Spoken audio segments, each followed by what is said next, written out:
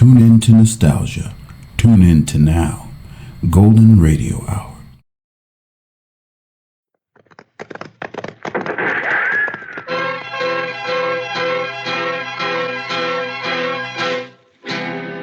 Around Dodge City and in the territory on West, there's just one way to handle the killers and the spoilers, and that's with a U.S. Marshal and the smell of Gunsmoke.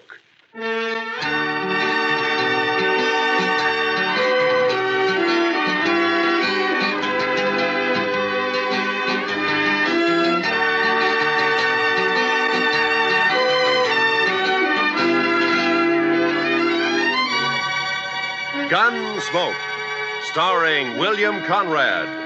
The story of the violence that moved west with young America. The story of a man who moved with it. Matt Dillon, United States Marshal.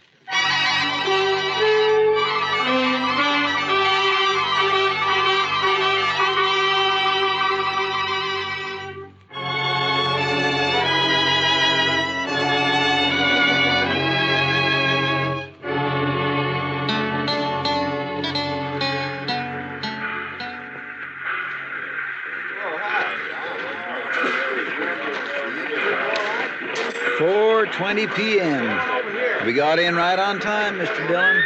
Yeah, the railroad's getting better every month, Chester. Looks like they're going to civilize this prairie yet. Well, I'm glad to hear it. All right, let's go. Well, Abilene sure don't change much. Looks about like it did the last time I was here. Now, we're getting most of the cattle at Dodge now. Boom's leveled off here. Still a rough town, though, I suppose. You think he'll put up a fight? I don't know, Chester. He's pretty mean from all reports. He may. We'll try to avoid it, though. Of course, we're only guessing anyway. He might not even be here. No, he always heads for Abilene when he gets in trouble. It's his hometown. He'll be here. One good thing, it's Bill Hickok's town, too. At least we'll have the local sheriff on our side for once. Yeah. I suppose that's some help. Some help? Well, I'd rather have Wild Bill along than anybody I know. I suppose. Chester, what's the matter with you? You're acting like a man at his own funeral. Mr. Dillon, I've had an uneasy feeling ever since we left Dodge. Kind of a hunch, you might say. It's nonsense. They're going to pick up a killer and take him back for trial. That's all. Maybe.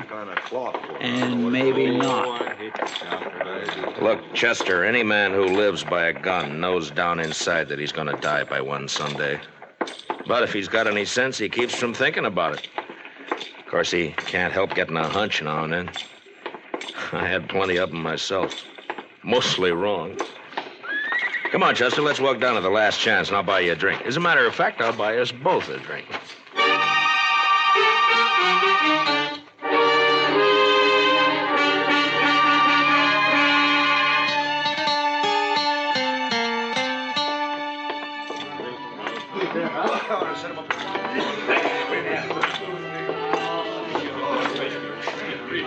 What'll you have, boys? Rye for me. Yes, sir. You can make mine the same. A bottle of rye and a couple of glasses. Quite a crowd in here for this time of day. Yeah. I've been looking around for Wild Bill, but I don't see him. Suppose the Daggett kid might be in here, Mr. Dillon? How he spent most of his time hanging around the saloons while he was in Dodge. Here you are, boys. Drink up. Thank you. Oh, by the way, bartender, do you happen to know a kid around town by the name of... Who, mister? What? Oh, never mind. Well, he's here, Chester. Down there at the end of the bar. Yeah, that's him, all right. Well, sir, Mr. Dillon? He's what we're here for. We gonna wait for Mr. Hickok? No. Come up on his left side, Chester, and watch his gun handle. Yes, sir, Mr. Dillon. I'm telling you, it was the funniest sight you ever seen. The bullet knocked that scrawny hound dog end over end. First shot I fired. Caught him right in the back of the...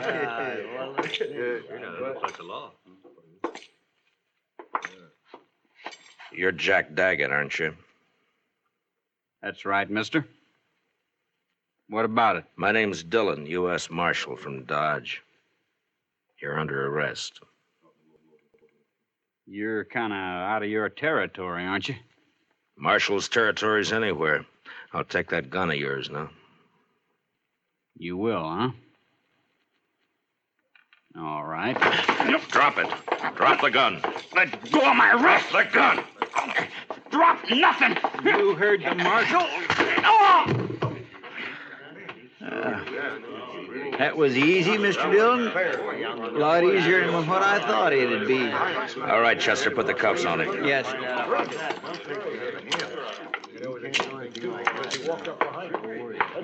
Seems to me your partner acted a little high-handed there, Marshal.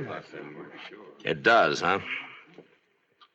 Now, he had no call to slug that boy in the head that way. Would you rather I'd have put a bullet in his belly? Chester saved his life, that's all. He was drawing on me. Well, now, if you'd come around and seen me before you started anything, you wouldn't have had this trouble. My name is Rourke. I'm the town constable here. I see. Young Jack here told me all about that shooting out in Dodge. Said they ganged up on him in a poker game, tried to cheat him. Forced him to shoot his way out. That's a good story. It's too bad it didn't happen that way. All right, Chester, let's get him on his feet and go find the sheriff. I reckon you won't be finding him, Marshal. Why not? Hickok's up in Topeka. Won't be back for a week or 10 days. Meantime, I'm the law in Abilene. And I got a favor to ask from you. I'd like to use one of your jail cells until 9 o'clock. That's when the next train leaves for Dodge. I'm sorry, Marshal. I got no authority to do anything like that. What difference does that make? If Wild Bill were here, he'd let me do it. But Wild Bill ain't here. I see.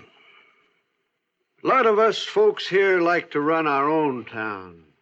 We don't like outsiders coming in and taking over. It's 4 hours till that train leaves, Marshal. I think you're going to find 4 hours is a long time. Meaning? This young fella you arrested has got a couple of older brothers. The Daggett boys. You probably never heard of them, but you're going to. They're not going to like this. I don't care much what they like. Maybe they'll teach you to care when they hear about this. And they'll hear. Like I said, 4 hours is a long time. Look, I want you to get this straight. I came here to arrest the killer and take him back to Dodge to stand trial. I got him under arrest now, and I'm going to take him back. Maybe. All right, Chester, let's get him out of here. Get hold of his other arm there. Lift him up. Yes, sir. Take him out if you want. Mr. Dillon, What is it, Chester? maybe it was too easy.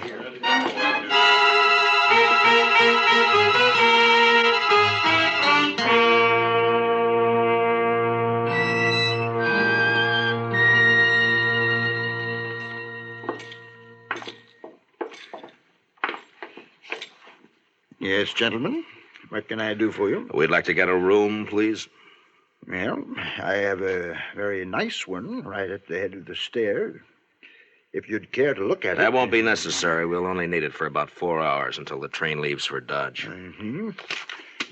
Well, if you'll just sign the register here. Thank you. My, your friend seems to have suffered quite an injury. Yes, sir. He bumped his head. Oh, really? Well, it's certainly a bad cut just to have had. Boy, that's one of the Daggett boys. Young Jack Daggett. Yeah, that's right. I got him under arrest for murder. Now, where's the room? You arrested Jack Daggett? Right here in Abilene? Yeah. Did you say the room was up? And you're planning to keep him here at my hotel for the next 4 hours? Well, I can't stand out there on the street with him. Marshal, do you know what's going to happen when the Daggett boys hear about this? No, but I understand they may not like it very much. May not like it. I'm sorry, sir, but you cannot stay here. I will not let my hotel be made the scene of a bloody massacre. Now, just a minute, mister. You've rented me a room. I've signed the register, and I've got the key. I'm going to use that room until 9 o'clock, whether you like it or not. It's the second door at the top of the stairs. Thank you. Come on, Daggett. Move. You heard him, son. Come on. Keep your hands off. There's just one thing, sir. Yeah. It's not a question of your honesty, you understand, but in view of the circumstances, I wonder if you'd mind paying in advance.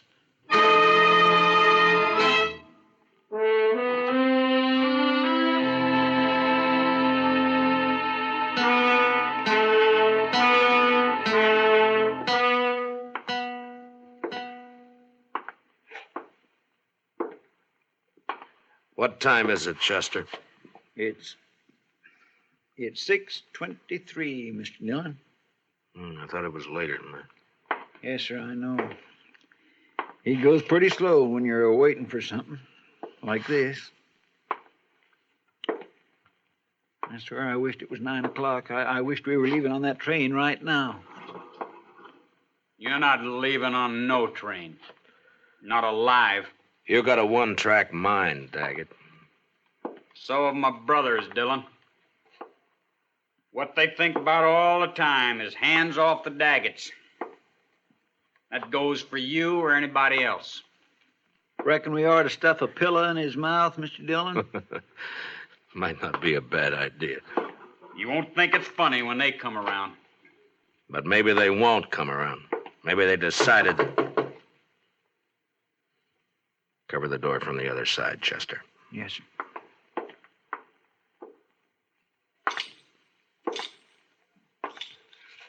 Yeah, who is it? It's me, sir, the clerk. What do you want? It's the Daggett boys. They're across the street at the last chance right now. And you're hoping I'll go over there instead of waiting for them to come here, huh? Well, I... All right. I'd rather jump them than have it the other way around. Chester, I guess we'll go over and have a talk with him. What about him? Well, he's cuffed hand and foot to a pretty solid iron bed. I don't think he's going anywhere. I'm gonna bet on it. You ready, Chester? I'm ready whenever you are, Mr. Dillon. All right, let's go.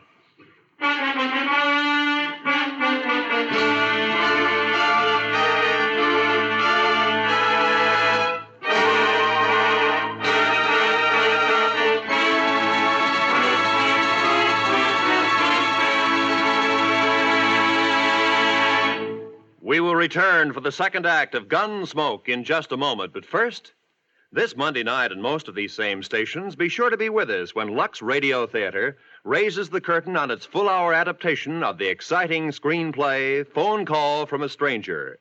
Shelley Winters and Gary Merrill recreate their original screen roles in this dramatic thriller about the experiences of a lone survivor of an airplane crash in bringing the tragic news to families of the victims.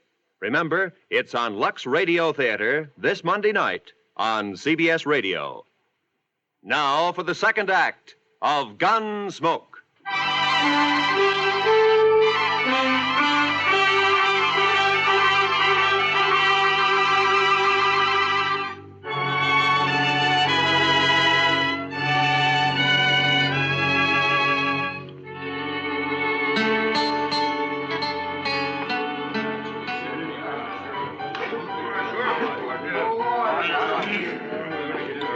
That must be them, Mr. Dillon. Across the room there. Yeah, I guess so. They look a lot like Jack. And they look mad. And there's quite a crowd around them. Well, Chester, the only way to get it over is to get it started. Yes, sir. How will we do it, Mr. Dillon? I haven't got a plan, Chester. Just face them down, that's all. Yes, sir. Don't mean nothing to him. Go ahead, it's your deal. You the Daggett brothers? What if we are? This is him, Jim. This is a fellow. Shut up, Rourke. You've been glad enough to stay out of this so far. Stay out of it now. My name's Dillon, United States Marshal from Dodge City. I got your brother Jack under arrest for murder. You probably heard about it. Yeah, rumors got around. I'm taking him out of here on the 9 o'clock train. He's going back to Dodge to stand trial. My guess is he's going to hang. And the point is, what are you going to do about it? Why didn't you wait? We'd have looked you up. You didn't answer my question. Still 2 hours and a half till 9 o'clock. I reckon we got plenty of time yet. We'll wait. Why wait? What's the matter with now? We'd rather wait. Maybe you're trying to pick up some helpers among this bunch of hangers-on, huh? Well, look at them. Each one trying to sneak behind the man next to him. If you're counting on any help there, you better forget it. You're pushing your luck, Dillon. I don't think so. You boys are full of talk, and that's all. You never even intended to start anything. You're a dirty liar. We're going to do plenty. Now, don't you move, either one of you. You covering my back, Chester? Yes, sir. All right. I'll take that gun. Thank you. Yours, too. Sure. Sure play, Dillon. Where it stands now. Thank you. Here, Chester. Kick those back onto the tables. Yes, sir. All right, folks, just leave them lay, please. Don't nobody touch them. Here, Chester. Now hold on to my gun. All right, Mr. Dillon. Now just keep them off my back. Yes, sir. You. Come here. Sure.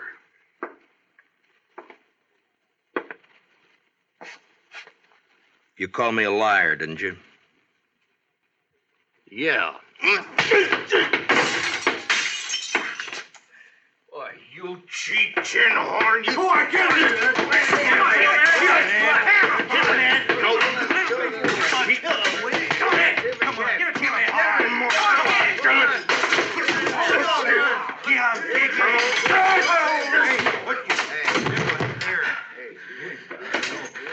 I thought you Daggetts were tough.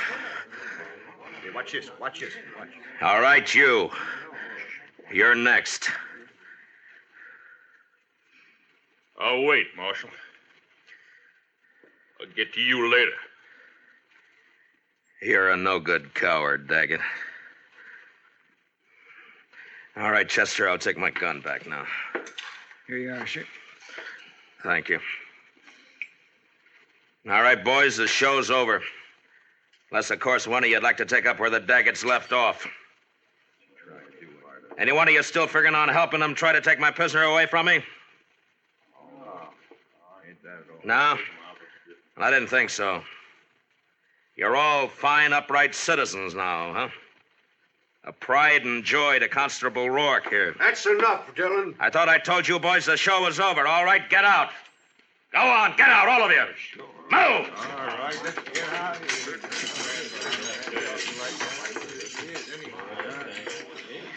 Marshal, I'd say you overreached yourself there. Stepped past the limits of your authority. How I enforce the law's my own business. I do things my own way. The way it'll get you killed someday. Maybe. I have to live in this town, Dillon. You don't know these Daggett brothers. If you cross them, you're through. I've seen it happen. Come on, Chester, let's go. All right, Mr. Dillon.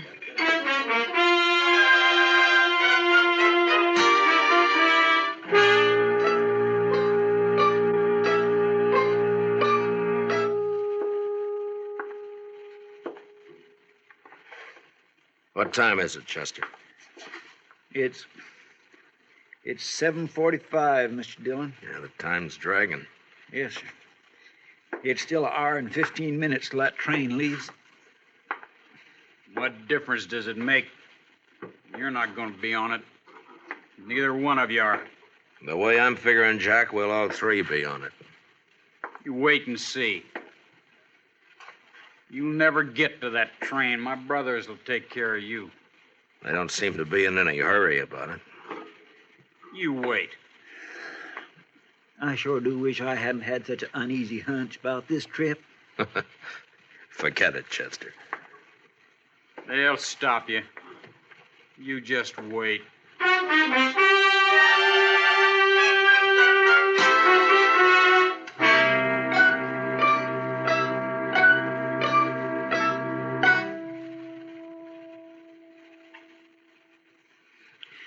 It's only 8:15. Mr. Dillon seems to be going slower all the time. Yeah, it's up, though. Won't be much longer now. 45 minutes, if the train's on time. And if we're lucky enough to get on it. Chester, you're wearing yourself out. Why don't you sit down and relax, huh? I just can't seem to set my mind to it, Mr. Dillon. No Daggett will ever leave this town wearing handcuffs as long as the other two are alive. Well, I'd think that's up to them, Jack. Sure. And they'll take care of it, too. I swear and declare, Mr. Dillon, I almost wish they would try something and get it over with. The waiting's always the worst part, Chester. You find out what the worst part is. I could slug him, Mr. Dillon. No, let him talk. Let him talk, Chester. He's only got a few more weeks to do it in. They'll never hang me. I'll never even stand trial. You wait and see.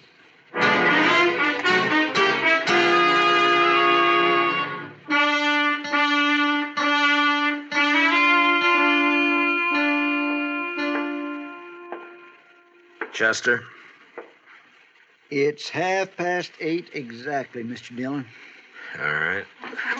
Let's get started. A little early, isn't it? Won't take that long to walk from here to the station. It might if we have trouble. Yes, sir, I guess it might. You'll have trouble, don't you worry about that. Jack, why don't you get on a new subject? How are we going to take him, Mr. Dillon? Just drag him? If he wants it that way. Otherwise, he'll walk handcuffed to my left wrist. Keep him covered, Chester. I'll unlock these cuffs and get him loose from the bed. Yes, sir. Dillon, if you're smart, you leave me here and run while you still got the chance. Well, I've never been smart enough to run yet. Stick out your right wrist. All right. On your feet. Come on. You can put your gun away, Chester. Starting now, he's only going where I go. Now, come on, Jack. We got a train to catch.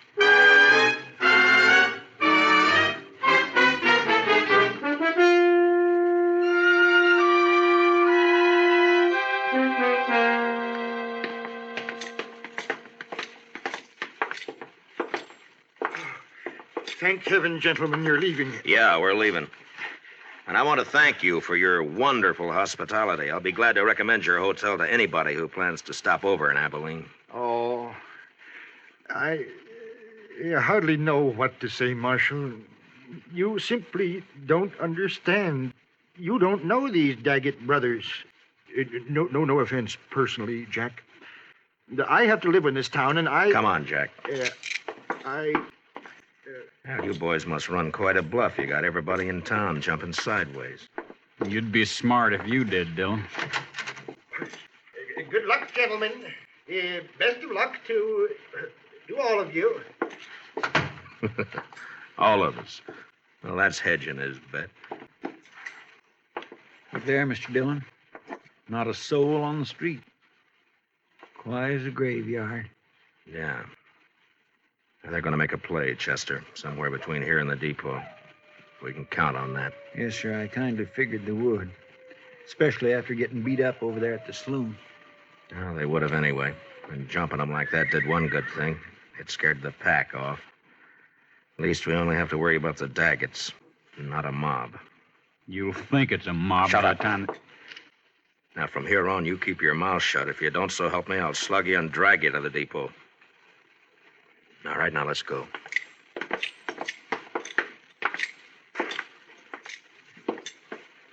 No, sir, not a soul. I never thought I'd see the main street of Abilene deserted at this time of night. It's not deserted, Chester. They're inside, behind the shutters. But at least they're staying out of it. I wonder if coyotes are as lonesome as they sound, Mr. Dillon. They couldn't be, Chester. Watch that left side up ahead of us, sir. It's pretty dark along there. Yes, sir. They might jump us from behind. I don't think so. Too many people watching. They gotta keep up their reputation. I hope you're right. Chester, there at the corner of the bank, somebody moved. Across the street, too. In the shadow. Take the one in the shadow, Chester. Yes, sir. There's one down, Chester. The other one's still there in the shadows. Get him if you can. Jack here's ruining my aim. I'll ruin more. Good for you, Mr. Dillon. You ought to have slugged him sooner. I didn't slug him, Chester. He caught a bullet that was meant for me. Shot by one of his own brothers. Here, let me unlock those handcuffs, Mr. Dillon. and- No time. Here, I'll get him up on my shoulder and... All right, let's move in and keep firing. Yes, sir.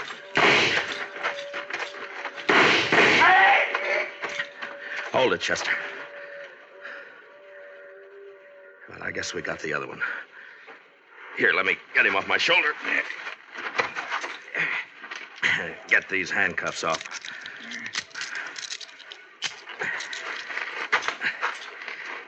Well, there's our prisoner, Jack Daggett.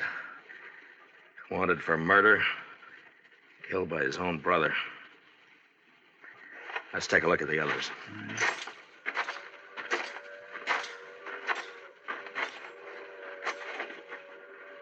Ah, 3 men dead.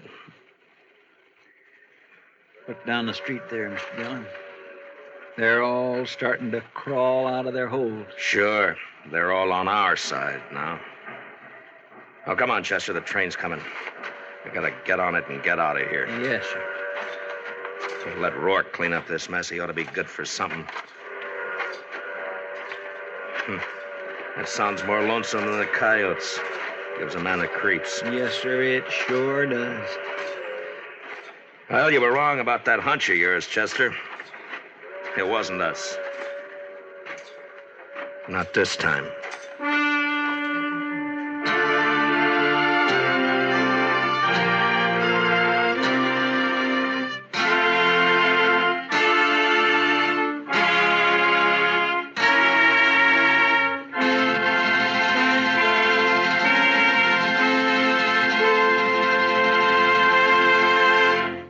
Gunsmoke, under the direction of Norman MacDonald, stars William Conrad as Matt Dillon, U.S. Marshal. Tonight's story was specially written for Gunsmoke by Les Crutchfield, with music composed and conducted by Rex Corey. Featured in the cast were Sam Edwards and Barney Phillips, with John Daner, Tom Tully, Larry Dobkin, and Jim Nusser. Parley Bear is Chester. Gunsmoke is heard by our troops overseas through the facilities of the Armed Forces Radio Service. Join us again next week as Matt Dillon, U.S. Marshal, fights to bring law and order out of the wild violence of the West in Gunsmoke.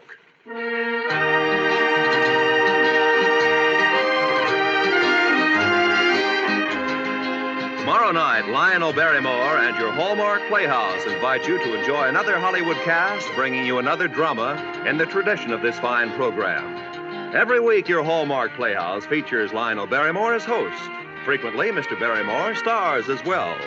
Historic dramas, stories about the human side of patriots, presidents, pioneers, and adaptations from literature. Enjoy them on Hallmark Playhouse over most of these same stations, presented by CBS Radio. This is Roy Rowan speaking. And remember, for thrilling dramas of escape, listen Sunday nights to the CBS Radio Network.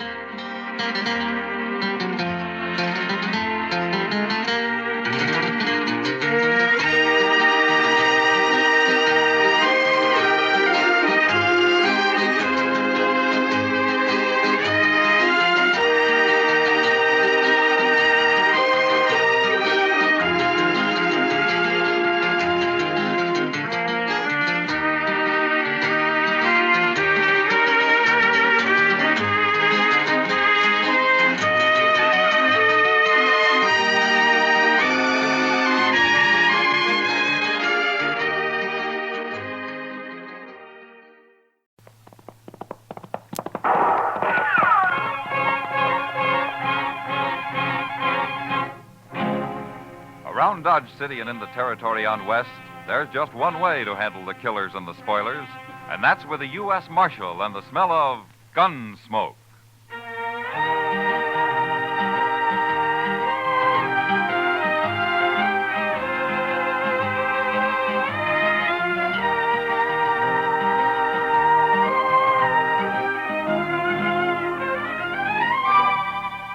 Gunsmoke, starring William Conrad.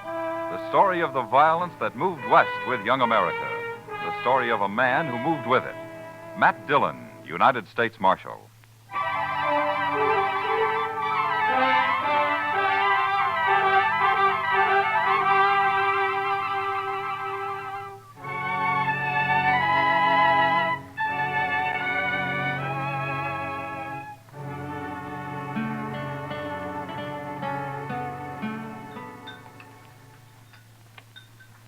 Cigar, Miss Kitty?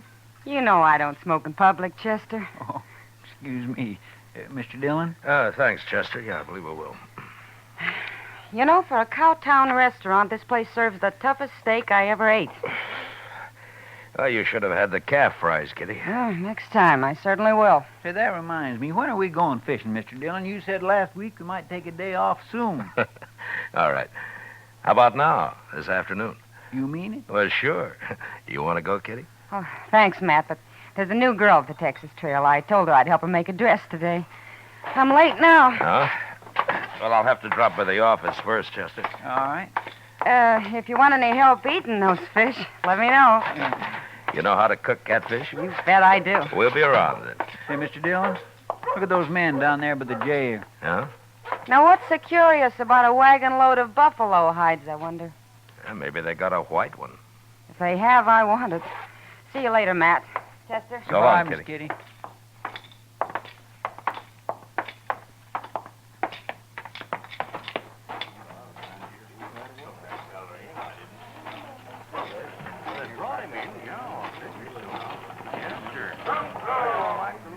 This your wagon, mister? No, Gatliff's. I skinned for him. Oh, what are you doing here? What's the crowd for? Just curious. The other Skinner got hurt, and we brought him into the dock. Oh? What happens? He hurt bad? Bad enough. Gatliff didn't see any sense in bringing him into town at all. Me and the cook, we made him, though. Oh? Here's Gatliff now. Chester, go up to Doc's. Maybe you can help, huh? All right, sir. How is he? Doc will take care of everything, Toby. Never mind that. How is he? Dead. Now, let's drive these hides on down the shed. I want to get them sold and pick up our supplies. Come on. Just a minute, Gatliff. Some other time, Marshal. I'm busy. So am I. But you come into my office anyway. I want to talk to you. All this busy, bothering people. That's my office right over there. You and the cook go get them hides unloaded, Toby. I'll be right along. Yeah.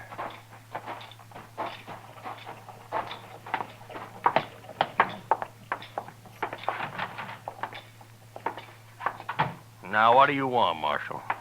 You new around here, Gatliff? Any log in it? It depends. What happened to your Skinner? Billy? He hurt himself, that's all. He's dead, isn't he? Yeah, he's dead. Look, Gatliff, anything you don't want to tell me, I can ask Doc about. There's nothing to tell, Marshal. He got hurt and he died, that's all. When did he get hurt? Last night. And why didn't you bring him in last night? Why, them other fellas, the cook and Toby, they figured he was done for anyway and didn't want to bother, I guess. Is that so? You're the boss, aren't you? Sure, I am. But you know how men are when they get out in camp, Marshal. You don't want to push them too far. They get touchy, kind of. What happened to him, Gatliff? How'd he get hurt? I don't rightly know, Marshal. He was alone in camp, and when we got there, he'd gone and burnt himself. Burned? Burned with what? Hot lead, Marshal. Spilt it all over him. Oh, you mean lead for bullets, huh? That's it. Cooking up lead in a fry pan. That was one of Billy's chores, to make my bullets. He always was a mite clumsy. He sure messed himself up this time. There must have been a lot of lead. 50, 60 pound, I reckon. Oh, there you are, Mr. Gatliff. Doc Adams is looking for you. What does he want? Well, see, that man of yours, Doc's all through with him. He says you can bury him now. Oh, no. I ain't paying for no burial. He's just a Skinner I hired. Don't even know his last name. You're his boss, aren't you? You brought him in. And that's all I'm going to do for him. I ain't paying you $1. Not $1. Nobody's asking you to pay me. But you can't just leave the man in Doc's office. Somebody's got to bury him. He's just a bum who worked for me. He's not my father. Well, all the stingy Hold it, things Chester. All right, Gatliff. We'll take care of him. You can go now. He's caused me trouble enough. I don't want to hear any more about him ever. Well, that's about the most unfeeling man I ever did come across. What about that Skinner, Chester? Tell me. Oh, I swear it was terrible, Mr. Dillon. He was burned all over his head and his face and across his chest. Doc said he don't know how that fellow lived as long as he did. Could he talk? Oh, Doc told me he couldn't say a word. Well, how do you suppose it happened? Why, hot lead. Had a whole pan full of it, from what I hear. Yeah, 50 or 60 pounds of it. That much? Well, I can believe it. I can't. What man's going to pick up 60 pounds of molten lead and spill it in his own face? That's the most stupid story I ever heard. Well, say now, I hadn't thought of that. Mr. Dillon, you're right. Of course, there's another way it could have happened. What's that? Somebody could have pushed his face down into it. Oh, my goodness. Who? I don't know. Gatliff, or maybe Toby. You know where Toby went? Well, no, I don't. But him and the cook probably went over to the Alfraganza to drink up their wages. All right. Go do something about burying that man, Chester, will you? I'll be back later. All right, sir. I'll tend to it.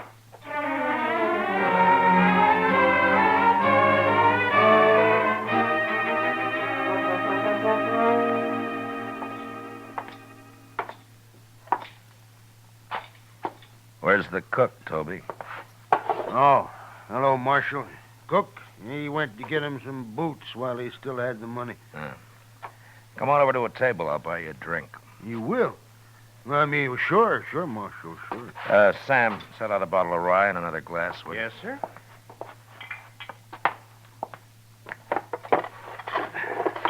Come on. Yeah.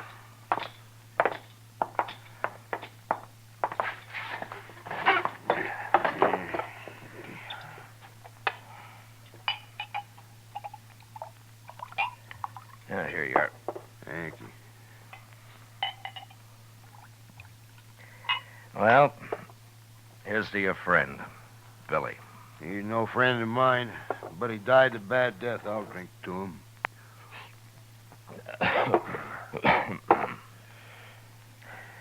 Tell me something, Toby. How did he and Gatliff get on? You see Gatliff's eyes, Marshal? Yeah, I did. He's got powder specks shot into them. They look like turkey eggs. Yeah? You don't get on with a man like that. Yeah. Well, why do you work for him, then? Marshal, I get 25 cents a hide, and I can skin over 20 buffalo a day. But I've worked for hunters who couldn't kill enough to keep up with me. Gatliff's a good hunter. And that's the only reason at all I work for him. Now, if he's such a good hunter, how come I've never seen him in Dodge before? And the man's greedy, Marshal. He's downright wicked about money. He figures he can save time and make more money by selling his hides to buyer's agents on the prairie. Yeah. He gets less out there, but he can kill and sell more that way. That Gatliff never stops killing buffalo. He came in with a load of hides today. Just 'cause we made him come in with Billy. And another thing, we've been out 4 months, Marshal. He must owe Billy $800. Oh? Yeah, most hunters would have split that with the crew, but not Gatliff. He like to took my head off when I mentioned Hey, it. want another drink? Oh, yeah, sure. Tell me about the accident, huh? Well, Billy was melting lead in a fry pan, and the way I figured he must have tripped somehow, fallen smack into it, and when we rode in, we found him rolling around on the ground. That's all I know. When who rode in? Me and the cook. The cook skins on days Billy's making bullets. Now, where was Gatliff? Oh, he went in just ahead of us. How long ahead of you? Not long, maybe about 20 minutes. Then he found Billy first, is that it? Yeah, so he did. Hey, I hadn't thought of that before, Marshal. So that's why you've been asking so many questions. Well, I wasn't sure, Toby, but I expect you're telling the truth. The cook backed up your story. Sure, I'm telling the truth. That's what happened, all right. Yeah, Gatliff killed him. He murdered him. Any idea why he would? Well, sure I do. There's only one thing Gatliff wants, and that's money. He killed Billy just so he wouldn't have to pay him his wages due. Yeah, maybe. Why don't you arrest him, Marshal? There's no real evidence, Toby, not at all. And it's bad for the law if I arrest a man and later he goes free. Unless he's innocent, of course. He ain't innocent. How come this didn't occur to you before, Toby? Why, I don't know, Marshal. I sure don't. You going back out on the prairie with him? I ain't afraid of him. I'll be sleeping with one eye open from now on. It'd be a pleasure to kill him after what he done. Self-defense, of course, Marshal. Yeah. But if you let on you're suspicious, he'll sure try to kill you. Not me. He can do his killing on somebody else. The cook, maybe? I ain't even gonna tell the cook. Yeah. You'll be leaving in the morning, I suppose. About dawn, I reckon, soon as Gatliff hires a new skinner. Now, the bottle's yours, Toby. Oh? And, good luck. Well, I sure do. Thank you, Marshal.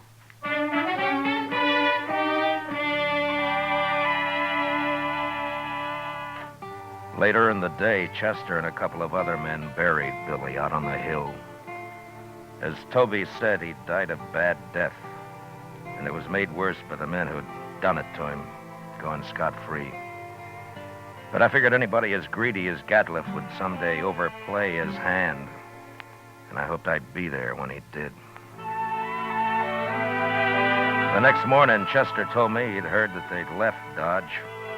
And that afternoon, we went off fishing. When we got back, Kitty cooked up our catch for supper, and she did a real good job of it. Yeah, that was fine, Miss Kitty, just fine. Anytime, Chester. You catch 'em and I'll cook 'em. Say, do you know how to make antelope stew I've made it. and sourdough biscuits? Of course. Oh, my goodness. Chester, you sound like you're about to propose. Oh, my gracious. No, Mr. Dillon, my. Why, Chester, I always kind of hoped. Oh, I didn't mean... Well, that is... I mean... Well, mercy, well, who'd marry me anyway? You ever ask anyone to, Chester? Well, yes, ma'am, once I did. Well, what'd she say? She said she would. She said, yeah. Oh, what happened? Marshal Dillon here. Yeah, come on in, mister. They sent me after you, Marshal. Nestor camp across the river. Oh, what's the trouble? A man got knifed over there. Killed. Oh, was it just a fight or what? They don't know who knifed him, Marshal. Come on, Chester.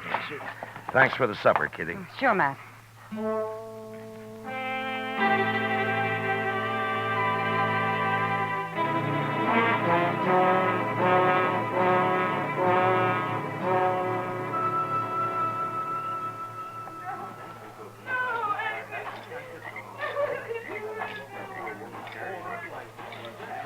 He was knifed in the back, Mr. Dillon. Yeah, but nobody saw it happen. No, sir. Looks like somebody got clean away with murder.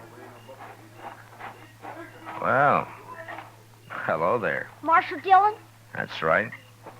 What can I do for you, son? that man that's dead. Huh? What about him? Well, go ahead. You can tell me. I saw him get stabbed, Marshal. You did? Well, where were you? I was looking for berries over there. I heard them arguing, and I sneaked up just after he'd done it. They were all alone. Who was the man, son?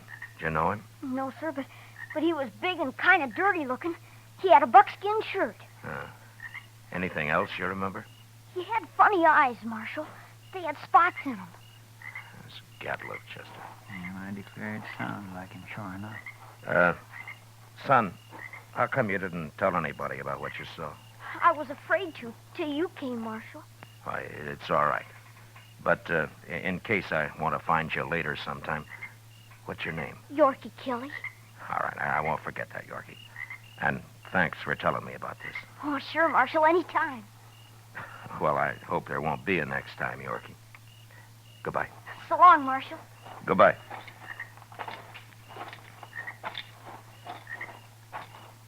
I guess it was Gatliff, all right. Yeah. Seems like a dangerous sort of man to be running loose. No, I got him now, Chester. As soon as I find him. I hope so, Mr. Dillon. I certainly do hope so.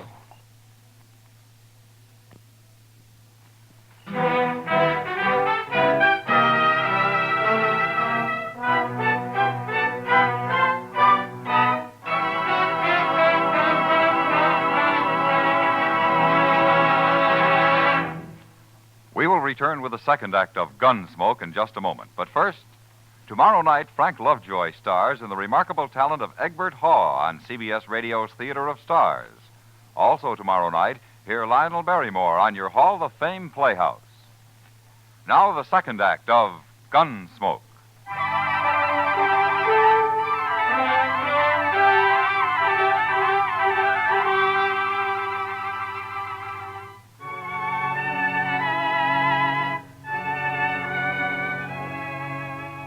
Since Gadliff would figure nobody had seen him, it wasn't likely that he'd run. And anyway, there wasn't much sense in trying to track him down in the dark. So Chester and I didn't start out until the next morning. Ordinarily, a man would ride into the prairie and disappear. But with Gadliff, it was a little different. At least we knew he'd be somewhere around Buffalo. It was late afternoon before we reached good hunting grounds, and almost dark when we spotted the first hunter's camp. We just gonna ride right up to him, Mr. Dillon? Now, this isn't Gadliff. He had mules. This man's got horses. Yeah, that's right. Keep your eyes open just the same, Chester. Oh, yes, sir.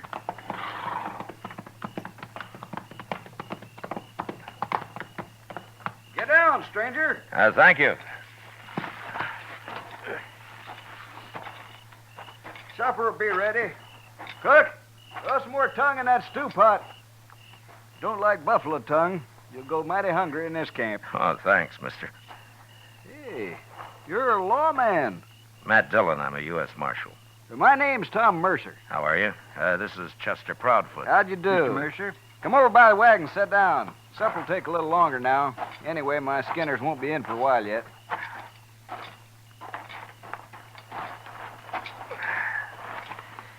Well, how you doing, Mr. Mercer? Oh, fair, Marshal, fair. Had a stand of about 100 today. Killed every one of them but a couple of old bulls. Oh? That's why the boys are out so late. Have you been here long? About a month. Move on in a couple of weeks. I don't know, Marshal. I think this whole southern herd's going to be clean wiped out for long. Next year, I'm going to Dakota. Too many hunters, maybe, huh? That's just it. That's it, exactly. Have you seen any in the last day or two, Mr. Mercer? Just who you looking for, Marshal? Man named Gadliff. Big man. Speckled eyes. What's he done? You know him? No, I don't. Nobody's come near us in over a week. You're not much help. Except for that stew the cook's making. Oh, you like that. We're having dried apples, too. Oh? I mighty near could eat a buffalo raw, the entire beast. You must be part Indian. Well, no, sir. I've seen one of them eat a whole liver raw. Got propped up against a tree and ate every bit of it and then went sound asleep right there in the sun. He was sure some sight. Where'd you ever get that close to an Indian? Oh, Indians ain't always bad. Take last fall, about 20 of them rode right down into our camp. We thought we was done for, sure, but you know what happened. They were looking for meat, that's all. We let them take what they wanted, they rode away. Just as peaceful like as a man could ask. They're going to get real hungry when the herd's gone. That's so, Marshal. That is surely so. That's what makes them mad. Don't you think that's reason enough? Fella told me a couple of weeks ago he run into a bunch west of here. He was looking for scalps, all right, but good buffalo man with his old Sharps 50 can pick off Indians at 1,500 yards. They're no match for him at all. Not unless they stalk him. Oh, they've done that, sure. Hey, here come my skinners. Let's go get outside some of that stew. Oh, good. All of it. Don't you ever feed this man, Marshal? Only when he works, Mr. Mercer. Oh, now, Mr. Dillon.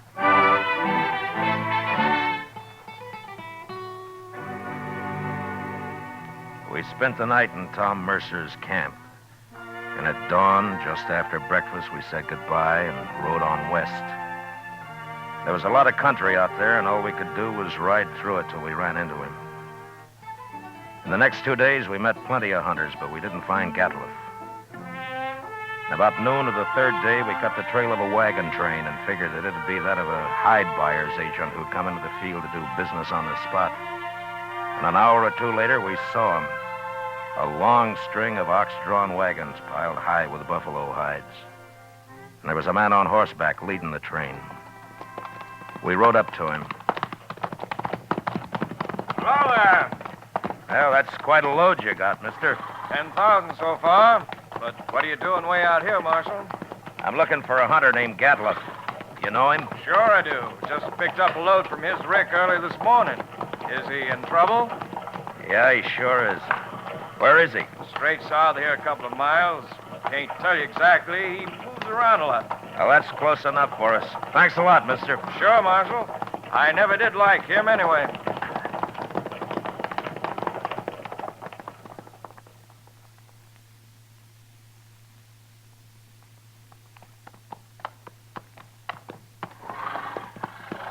There's an empty rick over yonder. That must be it. Yeah, but he's moved his camp. Not far if it was just this morning. Chester, what's that out there? Where? Hey, that looks like a man. Come on. There.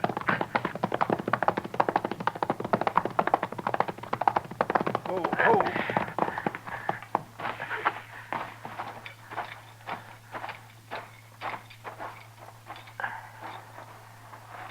Well, Mr. Dillon, it's that Skinner of his. Get some water, Chester. Yes. Toby? Toby, can you hear me? He's been shot. Yes, sir. Here's the water. Yeah. Oh. Toby? It's Marshal Dillon. Give me a drink. Here you are.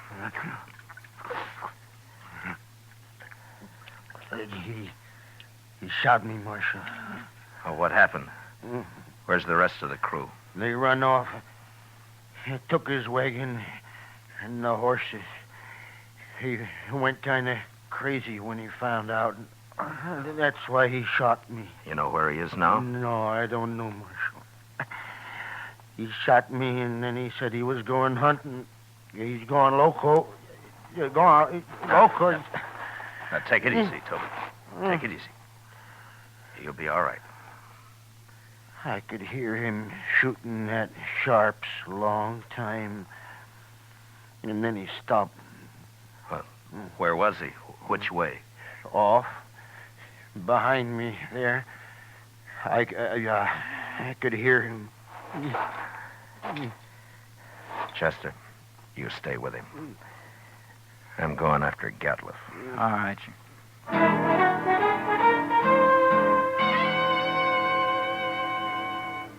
Off in the direction Toby had indicated, there lay a large, isolated hollow surrounded by low ridges.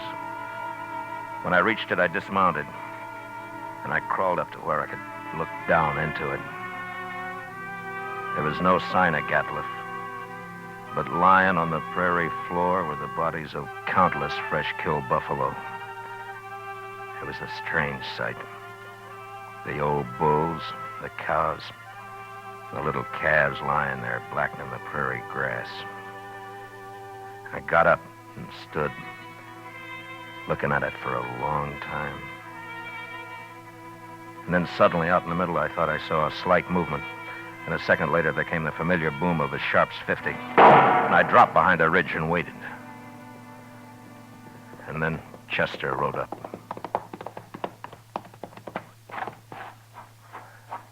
Have you found him, Mr. Dillon? Yeah. I thought I'd better come along. You see... Toby's dead, is that it? Yes, sir. All right. Gatliff's down there in the middle of the hollow. But we can't get anywhere near him as long as he's got that Sharps rifle. He's killed a small herd of buffalo in there, and now he's lying out in the center of them. Well, that's the darndest thing I ever heard of, Mr. Dillon. He must have gone crazy, just like Toby said. Yeah. What's he shooting at now?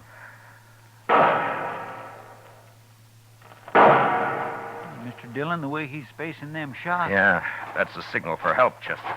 Come on.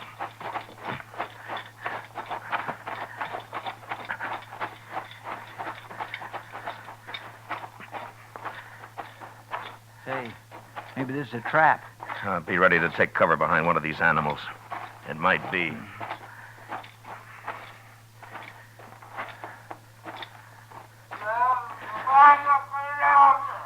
Sounds like he's been hurt. Yeah. Keep your head up.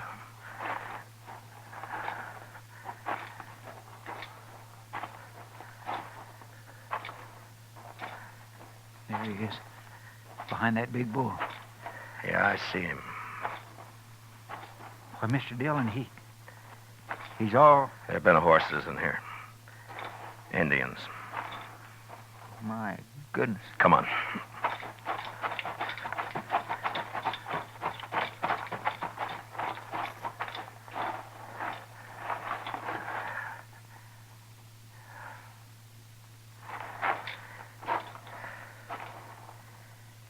Well, that was his last effort, Chester. He's dead now. Mr. Dillon, that's awful. Yeah. Come on, let's get out of here.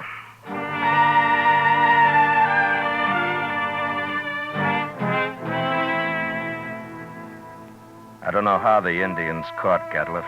He'd gone a little mad, and maybe that made it easy for him. But they finally got themselves a buffalo hunter.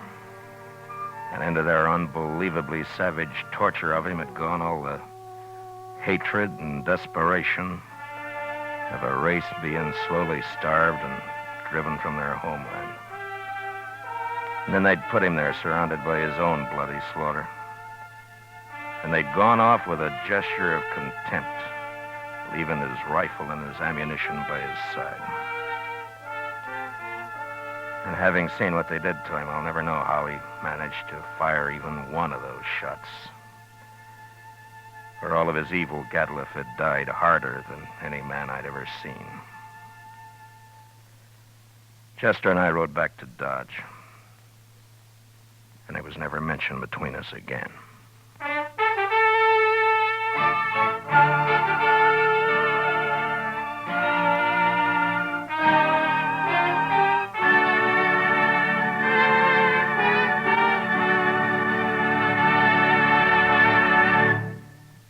Gunsmoke, under the direction of Norman MacDonald, stars William Conrad as Matt Dillon, U.S. Marshal.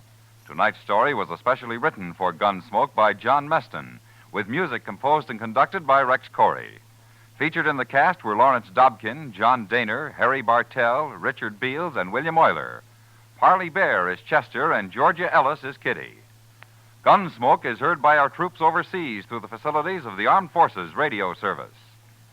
Join us again next week as Matt Dillon, U.S. Marshal, fights to bring law and order out of the wild violence of the West in Gunsmoke.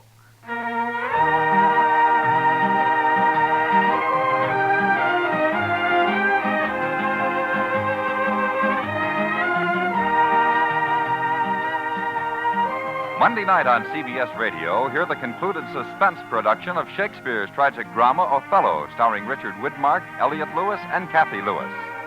Also Monday night, don't miss the Lux Radio Theater's charming excursion into fantasy, The Bishop's Wife, starring Cary Grant and Phyllis Thaxter. George Walsh speaking, and remember, there's fast, funny quizzing on The Bob Hawk Show, Monday evenings on the CBS Radio Network.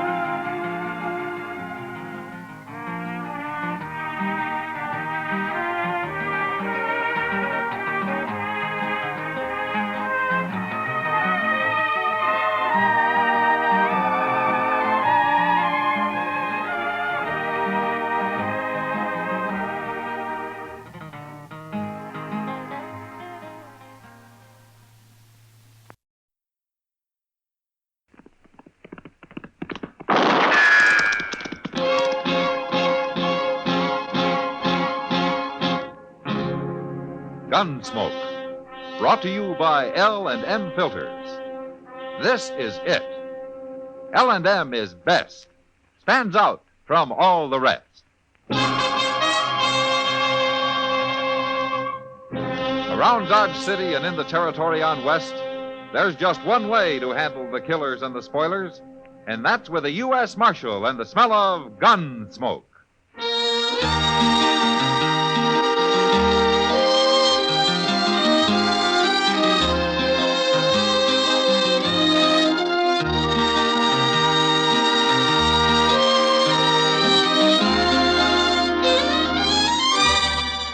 Gunsmoke, starring William Conrad. The transcribed story of the violence that moved west with young America. And the story of a man who moved with it. I'm that man, Matt Dillon, United States Marshal. The first man they look for and the last they want to meet. It's a chancy job, and it makes a man watchful and a little lonely.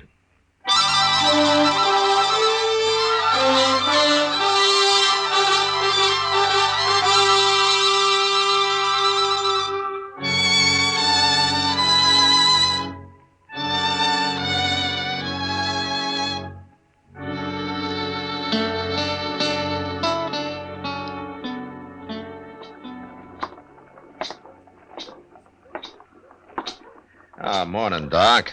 Chester. Hello, Matt. Hey, we've been waiting for you, Mr. Dillon. Oh, is there something wrong?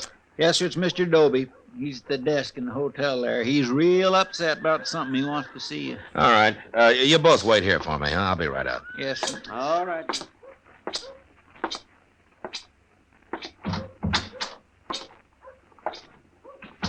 Marshal Dillon, I've sure been wanting to see you. Oh, what's the trouble, Mr. Doby? You got a riot in here or something? There'll be a riot if you don't get them people out of here, Marshal. What people? The Daggetts, that's who. Well, who are the Daggetts? Big Dan Daggett, he calls himself. And he is big, too, Marshal. I never heard of him. He's only been in Dodge since yesterday. He's one of them mountain men from on west. He's a hunter or something, one of them real hairy fellas. Shouldn't be allowed around other white men. Oh, why not? What's he doing? He's setting in my hotel. I let him in before he told me. Before he told you what? It's better you see for yourself, Marshal. Room's right at the top of the stairs there. Well, okay, Doby, let's go. It's true, ain't it, Marshal, that I don't have to let nobody stay in my hotel I don't want. I guess so, if you got a good reason. That's plenty of reason. 3 men have moved out already. And it sounds to me like he must have a box of rattlesnakes with him or something. Worse than that. This is room here. This is a double room, isn't it? He needs it. Needs the whole doggone prairie. And that's where he's going. Now, you tell him, Marshal.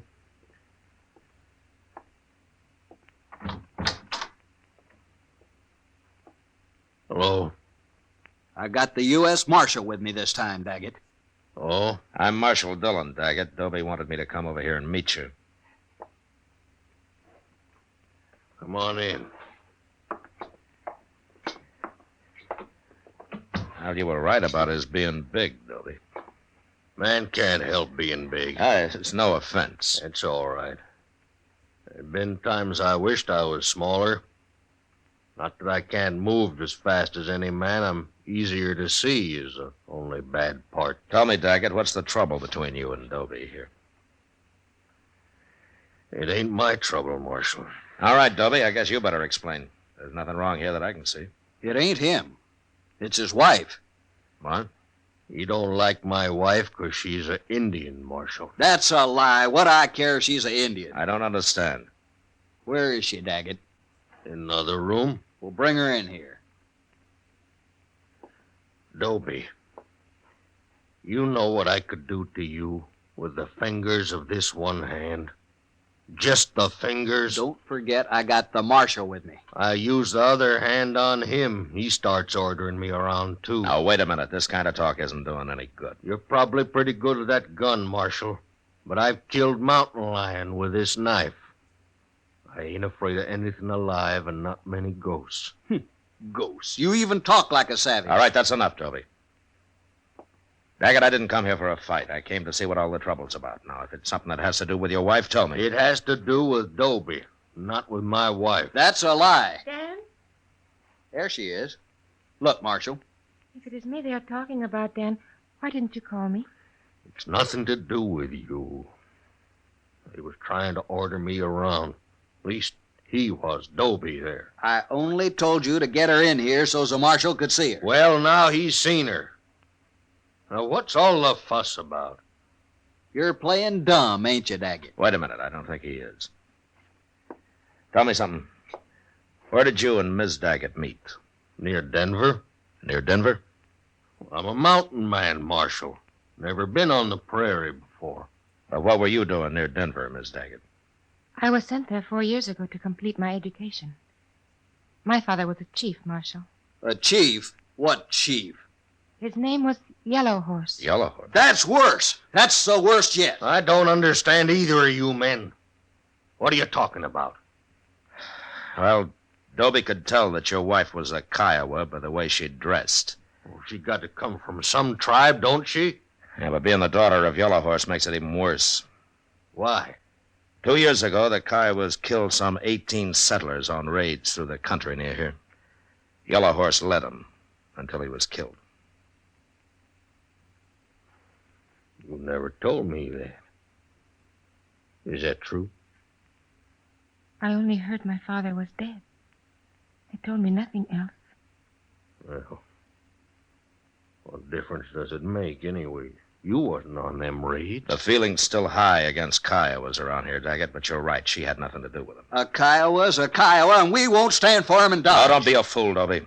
How can you blame her for what somebody else did? I blame that whole tribe, and especially her father. And I won't stand for her being here. She's probably as murdering as he was. Dobie. All right, hold it, Daggett. I'd like to apologize to Miss Daggett for bothering her. Apologize? Let's get out of here, Dobie. Now. No. You come here to throw him out, and you're going to do it. Dobie, I guess I'm a little like Dan Daggett here. I don't like taking orders very well either. All right, Marshal. If the law won't help me... The law won't help you. And don't you try anything else. Now, come on, we're getting out of here.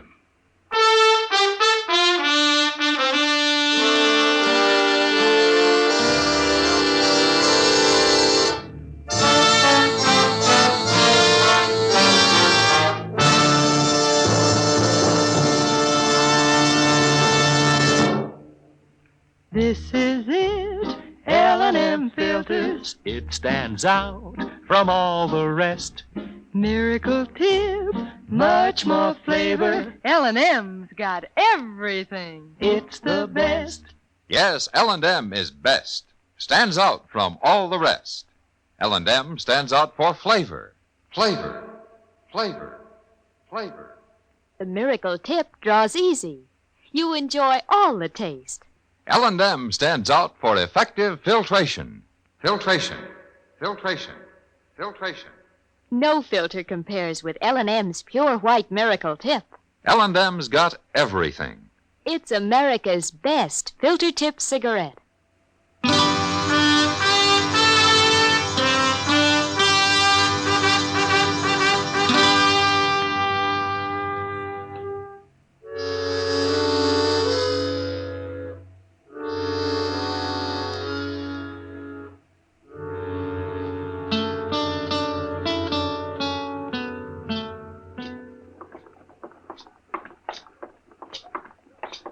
Mr. Dillon? Yeah, what is it, Chester?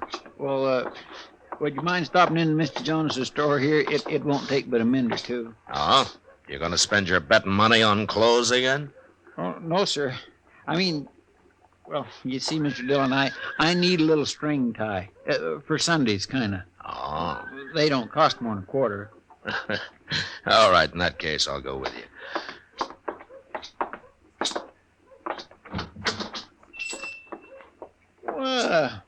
There's Miss Kitty. Hi, Miss Kitty. Hello, Chester. The ties is hanging back over there, Mr. Dillon. I won't be long. All right, Chuck. Well, you're as bad as Chester, Kitty. Always buying clothes. As Chester? Matt, if Chester's always buying clothes, how come ever since I've known him he's worn that same pair of striped pants? Well, he's careful with them, I guess. He never gets them torn. You'd have to go to bed if he ever did. Where's Mr. Jonas? Out back. He's showing Dan Daggett and his wife something. Oh, are they here? Sure. He introduced me to him. Big Dan Daggett. Like you said last night, Matt, he earned the name. He's a buffalo, that man. Yeah, he sure is. His wife's name's Rose. Said you couldn't pronounce it in Indian, so he made it English. She's a beautiful little thing. Ah, she's prettier than most women around here. Thanks. Oh, no, Kitty. No, you're right. She really is. I guess Dan Daggett can't be all brute, or a girl like that would never have married him. Yeah, it's too bad Dobie over at the Dodge House can't see it your way, Kitty. No, Dopey's just not thinking very straight. Where's Jonas? Oh, he's out back, Roden. Oh, hello, Marshal. I didn't recognize you. Oh, here he comes. How you like it, Rose? Who's that, Matt? His name's Roden. He works over at one of the stables. Oh, that explains why he's too poor ever to come into the Long Branch. Jonas! Hey, Jonas! I'll be right with you, Rodden. Well, I'm in a hurry. Won't be but a minute. Well, I ain't waiting while you sell beads to her. Hey, wait a minute. What's she doing in here anyway? You stay here, Kitty. Yeah. She's got as much right to be here as you have, Roden. A Kiowa woman? You gone crazy? Well, no. Then throw her out of here, or I will. The woman is my wife, mister. Your wife? Your wife? You'll have to throw me out, too. What? Now, look here. I didn't mean nothing. If you don't mean nothing, then don't talk. Sure. What do I care? It's your business. I don't care. And even if you do care, you shouldn't say nothing about it out loud. I ain't saying nothing. I gotta go now. I gotta go.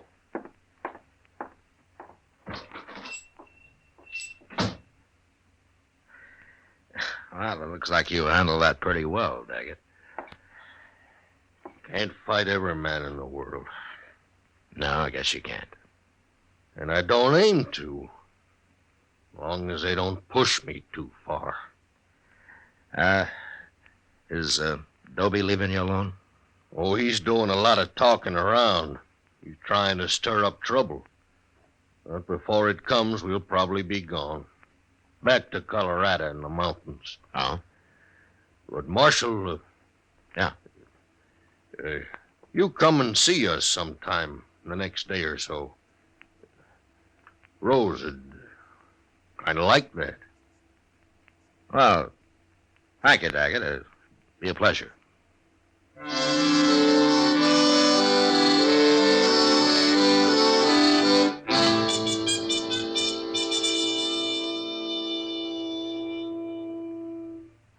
Where's Doc at this morning, Mr. Dillon? I've been up to his office twice, and he ain't there. Well, he was called out to the Duke place last night, Chester. Oh, somebody sick? Well, Doc doesn't get many social calls, you know. I was calling on him social. Huh? Oh, well, he'll appreciate that, I'm sure. Well, I think I'll go up to the Dodge House and make a call on Jim Dobie. Oh. More trouble, Mr. Dillon? Well, there will be if somebody doesn't stop him. He's been talking to everybody who'll listen about Rose Daggett being Yellow Horse's daughter. How they ought to run her out of town. It's like he's looking for help, ain't it? Yeah. He ought to know better than that, a man like Dobie. Well, that's what I'm going to try to explain to him, Chester. Marshal? Hello, Daggett. Marshal, I'm kind of worried. Why, what's the matter? It's Rose. I can't find her nowhere. You can't find her? No. Well, maybe you and Chester will help look for her. I've been everywhere. Of course we'll help you. Now, where did you see her last? Oh, right in our room. Let me tell you, I woke up real early. Couldn't get back to sleep. I didn't want to bother Rose, so I got dressed. I went out in the street and I walked around. I wasn't gone more than 1 hour, Marshal. Shouldn't never have left her. Well, did you ask him at the hotel? Did anybody see her leave? There wasn't nobody at the hotel. Not when I went out, not when I come back. Nobody could have seen her. Well, where could she have gone to that hour in the morning? She wouldn't have gone nowheres, Chester, not Rose. What I can't understand. Well, all right, let's start looking for her. Oh, come on. Yeah, I guess we'll start with a hotel. Sure do want to thank you for this, Marshal. You too, Chester. Oh, we'll find her, don't you worry. Hey, there. Yeah, it sure is. Look, he's got somebody with him. That's Rose. That's Rose in that buggy. Rose? Rose, what are you doing there? Hello, Dan. Well, get down. Here, I'll take you. You will have to carry me, Dan. Where you been? What happened to your feet? Chester, What, Doc? do me a favor. Take this buggy, will you? Sure will. Let me get down here. And you. You must be Daggett. Yeah. Take Rose into the marshal's office. She shouldn't be on the street out here. We'll go.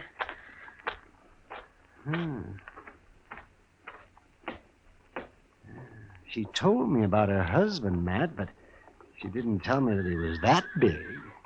Come on, let's follow him. Yeah. Tell me, Doc, what was Rose doing with you? I found her out in the prairie, about 10 miles east of here. Well, what was she doing out there? I'll let her tell you that. Just you stay and sit right there, Rose. I'm all right there. Oh, Doctor, this is my husband, Dan. Well, I kind of gathered that, Rose. Glad to know you, Dan. Yeah. Good thing you come along, Doc. You feel up to telling the whole story, Rose? Mm-hmm. I expect the marshal here will be interested, too. Yes, all right. Good. And then I want you to come up to my office with me. Yes, Doctor. Has she been hurt, Doc? Go ahead, Rose. Tell me. Well, early this morning, I woke up when somebody tied a bandana over my face. Never should have left you alone. Oh, that is foolish talk, Dan. It was not your fault. Go on, Rose. Well, it was two men. They never said a word the whole time. They never talked once. But they carried me out the back way. And then they tied me onto a horse and led it way out into the prairie. They finally stopped and took me off and untied me. And then they took my shoes away. And they rode off. Finally got the blindfold off, and I walked and walked till I saw the doctor's buggy coming. I could not have walked much farther. Rose. Rose? Now, wait a minute, Dan. Rose, you never saw these men. No. And you never heard their voices. No, but I heard them walk. Everybody has a different walk. Well, did you recognize either of them from hearing them walk? No. It was not Dobie or that man in the store. We'll find them, Rose. We'll sit on the street. We'll listen until we find them. When we do, I'll cut them. I'll cut them awful before I kill them. No, Daggett. You let Rose find them if she can, and then I'll take them. They're mine, Marshal. They're just as much mine as Rose is mine. I wouldn't let nobody else in the world touch them but me. That'd be murder. Is that what you call it? Rose, Doc wants you in his office. You go along now. And then we'll start listening. It's as good a way to hunt as any.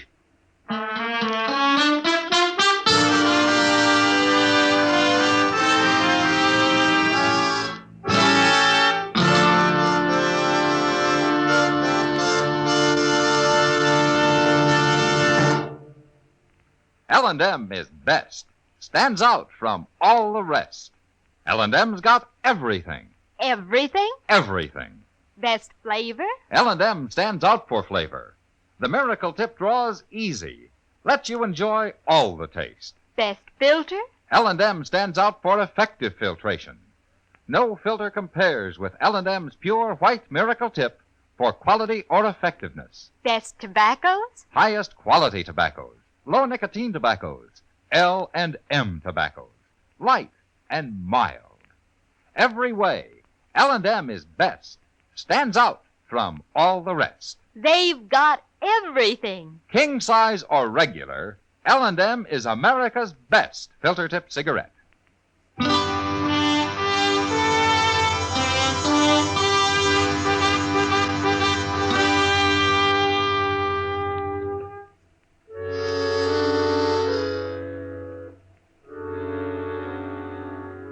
For the next few days, the Daggetts took up their post on the boardwalk halfway down Front Street. Rose would sit there for hours, her head down, her eyes half closed, listening to the footsteps of hundreds of men as they passed. And Daggett would stand at her side, his bowie knife in his belt, waiting with animal patience for a sign from his wife. But it didn't come. And I began to hope that for his sake the kidnappers had left the country and nothing had happened. And then the morning of the third day, Chester and I were loafing around on the porch of the general store. Oh. Where's the Daggetts this morning, Mr. Dillon? They ain't over there where they usually are. Well, I guess they haven't started yet, Chester. I swear every man in Dodge must have walked past there by now. All but two, maybe.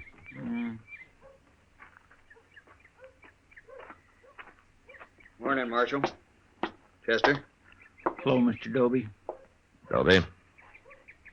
I'm looking for the Daggetts, Marshal. You seen them? No, I haven't, Doby. But Dan Daggett isn't taking things as easy as he was. If I were you, I'd stop looking right now. Doc told me what happened, Marshal. Doc did, huh? Well, he knew nobody else would, so he took it on himself. What for? For my own good, the way he put it. Well, did it do you any good? Made me mad. Mad at myself, mostly. Marshal, I've been a fool. Hey, Mr. Dillon, there's Rose now. In the street there. She's got a shotgun. Hey, what's she doing? Looks like she's following those two men. Oh, she sure is. Come on. She stopped them. She's got them turned around. See, she's going to shoot them. Oh, they ain't making a move. How do you know it was us? What if it was? I guess you ain't learned nothing. Maybe we'll have to do it again. Don't shoot, Rose. I'll take him.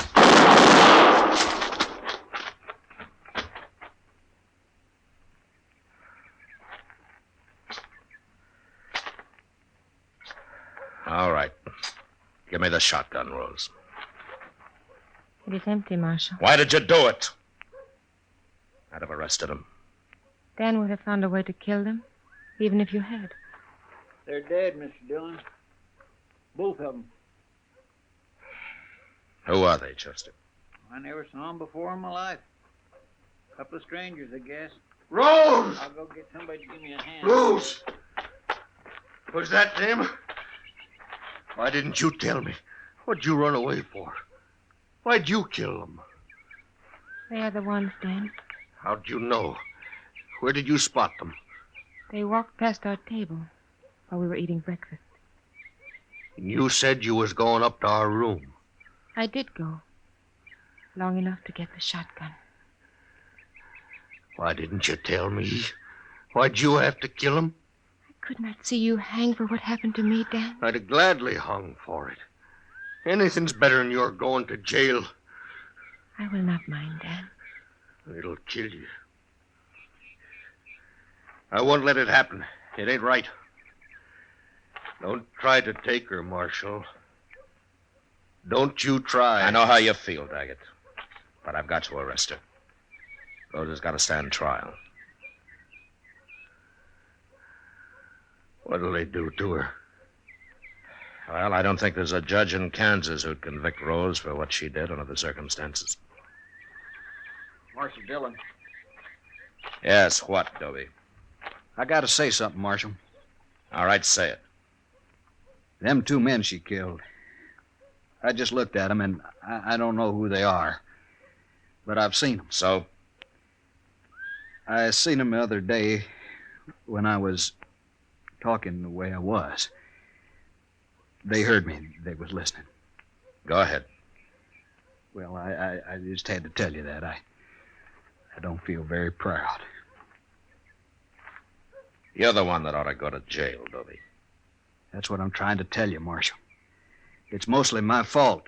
What happened to her and this killing and all. Well, you've learned something now, anyway. Only there's nothing I can do about it. It's too late. I feel like hiding. Mr. Doby. Yes, ma'am. Would you walk back to the hotel with me and my husband? Thank you. I'd be proud to.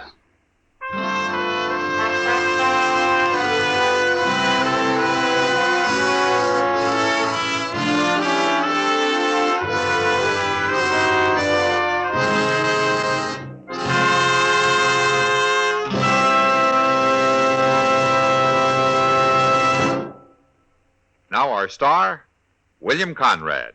Thank you, George. Today, there's one filter cigarette that stands out from all the rest.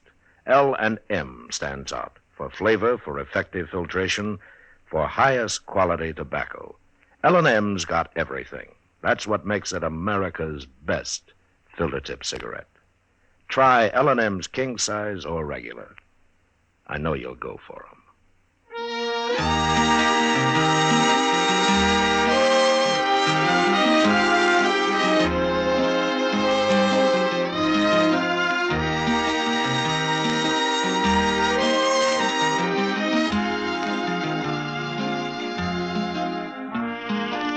Gunsmoke, produced and directed by Norman McDonald, stars William Conrad as Matt Dillon, U.S. Marshal.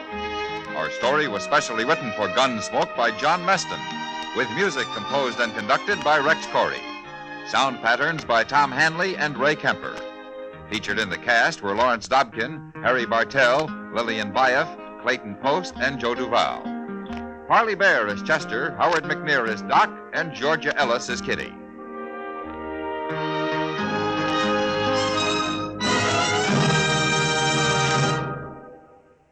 Stop! Start smoking with a smile with Chesterfield, smiling all the while with Chesterfield. Put a smile in your smoking, just give 'em a try. Light up a Chesterfield, they satisfy. Put a smile in your smoking. Next time you buy cigarettes, stop. Remember this. In the whole wide world, no cigarette satisfies like Chesterfield.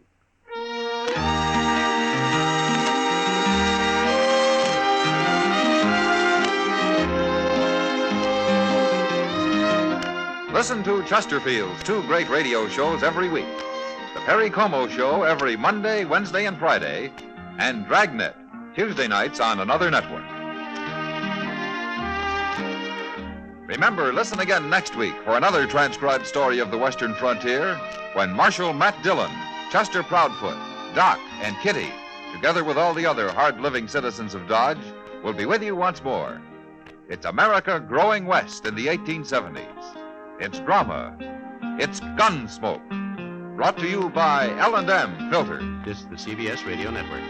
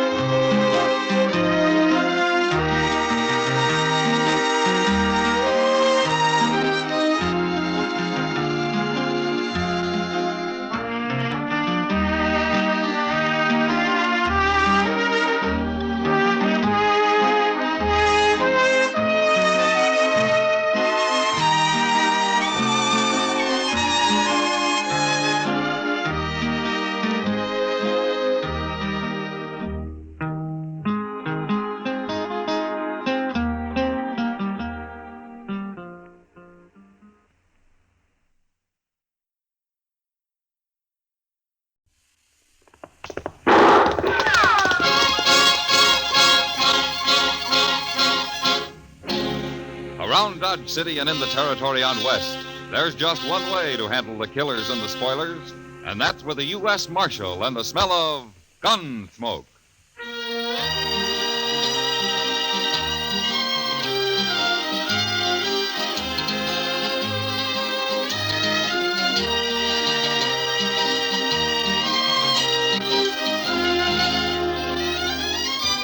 Gunsmoke, starring William Conrad. The story of the violence that moved west with young America. The story of a man who moved with it. Matt Dillon, United States Marshal.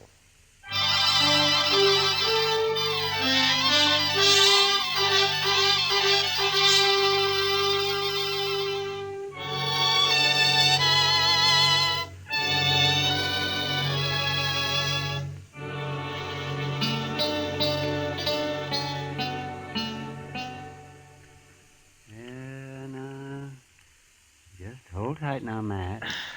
That's it. I've got it. Almost. Ah! there it is, yes. Well, a little piece of lead, just as we thought. You see? Now, that took you long enough, Doc. Now, don't you blame me. You should have come here before. People never do go to a doctor until the last minute. I've carried that lead in my leg for over a year, Doc, and never did bother me any. The only reason I came up here today is because you weren't busy and I didn't have anything else to do myself. Aren't you through yet? No, I'm not through yet. I'm looking for my needle. I've got to take a couple of stitches in it first. Oh, yes. And if you're talking like that just to get my fee down, you're wasting your time. You know, it's when I'm not busy that I'm poor, and I have to charge more. There, now, that ought to hold you fine. Not much of a wound. The lead worked right up next to the skin. I could have cut it out myself. Yeah, but you didn't. And it's going to cost you $5. $5? Well, you're the only patient I've had today. I got to make out somehow. Oh, hand me my pants, Doc. How is he, Doc? Oh, he'll live, Chester. Worse luck. Say, there's a fellow in the office downstairs wants to see you, Mr. Dillon. Oh, who is it, Chester? He didn't say. All right. I'm ready. We'll finish our discussion at supper, if you like, Doc. Well, there's nothing to discuss, but I'll eat with you anyhow. Thanks. See you later.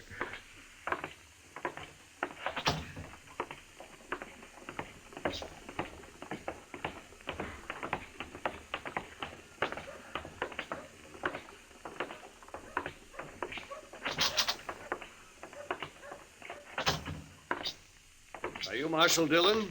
I am. My name's Parker. I'm a special deputy representing the New Mexico Stock Raisers New Association. Mexico? Of course. Haven't you heard of the association? Yeah, I've heard of it. I was just thinking you're a long way from home, aren't you? Perhaps. Marshal, I have a warrant here for the arrest of Dane Shaw. Dane Shaw. I never heard of that name around here. We'll let the marshal handle this if you don't mind. Oh, we will, huh? Well, now, you're a pretty high and mighty for just a Easy, doggone... Chester, easy. Here's the warrant, Marshal. Who issued this, Mr. Parker? We had Judge Blent of Santa Fe issue it. You had him issue it? Well, no. What I mean is read it. Read it. Yeah. It's got the judge's name on it and its seal. That looks okay to me. What makes you think this Dane Shaw's in Dodge? I didn't say I thought he was in Dodge. You're the one looking for help, mister, not me. It's a warrant, and you're a marshal.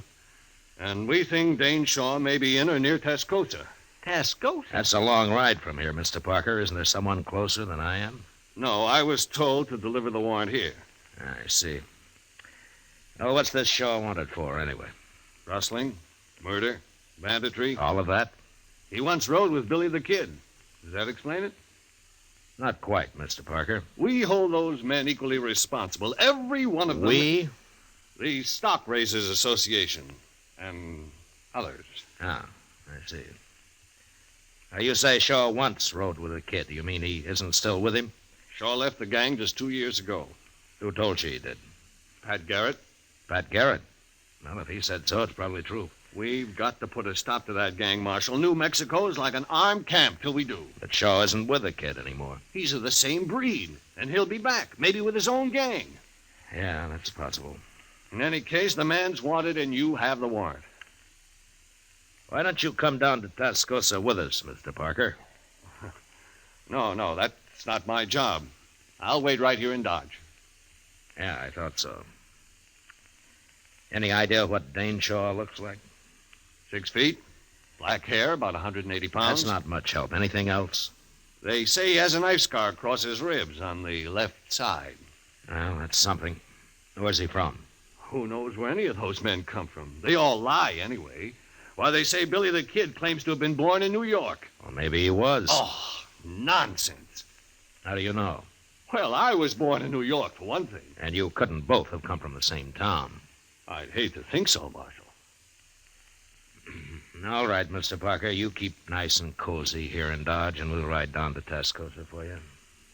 Now, Marshal, I don't think that's quite called for. Chester, go get our horses. Yes, sir, Mr. Dillon.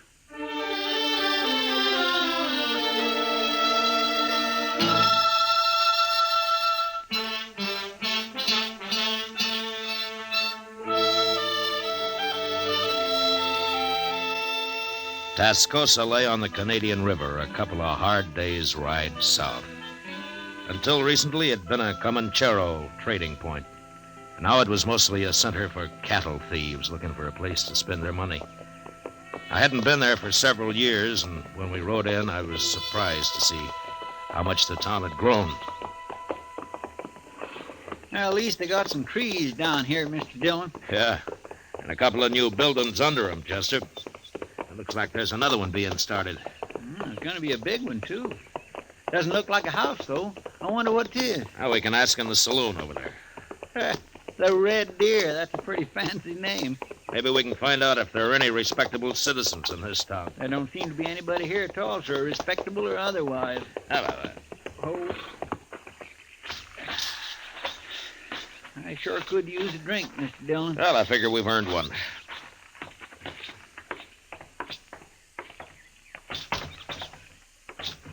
Gentlemen, what'll it be?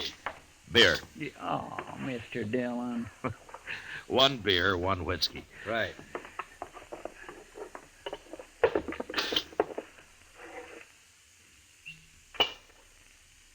There now.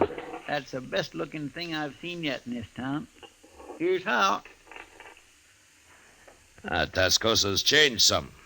You been there before? Yeah, some time ago. What's the new building they're putting up? Oh, that's going to be a schoolhouse. A schoolhouse? In Tascosa? There's a few men have moved into town with their families. Kids need a school, so it was Nat, of course, got it organized. Nat? Nat Temple. He owns the Red Deer here. Oh, I see. He must be sort of the leading citizen here, then, huh? In most ways, I suppose he is. Mm-hmm. I'd like to talk to him. Where is he? Out back, building a fence. Door's right there. Oh, thanks. There's your money. See you later. Sure.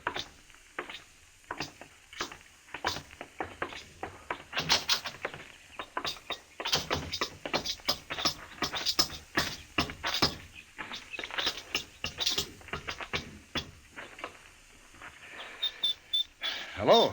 Mr. Temple? Nat Timble. I'm Matt Dillon, and this is Chester Proudfoot. I'm glad to know you. Barkeep told us that we'd find you out here. That's Mike Parsley. He's a good boy.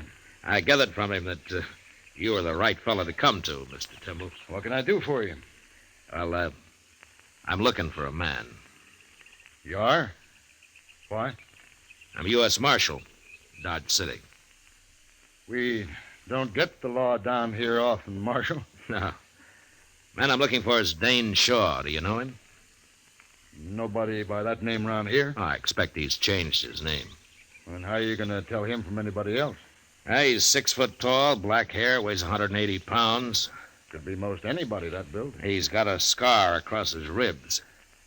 It isn't often you see a man without a shirt, Marshal. What you want it for? He used to ride with Billy the Kid. He quit, but they think he might be planning to return to New Mexico with a different bunch, one of his own, maybe. Then it'd be better to stop him now, if that's true. I agree. That's why I'm here. Well, wish I could help you, Marshal. What are you going to do? I don't know. Stay around for a day or so, I guess. Maybe I'll hear something. Fine. You know, it'd be too bad since that fella quit the Kid if he went back to the same old outlaw life. Sure. But he probably will. Men don't often change. Some do if they get the chance. Take Mike Postlin there, the barkeep. Oh? What about him? Mike used to carry a gun for Harry Gunter. Gunter calls himself a rancher down here, but he spreads a mighty big loop. You mean he's really a cattle rustler? Yeah, everybody knows it, but nobody's proved it yet. And one reason was because of Mike. He sort of kept everybody off Gunter. How? Mike Postle's pretty fast with a gun. I see. How come he's tending bar for you, Temple? Well, I'll tell you. He have decided himself to stop working for Gunter, and one night he was telling me about it, and I helped him decide the rest of the way. Ah. And then you gave him a job, huh? That's right, Marshal. He'll make out fine if Gunter lets him alone. Well, that was decent of you, Temple. I hope it works. But being a lawman, I suppose you don't think it will. Well, a lawman isn't all bone, Mr. Temple. Lawman could arrest Mike Postle right now for what he's done. You can't arrest everybody. But anyway, if I were handling it, I'd go after the head man, Gunter.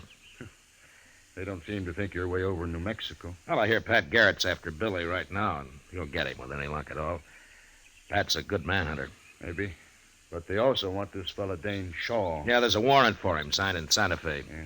If Pat does stop Billy, there's no point in letting Shaw come back with a new gang. If that's what he aims to do. Well, he might have it in mind. Well, Marshal, that's your problem. Right now, come on inside and have a drink on the house. Oh, thanks, Mr. Temple. It'll be a pleasure. And then I'll tell you where you can get something to eat that won't poison you. Say now, I think I'm going to like Tascosa after all. Sure you are.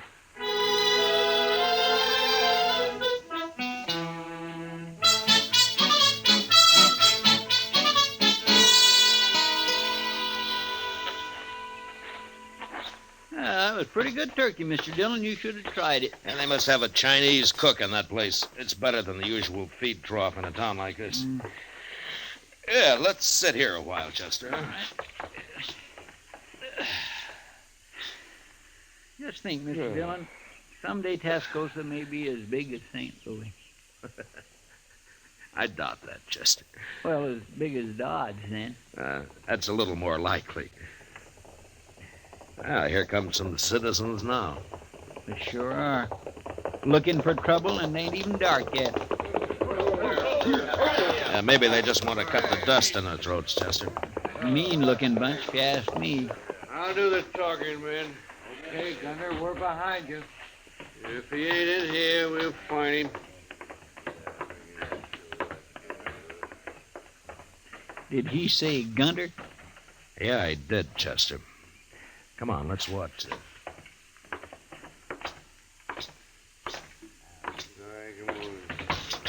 I didn't expect... Over here, Chester. Yes, sir.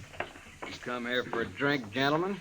No, Postle, we didn't come here for no drink. And state your business, Gunter. You're the first man ever walked out on me, Postle. I don't like it, and I don't aim to tolerate it. That all? There's two reasons you're coming back. I'm not interested in your reasons, Gunter. One is I need your gun. I'm through selling my gun. And the other is you know too much about my business. Your business is your affair, Gunter. You know I don't talk. Maybe. But you're still coming back. That's so? Which one of you's gonna bring me back? You're pretty handy with that six-shooter of yours, Postle. Ain't any one of us fool enough to go against you. That's about what I figured. But you can't shoot the whole bunch of us. I'll sure try hard. And you'll die trying. I'm telling you, Postle, be back in camp a day after tomorrow. We ride in after you. Wait a minute, Gunter. What do you want, Timber? You've caused enough trouble already. I ain't through yet. Gunter, if you come back here, you'll have to face me. No, Temple, no. Shut up, Mike. Now just remember that, Gunter. I'll be here, too. And you'll both die. Come on, men.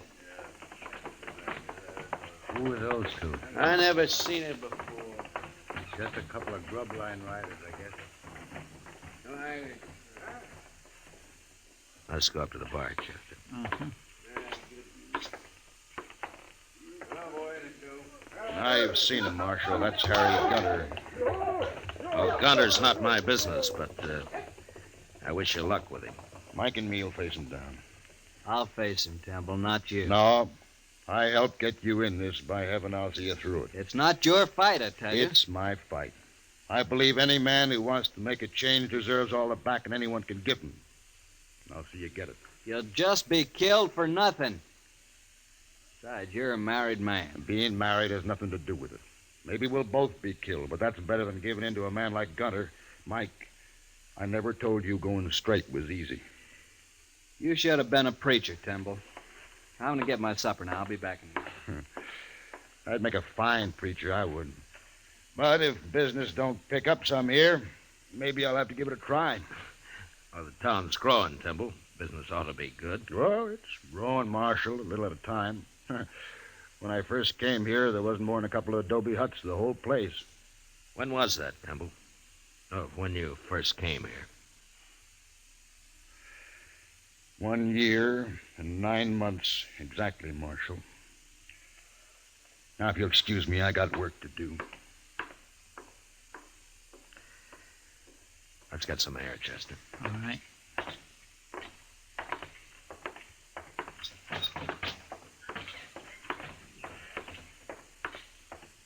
He's a mighty nice fellow, that Nat Timble, isn't he?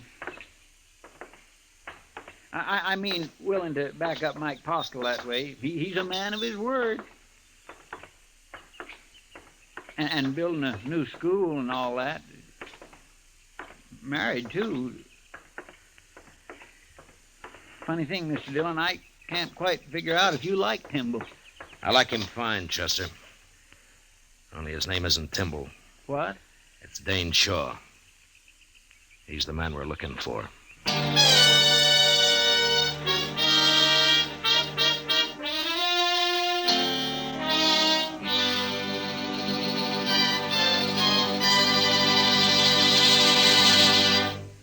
We will return for the second act of Gunsmoke in just a moment. But first, tomorrow night on most of these same stations, CBS Radio presents Dick Powell in the role of Richard Diamond, private detective. Remember, Richard Diamond, private detective, calls on you via CBS Radio tomorrow night. Now the second act of Gunsmoke.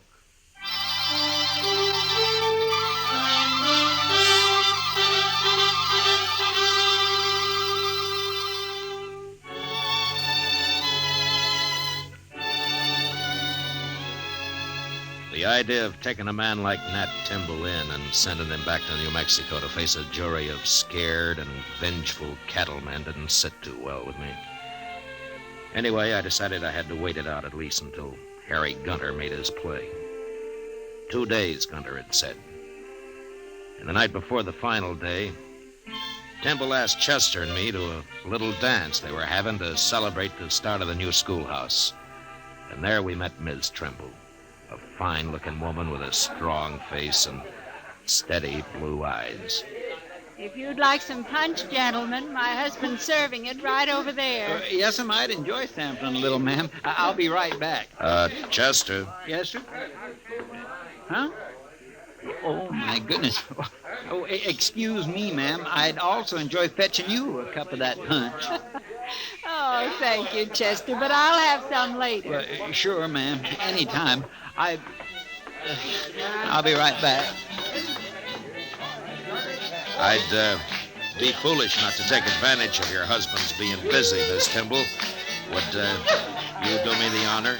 No offense, Marshal, but I'd rather get a breath of air outside. Why, certainly, ma'am. Would you accompany me? Why, of course.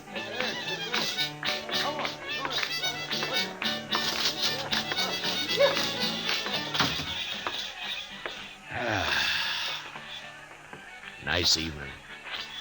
You think it'll hold, Marshal? Oh, it won't rain. Not for the next couple of days, anyway. That's not exactly what I meant. I was wondering how nice tomorrow evening will be. Afraid I don't quite follow, ma'am. After Harry Gunter and his gang ride in. Oh. Well, now, I wouldn't worry about that, Miss Timble. My husband's involved, Marshal. I'm bound to worry. Of course. It's not that I don't want him to back Mike Postle and fight alongside him. He's got to do that. But I don't want him killed. He's the finest man that ever lived, Marshal. Yeah, sure, Miss Timble. He believes that a man's got a right to change, and he's willing to die for that. I know. Tell me, do you think he's right, Marshal Dillon? In spite of what the law might say, do you think he's right? I think he's right, ma'am. I had a feeling you would. But maybe things will work out all right tomorrow. Maybe everything will be fine. I hope so, Marshal. Anyway, I'll bring our son up to know his father for the rare kind of man he is. Oh? I didn't know you had a son. We haven't yet. What? I haven't even told Nat. But we're going to have one, Marshal. Oh, I see. Shall we go in now? And I'll be your partner for the next dance, if you like. What? I'd be proud, Miss Timble. Real proud.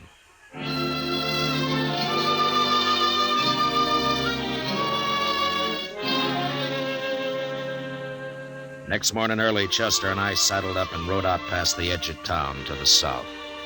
There we pulled off the trail into a clump of scrub cedar and waited. Beyond us lay the Canadian River, and across it, broad Vegas of spring-fed meadow grass. As we watched, a buffalo, cow, and calf came to the river and drank.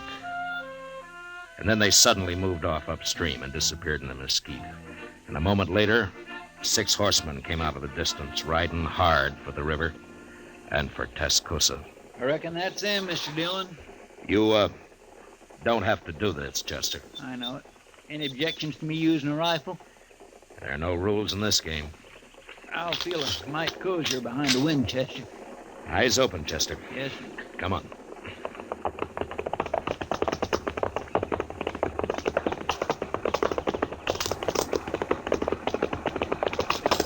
All right, hold it, Gunner. Oh! Who are you? I'm a U.S. Marshal. My name's Matt Dillon. Them's the fellas we thought was bums, Gunner, the other day at the Red Deer. Yeah. Get off the trail, Marshal. You got no business with us. Turn around and ride back where you came from, Gunner. Mike Postel's staying in Tascosa. Postel, eh? So you're in on this, too? I've dealt myself in, Gunner. Now do as I say. And keep away from Tascosa from now on, or I'll get a posse and come after the bunch of you. We don't need any lawmen down here, Marshal. Who's that? It's Timble and Mike, Mr. Dillon. How did they know we were out here? Looks like we won't have to go into Tascosa, Marshal. We can settle this right here. You were missing this morning, Marshal. I kind of figured we'd find you hereabouts. You and Timble both ought to stay out of this. This is my trouble. It's a little late for that now, Postel. Well, the odds are down, Gunner. They sure are. I ain't facing all them. Come on, Gunner. We'll catch Postel later when there ain't such a crowd. Here we are. Not me. I'm going. Shut up. Timble, you're responsible for this. I'm proud of it, Gunner. Get him and Postel, men. Get Stop it, Gunner!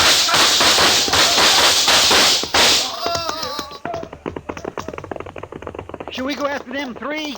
No, let them go, Chester. They won't be back. Temple's been hit.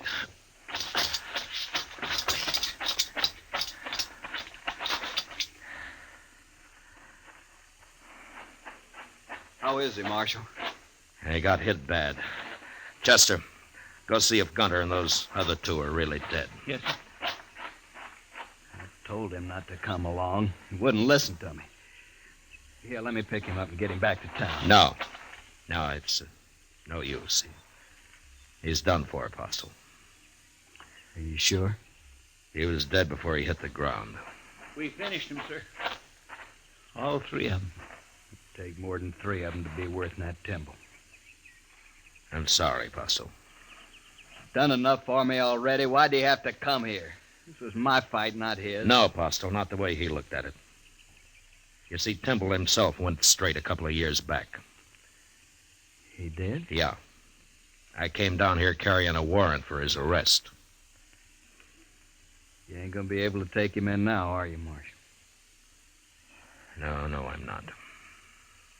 You know, I'm kind of mixed up about you. Coming down here to arrest him and then meeting Gunter and them out here today. I'm not important, Postel. Just you remember what kind of man Timble was. I ain't likely to forget. I'll swear to that, Marshal. Good. Look, you and Chester stay here. I'll send a wagon out from town. I'm going in to see Ms. Tyndall.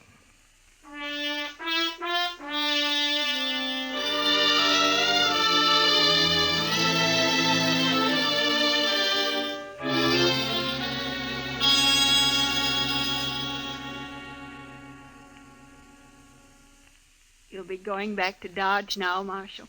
Yes, ma'am, I will. I want to thank you for trying to stop it. It's my job. No, not quite. Well, I guess Mike'll have to run things now. He's a good man. He'll make out fine. Sure. Tell me one thing, Marshal. Yes, ma'am. I know you came here to arrest my husband.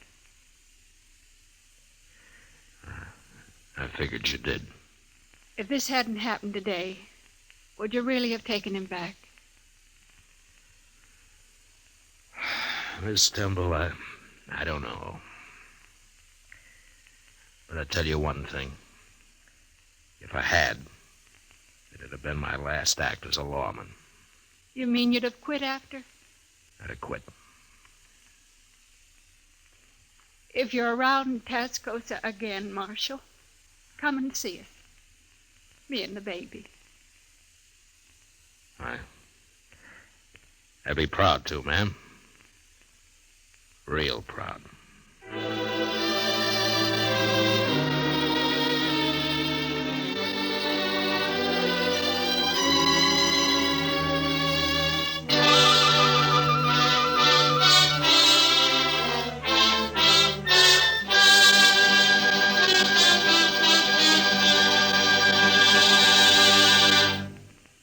Gunsmoke, under the direction of Norman MacDonald, stars William Conrad as Matt Dillon, U.S. Marshal. Tonight's story was specially written for Gunsmoke by John Meston, with music composed and conducted by Rex Corey. Featured in the cast were John Daner and Tom Tully, with Harry Bartell, Paul Dubov, Helen Klebe, and James Nusser. Harley Bear is Chester, Howard McNear is Doc. Gunsmoke has been selected by the Armed Forces Radio Service to be heard by our troops overseas. Join us again next week as Matt Dillon, U.S. Marshal, fights to bring law and order out of the wild violence of the West in Gunsmoke.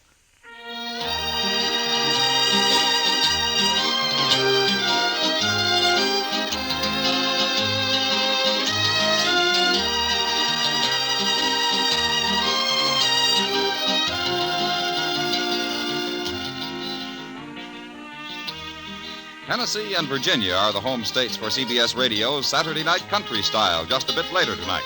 That's where the rural rhythm's coming from, but it's going out all over the country on most of these same stations. This is George Walsh speaking, and remember, you'll find Western adventure and music with Gene Autry Sunday evenings on the CBS Radio Network.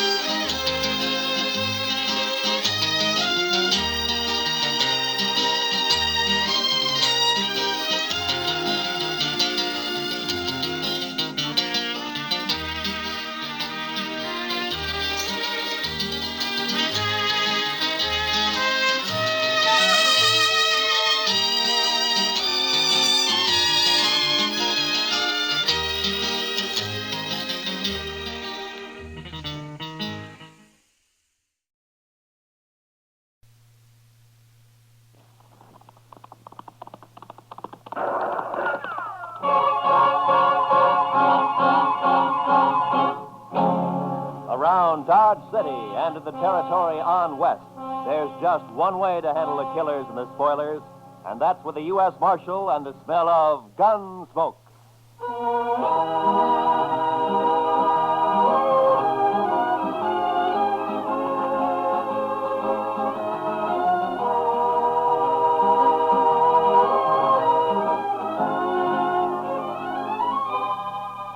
Gunsmoke, starring William Conrad, the transcribed story of the violence that moved west with young America.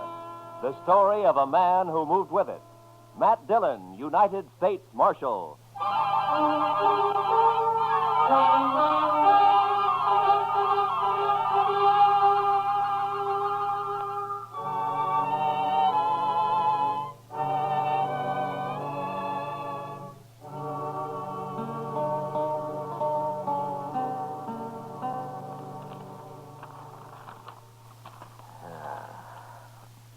Is this everything, Chester? Well, there might be more later when they finish sorting the mail. Hey, where's that telegram? Oh, what telegram? I thought I put it right on top. Let me take a look. Oh, yeah. Here it is.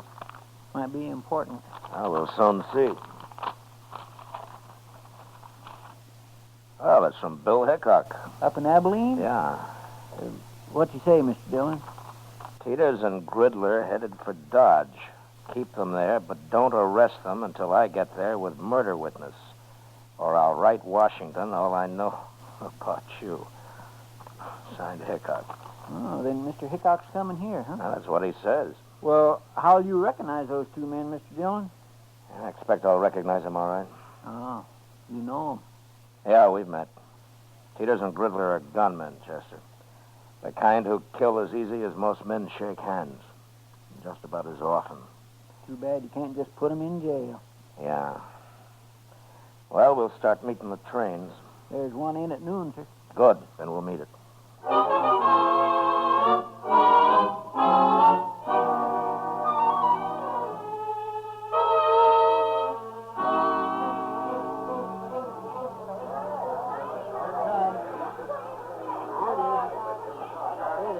What'll we do if they are on this train, Mr. Dillon? Nothing, Chester. I'll find them later and talk to them, but not in a crowd like this. Yes, sir. You know, every time I see a train, I am just overpowered with the urge to travel. Oh? Where to? Anywhere. Anywhere but Kansas. Well, I don't think you'd like it back east any better. Why not? You just have the urge to come out west again. I know your kind. I suppose you're right, sir. But still, it'd be good to walk down a street that wasn't all heat and dust and that wasn't crowded with a lot of grimy men looking for trouble. And I wouldn't mind seeing some women, married women, with kids and parasols and Wait a Bibles minute, Chester. There they are. Where? They just got off the end car. Those two headed for the depot there. One of them's tall? Yeah. That's Teeters in the black hat. The other's Gridler. I'll just step around the corner here and see which way they head. Yes, sir.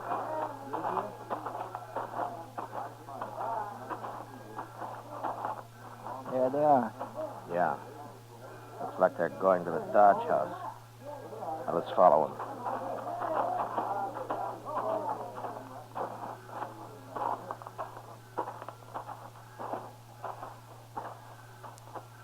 Yep, that's where they're going, all right. Now, let's wait here. Let them get a room, and then I'll go talk to them. But if you can't arrest them... And I'll just try to make them feel welcome to stay in Dodge. When do you think Mr. Hickok will get here? Oh, be a couple of days anyway, Chester. Look, right now, I want you to go back to the depot and ask the ticket agent to let me know if Teeters and Gridler start to leave anytime. You can describe them to him. All right, sir. And then go to the stage office. Yes, sir. And go to all the stables, too. If they rent or buy any horses, I want to know about it right away. I'll tell everybody. Also, tell them to keep quiet about it. I'll be back at the office later, huh? All right, sir.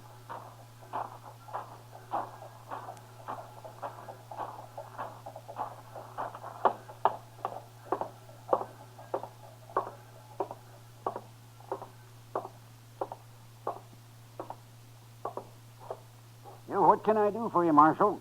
Two men came in here just a minute ago. One of them was tall, black hat. Well? Well, what, Marshal? You were here. Did you see him? Those were gunmen. I could tell. The tall one's Teeters and the other one's Gridler. Those the names they gave you? Yes, but there'll be trouble if you try to arrest them here, Marshal. Can't you wait until they're outside in the street someplace? No. What if they're after you? I've got nothing to do with men like that, Marshal. There's no reason in the world that Now, they... just take it easy. They never heard of you, and I'm not going to arrest them. But since you're a good, helpful citizen, maybe you can tell me what room they're in. Certainly, Marshal, certainly. Number 25. Up the stairs and turn to your left. Thank you very much.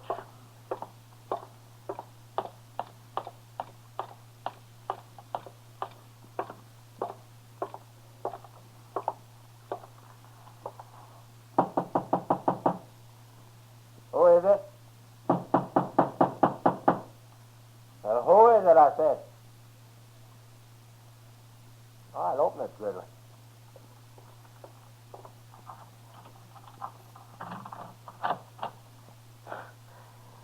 You can put your gun away, Gridler. I just came for a little talk. And make your talk, Marshal. No, I ain't polite, Gridler. Let him in. You watch him better inside, anyway.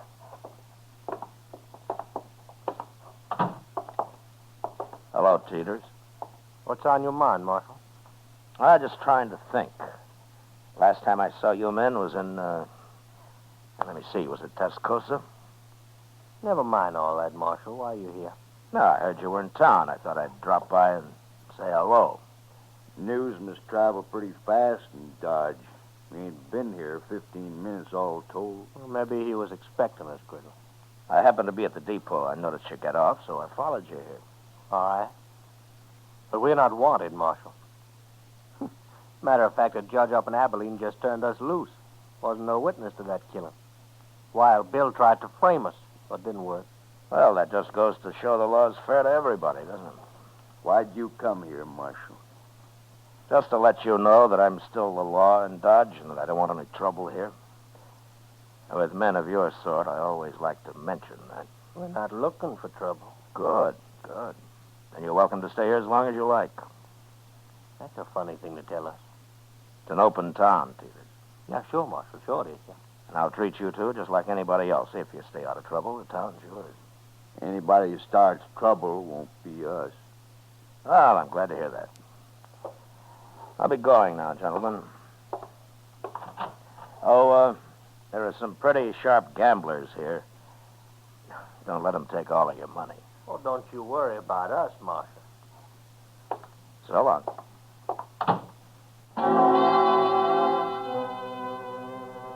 There was no way of figuring how long Teeters and Griddler might stay in Dodge. If they took a notion to do some gambling, it might be a week or two, or they might move on in an hour. That night, however, they were still in town, bucking faro at the Alafraganza. Everything looked fine until Chester came into the office about 10 o'clock.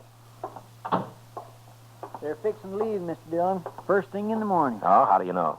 Jim Bunch at the stage office. He just told me they came in and paid their fare to Sharon Springs on the morning stage. Sharon Springs, huh? And then they're headed for Denver. Looks like it, sir. All right, Chester. Go tell Jim that I'm going to be on that stage tomorrow, too. If he likes, I'll ride shotgun for him. One of the boys can have a little time off. I'll tell him, sir. But are you going all the way to Denver?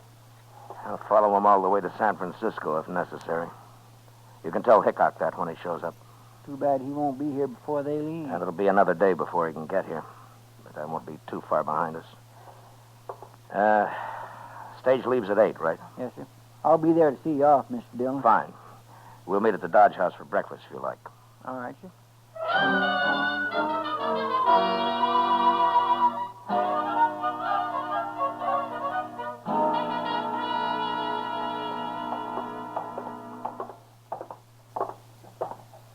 The stage looks like it's all ready to go, Mr. Dillon. Yeah. I don't see Teeters and Griddler, though. They're not inside, are they? I don't think so.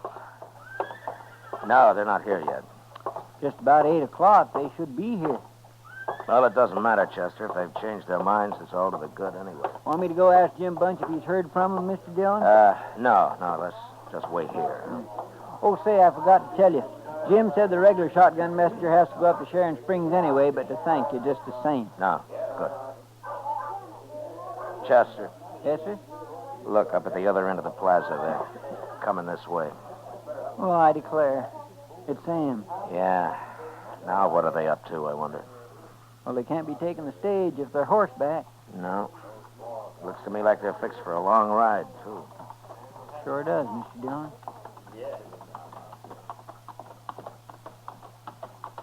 You're up early, Marshal. Yeah. So are you, Teeters. Cooler in the morning. For traveling, it is. So long, Marshal. What's the matter? Did you lose all your money last night? Yeah. Next time we'll follow your advice.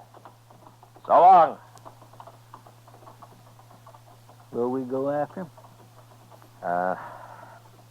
Chester, you stay here and explain things to Wild Bill. I'll be on their trail. As soon as they're out of sight, I'll get my horse. You can tell Jim I won't be taking the stage. All right, sir. I'll leave as clear a trail for Hickok as I can. Yes, sir, I'll tell him.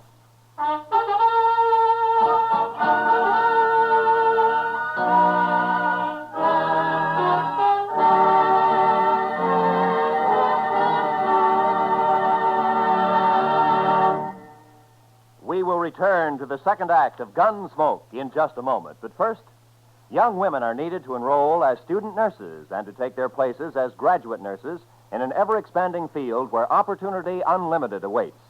Older women should seek careers as practical nurses where fine living and fine working conditions are in prospect.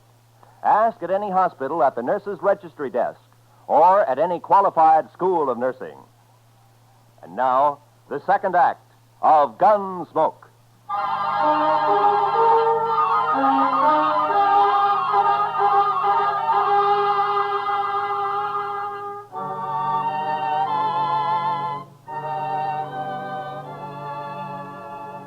I did my best to stay out of Teeters and Gridler's sight, but if they had suspicions of being followed and were watching their back trail, they'd have known I was there, all right. The land was flat, and we frequently crossed great patches of powder-dried dirt that smoked the air with dust under the horses' feet. After an hour, they began to swing slowly north, and by noon it was clear that for some reason they were riding in a great half-circle. They'd left Dodge, headed west, and sure enough, just after sundown, they rode back into town from the east. I waited until dark, then came in. Put my horse up. The office was empty, so I walked up to Delmonico's, where I found Doc having supper.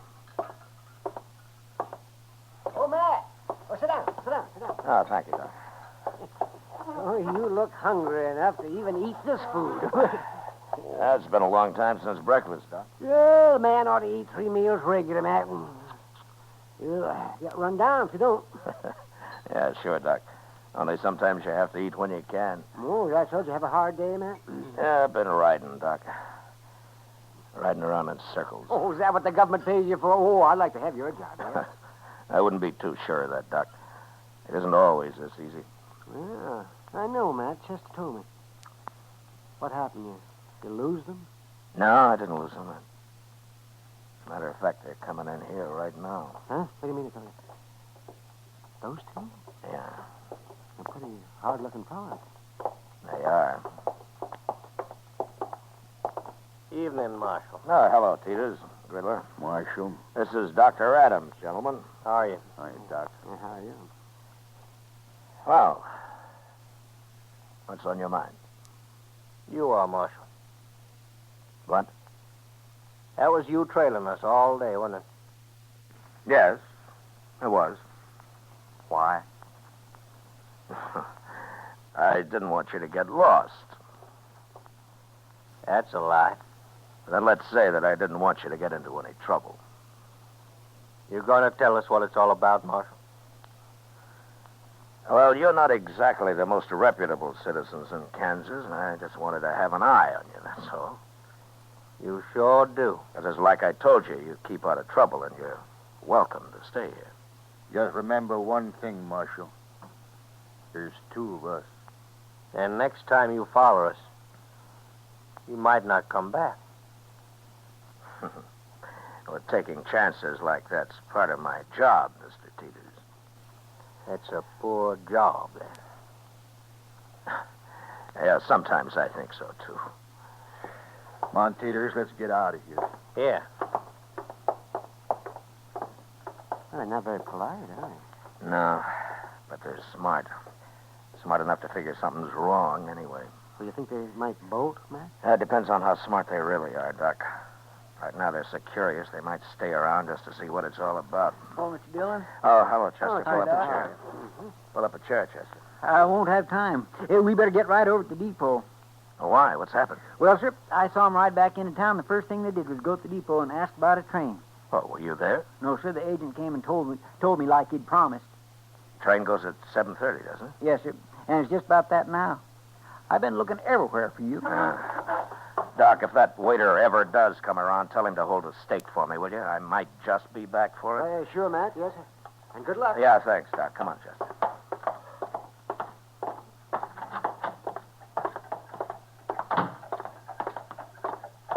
Are you going to go on the train with him, Mr. Dillon? No.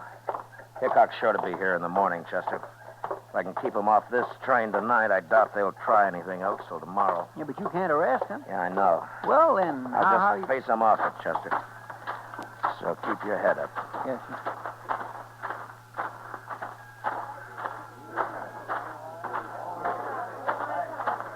Now, there they are. Come on.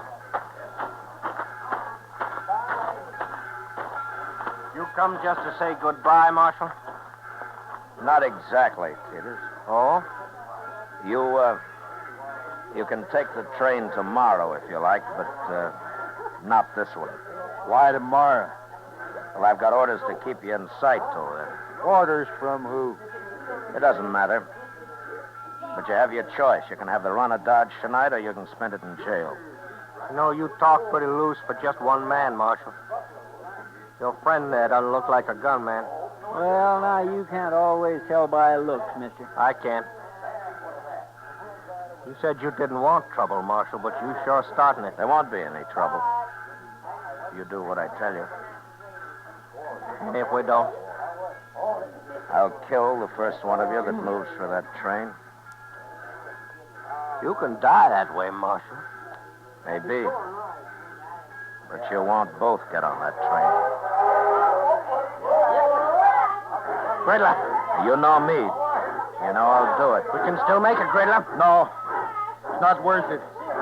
We can go tomorrow. All right. Marshal, tomorrow it'll be different. Yeah, sure. Tomorrow it'll be different.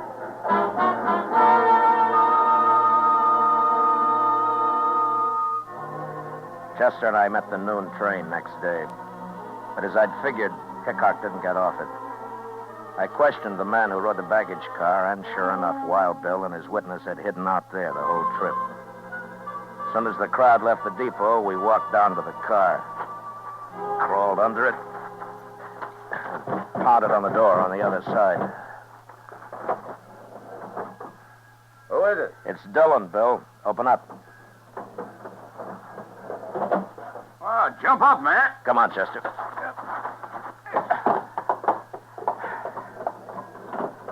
Oh, Matt, how are you? Oh, fine, Bill, fine. Oh, this is Chester Proudfoot. How do you do, Mr. Hickok? Chester. Sam, come over here. This is my witness, Sam Trimble. Howdy. Mr. Tremble. Are you still here, Matt? Yeah, but we better move fast. Matt, that judge up at Abilene's crazy, but he's still the judge. And he says Trimble here has to identify Teeters and Gridler before I arrest him this time. But, Bill, they can't be tried twice for the same crime. I know that, Matt, but I'm after them for a second murder they did. I'd suggest we just go kill them, but I've been waiting a long time to see these two hung, and by glory, I'm going to do it. Well, you will if you're lucky. Tell me, Mr. Tremble, do these men know you on sight? Well, I'll tell you how it was, Marshal. I was in this stable where I worked, over in Abilene, that is, and a fella come in for his horse, and I went to get it for him. I heard some shooting, and then two men ran right past me. I got a good look at them, all right. They just killed that fella, too. You mean you don't know Teeters and Gridler? I never heard of them, Matt. There's no pictures of them I know of, but he can identify them when he sees them. Yeah, sure, but what about them? Will they recognize you, Mr. Trimble? Gosh, I don't know, Marshal. I hope not. They'd kill me on sight, wouldn't they? I hadn't thought of that. Well, you just do what we tell you to, and you'll come to no harm, Trimble. Dillon and I are a fair match for those two. If they start any trouble, we'll be on them so fast they'll die on their feet. Taking a terrible chance. I hadn't thought of that. Easy, Trimble, easy. An hour from now, we'll have them in jail with their teeth pulled. I sure hope so, but how are you going to do it? Just go find them, that's all. As soon as we get them locked up, I'll buy you the biggest steak you ever ate, Trimble. Come on, let's go.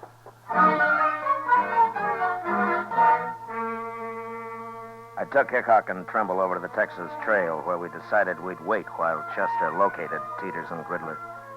Then we'd just walk in on them and get it over with fast.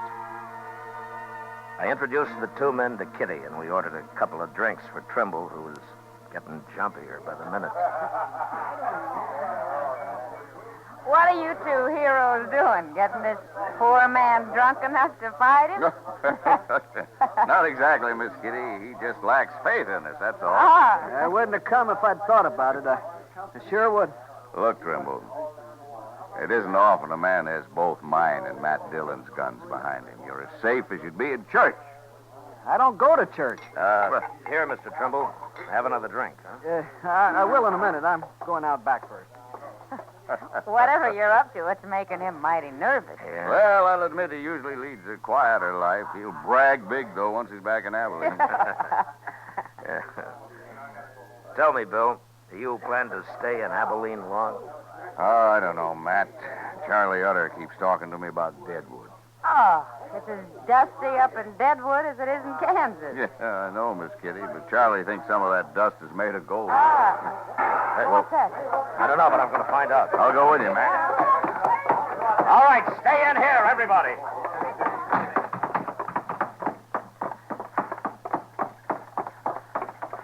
It was Peters and Gridler. I was just crossing the street and saw them run out of the alley there. All right, come on.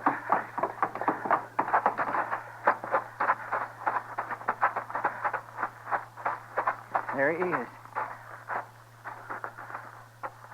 Yeah, it's Trimble. What happened, Trimble? They shot me. I was going to run away. And he got scared and ran right into him. We shouldn't have let him alone at all. They said they saw me with you, Mr. Hickok. They said that's all they needed to know. And they shot me. Chester, go get the doc. Hurry. Yes. Tell me, Trimble. They were the men who killed that fellow in Abilene. You recognize them all right? No. No, I never saw these two before. It wasn't them. What? I knew I shouldn't have come. I got killed for nothing. Trimble. Trimble.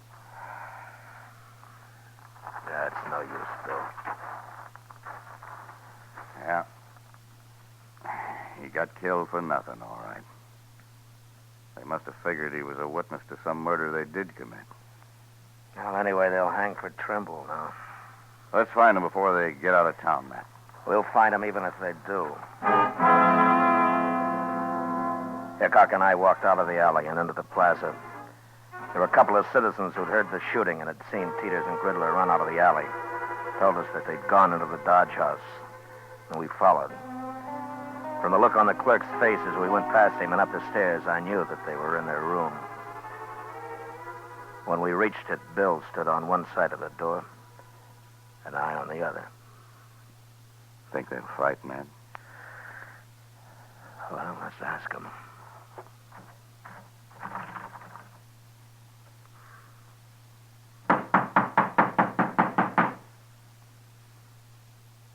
I told you they'd follow us, Peters. Now we're trapped sure. Shut up, I said. And it got us to the street on the line. Open the door. Throw your guns out. There's no use trying to fight. There's no use in hanging neither, Marshal. You can just take us the best way you can. No. Our chance hanging. We got off once. Billy, get away from that door. I've listened to you enough. I ain't facing Dillon and Hickok both now. Hold your hands clear of that door. Peters, you shouldn't have...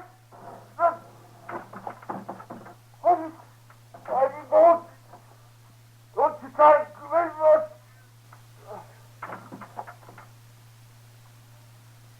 Wait, Matt. Could be a trick.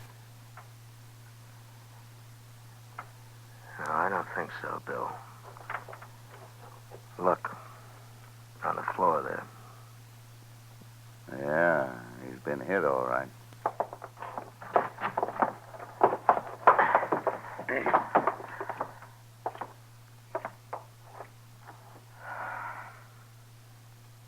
Well, they're both dead. Well, I sure never expected this.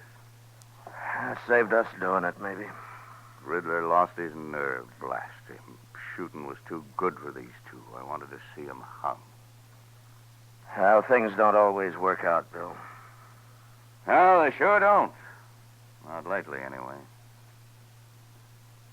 Matt, I think I'll go up to Deadwood with Charlie Utter right soon after all. Maybe I can find me a little peace and quiet.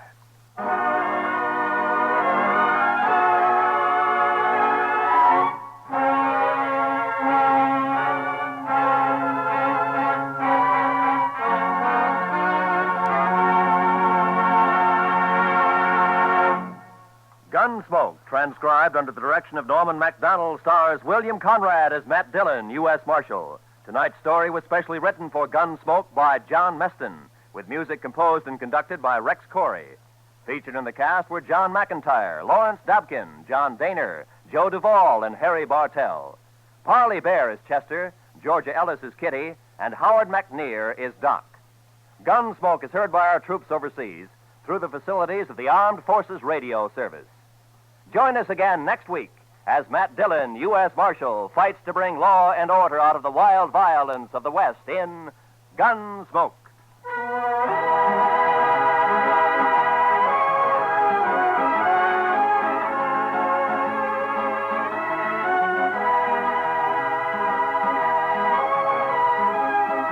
Many of the war orphans of Korea have never known peace or plenty. Their lives have gone from bad to worse. Now their future is in our hands. Without help, they cannot live. We can send them food through CARE, the American Package Sending Relief Agency. Send your contribution to CARE's local office or to CARE New York or CARE Los Angeles. This is Roy Rowan. This is the CBS Radio Network.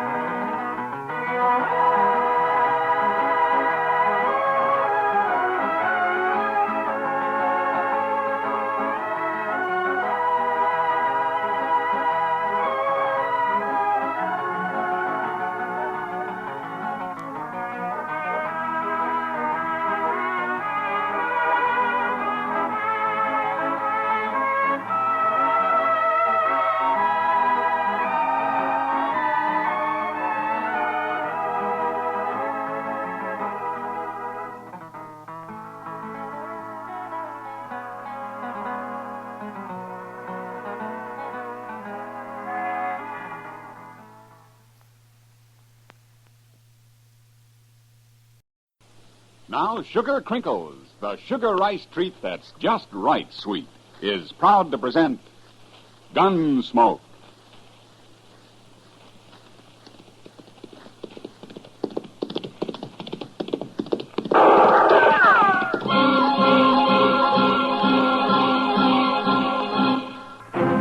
Around Dodge City and in the territory on West, there's just one way to handle the killers and the spoilers. And that's with a U.S. Marshal and the smell of gun smoke.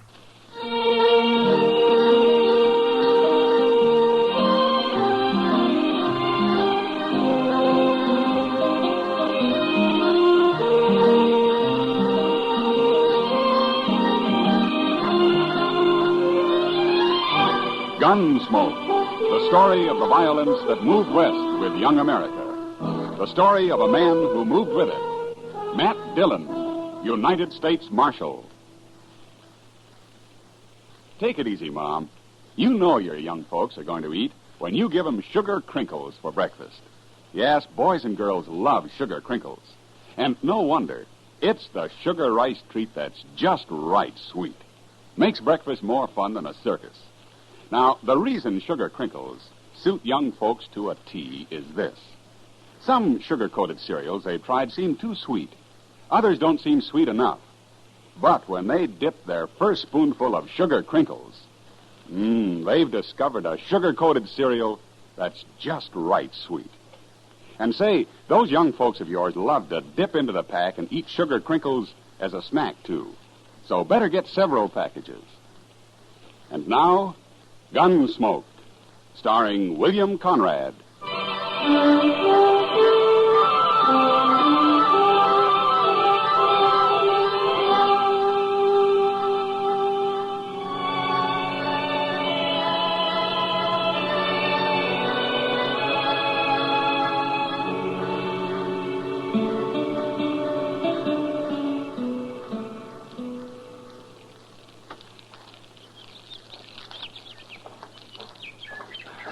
I got a horse's saddle, Mr. Dillon. I'm so hungry I could eat a whole hog. Well, all the hog you got this morning's cooking on that stick right there, Chester. Is it done? That depends on how hungry you are. It's done.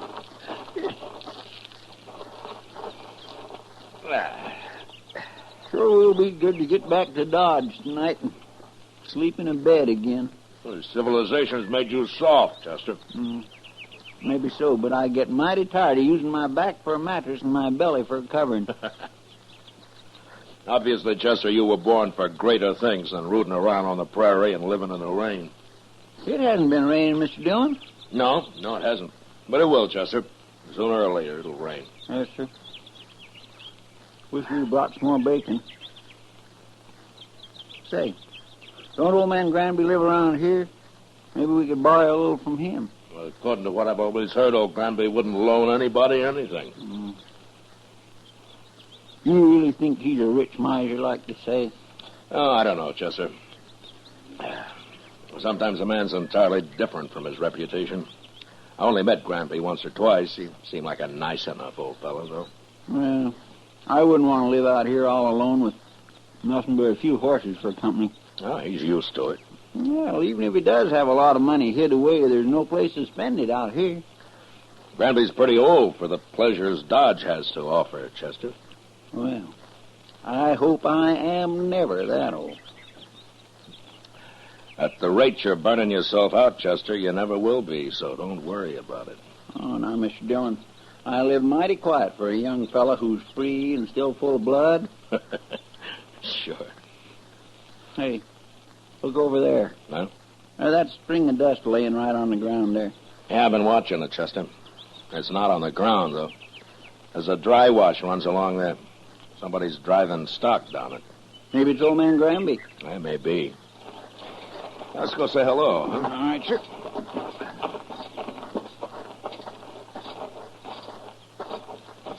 If it is old man Granby, we might just ask him about a little bacon, huh? Well, we can ask. There's no harm in that. Oh. Oh.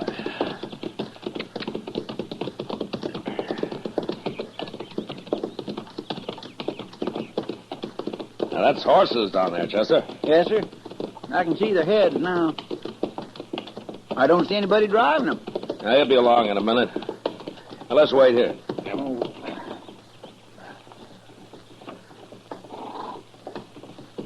There he comes. Yeah.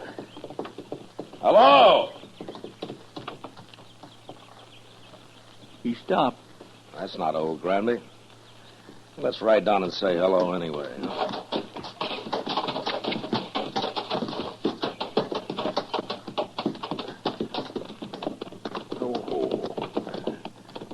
Now, that's Granby's brand on those horses, though. He must have hired him a hand. Yeah, maybe.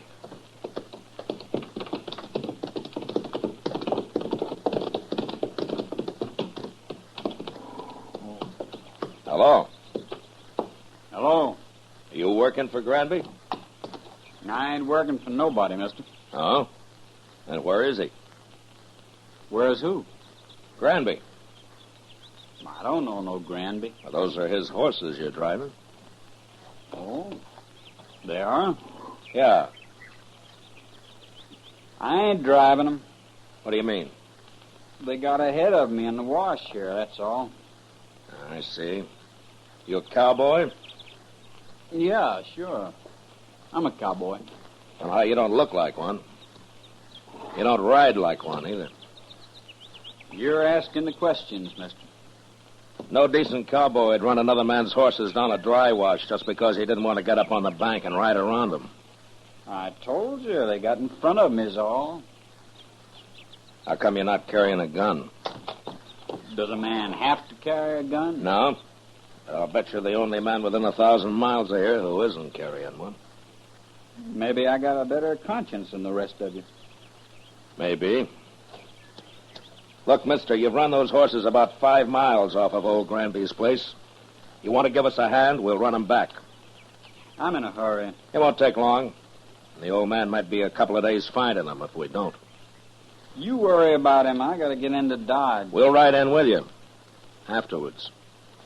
I ain't going to do it. Look a lot better if you did. I'd like to, mister, but I can't wait. I'm leaving now. So long. You going to let him go, Mr. Wait Bill? a minute, Chester. I'll let him hear what lead sounds like. No, don't shoot. Don't shoot me. All right, then ride back here.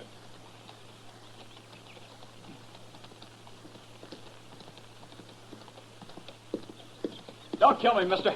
I'm not going to kill you. Unless you try to run away. Why would I try to run away? You just did. Chester. Yes, sir? Ride down the bank and have those horses off. Start them back up the wash. We'll be out of here by the time they're back. All right, Mr. Dillon. You stay right close to me, fella. And don't try anything smart. When we get to Granby's, if he says it's okay, then you can go wherever you like.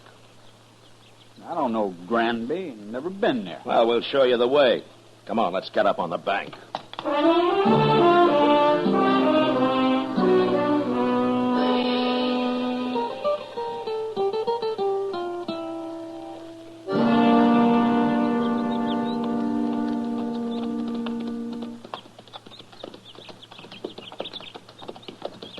Old man Granby can find his horses all right now, Mr. Dillon. Yeah. But I want this cowboy here to meet him.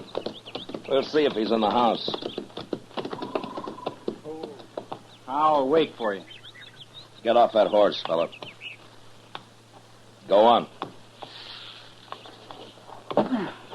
That's better.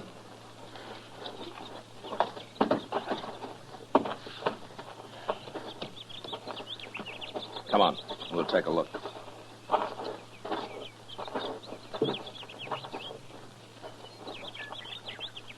Well, what are you waiting for? Nothing. You go ahead, Chester. Yes, sir, Mr. Dillon.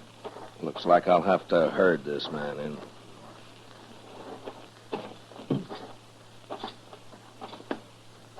You've been kind of balky ever since we ran into you, mister.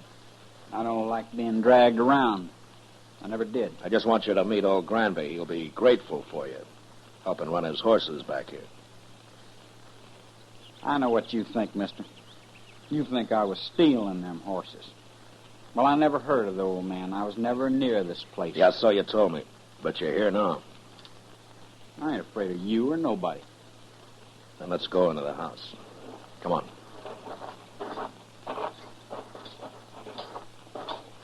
Mr. Dillon? Yeah, what is it, Chester? Old man Granby, he's in there. Oh, what's wrong? Right in the room there, Mr. Dillon. He's hanging there. What? Somebody's gone and hung him right in his own house. I don't want to see him anymore. You go take a look. Pull your gun and hold it on this man, Chester. If he makes a move, shoot him. Yes. Now, you just stand there real quiet like. I ain't gonna do nothing. You sure ain't.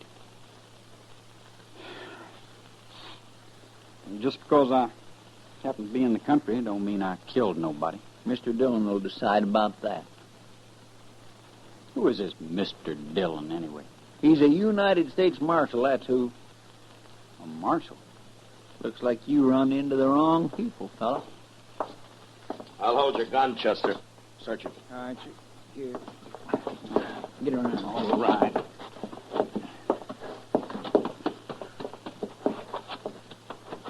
Turn around. The house is all torn up. He must have been looking for old Granby's money. I was never in that house. There's nothing on him. Not a thing. All right, Chester. Here's your gun. Catch it. Thank you. All right, now, what's your name, fella? Trimble. Joe Trimble. Where you from? Up north. Up north where? All over. What are you doing down here, Trimble? Making a change. Yeah, sure.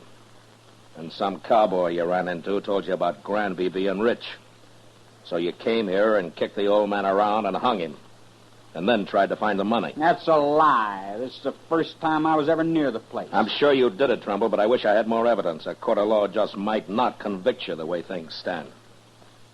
You gonna let me go? No. I'm arresting you. And you're gonna stand trial. And I'll do my best to see you hung. I didn't do it, I tell you. And I'll go free, too. You'll see. There's something mighty wrong about you, Trimble, and I can't figure it at all. But I'll sure find out.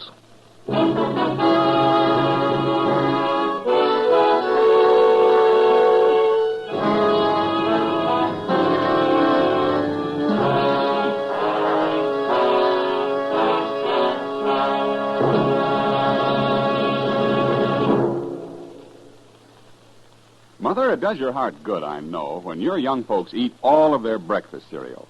That's why I'm so happy to tell you about new Sugar Crinkles. Sugar Crinkles, you know, is the sugar rice treat that's just right sweet. Crisp golden nuggets of sugar-coated rice. They make breakfast more fun than a circus. Why, young folks love Sugar Crinkles so much, they disappear like magic. Now, you've had experience with sugar-coated cereals that seem too sweet to you, and others that just don't seem sweet enough to the youngsters. Well, what a wonderful surprise Sugar Crinkles will be to your whole family. For new Sugar Crinkles really are just right sweet. Remember, Sugar Crinkles make great snacks, too. And there's even more good news about Sugar Crinkles. Right now, there's a full-size package of Charms, that wonderful fruit-flavored candy, in every special package of Sugar Crinkles your dealer has.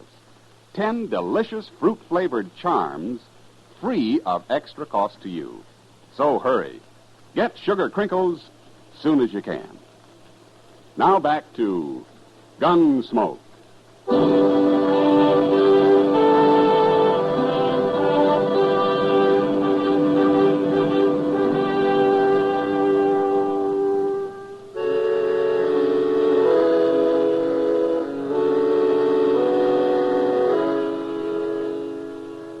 We let Joe Trimble dig a grave up behind the house. Then we laid old Granby in it and covered him with dirt. I was pretty sure now that the old man had never had an extra dollar in his life and that he'd been killed for no reason at all. Anyway, Trimble had done a pretty thorough job looking for the money, and he'd found nothing. On the ride into Dodge, I tried to figure out just what he was, but he didn't seem to fit anywhere. He wasn't a cowboy or a hunter or a gambler or even just a drifter. After we got him locked up in jail that night, Doc and I went over to the Texas Trail for a drink with Kitty, and I was telling him about it. Now then, this fella Trimble, how old is he? Oh, around 25, I guess, Doc. Mm-hmm. Then he couldn't be running away from home. No, he's a little old for that, Kitty. Well, anyway, they'll hang him. Well, I hope the judge agrees with you, Doc. Why shouldn't they? All I got so far is circumstantial evidence. But then you should have shot him out on the prairie. It's a good thing you're not a lawman. Well, maybe if I were, there'd be fewer killings around here. I doubt that, Doc. You going up to Hayes for the trial, Matt? Yeah, I'll have to, Kitty. That'll take a week, I suppose. Oh, about. Why do you ask? Nothing, only you've just been away for 10 days. Well, I have to earn a living, Kitty. You could make more money gambling right here in Dodge. Oh, now, Kitty, don't start that. Good evening, Marshal. Oh, Major. It's Kitty, Doc. Evening, Major. How do, Major? I'd like a word with you, Marshal. Sure, Major. We can go over to the bar then. All right. I'll be back, Kitty, Doc. No hurry, Matt. Doc's got a lot of money. Oh, now I'll buy you one drink, Kitty. Just one drink, and that's all. Well, it's a start, Doc. Let's go, Major. I had to come to Dodge on other business, Marshal. But I wanted to pass the word to you that we're looking for a man. Oh? The Army? Yes, a deserter. Oh? Not from Fort Dodge. Where was he stationed, Major? He was with the 7th Cavalry at Fort Lincoln. Oh, up in the Dakotas. And for some reason, they think he headed south. Now, I don't have much of a description of him, just that he was a private, about 25, curly blonde hair, and he had a scar on his left hand. Yeah, that fits. What's his name, Major? He enlisted as Joe Gould, but he's known to have used the name Trimble. Uh-huh. Well, he's right here in Dodge. What? I got him locked up in jail. Well, that's fine, Marshal, but how did you know? I think he murdered an old man who lived a day's ride north of here. I'm going to have him tried for it. Now, that won't be necessary now, Marshal. I'll take over custody of him. No. Then he'd be tried at Fort Lincoln for desertion. I want him tried for murder. And I got to be there to present the evidence. You could go up to Fort Lincoln. No, the Dakotas are out of my territory, Major. Besides, this is a civil crime. The Army wants that man, Marshal. I'm sorry, Major. He's going to be tried in Hayes first. He is still a soldier, even if he did desert. Well, if the judge lets him off, you can have him. But not otherwise. Major, he tortured and hung an innocent old man, and I'm going to do my best to see him punished for it. Well, I'll have to take this up with my superiors, Marshal. You better hurry. I'm going to Hayes with him tomorrow. I hope you won't regret this, Marshal. I won't, Major. Not if Trimble is properly punished. I won't.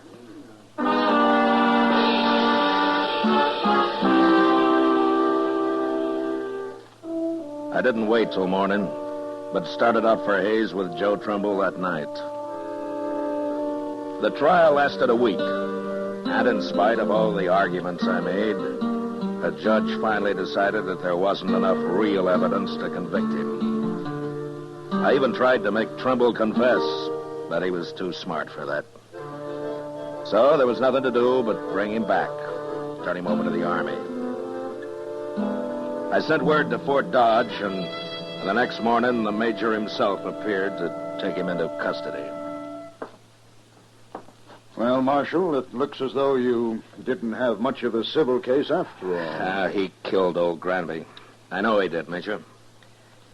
But after all, the law's the law. Yes, and in the Army, orders are orders. I'm just sorry your judge didn't convict him after all. Oh, is that so? Chester. Yes, sir? Bring Trimble out, huh? All right, sir.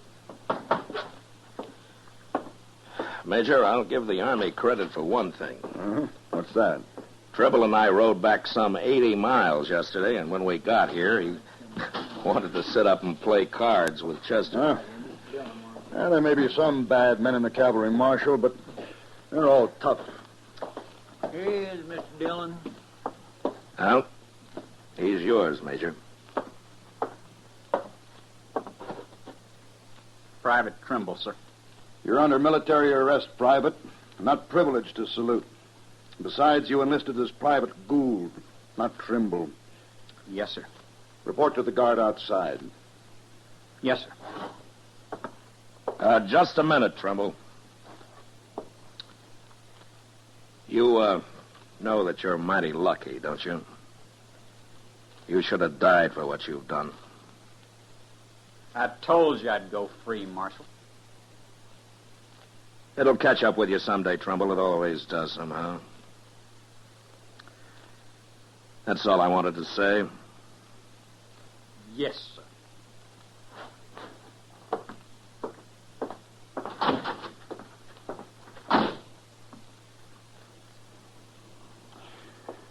Well, thank you, Marshal. I'll be getting along. Oh, Major, you said that you were sorry that the judge didn't convict him.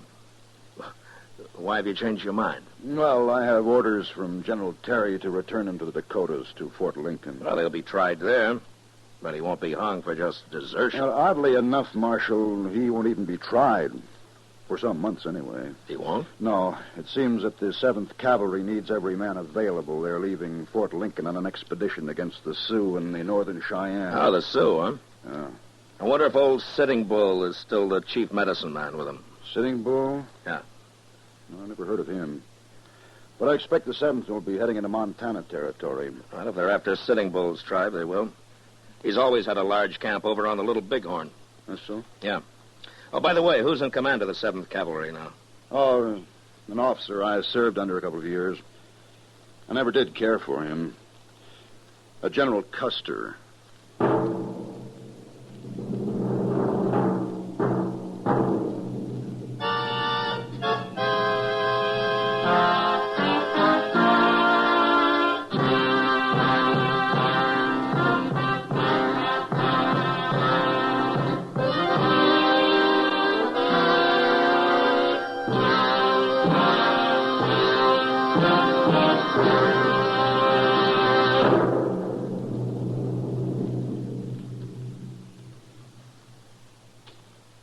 In just a moment, we'll tell you about next week's adventure on Gunsmoke.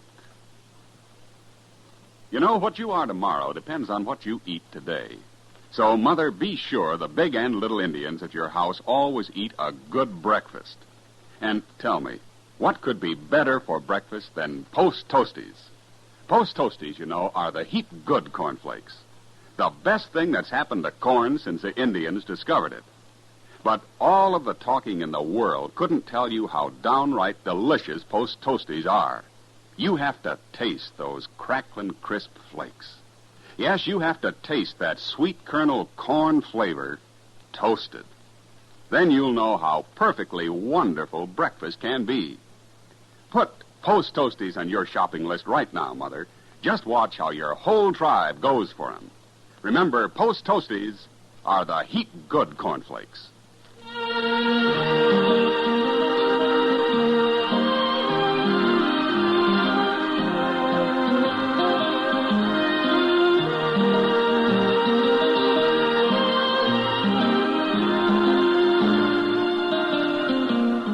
Gunsmoke, under the direction of Norman MacDonald, stars William Conrad as Matt Dillon, U.S. Marshal. Tonight's story was specially written for Gunsmoke by John Meston, with music composed and conducted by Rex Corey. Featured in the cast were Sam Edwards and John Daner. Parley Bear as Chester, Howard McNear as Doc, and Georgia Ellis as Kitty. Ken Peters speaking. Join us again next week as Matt Dillon, U.S. Marshal, fights to bring law and order out of the wild violence of the West in Gunsmoke.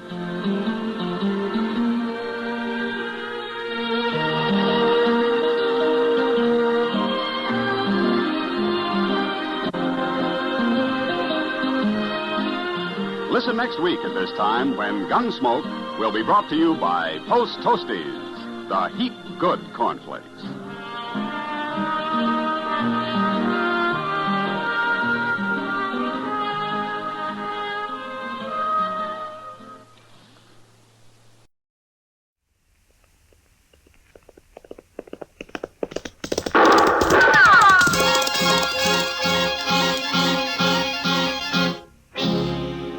Dodge City and in the territory on West, there's just one way to handle the killers and the spoilers, and that's with a U.S. Marshal and the smell of gun smoke.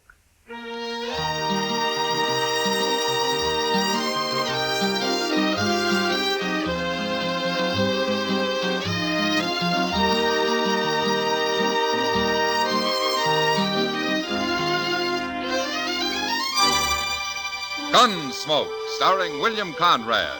The story of the violence that moved west with young America. The story of a man who moved with it. Matt Dillon, United States Marshal.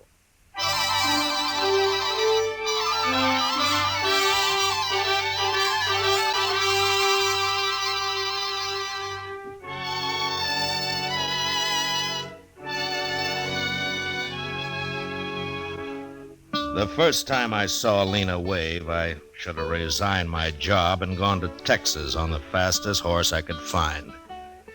Handling a man is one thing, but trying to handle a woman is another. Especially when she weighs some 200 pounds and is muscled like a mule and twice as ornery. Lena came to Dodge on a great draft horse with dark circles around its eyes. And she was leading an old jack mule that carried her boyfriend, Emmett Fitzgerald. And Emmett was a tired, pigeon-breasted little fellow with a green look in his face. They weren't a very handsome pair, but we were mightily impressed by them the day they rode up Front Street. I swear, Mr. Dillon, that woman must wear leather underwear. I don't know why she's leading his mule. The man doesn't look stout enough to run away if he wanted to. My, I'd sure hate to have her on my tail. Well, she's wearing a 6-gun and built like a buffalo. She sure isn't the gentlest looking woman I ever saw. Oh, that poor little man, Mr. Dillon. He somehow gives me the feeling he's being carried around in a bird cage. Now, quiet, Chester. They'll hear you. Yes, sir. Oh, I never thought we'd make it, Lena. You mean you never thought you'd make it? Get off that mule. Sure, Lena. Here. I'll help you tie him up, Lena. Ow! You stepped on my foot. I'm sorry. Lena. That'll learn you to be a gentleman. up there! Stop that!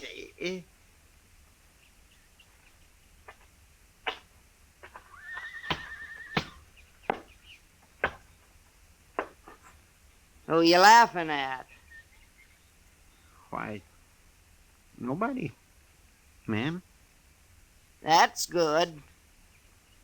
'Cause if I got the notion you was laughing at me or my man, I'd open you up. Oh, no. Oh, mine, no. No, it was just something funny I heard the other day from a fella. What? What? What'd you hear that was so funny? Well, I was sitting there and he come around the end Think hard, mister. You remember, Mr. Dillon, you tell her, please. Dillon? Why, you must be the marshal here. Oh, that's right, ma'am. Well, now, Marshal, I'm proud to know you. My name's Lena Wave. Shake! Well, how do you do? Over here, Emmett. Sure, Lena.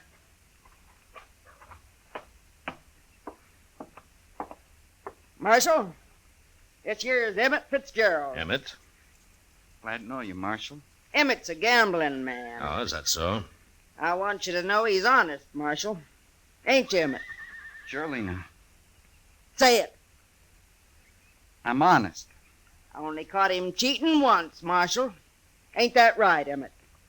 I was in bed 2 weeks. She liked to kill me. Well, I'm glad to know that. About your being honest, I mean. Emmett'll be running a game tonight. Right over there's as good a place as any. The Texas Trail. Sure. Glad to have you sit in, Marshal. And you can come, too, if you watch your manners. Yes, ma'am. Thank you. Emmett, I'd better feed you so you can get enough strength back to kneel them cards. Come on. Sure, Lena.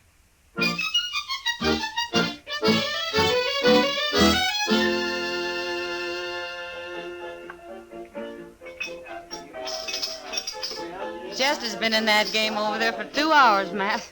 He must be losing. Well, he usually does, Kitty. How anybody could concentrate with Lena hulking around, I don't know. She does keep an eye on things, doesn't she? You know, Matt, I feel kind of sorry for her. Oh, she can take care of herself. Well, isn't that? She's being so big and not very pretty. After all, she is a woman. That's not too easy to tell, Kitty. You think she's in love with Emmett? Well, now, Kitty, I tell you, I haven't worked that out yet. I'm sure been studying on it, though. Matt. Every woman needs a man of some kind. She's got one. Yeah.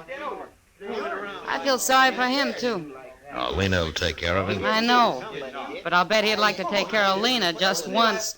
After all, he's human. I tell you, that is not my hand. I had 3 aces. You accuse Emmett of cheating, and I'll shoot you dead. Excuse me, Kitty. I better go fish Chester out of that. That Emmett was dealing, wasn't he? I'll blow a hole in you, mister. Right now. All right, hold it, Lena. She's about to shoot me, Mr. Dillon. You bet I am. Lena, I don't know what it's like where you came from, but you shoot anybody around here and you're going to go to jail. You'd put a woman in jail? For shooting, I would. For fighting? What? This is what? When I hear he can put you in jail for that, too, now. Now, here. The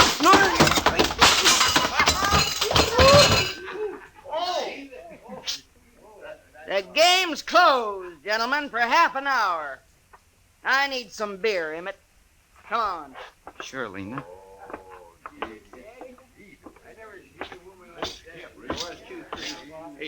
I don't care what this thing. On me like that, it ain't fair. Here, Chester. Let me help you out. Come on. There. Well, are you all right? Why didn't you stop her, Mr. Dillon? She might have killed me. Well, I don't know, Chester. I never fought with a woman.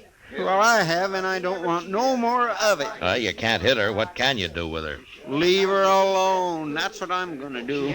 You know, Chester, Lena could get to be quite a problem. Well, she ain't going to be my problem. I'm getting out of here.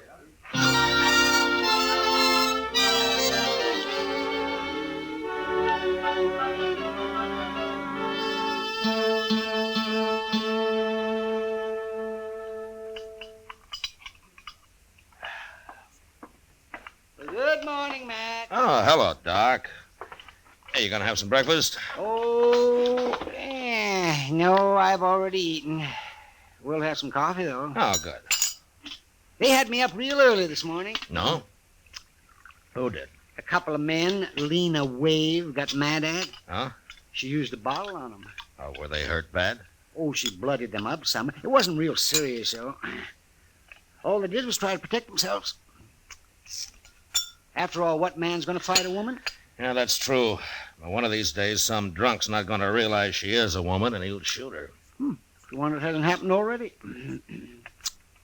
Oh, say, I hear Chester caught it all right when he accused Emmett of trying to cheat him. Well, he found out later that wasn't true, Doc. The other boys were just playing a joke on him. They switched his cards while he was under the table looking for some chips that he'd dropped. If you ask me, a man that'll leave his hand while he crawls around on the floor deserves anything that happens to him. Well, just about everything did. Mr. Dillon? Oh, here he is. He'll tell you. Mr. Dillon? Oh, say, you better come too, Doc. What's the trouble, Chester? Lena Wave, she just shot a man over at the Dodge House. What? Oh, I say, we better get... Is the man dead, Chester? He sure is, Doc. Where's Lena? She's still there. Claims it was self-defense. Did you see it? Yes, sir. I was right there. Lena was getting her room key at the desk, and this buffalo hunter come in and grabbed her. Well, he was pretty drunk. Drunk? At this hour of the morning he was drunk? Well, I guess he'd been up all night, Doc. Anyhow, he tried to kiss her. He must have been drunk. He got her gun hand behind her back, and then he pushed her up against the desk. Oh, she was swearing at him something terrible. Well, how did she shoot him, Chester? Well, sir, she just ooched around and squirmed herself along the desk till she'd rubbed her 6-gun around on the other side. Then she just pulled it out with her free hand and shot him in the belly. She did? Oh, my, she's quite a woman, ain't she? She sure is. She's waiting with Emmett right inside here, Mr. Dillon. Everybody else took cover. They're scared to death of her. What are you here for, Doc? Eh? You can't do him no good. Well, I just come to take a look at him. Let's see. Oh, yes, he looks dead, all right. He's dead. Why did you kill him, Lena? Well, I had to protect myself, Marshal. Nobody else would, including Emmett here. I figured you'd take care of him yourself, Lena. You always do. Sure. But if you was a man, you'd do it for me. Now, Lena, look how big he is. He ain't very big anymore. All it takes is a gun, Emmett. Sure, Lena. There are too many people carrying guns around here already. I'm going to take yours, Lena. What for? I killed him in self-defense. He wasn't even armed, except for that Bowie knife. You're forgetting something, Marshal. What? I'm a woman. So? So? You mean to tell me a woman ain't got the right to protect her virtue in this town? What do you men come to, anyway? Well, yes, she's got a point there. Ain't no judge in the world that wouldn't call it self-defense. No, you're right, Lena. I keep forgetting. You know I'm right. Emmett, we ain't had breakfast yet, and I'm hungry.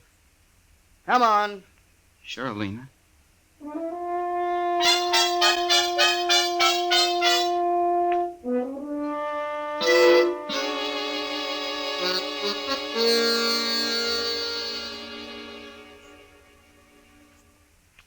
You know, I've been thinking, Mr. Dillon. Oh, what about, Chester? Well, old Lena could have let that fella kiss her this morning. Just a little peck, anyway. Then she wouldn't have had to shoot him. Yeah, she could have. But she didn't. I declare. She's enough to curdle cream. Well, I hope everybody leaves her alone from now on.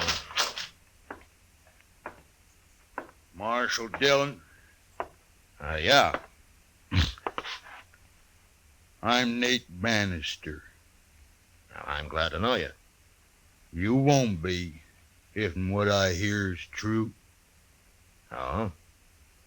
Jim Henry was my friend, Marshal. Is that so? Nobody's going to shoot a friend of mine and get by with it. Not even a woman. He was drunk, Nate, and he was treating her bad. And it's no call to kill him. In this country, a woman's free to protect herself any way she can. Yeah. That's what everybody I've talked to say. Well? Don't sit with me You gonna arrest her? No. Okay, then. Now, wait a minute. What? Where you going? I'm Marshal. I'm going to kill me a woman.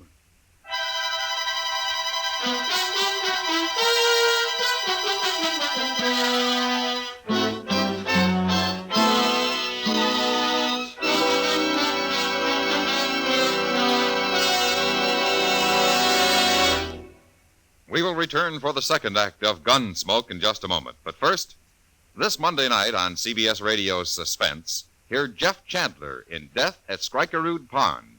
It's an exciting trial in which a young man faces death because of his decisions made as a member of a World War II underground. It's a fascinating study in suspense, and it's yours to hear this Monday night over most of these same stations at the Star's address. Monday, Suspense. Now the second act of Gunsmoke.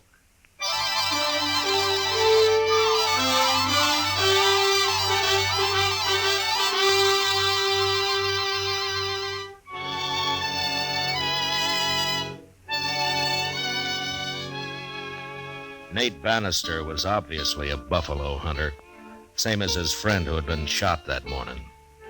He was a huge man with a heavy black beard and eyebrows so thick it was hard to tell if he was looking at you or not. I watched him as he stood in the doorway, having just said that he was going to kill Lena Wave. And I realized that a man that primitive was capable of doing anything, even shooting a woman. And I wasn't sure how to stop it, unless I shot him first. The way I was brought up, Marshal, that's what friends is for. If somebody kill you, then they gotta kill them. You do any killing around here, Nate, and you'll be tried for it. Maybe. If you catch me. I'll catch you.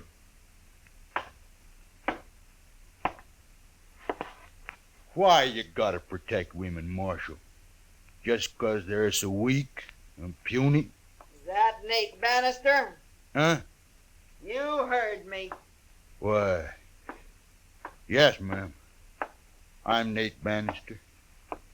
Well, they didn't tell me you was so big. Who didn't tell you?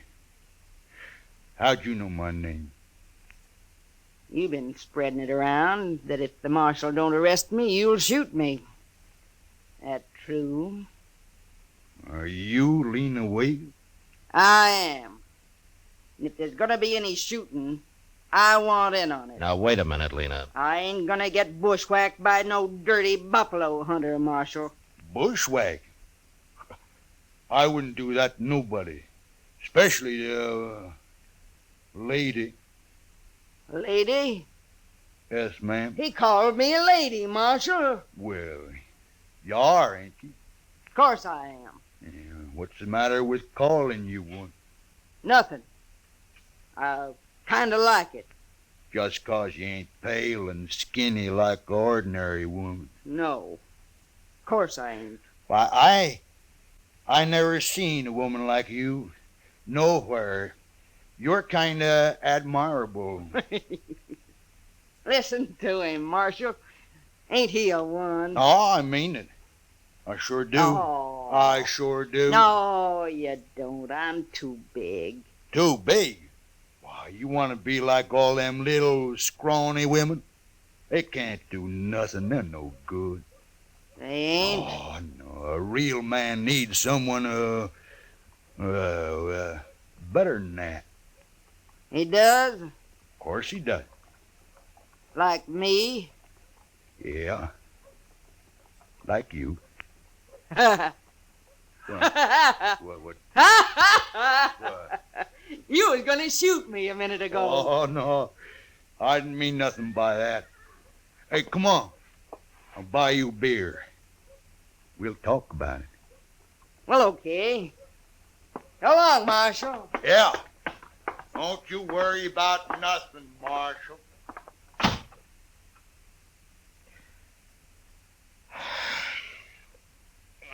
Chester!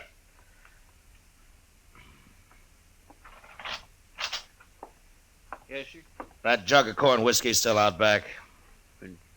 Yes, sir. It was last time I looked. Go and get it.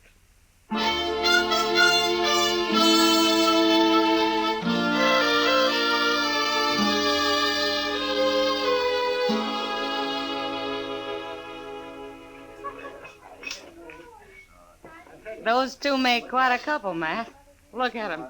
They've been sitting there most all day. Yeah, pretty shaggy pair of lovebirds, if you ask me.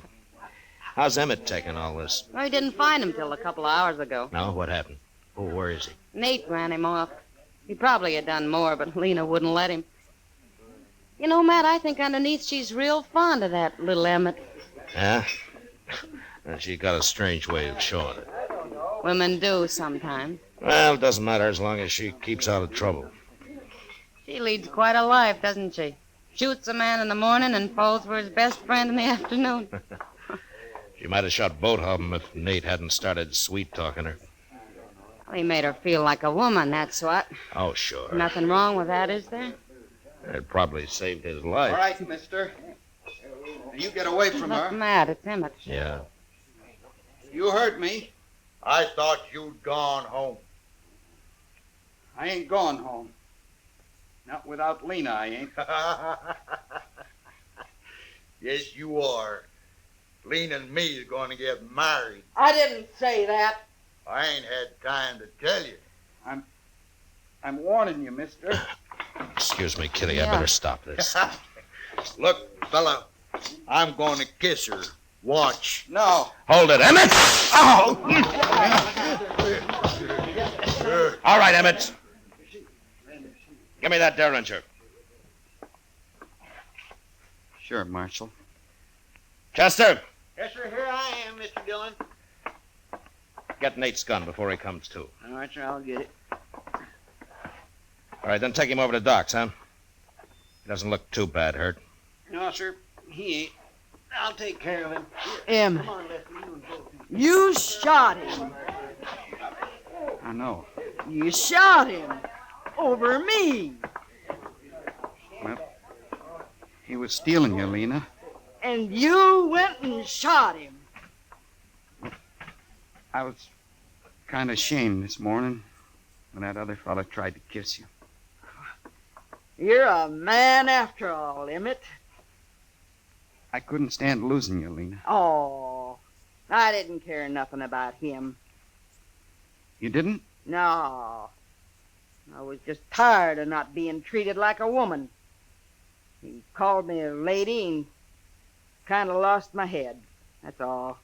Well, Emmett kind of lost his head, too, Lena. All right, Emmett. Come on. You're going to jail. No, Marshal, please. Come on. Get going, Emmett. All right. My husband goes to jail. So do I. Your husband? Of course. We've been married 10 years, Marshal. I always knew it wasn't a mistake. Well, he's still going to jail. Please, Marshal, don't take him. Of course I'll take him. He just shot a man, didn't he? He was only protecting his lawful wedded wife. You gotta let me go with him. Well, I can't leave him now. I've been waiting 10 years for him to treat me like a woman. Oh, please, Marshal. Look, Lena, there's been nothing but trouble since you hit Dodge. Please, Marshal. When Nate gets patched up, he'll be gunning for Emmett here. Emmett'll kill him next time. All right, Lena. Look, I'll tell you what I'll do. Get out of Dodge, both of you. Right now. You mean it? If you hurry. Oh, thank you, Marshal. Let's go, Emmett. Wait a minute. Huh? Take my arm. All right. Now, Lena. Come on. Sure, Emmett. Sure.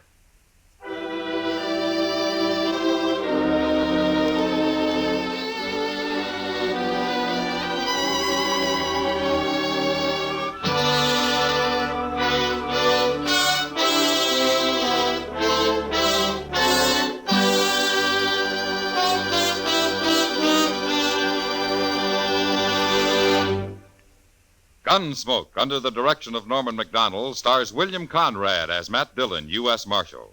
Tonight's story was specially written for Gunsmoke by John Meston, with music composed and conducted by Rex Corey. Featured in the cast were Virginia Gregg with Vic Perrin and John Daner. Parley Bear as Chester, Howard McNear as Doc, and Georgia Ellis as Kitty. Gunsmoke has been selected by the Armed Forces Radio Service to be heard by our troops overseas. Join us again next week as Matt Dillon, U.S. Marshal, fights to bring law and order out of the wild violence of the West in Gunsmoke.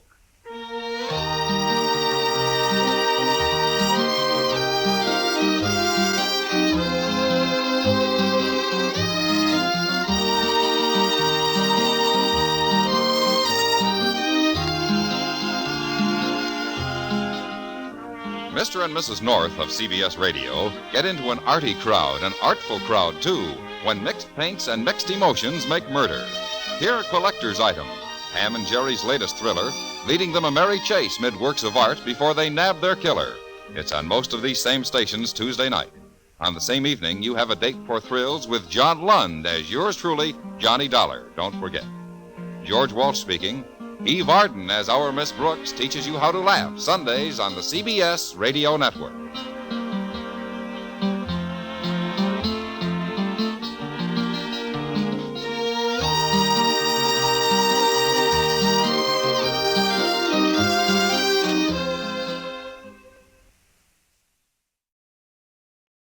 Now, Post Toasties, the heap good cornflakes, is proud to present Gunsmoke.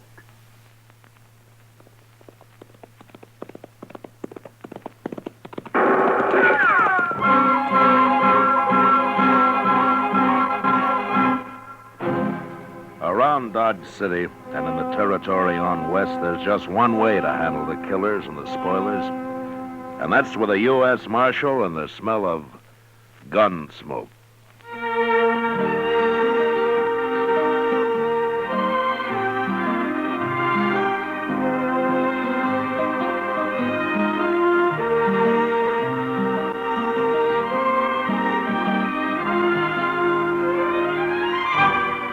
Gunsmoke, the story of the violence that moved west with young America. The story of a man who moved with it. Matt Dillon, United States Marshal. It's easy to do your whole tribe a big favor, Mother. Just pour every big and little Indian in your camp a breakfast bowl full of Post Toasties. Post Toasties, you know, are the heap good cornflakes. They're the best thing that's happened to corn since the Indians discovered it. Fresh as fresh can be. Say, Post Toasties are cracklin' crisp. Sweet kernel corn flavor, toasted. That's Post Toasties. Post Toasties are packed with nourishment, too. A bowl of Post Toasties with sugar and milk helps your big braves and little Indians start the day right. Get Post Toasties soon. And now, Gunsmoke, starring William Conrad.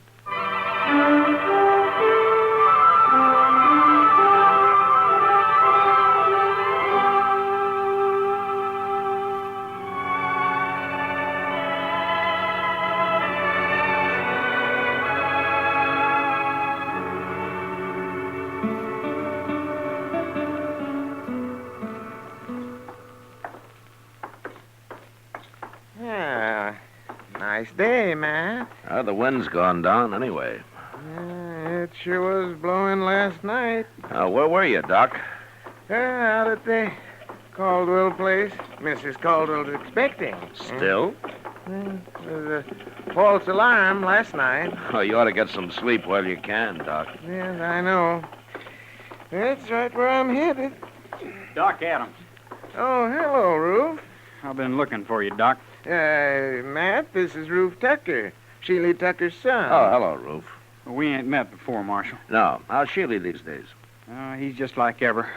But it's Ma I come to get Doc for. Well, what's the matter, Roof? She swallowed a nail, Doc, and it's hurting her bad. Swallowed a nail, did she? How'd she do that? I told her not to, but she was fixing the chicken house anyway, and she had some nails in her mouth. Oh, you say it's hurting her? It's her stomach.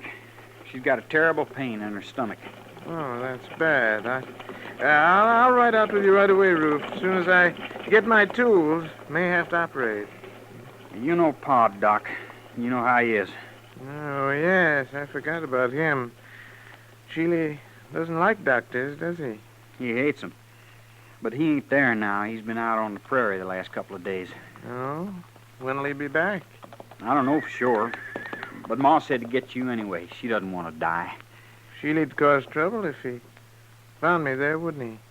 He sure would. He'd beat you half to death. Well, maybe I better ride out with you, Doc, just in case Sheely comes home while you're there. Good idea, Matt. I think you better. Yeah, Roof, go over to the Alafraganza and tell Chester I want him to go with us, will you? Sure, Marshal.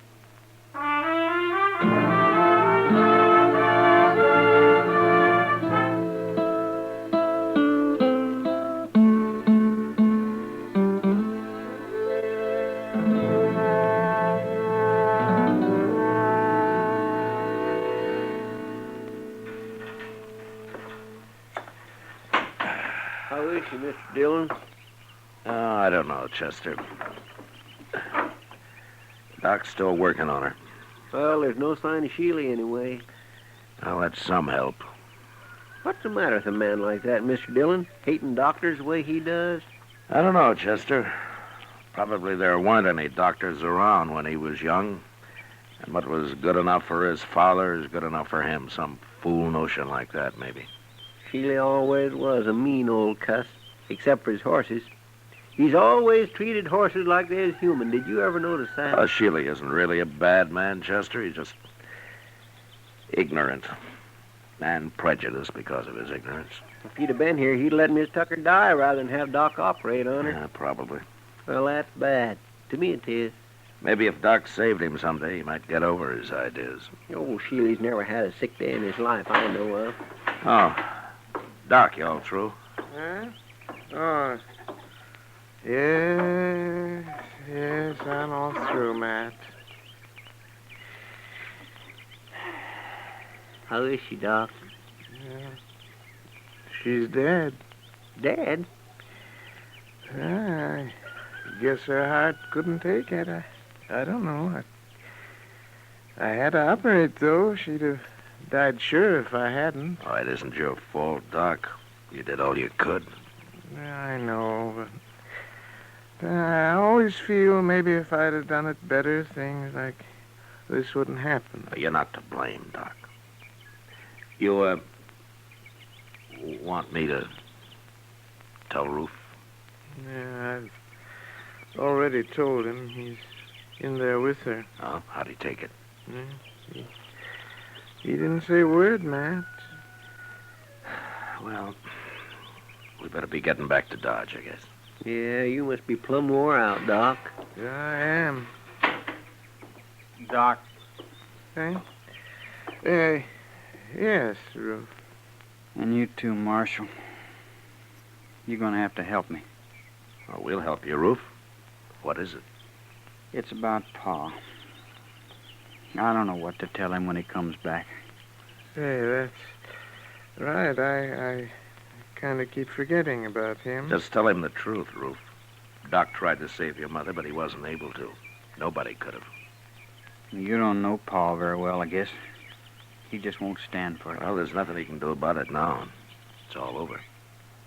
Not for him, it won't be. What do you mean, Roof? Well, when Pa says a thing, he means it. And he said none of us was ever to go near a doctor. Roof, do you agree with your Pa's thinking? No.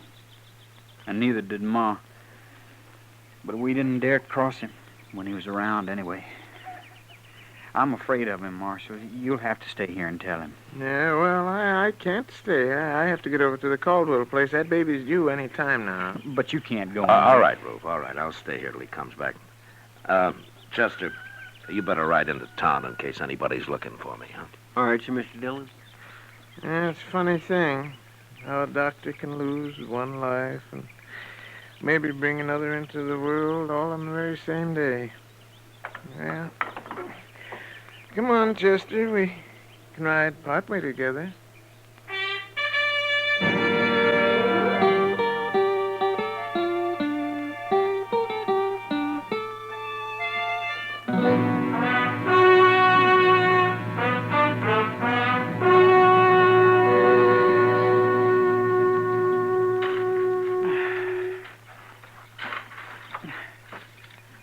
That ought to do it, Roof. I want her buried good, Marshal. How about a cross? You want to put up a cross? I'll let Pa decide that. Oh, my gosh, Marshal. Here he comes now. Yeah, looks like he's been riding pretty hard. Pa always rides hard, but he takes mighty good care of his horses all the same. He's never hurt one yet. I know. Oh, sorry, boy, oh. Oh, there, Marshal. How are you, Sheely? What are you doing out here? What's this? Sheely, your wife died. Ruth and I just finished burying her. She died? Just a few hours ago. We didn't know when you were going to get back, so we went ahead and buried her. What'd she die of? She was holding some nails in her mouth, and she swallowed one of them. Oh. Ruth, take this horse into the barn and dry him off. Sure, Pa. Rub him good now. I will, Pa. Don't let him near no water yet. I won't.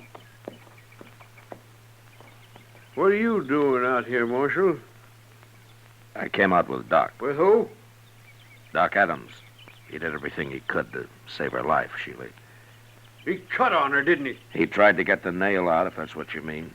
She'd have died from it if he hadn't. Cutting on her, that's what killed her. Look, Sheila, your wife was dying, and Doc tried to save her. That's how it happened, no matter what you think. I got no use for doctors. They're all croakers. That's what my old man called them, croakers. I kind of figured that's where all this came from. Sheila, have you ever thought that your old man might have been wrong? Not about them, he wasn't. Hey, how'd Doc get here anyway? Who told him to come? Your wife wanted him. After all the times I've told her to stay away from doctors? I guess she didn't want to die, Sheila. She wanted a chance to live. Yeah, sure. And he come out here and killed her. Poor defenseless woman. Doc Adams will pay for this, Marshal. I'm telling you right now. You lay a hand on Doc, and I'll run you out of the country, Sheila. Maybe it won't be a hand I'll use, Marshal. Try anything like that, and you'll hang for it. I'll find you no matter where you go. He killed my wife with his bungling butchery. He's a murderer. There isn't a man in Kansas who'd believe that. Doc's a pretty valuable citizen around here, Sheila. Not to me, he ain't. It's an eye for an eye, Marshal, like it says in the good book. You even try it, and I'll throw you in jail. I don't try nothing. Then you'll hang. Will I, Marshal?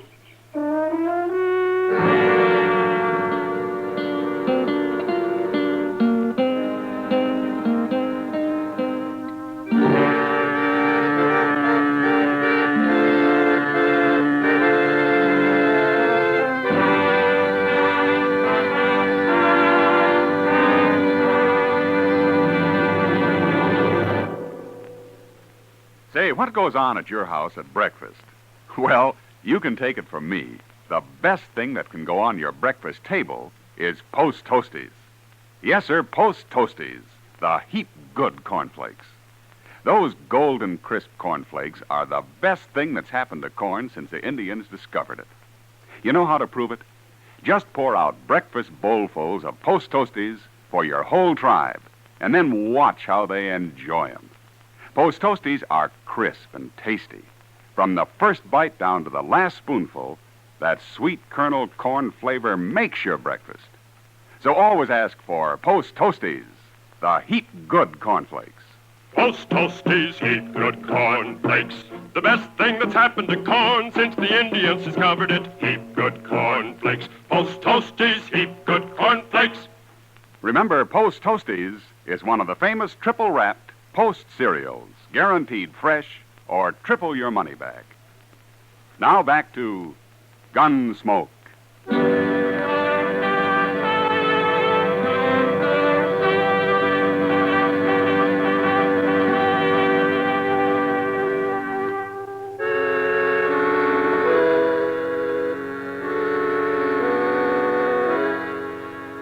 I left Sheely Tucker standing by his wife's grave, and I rode back to Dodge. There was no use trying to convince the man that doctors aren't bunglers and murderers. I figured he'd have to experience the truth himself somehow. And there wasn't much chance of that, the way things stood. But what really worried me was his threat to get Doc. Ordinarily, Sheely was peaceable enough, but there was no telling what he might do now. Doc stayed at the Caldwell place that night and the next day, too. I thought he'd be safe there, and I didn't worry about him till the next evening. Kitty and I were having supper at the Dodge house. Matt, for a town that lives on the cattle trade, you'd think we'd be able to eat decent steaks. You should have had the prairie chicken, Kitty. It didn't have to walk all the way from Texas. That steak I had got carried. It was too old to walk. I've never eaten prairie chicken, Matt. What's it taste like? Oh, a little chicken, a lot of prairie. If I didn't know you better, I'd say you've been drinking. If I know you, you'll order steak next time anyway. I don't give up easy, Matt. Yeah, I know. Remember it, then. Sure. You don't know much about women, do you, Matt? Well, I'm learning. Yeah.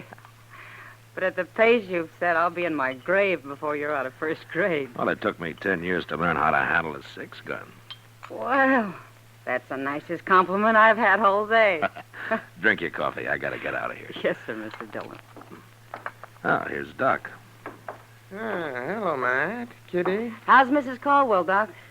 Yeah, gave birth to a 12-pound boy this afternoon. Ah, that's fine. Yes. That's not what I came to talk about, Matt. Somebody tried to shoot me on the way back from the Caldwell place. What? Who was it, Doc? Yeah, I didn't see him, and since I didn't have a gun, I rode straight ahead. Fast. Where did this happen? Yeah, about a mile the other side of the grove. I should have come out and ridden back with you, Doc. You should have, huh? Well, then, you know something about this? Yeah. Sheely Tucker, huh? He came back after you and Chester had left, Doc. He made some threats. Yes, I might have known it. But I'm not going to be a target for Sheely every time I go on a call in the country. I'm going out and see him, Matt. We'll have this out face to face. I don't think you can change his mind, Doc, but I'll go with you. And if he admits shooting at you this afternoon, I'll bring him back to jail. Maybe I'll bring him back anyway. Well, I should hope so. People around here'd be in an awful fix without Doc. Well, then there's me too, Kitty. Oh, sure, Doc. I was thinking of you. We'll ride out in the morning, Doc. Yeah, good.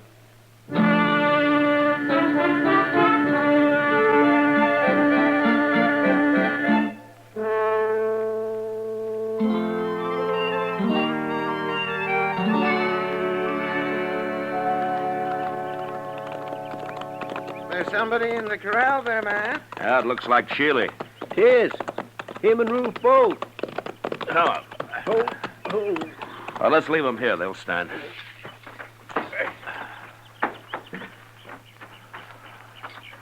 I got a horse tied down in there, Mr. Dillon. He's down, Chester, but he isn't tied. No, by golly, he ain't. Oh, say, look at that. Yeah, broke his leg. Now, that's too bad. Well, here we are. Doc, I'll go first in case Sheely gets excited. Oh, all right, man. Yeah. Go ahead, I'll close it.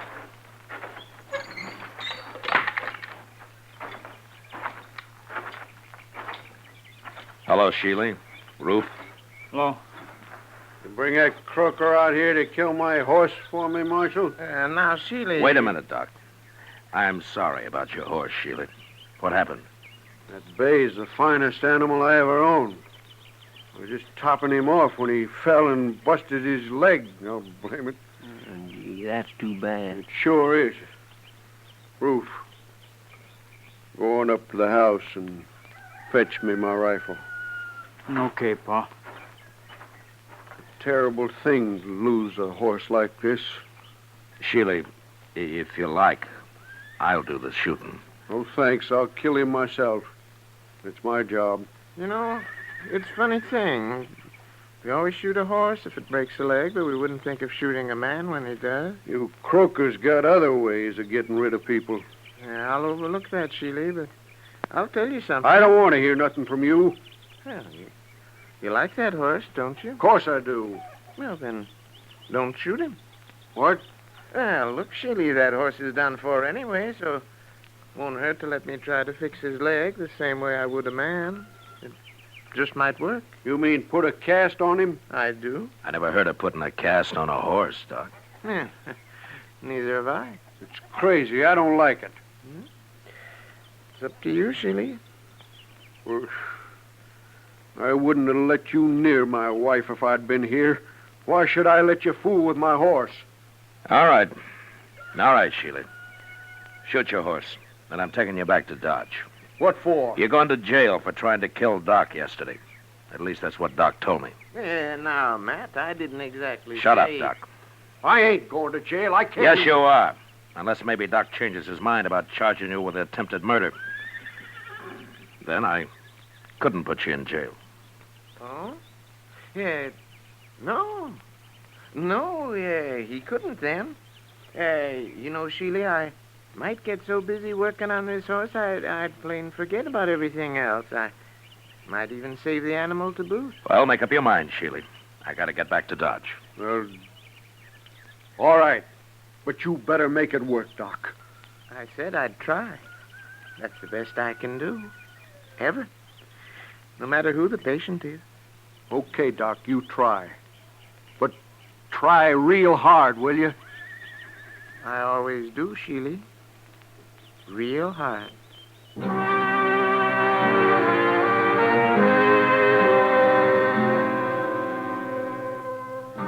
Chester and Ruth made a fast trip into Dodge for plaster of Paris and some muslin to go under it.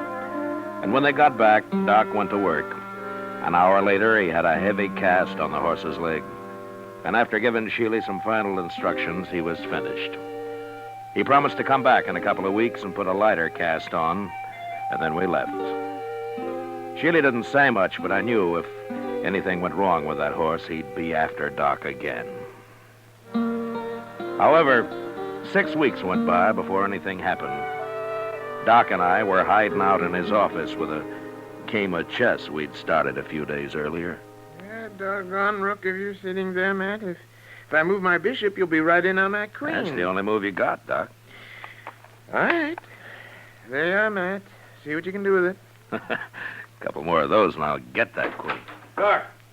Well, hello, Sheely. Doc, I've been looking everywhere for you, blast you. Why'd you put a sign on your door saying you were out? How come you're wearing a gun, Sheely? Man, it'd be a fool not to wear a gun in this town, Marshal. He'd be a worse fool to try to use it. Don't rile me. I'm in a bad enough temper already. What's wrong, Sheely? How's your horse? My horse is tied up right outside, Doc. What? Yeah, I took that second cast off myself. Then I rode him in here. Of course, I took it easy with him, Doc, real easy. And he ain't even limping. Well, what do you know? By heaven, it works. Oh, that's fine, but what are you so heated up about, Sheely? Well, you'd be heated up too, Marshal. If you'd been carrying a rotten tooth in your jaw as long as I have. You mean you're looking for a doctor, Sheely? I'm man enough to admit it, Marshal. Well, now, Sheely. You just sit down right over there, and I'll see what I can do. Okay, Doc. Hey, this is the one right here. Try to get it out, will you? I'll try, Sheely. That's the best I can ever do. Ever. That's good enough for me, Doc.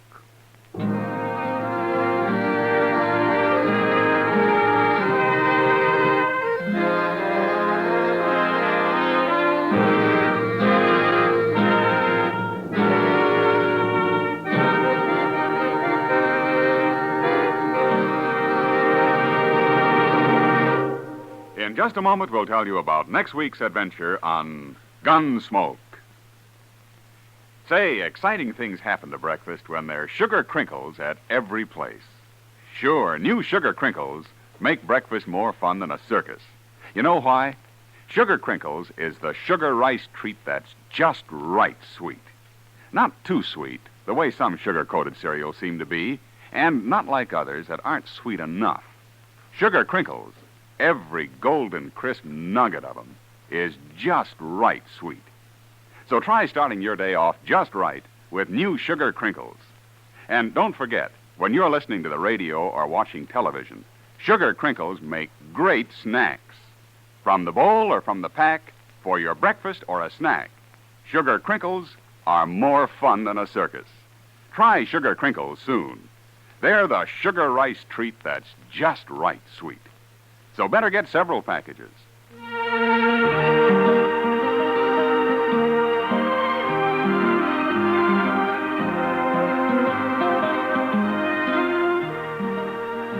Gunsmoke, under the direction of Norman MacDonald, stars William Conrad as Matt Dillon, U.S. Marshal.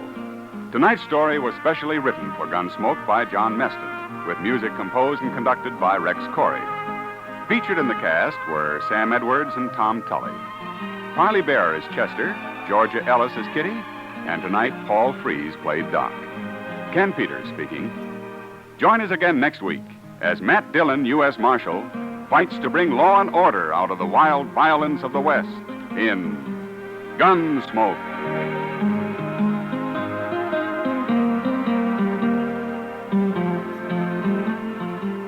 Listen next week at this time when Gunsmoke will be brought to you by Sugar Crinkles, the sugar rice treat that's just right sweet.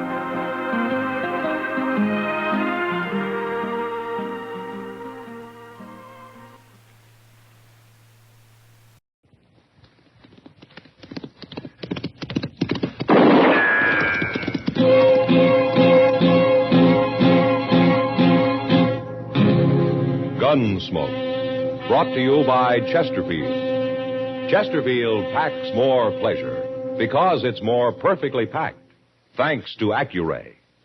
They satisfy the most. Around Dodge City and in the territory on West, there's just one way to handle the killers and the spoilers, and that's with a U.S. Marshal and the smell of Gunsmoke.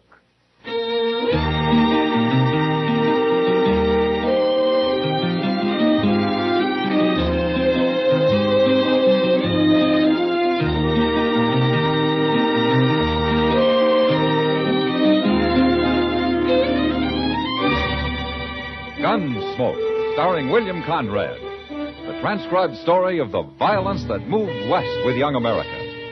And the story of a man who moved with it. I'm that man, Matt Dillon, United States Marshal. The first man they look for and the last they want to meet. It's a chancy job, and it makes a man watchful and a little lonely.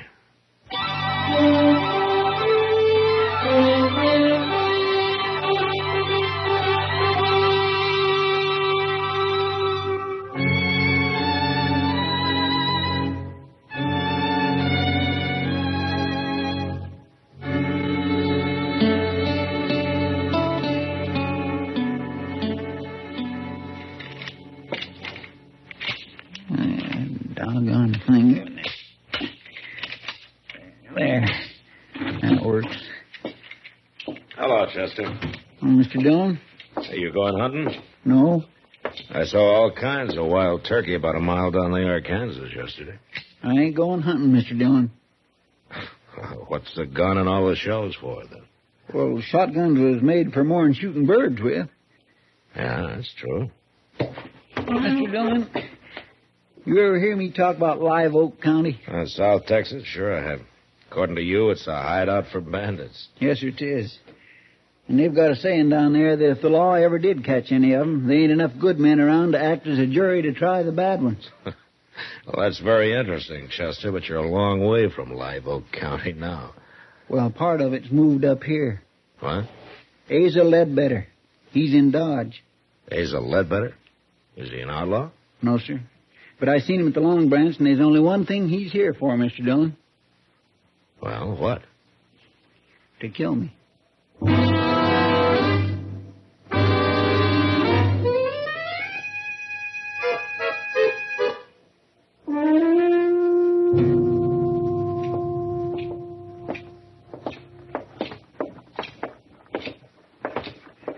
right, Chester. Are you going to tell me why Asa Ledbetter is here to kill you? It don't matter why, Mr. Dillon.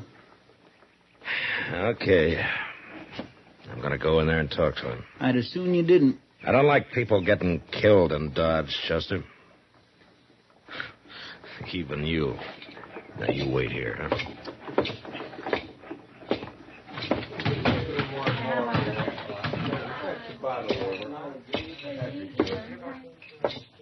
Hello?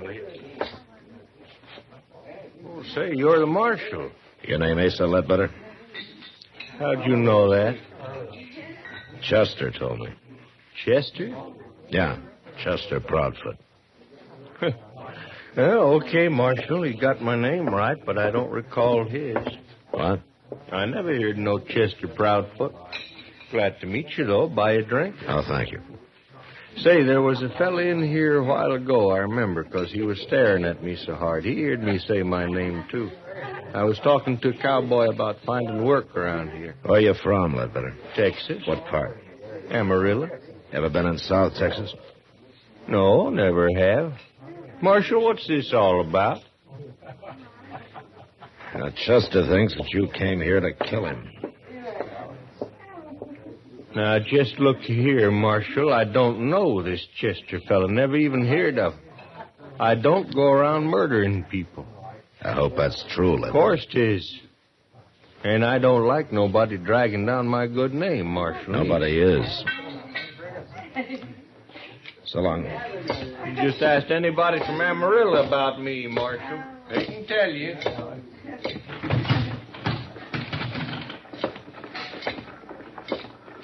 Chester? I feel like a darn fool standing out here. Are you sure you haven't got Asa Ledbetter mixed up with somebody else? Not hardly. He claims he never heard of you. He's been looking for me for years. Why, Chester? It don't matter why, Mr. Dillon. If I'm dead, all that matters is I'm dead. Why don't you take a few days off, huh? Go fishing or something. You don't believe me, do you? I didn't say that, Chester. Well, you'll be sorry, Mr. Dillon. You'll be real sorry.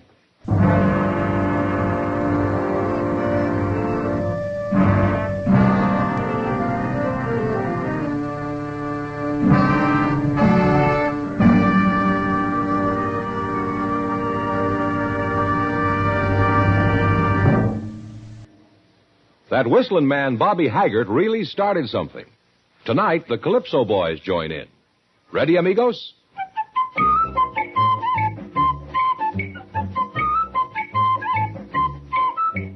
Packs more pleasure, packs more pleasure. Chesterfield packs more pleasure because Chesterfield's more perfectly packed.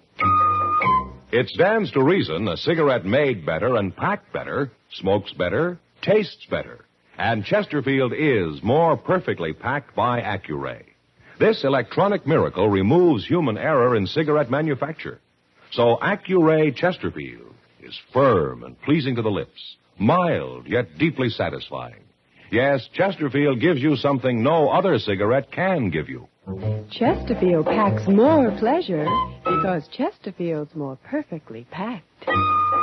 To the touch, to the taste, Chesterfield packs more pleasure because it's more perfectly packed. By Chesterfield, mild, yet they satisfy the most.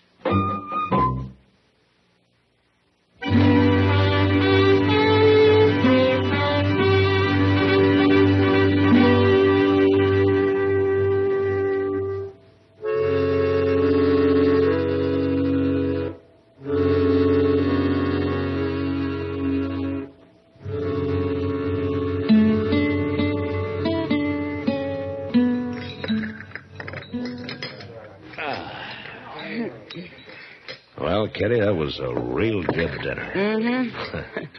And thank you. Thank me. Well, I thought you were paying for it. You're the one who needs a vacation, not Chester. Oh, but you're a rich woman, Kitty. Let's talk about Chester. Does he really think Asa Ledbetter's after him? Well, that's what he says. It's not like Chester to make up a thing like that. No. Matt? You stay here. No, I'm going with you.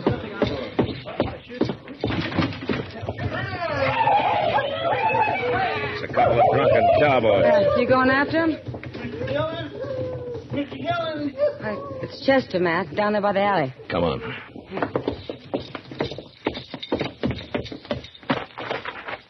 What's the matter with his arm? Looks like he's been hurt. Yeah. He shot me, Mr. Dillon. He shot me. One of those cowboys? No, Asa Ledbetter. What? I seen them cussed cowboys coming, so I ducked in the alley here. And Ledbetter was down at the end of it, just waiting for me. I think he just hired them fellas to set up a commotion so he could get a shot at Here, me. let me see that arm. Bullet went right in here, Mr. Dillon. It didn't break nothing, though. Ah, Chester, you've been hurt worse than this a dozen times. Now, look, if you ducked in the alley, you were probably facing the street, weren't you? Yes, it was. All right, then Ledbetter wouldn't have been behind you. The bullet entered from in front. It was him, I tell you. Or the wild bullet from those cowboys. Do you think I'm lying? Well, I think you're worrying yourself into seeing things. I'm going up to Doc's, if I can make Now, it. wait a minute, Chester. Where's Ledbetter staying? Well, he told me the Dodge House, Matt. All right, I'll go talk to him. Sure. You go talk to him. How many times do I have to be shot around here before anybody believes me?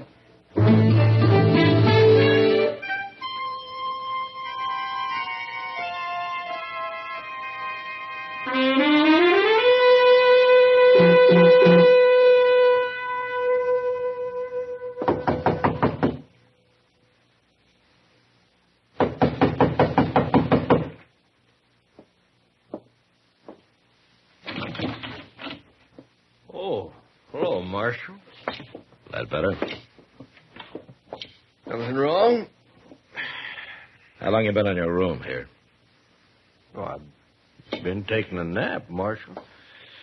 Up until them drunks out there woke me up. Now, Chester says you tried to shoot him a few minutes ago. Now, Marshal, I'm getting sick and tired of this Chester. What's he trying to do, anyway? He's pretty certain about it. Bound and determined to get me into trouble? I'm doggone if I know why. There must be some reason. Well, sure, and if there is, I don't know it. I'll be glad when I find me a job and get shut of this town. Never did hear nothing good about Dodge anyway. We try to keep it peaceful. Oh, sure, but it's like you say. Probably ain't enough good men left to act as jury to try the bad ones. Oh? Now, just where do they say that, Ledbetter? Oh. I don't know. You heard it before, ain't you? Yeah, I've heard it before. It's a saying down in South Texas in Live Oak County. Well, that may be, Marshal. And I heard it in Amarillo. Now, ain't that possible? Yeah, I guess it is. Marshal, listen here. If I come here to kill a man, what did I be waiting around for? A change of weather? It don't make sense, does it? No. No, it doesn't make sense. Any part of it.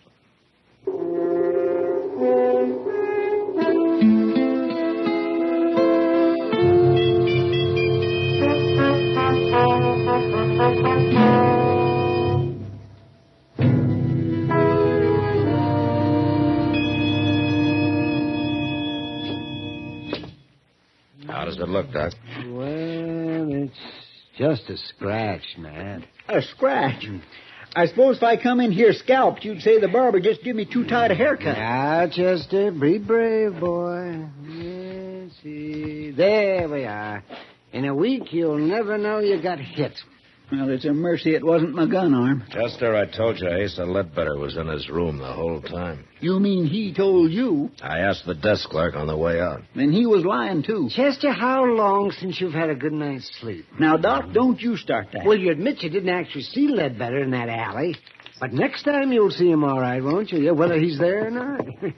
Have you finished doctoring my wound? Oh, now, wait a minute. Getting mad won't help you. Well, maybe it... Well, where are you going now? Who cares where at I'm going?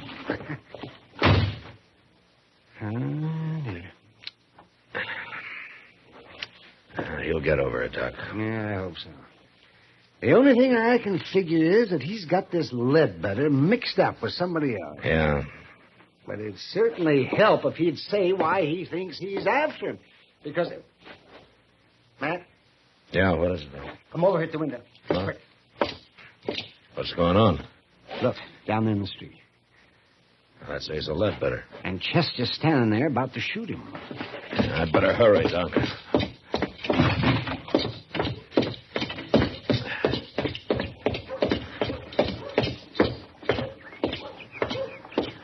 You are just getting plumb good and tired, are you? Then why don't you do something about it? Yes, sir. You stay out of this, Mr. Dillon. I don't like gunfighting, no matter who starts it. I didn't start it. He come here to shoot me. Marshal, he is crazy. He ought to be locked up.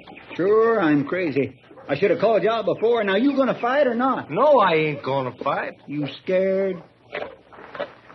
I've got no quarrel with you. Are you scared? Leave him alone, Chester. No. Then tell me what this is all about. No. Now, Chester, why don't you just go off and get drunk or something? Hey, Chester. Now will you draw? Now will you? Oh, Marshal, I ain't going to take much more of him. I said, are you All right, gonna Chester, draw? that's enough. Now, you come with me. You're a dirty coward. You little come brother. with me, I said.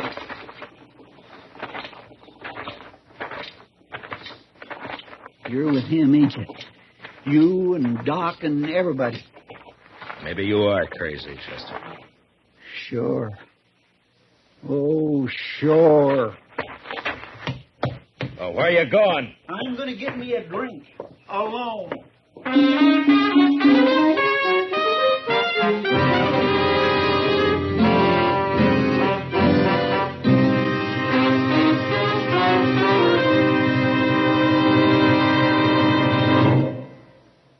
Say, where are you listening to Gunsmoke? In your car? Getting ready for dinner? Oh, I see. Just relaxing in your favorite easy chair. Well, I'd say you're in a good spot right now to really enjoy a Chesterfield. You see, Chesterfield packs more pleasure because it's more perfectly packed. It stands to reason. A cigarette made better and packed better smokes better, tastes better.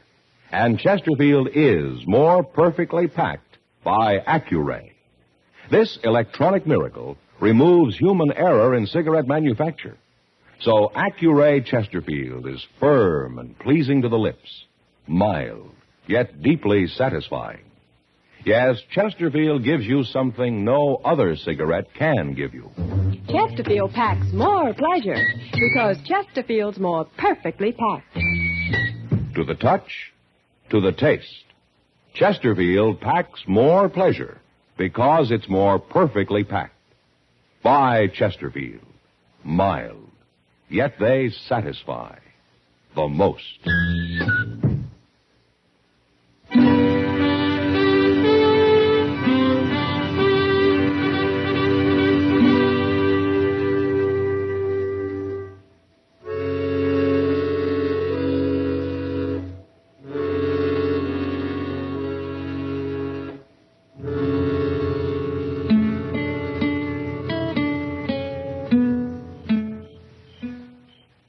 Doc? Is that you, Doc? Oh, man. Why, it's 3 o'clock in the morning, man. Yeah. You been on a call? Well, I haven't been romancing the ladies. Yeah, is Chester asleep? Yeah, he's asleep. But not in the office. Well, why not? Where is he? I locked him in a cell out back. You locked him in... What? He got drunk, Doc. By sundown, he was as drunk as I ever saw him. Well, maybe he needed it, Matt. Maybe it'll bring him out of all this. Well, something's got to. Yes, it does. Well, I'm going to go to bed, Matt. You better go, too. Yeah, I am, Doc. I think I'll use Chester's bed in the office tonight. I'll see you tomorrow. Yeah, good night, Doc.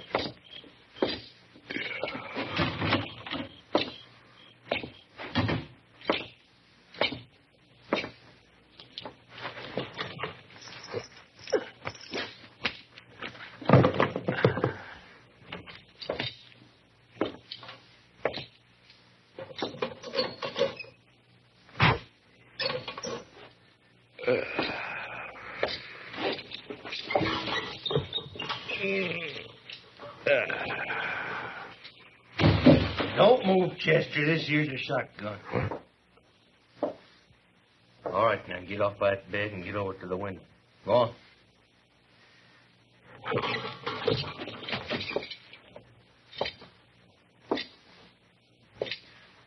better. I'm going to sit down here and light the lamp now. But you just stand steady. The shotgun's right across my knees.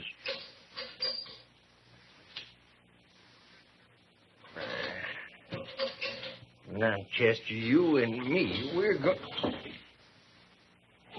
Marshal? What you doing here? Well, I was trying to get some sleep. Well, you don't sleep here. It's Chester's bed, all right. Where is he? Now, he's around. Somewhere. Where you going? Stand still. Marshal, stand still. I mean it. Well, I was just going to close the back door here.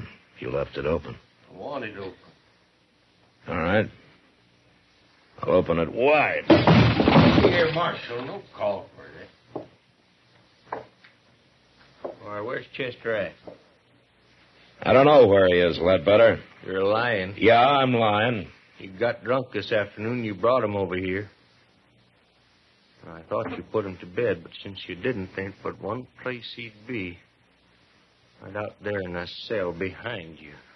You walk right past him on your way in, Ledbetter. Get out of that doorway, Marshal. No.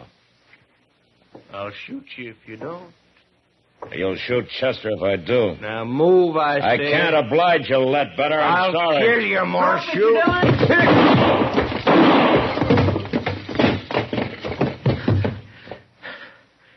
Don't shoot again, Chester.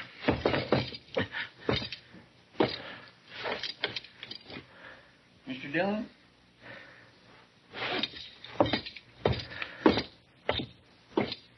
Is he dead? Yeah.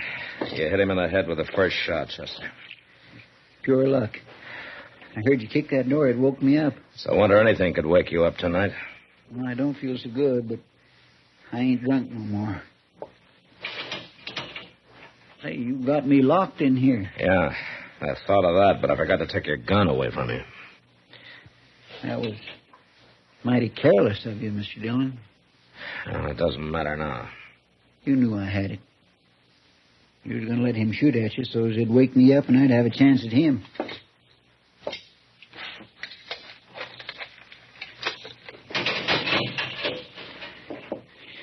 I guess I was kindly wrong about you being agin me. You know, it might have helped things if you'd have told me why Ledbetter was after you, Chester.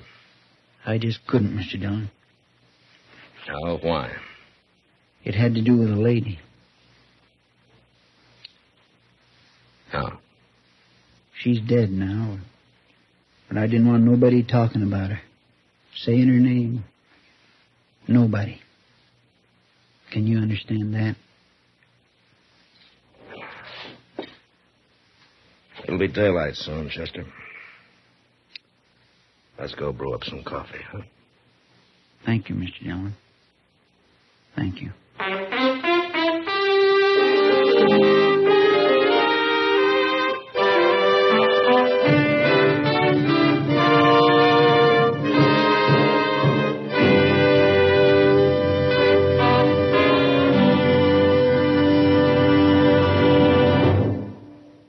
In a moment, our star, William Conrad. Vacation coming up soon? Here's how to pack more pleasure. Make sure you have a couple of cartons of Chesterfields in your suitcase or in your car's glove compartment.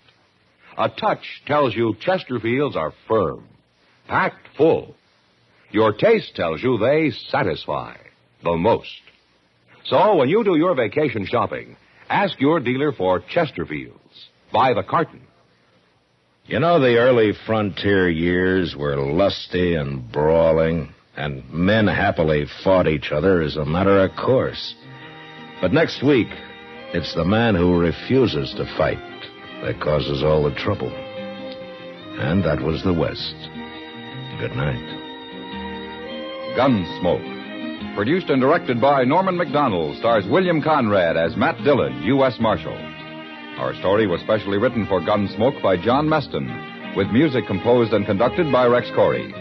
Sound patterns by Tom Hanley and Bill James. Featured in the cast was Lawrence Dobkin as Asa Ledbetter, Parley Bear as Chester, Howard McNear as Doc, and Georgia Ellis as Kitty.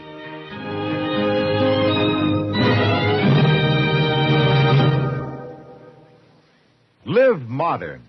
Smoke L&M. live. Modern. Change to L&M. Yes, have an L&M. No other cigarette you can buy, plain or filter, gives you the full, exciting flavor you get through the pure white L&M Miracle Tip. Through the modern Miracle Tip, L&M tastes richer, smokes cleaner, draws easier. So light up, free up, let your taste come alive. Live modern. Smoke L&M. Join us again next week for another specially transcribed story on Gunsmoke.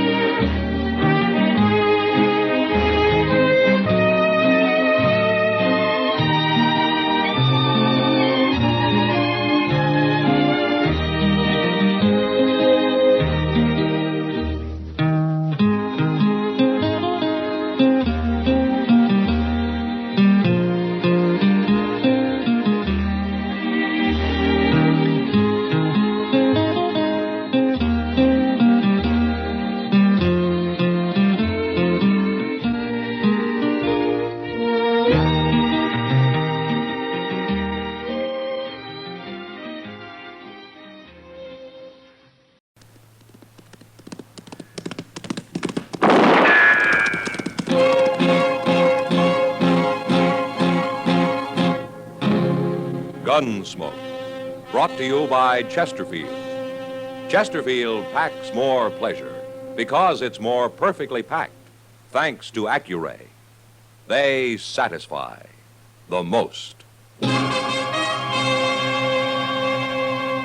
Around Dodge City and in the territory on West, there's just one way to handle the killers and the spoilers, and that's with a U.S. Marshal and the smell of gun smoke.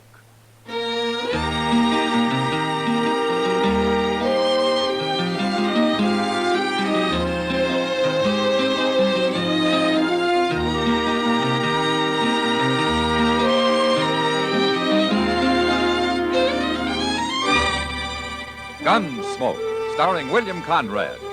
The transcribed story of the violence that moved west with young America. And the story of a man who moved with it. I'm that man, Matt Dillon, United States Marshal. The first man they look for and the last they want to meet. It's a chancy job, and it makes a man watchful and a little lonely.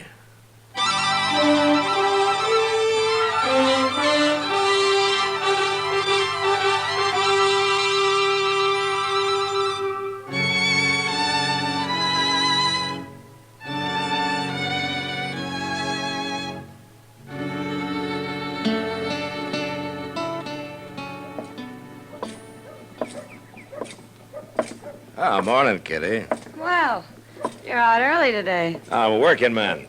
I have to keep regular hours. Then what were you doing at the Long Branch at 2 o'clock this morning? Well, sometimes it's a regular 24 hours, just like you.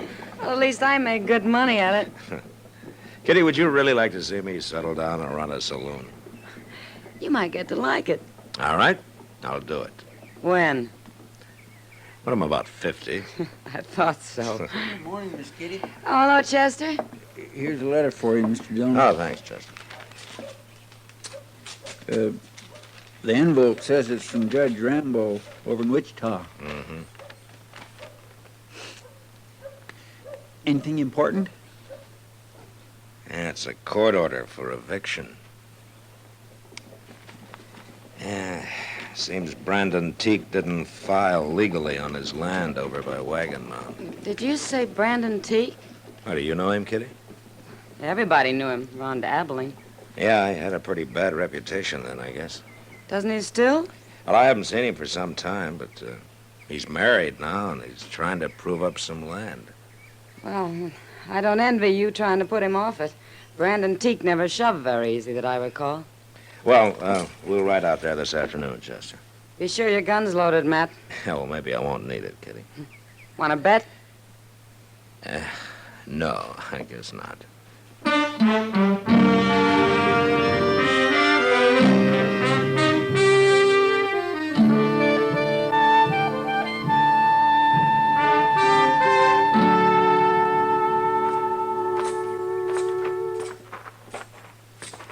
You ask me, Teek's gone build himself a mighty nice place out here, Mr. Dillon. Yeah, he's doing fine.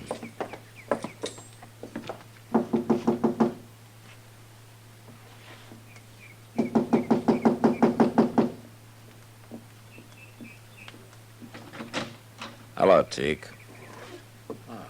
Hello, Marshal. Chester? All right, Teek. What brings you out this way? Well, here, you might as well read it yourself. What's this? Court order. Immediate eviction. What's this all about, Marshal? I got my deed to this place. Yeah, but you failed to register it at the land office, Teak. Nobody told me about that. I'm sorry. You'll be a whole lot sorry you try to put me off this land, Marshal. Brandon, who are you talking to? You stay inside, Sarah. It ain't nothing. Well, then it won't hurt if I come out. This is my wife, Marshal Dillon and Chester Proudfoot. How do you do, mister? Ma'am? Is there trouble, Brandon? They say we got no legal right to this place, Sarah. I didn't register the deed or some fool thing. Oh, No, no. don't you worry. Ain't nobody gonna move us off, law or no law. It's a court order, Teak. I ain't wore a gun since I got married, Marshal, but I can sure go put one on. We're going to have a child, Marshal. Most any day now. And we ain't moving. We ain't starting over again. Oh, if we have to, we can do it. I'd rather die and see you go to fighting again, Brandon. Now you think on it. It's a hard thing for a man to swallow, but I can't go again her. I ain't putting on my gun. Now, why don't you go in and tell her that? When'll I tell her we got to get off the place? Oh, there's no hurry. What about that immediate eviction? Well, I'll be responsible for that. I guess I ought to be grateful to you. No, Teague, not to me. Well, goodbye. Bye, Marshal. Chester. Bye, Teek.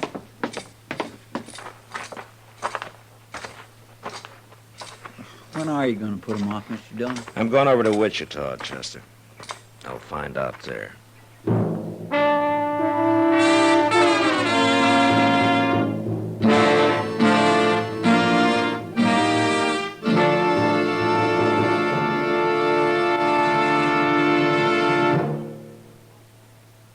You've heard Bobby Haggard whistling it on radio and television.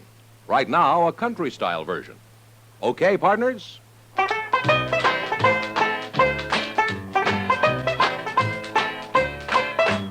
Packs more pleasure, packs more pleasure. Chesterfield packs more pleasure because Chesterfield's more perfectly packed.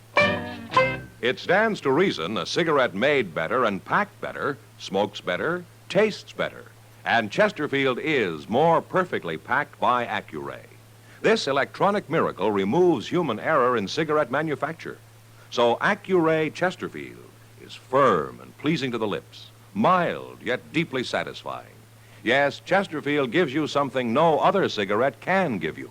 Chesterfield packs more pleasure because Chesterfield's more perfectly packed. To the touch, to the taste, Chesterfield packs more pleasure because it's more perfectly packed. By Chesterfield, mild, yet they satisfy the most.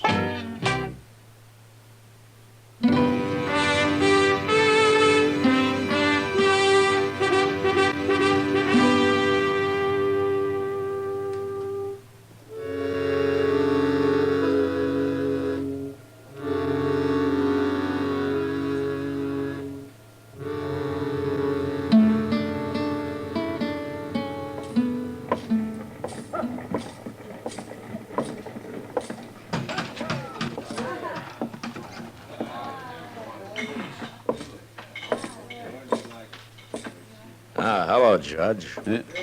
Marshal Dillon, what are you doing in Wichita? Well, I came to see you. Oh, that's so?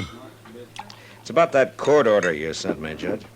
Which court order, Marshal? The one to evict Brandon Teak off his land near Wagon Mountain. Oh, that. Yes, I remember.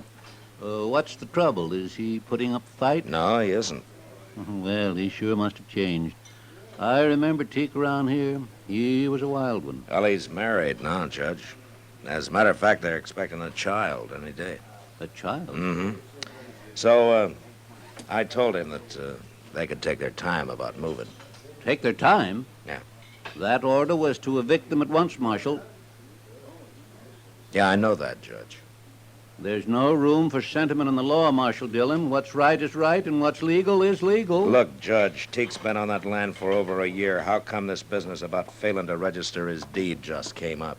It was only recently brought to my attention. And who brought it to your attention? Lee Sprague. Not that it makes any difference. Lee Sprague, huh? He owns a lot of land around Wagon Mound, doesn't he? And he's filed on this. There's nothing irregular about it, Marshal, if that's what you're thinking. Well, legally, I'm sure everything's correct, Judge. You can't argue with facts, Marshal. Now stop being a sentimental fool and go do your duty. Brandon Teek's a changed man, Judge. He's done more than prove up that land. He's proved himself up, too. Homestead Act, 1862, paragraph 12. After 1 year, if the deed to such land is not duly recorded at the nearest government never office... mind, Judge. I know how it reads. Well, then start acting like it. I can hold even a United States Marshal in contempt of court, you know. Yeah, sure you can. You got a lot of power, Judge. But there's only one thing wrong. And what's that? You never learned how to use it.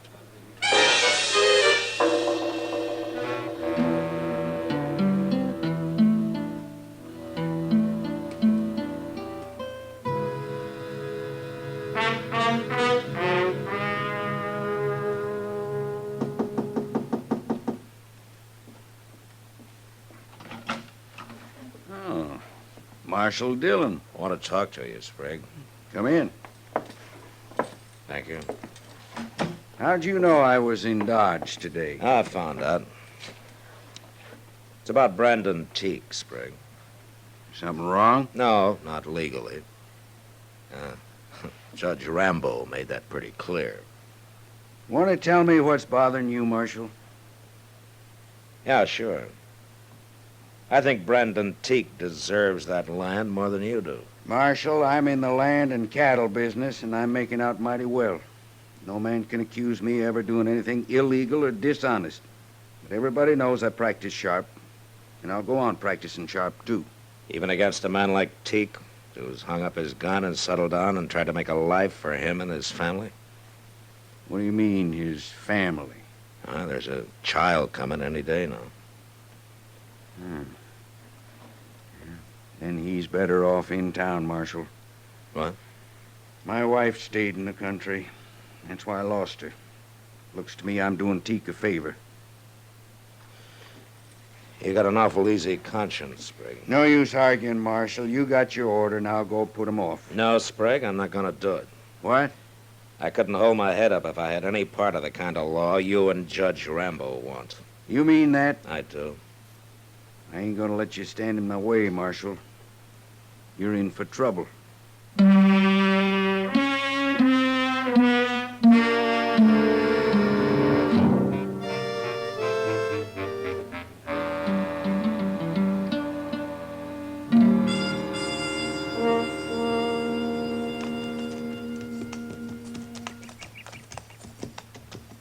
It's Brandon Teek and his missus both talking to that fellow, Mr. Dillon.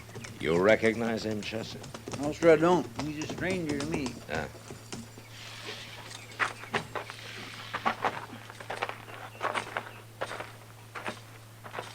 Looks like they're all head up over something, don't it? Yeah. Miss Teek hadn't ought to be standing out in the heat of the day this We'll way. let Marshal Dillon settle this, Haley. He's got nothing to do with it no more. Ma'am, How to do, Marshal? what's the trouble here, Teek? You told me there was no hurry about our leaving, Marshal. Wait a minute. Where'd you get that badge, mister? Who are you? I'm Jim Haley, Marshal. Deputy Sheriff from Wichita. Wichita? Well, how'd you get here? I took the Santa Fe to Dodge, then I rented me a horse. Answer me, Haley. Judge Rambo sent me. I guess he felt the law needed a little enforcing down this way. He's got a court order, Marshal, just like the one you had. It's plumb legal. And I want you people to pack up and be out of here by tomorrow. Just a minute, Haley. I can take care of him, Marshal. No, Brandon, there'll be no fighting. Now, Sarah, You ain't gonna do nothing except move, Teak, and right now. No. Woman, you let go my arm! Sarah!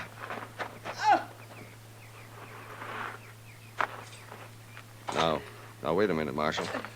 She shouldn't have grabbed my arm like that. I was only trying to do... Get his gun, Chester. Yes, sir. Is she hurt, Teak? You all right, Sarah? I'll be all right. She only grabbed his arm. He's gone and hurt her, Marshal, flinging her off like that. Chester. Yes, sir. Jump on your horse and ride for Dodge, huh? Tell Doc to get out here. Fast.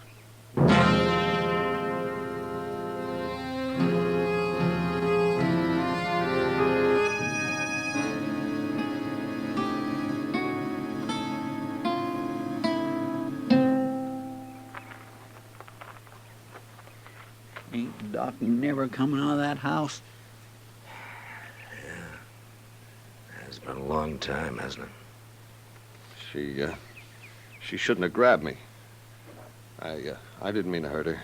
Haley, why don't you keep quiet? Nobody wants to hear from you. Look, Mr. Dillon, there's Doc. Huh? You don't look none too happy.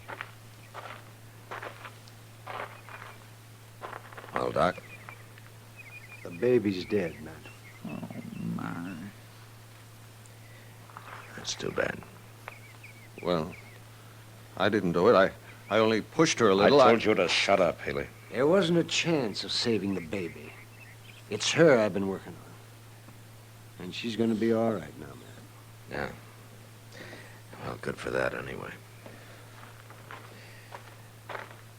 Hey, Doc tell you, Marshal?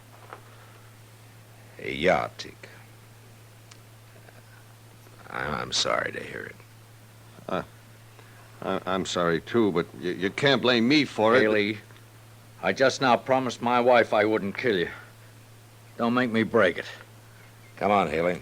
I'm taking you to Dodge with me. Hey, now, look here. Ain't you forgetting I'm a lawman, too, Marshal? I'd like to forget it. It doesn't make me very proud of being one. I come here to do a job, and I'm going to do it. I promised her I wouldn't kill you now, Haley, but you come back here, and I promise you I will. A man can only take so much. I'll be back.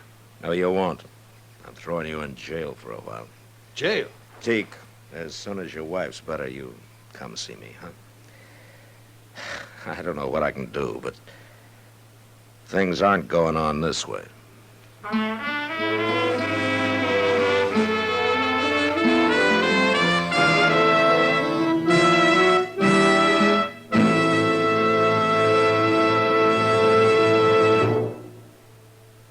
Where are you listening to Gunsmoke?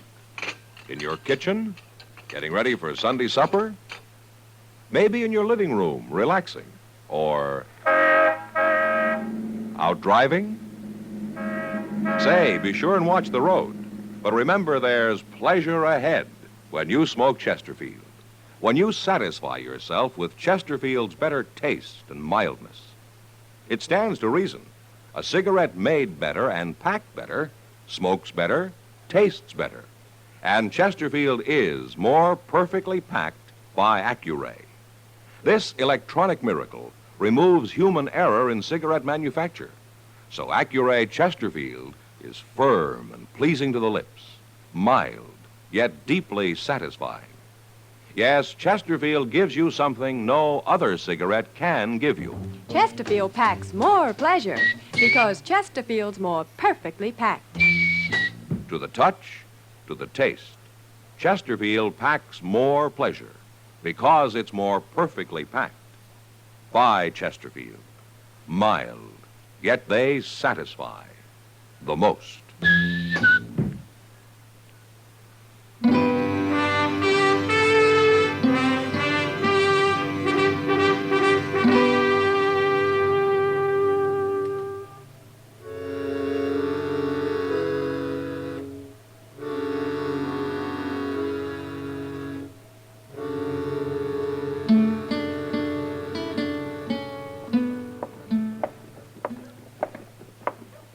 Hello, Chester. Hello, Doc. Where's Matt, Chester? In the office, talking to Lee Sprague. Sprague? It's a little late to be talking to him, isn't it? I'd say so. You sure Brandon Teague's coming to Dodge today, Doc? That's what he told me. There's a neighbor woman staying with his wife. Not that she really needs anybody now. Well, I'm glad to hear that. It's only been a week, but she's a strong woman. Oh, well, here we are. Huh? Yeah, oh, my God, he did come. Hello, Doc. Chester. Oh, hello, Teague. How's the patient? She's pretty good, Doc. Being awful brave about it, but I know how she feels. Only time will cure that. I guess so. Mr. Dillon's in the office, Teague. He wanted you to go right on in when you got here. Okay. Oh, hello, Teague. Come on in. You know Lee Sprague? Yeah, I know him. Hello, Teague. Sprague and I were over at the land office this morning. I think we got everything straightened out. What do you mean? Here. Take a look at this. What is it? That's a deed to the land you're on, Teague, and this time it's legally registered. Yeah, sure. In your name. That's right. You help him with this, Marshal? Well, I wanted to be sure that there weren't any loopholes, Teague. You know, if it wasn't for my wife, you people would have to shoot me off that place. Teague, I want to tell you something. Ain't you said enough, Sprague? No. Now, listen. I'm a greedy man, Teague, and I'll take anything I can get, legally. But Marshal Dillon here has been talking pretty hard to me lately. Sure, and I've been listening to him, too. I guess I'd have gone right on, and I could have. Till I heard about your baby. Why should that matter to you? I lost my son, Teague. But I lost my wife, too. Taking my land gonna help you? You tell him, Marshal. He's not taking your land, Teague. That deed's in his name, ain't it? Didn't you go along to be sure he didn't make any mistakes? There aren't any mistakes this time. Sprague can deed that land to anybody he wants to now. All clear. And it's yours. I'm not giving it to you. It's yours anyway. I'll tell Sarah. And I'll tell her she was right all along about not fighting.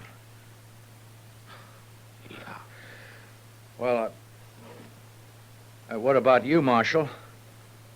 Ain't there going to be trouble you jailing a deputy sheriff? Well, as soon as he gets back to Wichita, I suppose there might be some trouble, yeah. But don't you worry about that, Teague. I've always wanted to see California anyway.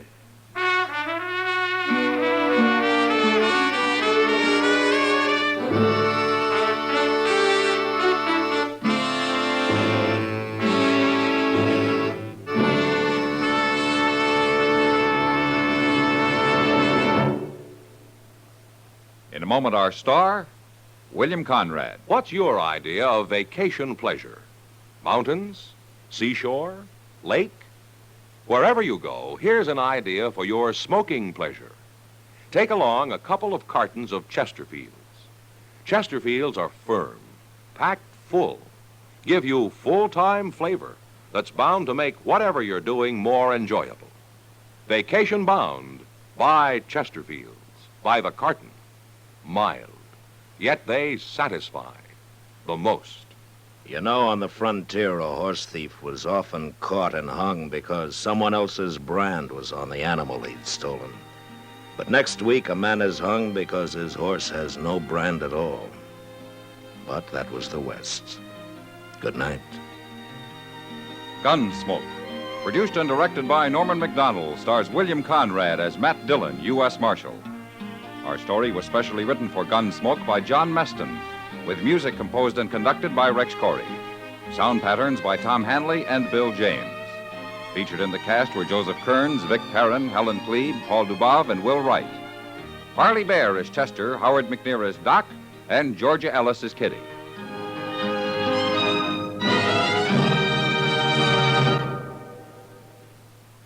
Live modern. Smoke L&M. Live modern. Change to L&M.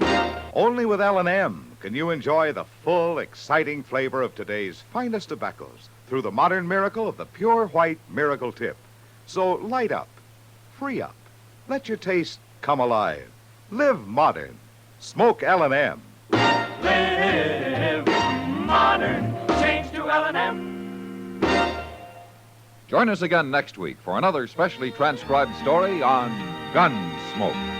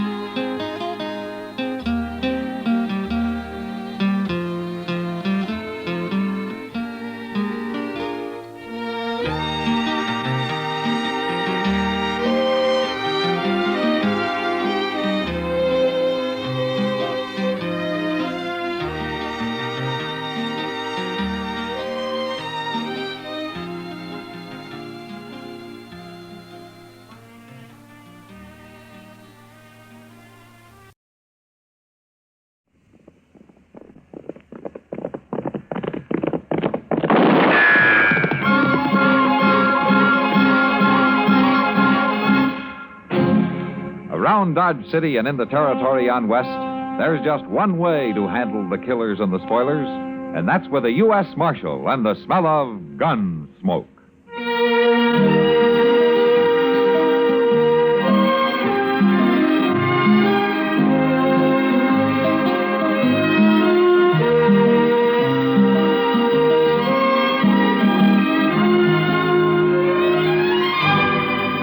Gunsmoke, starring William Conrad, the story of the violence that moved west with young America, and the story of a man who moved with it. I'm that man, Matt Dillon, United States Marshal. The first man they look for and the last they want to meet. It's a chancy job, and it makes a man watchful and a little lonely.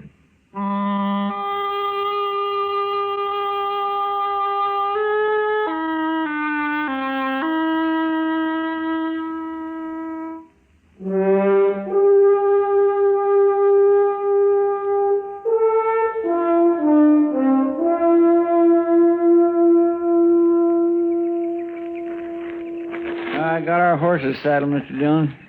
I swear I'm so hungry I could eat a whole hog. Yeah? Well, the hog you got this morning's cooking on that stick right there, Chester. Is it done? Well, that depends on how hungry you are. It's done. Thank you. That's hot, ain't it? It sure will be good to get back to Dodge tonight and sleep in the bed again, won't it? You know something, Chester? Civilization's made you soft. Well, maybe so. But I get mighty tired of using my back for a mattress and my belly for a covering. Obviously, you were born for greater things than rooting around on the prairie and living in the rain. It ain't been raining, Mr. Dillon. No, it hasn't, Chester. But it will. Sooner or later, it's bound to rain. Yes, sir. Wish we'd brought some more bacon. Say, Mr. Dillon, don't old man Granby live around here somewhere? Uh-huh. Well, maybe we could borrow a little from him. According to what I've always heard, old Granby wouldn't lend anybody anything. Yeah. You really think he is a rich miser, like they say? Oh, I don't know, Chester. You know, sometimes a man's entirely different from his reputation. I only met Granby once or twice. He seemed like a nice enough old fella. Just the same, I wouldn't want to live out here all alone with nothing but a few horses for company. Yeah, well, he's used to it. Yeah, but even if he does have a lot of money hid away somewhere, there's no place to spend it out here. Granby's pretty old for the pleasures Dodge has to offer, Chester. Oh, by Jing, I hope I ain't never that old. You know, at the rate you're burning yourself out, you never will be, so don't worry about it. Mr. Dillon, I live mighty quiet for a young fella who's free and still full of blood and stuff. Sure. Oh, I do. Look over yonder. Huh? Over there, that string of dust laying right on the ground there. Ain't that funny? Yeah, I've been watching that. It's not on the ground, though. There's a dry wash that runs along there. I think somebody's driving the stock down it. Maybe it's old man Granby. Maybe. Why don't we go over and say hello, huh? All right. Mr. Dillon? Yeah. If it is old man Granby, maybe we could just ask him about a little dab of bacon, reckon? Well, there's no harm in that. Oh.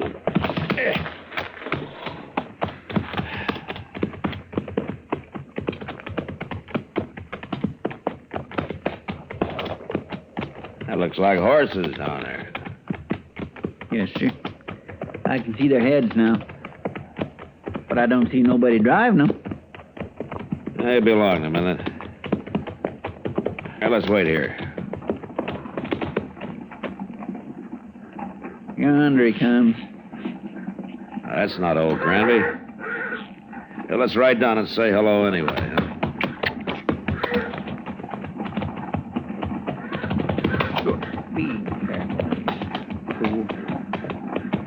That's Granby's brand on those horses. You must have hired him a hand. Yeah, maybe. Hello. Hello. You working for Granby?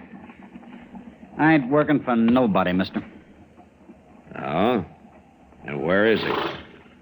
Where's who? Granby. I don't know no Granby. Those are his horses you're driving. They are? Yeah. I ain't driving them. What do you mean? They got ahead of me in the wash there, that's all. I see. You a cowboy? Yeah, sure. I'm a cowboy. Somehow you don't look like one. You don't ride like one, either. You're asking the questions, mister. And no decent cowboy would run another man's horses down a dry wash just because he didn't want to get up on the bank and ride around them. I told you, they got in front of me, is all. How come you're not carrying a gun? Does a man have to carry a gun? No. But I'll bet you're the only man within 1,000 miles of here who isn't carrying one. Well, maybe I got a better conscience than the rest of you. Maybe. But look, mister, you've run those horses about 5 miles off of old Granby's place. You want to give us a hand, we'll run them back. I'm in a hurry. It won't take long. The old man might be a couple of days finding them if we don't. You worry about him. I got to get into Dodge. We'll ride in with you afterwards. I ain't gonna do it. It'd look a lot better if you did. I'd like to, mister, but I can't. I'm leaving now. So long. Well, forevermore, Mr. Dillon, you just gonna let him go? Wait a minute, Chester. I'm gonna let him hear what lead sounds like. Don't shoot! Don't shoot me! All right, then ride back here.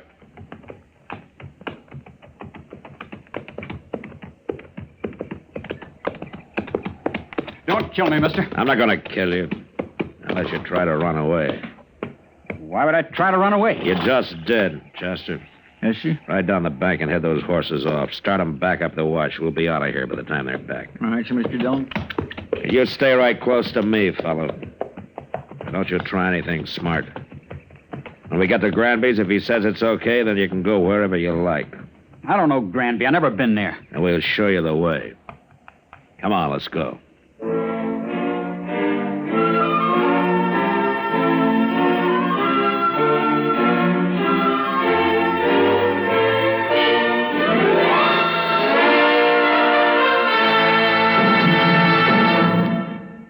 Another visit with Joe and Daphne Forsythe. Joe? Joe? Joe, stop reading that paper and talk to me. I'm listening. Go ahead. Well, I was talking to Mrs. Snyder today. You know, she's the one whose boy had 31% less cavities. Uh-huh. Well, she thinks that we should buy bigger savings bonds. Uh-huh. She says that when people can afford it, it makes more sense. Oh, she says there are a lot of different denominations. They start at $25, but then there are 50, 100, 200, and even $500 bonds. Is that so? And then with the ones we've already bought through the payroll savings plan, we'd have quite a nest egg. Uh-huh. Are you listening to me? Uh-huh. Did you know that the total accumulated compounded semi-annual interest of the Series E savings bond will amount to 93.33% of the original purchasing price? Uh-huh. I thought so. Joe, what did I say? You said that United States savings bonds are a safe, easy way of investing. I did. That they help guard our country's freedom. And? They're the best investment in America's future. I said something else, too. Oh, yeah. You said that the total accumulated compounded semi-annual interest of the Series E savings bond will amount to 93 1/3% of the original purchase price. Well, now, how did you do that? Husband's trade secret.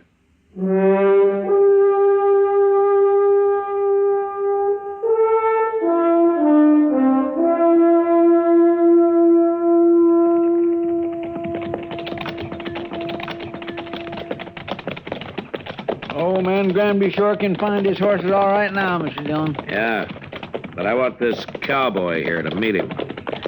Now we'll see if he's in the house. I'll wait for you. Get off a horse, fellow. Go on. That's better. All right, come on. We'll take a look.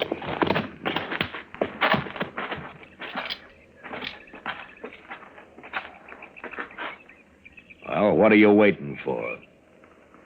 Nothing. You go ahead, Chester. Looks like I'm going to have to herd this man in. Yes, sir.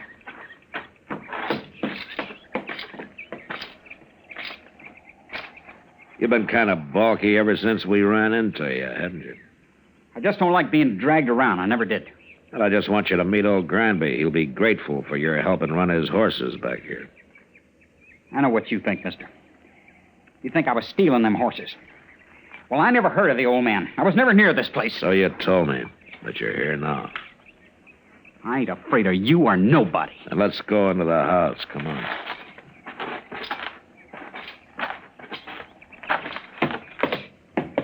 Mr. Dillon? Yeah, what is it, Chester? Old Granby, he's in there. Oh, what's wrong? Right in the room there, Mr. Dillon. He's just hanging there. What? Somebody went and hung him right in his own house. I don't want to see him no more. You go take a look at him. Pull your gun and hold it on this man, Chester. If he makes a move, shoot him. Yes, sir. Now, you just stand right there real quiet like. I ain't gonna do nothing. You sure ain't. Just because I happen to be in the country don't mean I killed nobody. Yeah. Mr. Dillon will decide about that.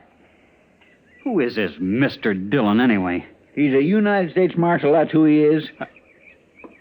A marshal? A marshal. Looks like you run into the wrong people, fella. Here, I'll hold your gun, Chester, and you search him. All right, sir. Here. Turn around. All right, take it easy. Now, the house is all torn up. You must have been looking for old Granby's money. I was never in that house. Ain't nothing on him. Not a thing. All right, Chester. Here's your gun. Here, catch it. Thank you. What's your name, fellow? Trimble. Joe Trimble. Where are you from? Up north. Up north where? All over. What are you doing down here? Making a change. Sure. And some cowboy you ran into told you about Granby being rich. So you came here and you kicked the old man around, and then you hung him, then you tried to find the money. That's a lie. This is the first time I was ever near the place. I'm sure you did it, Trimble, but I wish I had more evidence. The court of law just might not convict you the way things stand. You gonna let me go? No, I'm not gonna let you go. I'm arresting you, and you're gonna stand trial, and I'm gonna do my best to see you hung. I didn't do it, I tell you. And I'll go free, too. You'll see. Now, there's something mighty wrong about you, Trimble, and I can't figure it at all. But I'm sure gonna find out.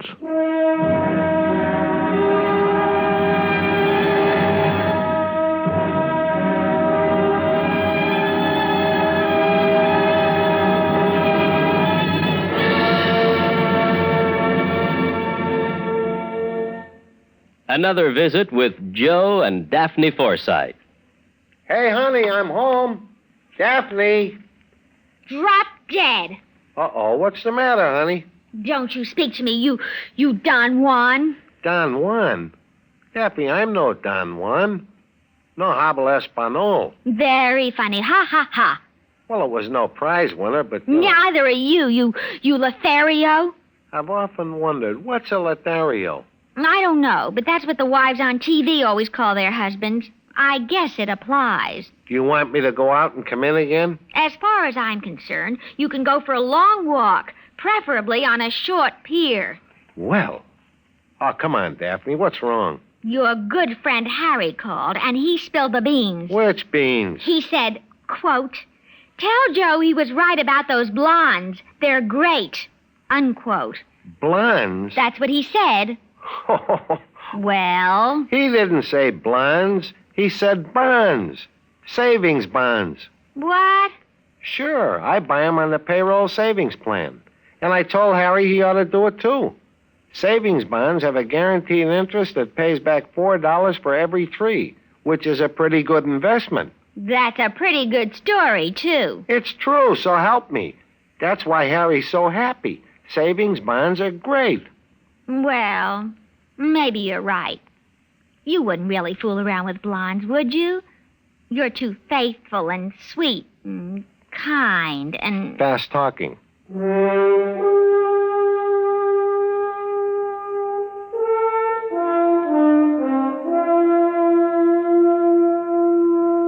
We let Joe Trimble dig a grave up behind the house, and then we laid old Granby in it and covered him with dirt. I was pretty sure now that the old man had never had an extra dollar in his life, and that he'd been killed for no reason at all. Well, anyway, Trimble had done a pretty thorough job of looking for the money, and he'd found nothing. On the ride into Dodge, I tried to figure out just what he was. He didn't seem to fit anywhere. He wasn't a cowboy or a hunter or a gambler or even just a drifter. Well, after we got him locked up in jail that night, Doc and I went over to the Long Branch for a drink with Kitty. I was telling him about it. How old is this fella, man? Well, around 25, I guess, Doc. Oh, well, then he couldn't be running away from home. He's a little old for that, Kitty. Yeah, well, anyways, they'll hang him. Well, I hope the judge agrees with you, Doc. And why shouldn't he? All I got so far is circumstantial evidence. Well, then you should have shot him out on the prairie. It's a good thing you're not a lawman. Well, Doc. maybe if I were, there'd be fewer killings around here. I doubt it. You going up to Hayes for the trial, Matt? Yeah, I have to. That'll take a week, I suppose. Oh, Bob, why? Nothing. Only you just been away for 10 days. Oh, I gotta earn a living, Kitty. Now you could make more money gambling. Right here in Dodge. Oh, now, Kitty, don't start that again, will you? Good evening, Marshal. Miss Kitty, Doc. Major. Hi, Major. I'd like a word with you, Marshal. Sure, Major, sure. Would you excuse us? We'll go over to the bar there. I'll be back, Kitty. No hurry, Matt. Doc's got a lot of money. I'll buy you a drink anytime, Kitty. Well, that's the best offer today, Doc. Let's go, Major. I had to come to Dodge on other business, Marshal, but I wanted to pass the word to you that we're looking for a man. Oh, the Army, you mean? Yes, a deserter. No? Not from Fort Dodge. Oh, where was he stationed, Major? He was with the 7th Cavalry at Fort Lincoln. Up in Dakota, huh? For some reason, they think he headed south. Now, I don't have much of a description of him, just that he was a private, about 25, curly blonde hair, a scar on his left hand. Well, that fits. What was his name? He enlisted as Joe Gould, but he's known to have used the name Trimble. Well, he's right here in Dodge, Major. He what? I got him locked up in jail. Well, that's fine, Marshal. But how did you know that? I think he murdered an old man who lives about a day's ride north of here, and I'm going to have him tried for it. That won't be necessary now, Marshal. I'll take over custody of him. Then he'd be tried at Fort Lincoln for desertion. I want him tried for murder, and I got to be there to present the evidence. Well, you could go up to Fort Lincoln. No, Dakota's out of my territory, Major. Besides, this is a civil crime. The Army wants that man, Marshal. I'm sorry, Major. He's going to be tried in Hayes first. He's still a soldier, even if he did desert. Well, if the judge lets him off, you can have him, but not otherwise. Major, he tortured and hung an innocent old man, and I'm going to do my best to see him punished for it. I'll have to take this up with my superiors. Well, you better hurry. I'm going to Hayes with him tomorrow. I hope you won't regret this, Marshal. I won't, Major. Not if Trimble is properly punished, I won't. I didn't wait till morning, but started out for Hayes with Joe Trimble that night. The trial lasted a week, and in spite of all the arguments I made, the judge finally decided that there wasn't enough real evidence to convict him. I even tried to make Trimble confess, but he was too smart for that, so there was nothing to do but bring him back and turn him over to the Army. I sent word to Fort Dodge, and the next morning the major himself appeared to take him into custody. Well, Marshal, looks as though you didn't have much of a civil case after all. He killed old Granby. I know he did, but the law's the law, Major. Yes. And in the Army, orders are orders. But I'm sorry your judge didn't convict him after all. How's that, son? Chester. Yes, sir. Bring Trimble out, will you? Yes, sir. Well, I'll give the Army credit for one thing, Major. What's that? Trimble and I rode back some 80 miles yesterday, and when we got here, he wanted to sit up and play cards with Chester. Well, there may be some bad men in the cavalry, Marshal, but they're all tough. Here he is, Mr. Dillon. Alley's yours, Major. Private Trimble, sir. You're under military arrest, Private, and not privileged to salute. Besides, you enlisted as Private Gould, not Trimble. Yes, sir. Report to the guard outside. Yes, sir. Just a minute, Trimble.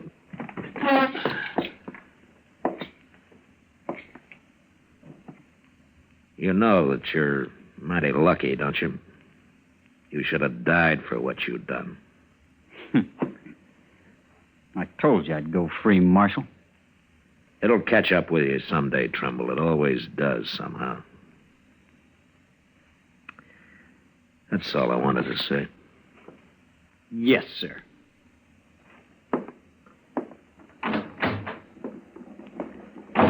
Well, thank you, Marshal. I'll be getting along. Major, you said you were sorry that the judge didn't convict him. Why have you changed your mind? Marshal, now he won't even be tried. Not for some months, anyway. Right. You mean that the 7th doesn't want him anymore? Oh, they want him all right. My new orders are to send him right up to the Dakotas. Oh?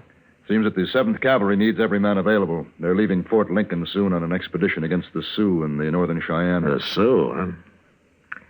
I wonder if old Sitting Bull is still the chief medicine man with them. Sure he is. But at any rate, the 7th will be heading into Montana territory. Yeah. Well, if they're after Sitting Bull's tribe, they will. He's always had a large camp over on the Little Bighorn. Yes, I know. By the way, who's in command of the 7th Cavalry now? An officer I served under a couple of years. I never did care for him much. A Colonel George Custer.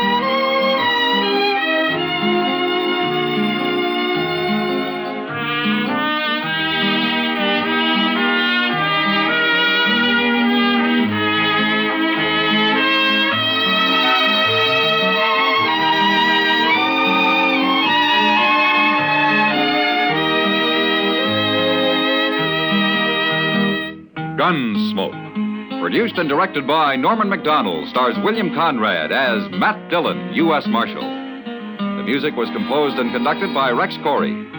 Sound patterns were composed by Ray Kemper and Bill James. Featured in the cast were Parley Bear as Chester, Howard McNear as Doc, and Georgia Ellis as Kitty.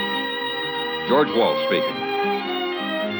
Join us again next week for another story of the western frontier of America in the 1870s on Gunsmoke.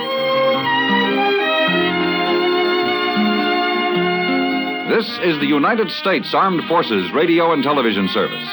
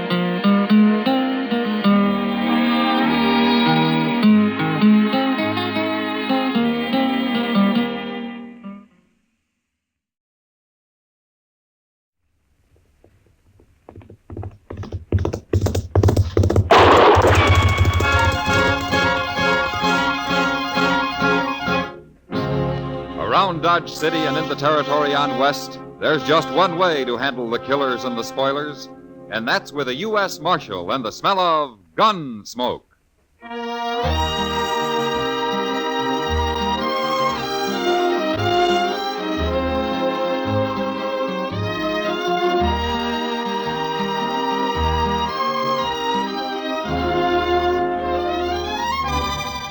Gunsmoke, starring William Conrad. The story of the violence that moved west with young America. The story of a man who moved with it. Matt Dillon, United States Marshal.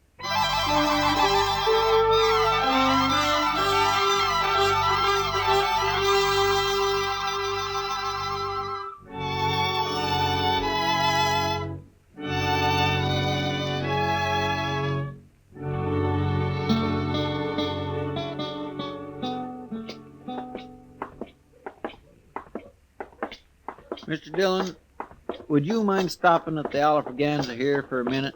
Pretty early in the day, isn't it, Chester? Oh, I don't want a drink. No? No, the barkeep's holding some money for me. I won a little last night, and I didn't want to put it back into the game. Ah, but you want to get it now so you can put it back tonight. Is that it? Yes, sir, I'm afraid it is. Okay.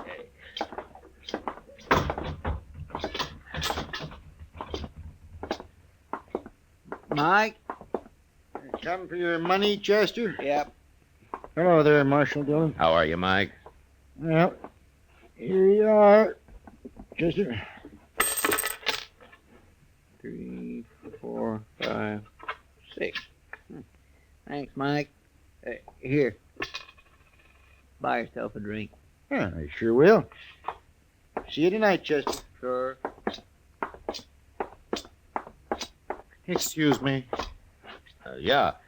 I heard the bartender call you Marshal Dillon. Well, that's right. I got something to tell you, Marshal. Go ahead. It's important. Okay. You're going to die, Marshal. Who are you, mister? Wilbur Hawkins. I'm a whiskey drummer. First time I've been to Dodge, though. I've worked around St. Louis till they sent me out here. Liked it better in St. Louis. There are lots of important people there. Wait a minute. What are you talking about? You're going to die, Marshal. I heard them saying so. You heard who saying so? Well, I don't know their names. It was dark, and they weren't there long. I didn't dare say anything, or they'd have known I was listening. And then, of course, I'd never heard of you till just now, that is. You're not making much sense, mister. Oh, it makes sense, all right. You see, I rode the Santa Fe out here from St. Louis, and one night I was all wrapped up trying to sleep, and these two men came by and stood there in the aisle. One gave the other $300. He said it was to kill Marshal Dillon, but he didn't say where. So, of course, I didn't know till just now. Is that all you know about it, Mr. Hawkins? Yeah, that's all, Marshal. I've done my duty now. I'll be going. Goodbye. Well, what do you make of that, Mr. Dillon? I don't know, Chester. He acts so crazy like I don't know whether to believe him or not. No. But I suppose we'll find out soon enough.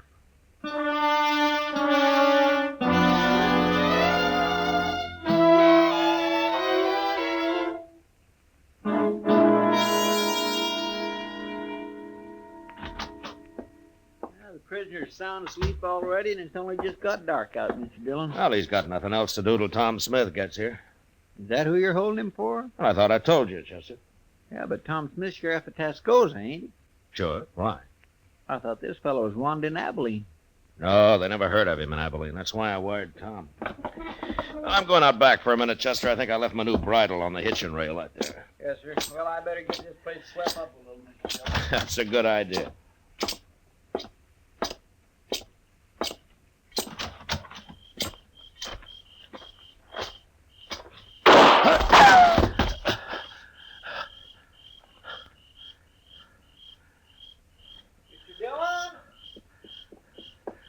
Stay there, Chester. Stay there. Mr. Dillon, you've been shot.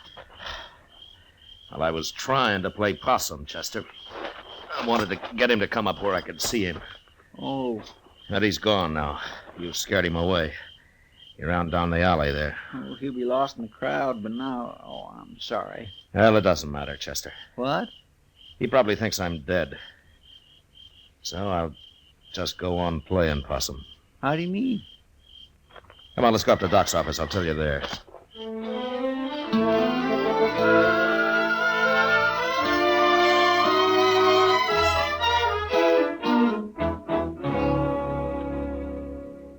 What'd you say that whiskey drummer's name is, Matt? Wilbur Hawkins, Doc, but you never heard of him. This is his first time in Dodge. Well, you think you'd have sense enough to have followed those two men to find out who they were? Yeah, he was probably scared to death, Doc. Yeah, and anyway, he kind of acts like he got hit by lightning somewhere. Even when he's standing still, he gives you the feeling that he's sort of walking sideways like a crab, if you know what I mean. No, I don't, but I'd sure think twice before asking you to explain, Chester. Well, what is it you have in mind to do now, Matt? Nothing, Doc. Nothing? No, Chester's going to do the work for a while. I'm just going to sit up here in your office and wait. Wait? Wait for what? Well, when Chester spreads the word around that I'm dead, whoever wants me that way is going to make his play. He'll come right out into the open and do whatever he's got planned. And then I'm going to give him a little surprise. Oh, Mr. Dillon, that's a wonderful idea. Now, why didn't I think of that? You better get going, Chester. I'm kind of anxious to meet this man. Him and his gunman. Yes, sir. But only one thing. Ain't the boys likely to run a little wild when they hear you're not around to keep the lid on things? Yeah, they might. But we'll have to take the chance. Okay, sir. I'll get started.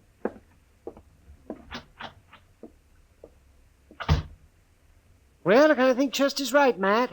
There's a lot of men in Dodge who are just waiting for an excuse like this. If it gets too bad, I'll just have to come to life again. Tell me something, Doc. What are you going to do to entertain me while I'm waiting up here, huh? Say, I never thought about that. Oh, I suppose I got to feed you, too. You'd be a mighty poor host if you didn't. Well, how long do you figure on staying here, anyway? I don't know, Doc, but I don't think it'll be very long. Well, you want to play a little cribbage, or would you rather fix supper first? You're the first dead man I ever saw with an appetite. Well, I'll go get the cribbage board, but I'm making no promises about supper.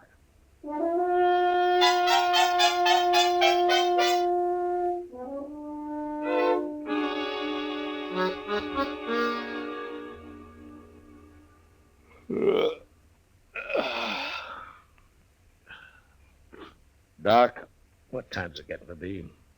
Let me see. It's nearly midnight, man. Yeah. How long are you going to wait up? Well, till something happens, I guess. Chester will let me know. Town seems quiet enough so far. Maybe nothing's going to happen. They didn't try to kill me just for the fun of it, Doc. No, I guess not, man.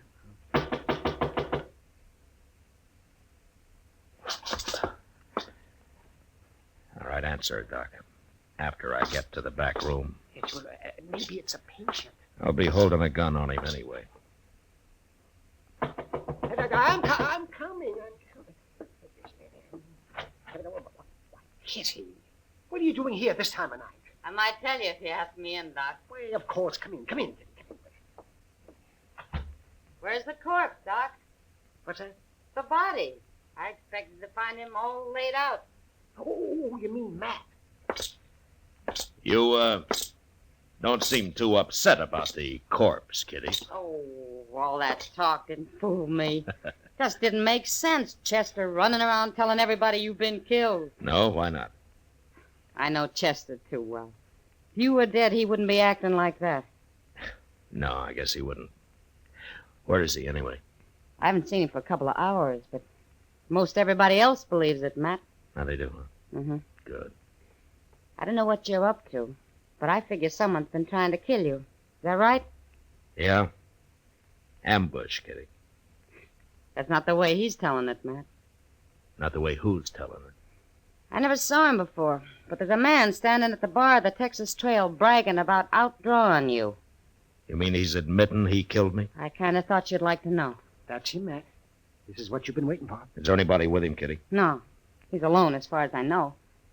Anyway, you better come to life again, Matt. There's going to be trouble if you don't. There hasn't been any trouble yet, has there? No, but they're working themselves up to it. Yeah.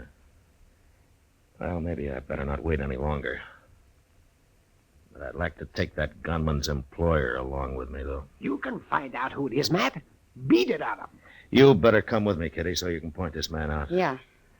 And you take cover in case he wants to fight. Any man who's coward enough to shoot you in the dark isn't going to face you now, Matt. Yeah, maybe not, Doc, but you never know.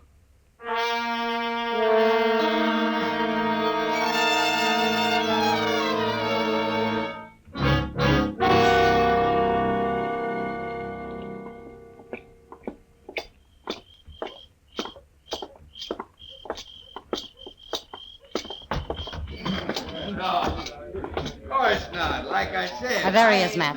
Tall fellow in the black hat. He's kind of drunk. Okay, Kitty. I was just waiting. You wait outside while I see how he's going to behave. Okay, Matt. Good luck. Thanks.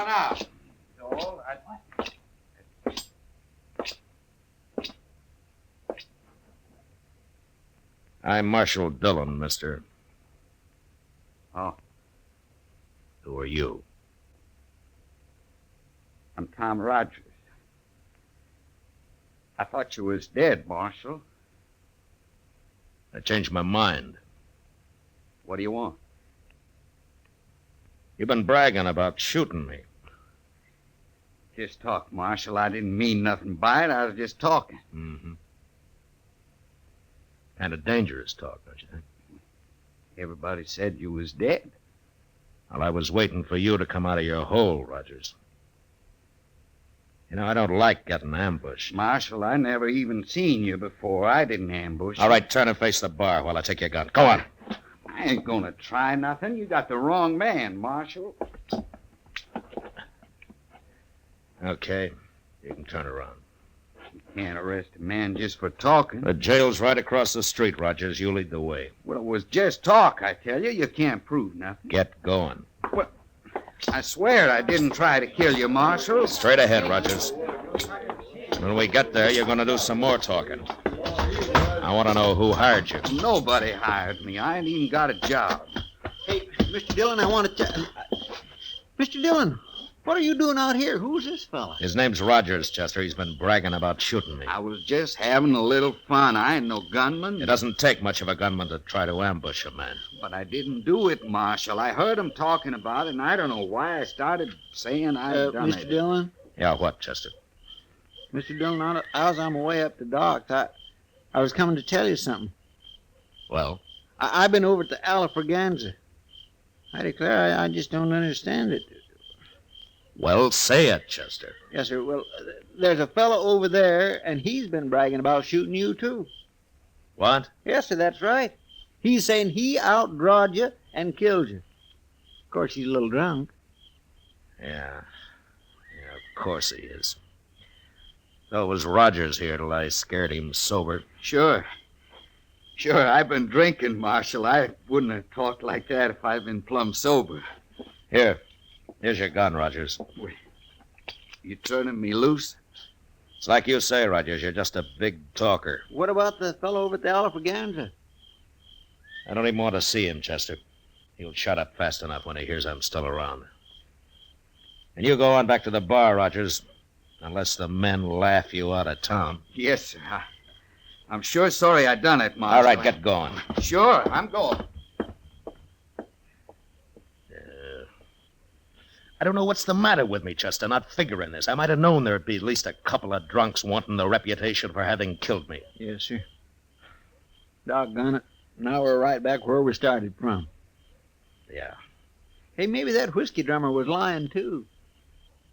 No, you're forgetting I got shot at, Chester.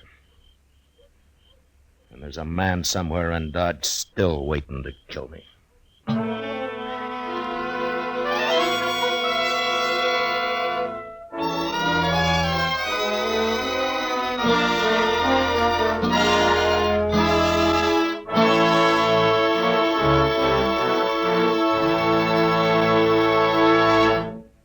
We will return for the second act of Gunsmoke in just a moment. But first, this Monday night on most of these same CBS radio stations, hear Ida Lupino and Edmund O'Brien in the stirring screenplay adaptation of The Star on the Lux Radio Theater.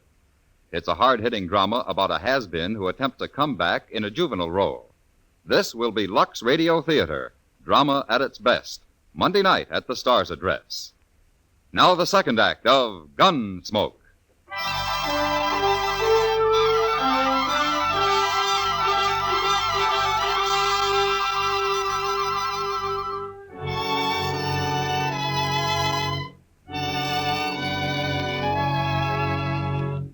It wears a man down, living from day to day, waiting for a bullet in the back, and not knowing who to expect it from or when. Makes you feel kind of helpless. And before long, in spite of everything you try to do to stop it, you get kind of spooky.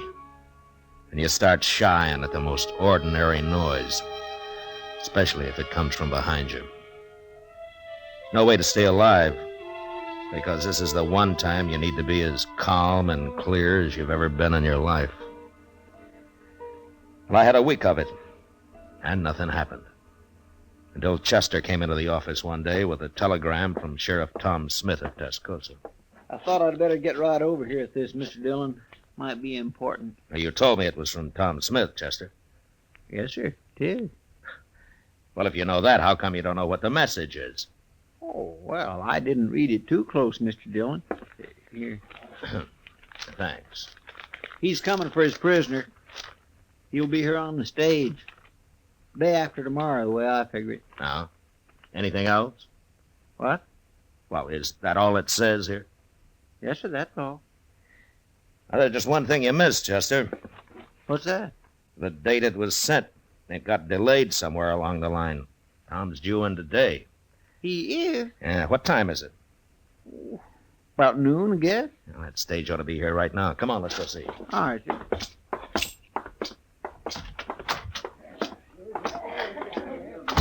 Well, there it is, Mr. Dillon. Must pulled in just a minute ago. I don't see no passengers, though. Well, that may be because they haven't got out yet, Chester. Here they come. Ain't that Tom Smith? Yeah, that's him. Who's that other fella? He looks kind of familiar. Now, that's Wilbur Hawkins, Chester, that little whiskey drummer. Oh, yes. Well, now, I've been wondering where he's been. Matt Dillon. Hello, Tom. Hey, how are you, Matt? Hello, Chester. Hello, Mr. Smith. Well, I'm sure glad that trip's over. Next time I'll come horseback. The stage is easier when you're taking a prisoner back, though. Yeah, I guess you're right at that, Matt. And I hope you still got him. I'd hate to make this trip for nothing. Oh, he's there. Anytime you want him. Hey, where's Wilbur Hawkins going? Ain't he even going to say hello? You know that little fella? Oh, yeah, we know him. He told me he's staying at the Dodge house. Crazy talkingest man I ever run into. I told him, Hawkins, if you tried thinking it a little first, you might make a whole lot more sense a whole lot faster. Well, he means well, Tom. Maybe. But he tells some mighty strange stories. Oh, what do you mean? Well, Of course, it could be true, but he told me he heard a couple of men in a bar talking about me. He didn't know who they meant till I introduced myself on the stage, and he recognized my name. Well, what are you looking like that for, man? No. Go ahead, Tom. What did Hawkins hear? Well, he said this one fellow was going to give the other fellow $300 to shoot me. Ain't that the darndest thing? Yeah, that sure is. I don't know, Matt. There's a lot of men who'd like to kill me, but I don't believe they'd be standing around talking about it that way. I kind of think he made it all up. No, he didn't make it up, Tom. Not quite. Huh? You know something about this? You mean someone is out to shoot me? Yeah. Who? I'll tell you about it on the way over to the Dodge House.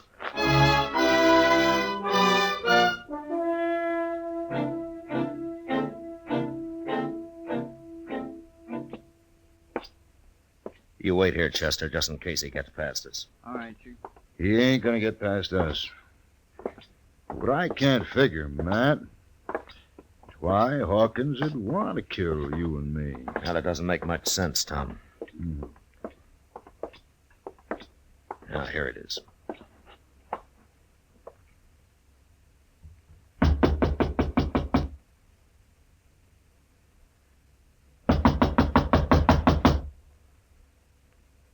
Who is it? It's Tom Smith and Matt Dillon, Hawkins. What are you doing here? We want to talk to you. Open up, Hawkins. Tom, get out of the way. Yeah.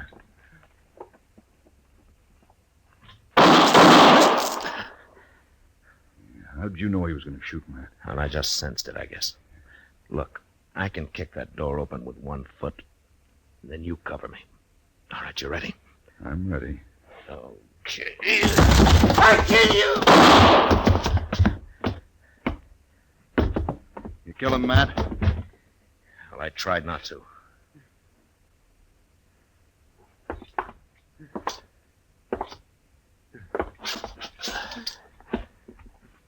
Hawkins. You hit me.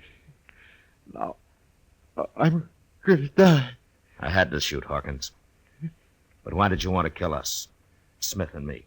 A lot of people want to. I hear them saying. Nobody said nothing. You made all that up, Hawkins. You took a shot at me last week, didn't you, Hawkins? Didn't you? No, dying.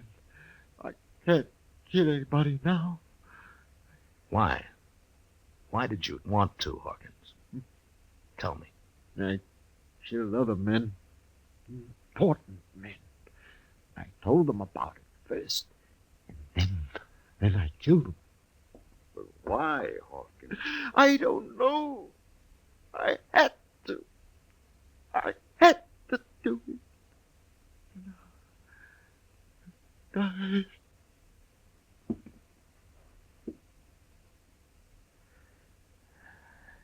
He's dead, Tom.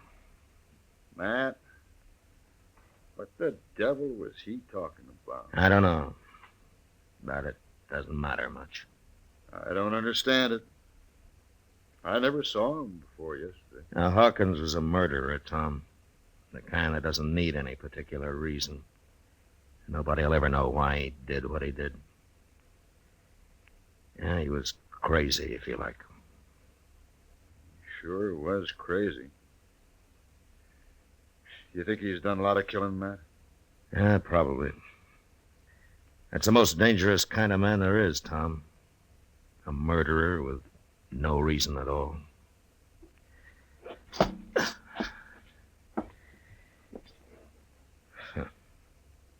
Innocent-looking little whiskey drummer.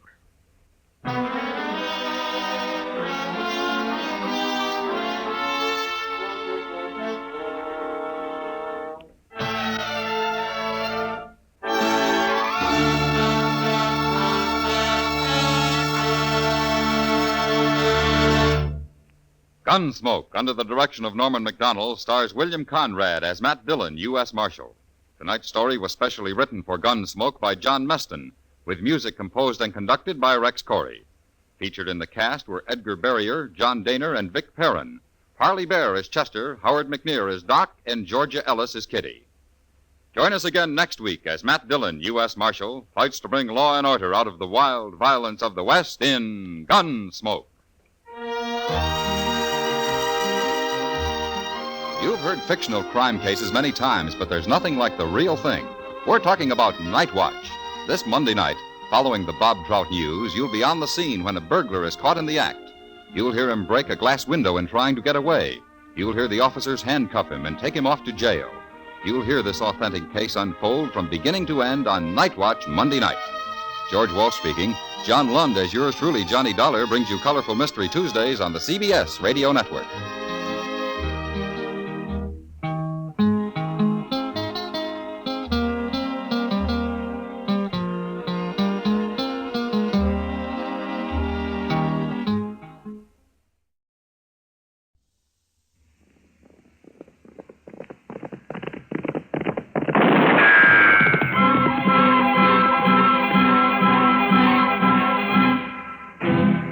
Around Dodge City and in the territory on West, there's just one way to handle the killers and the spoilers, and that's with a U.S. Marshal and the smell of gun smoke.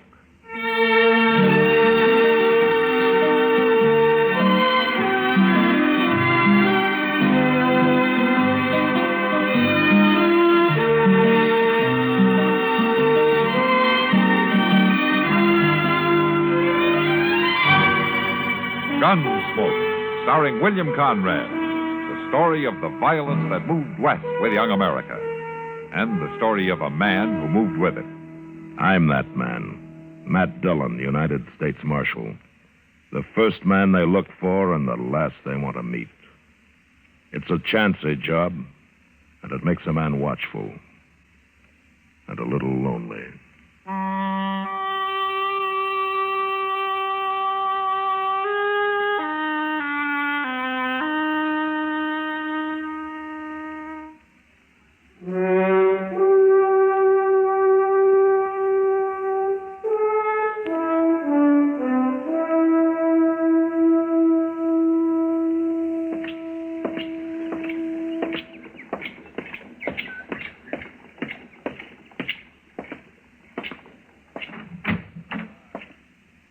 Hey, Doc. Hey, Doc, you up?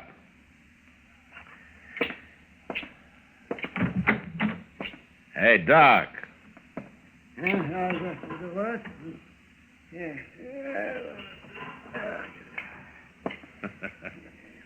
You gonna sleep your life away, Doc? Yeah, what's the matter? What's the matter, man?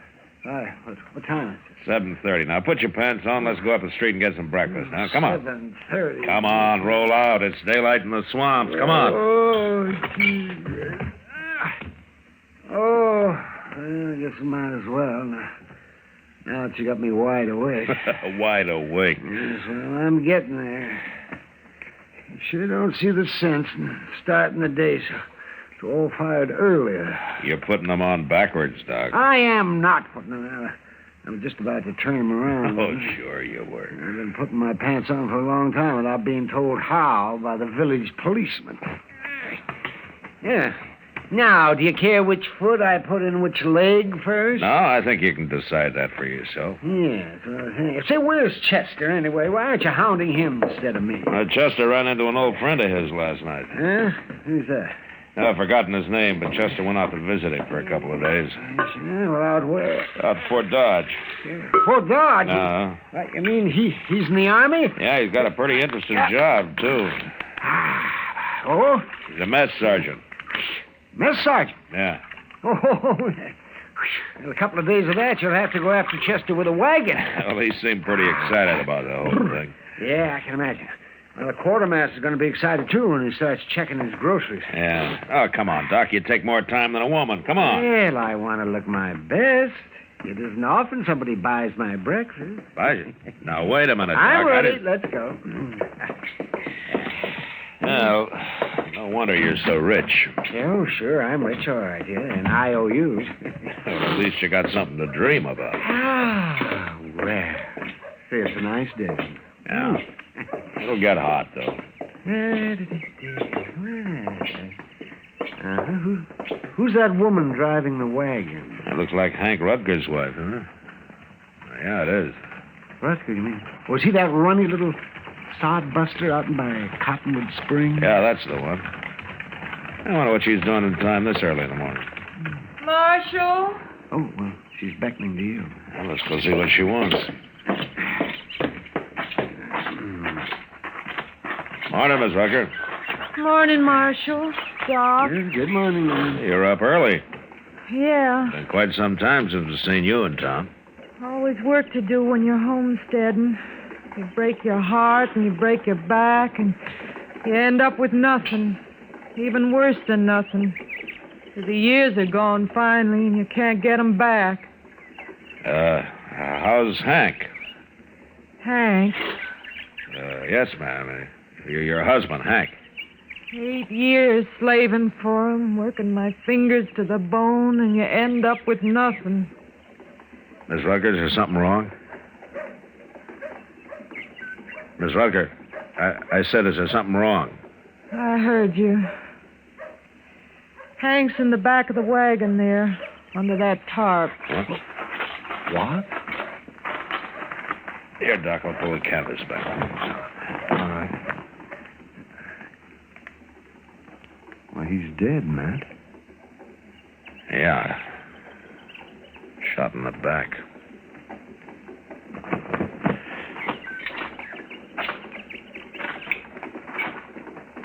How'd it happen, Miss Rucker? I don't know about things like this, what you're supposed to do, I mean, so I loaded him into the wagon and come into town. I figured you'd be the one to see. Now, you figured right, but what happened? It wasn't me, Marshal. I didn't shoot him. Who did? I don't know. You don't know? I mean, I don't know his name or nothing. He was a stranger. Stopped by the place yesterday evening just before sundown. Wanted to water his horse. Hank wasn't there. This fella kept looking at me and talking kind of funny. Then he saw Hank coming and he rode on. Maybe then he's the one that Late last night, Hank woke up, heard something outside, thought it was an animal bothering the stock. Went out, and pretty soon there was a shot How do you know it was the same man? because they come by the house after. But I run him off. Ah. What does this fellow look like? I don't know. Like any other man, I reckon. Nothing special. Except for his shoulders. Oh, what do you mean? There's the biggest shoulders I ever seen on a man. Mighty powerful.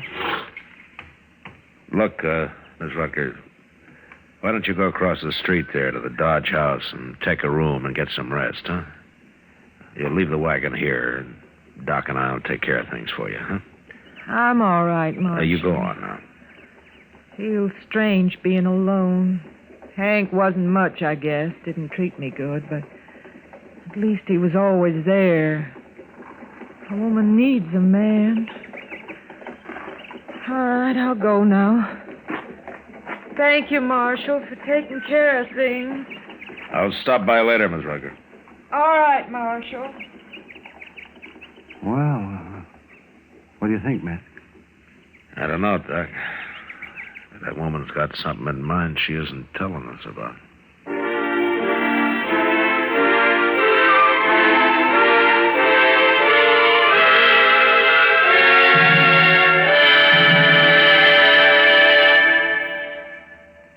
Well, here's our expectant father, the memory expert. And how do you feel, sir? Lousy. Oh? Why? You ever take care of 8 kids while your wife is in the hospital having number 9? No. Take my advice. Don't. I haven't had a good night's sleep in days. I think my kids are part sponge. Oh, really? Why? Well, they drink enough water to irrigate a desert, and mostly in the middle of the night. Well, at least you don't have to worry about your wife. She and the baby are getting good treatment at the hospital. And thanks to Medicare, there won't be any expensive bills for you to pay. That's what bugs me, man. Why? It's such a bargain. You know no woman can resist a bargain. If your wife is bargain-minded, better get the pamphlet on Dependents Medical Care Program fast.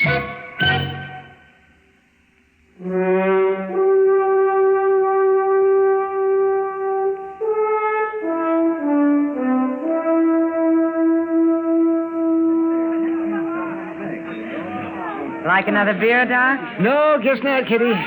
People criticize me enough for this. Doc.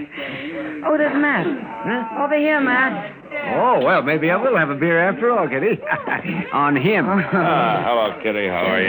Sit down, Matt. You look tired. Yeah, I am tired.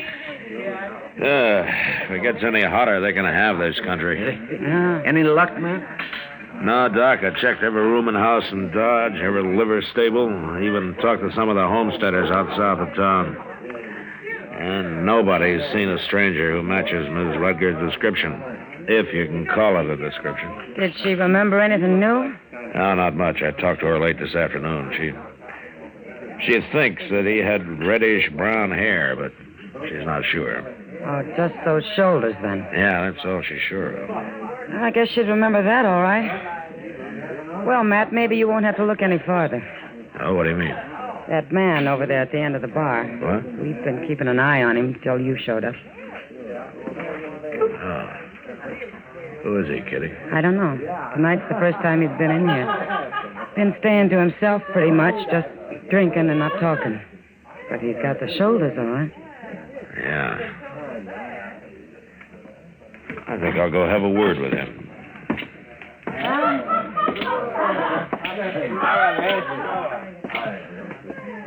Evening, stranger. Evening. You're new in town, aren't you? I don't remember seeing you around before. You feel like gabbing, you better find somebody else, mister. I would if it was a matter of pleasure. My name's Dillon. I'm the U.S. Marshal here. That's supposed to bother me?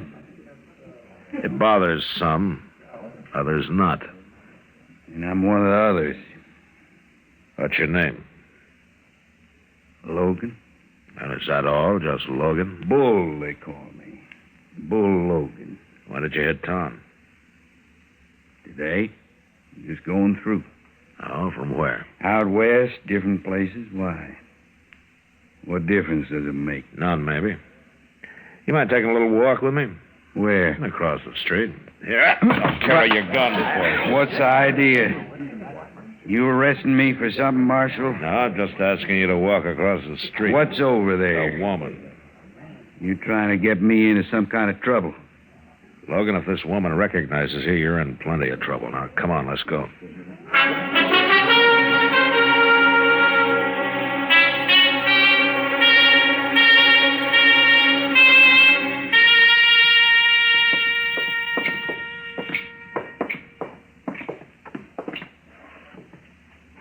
All right, you stand right there, Logan.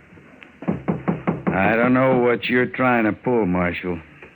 But you're all wrong. That's possible. Oh, Marshal, I couldn't... Is this the man, Miss Rucker? What are you talking about? I never seen her before in my life. I thought you better take a look at him, ma'am. I don't know this woman. Now, what is this? What are you trying to set up here? Shut up, Logan. The man that shot Hank was real big. I reckon it stuck in my mind because Hank was such a little man. There's such a difference between them. All right, I'm big. What about it? You claiming you seen me before? Stay where you are, Logan.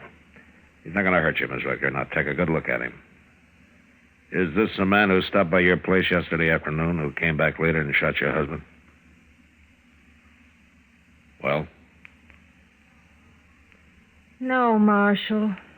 It ain't him. It's his shoulders, that's all. But other than that, he don't look nothing like that fella.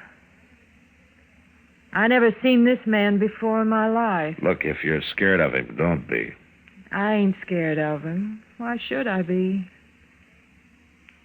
He ain't the same one. Yeah. You satisfied, Marshal? All right, Miss Rucker. Thanks anyway. I'm sorry to have bothered you. I'm going back out to the place in the morning, Marshal.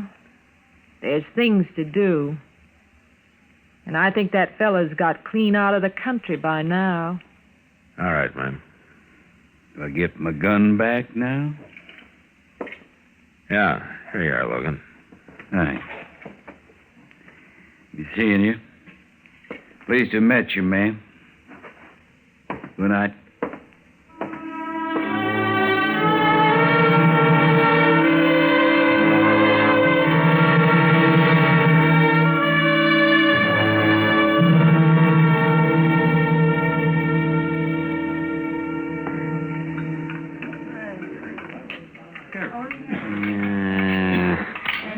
This food. I'll tell you something, Matt. The mark of any civilization is its food. Oh, is that right, Doc? Dang tootin' it's right. Now, you take France, for instance. Paris. Paris, France, you know. Their food is cooked just right. It's seasoned right and it's served right. And by golly, they're civilized. It goes together. Doc, you've been eating this same grub ever since you came to Dodge. Now, what's wrong with it all of a sudden? Well, look at the stuff. What's wrong? A plate full of greasy spuds and a few chunks of boiled leather. I tell you, man, it's enough to turn a man's stomach. It's no worse than usual. Now, go on, finish your supper. I wouldn't touch another bite of that with a 10-foot pole. No, sir, I'm telling you, Matt, this town will never be civilized until it starts eating decent food. Well, the way I heard it, the mark of a civilization is how it treats its women folk. Oh, Howard. You think Dodge City rates any higher on that score? No, I guess not. No, they're fancy women they plague till they drink themselves to death. And their farm wives they work to death. Why, a woman hasn't got a chance out here. Yeah, so I've been told. By a woman, of course. She was right. Whether it's the food or the women folk, this town is no goddamn good. Marshal Dillon. Oh, hello, Jeb. Well, how are things at the telegraph office, Jeb? Fine, Doc. I brought this telegram right over, Marshal. Huh? It's your answer to that circular you sent out on Bull Logan. Oh, yeah, thanks, Jeb. What about this Bull Logan, man? Well, I thought he might be mixed up in the Rutger killing, Doc. Well, I thought you'd given up on that. No, I sent out a bulletin just on a hunch. Yeah. What is it? Wow. Huh? Look, he's wanted in California. 2 counts of assault and suspicion of murder. The victim was shot in the back. I should never have let him leave town. Well, he didn't go far, Marshal. Now, what do you mean, Jeb? I ran into Ed Perkins on the way over here. He seen Logan just this afternoon. Where? Out by Cottonwood Crossing. And he said Bull Logan's gone to work for Mrs. Rutger.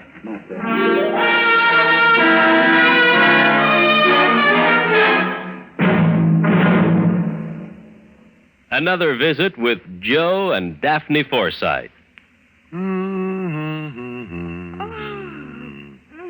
Joe, what are you doing? Oh, hi, Daphne. Just eating a midnight snack. What is that mess? That mess is a liverwurst, salami, lettuce, and peanut butter delight. Nightmare is more like it. What woke you up? My stomach was growling. What woke you up? You. And I was dreaming such a pleasant dream. Oh? What? I dreamed all of our savings bonds had matured and we were cashing them in. That's kind of a dream I can appreciate. We were planning a trip around the world, and you bought me a fur coat, and I bought you that fishing tackle you want. Oh, it was gorgeous. Well, it doesn't have to be just a dream. Some of our savings bonds are ready to mature now. Joe, maybe we shouldn't cash them in. They can go on earning interest, you know, and it adds up fast. I know. That's why we started buying savings bonds, remember? With a bond a month on the payroll savings plan, our money is saved automatically. Stop waving that sandwich under my nose. You're making me hungry. Well, fix yourself a sandwich, ma'am. I got all the makings right over here. All right. Move over, you bond-buying midnight maverick. I'm going to fix myself a humdinger.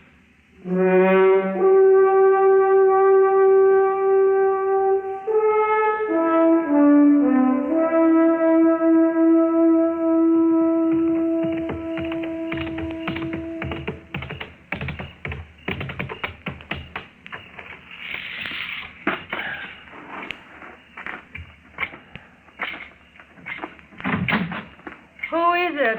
Who's there? It's Marshal Dillon, Miss Rutger. I'm sorry if I scared you. No, you didn't. I just couldn't figure who it was.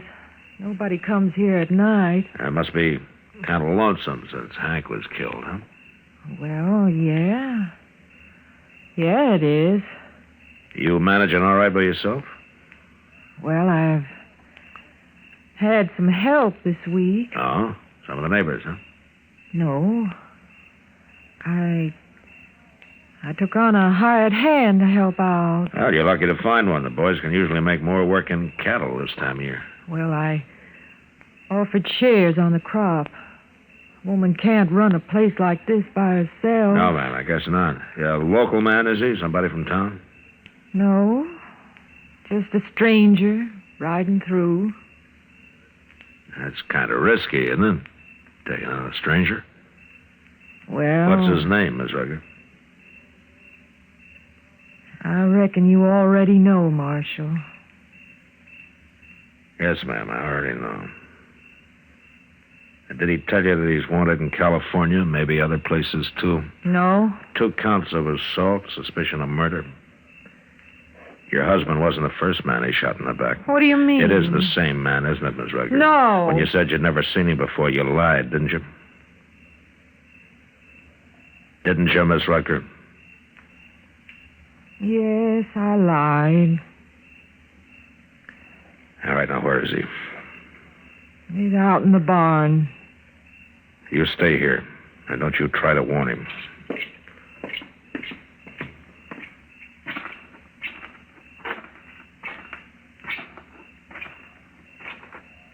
That you, Martha? I said, is it? Well, Marshal, you're a long ways from town. You're under arrest for murder, Logan. So she told you about me after all. Not yet, but she will. I just got word back from California. Seems you're wanted out there. Now, don't try it, Logan. You're not taking me now.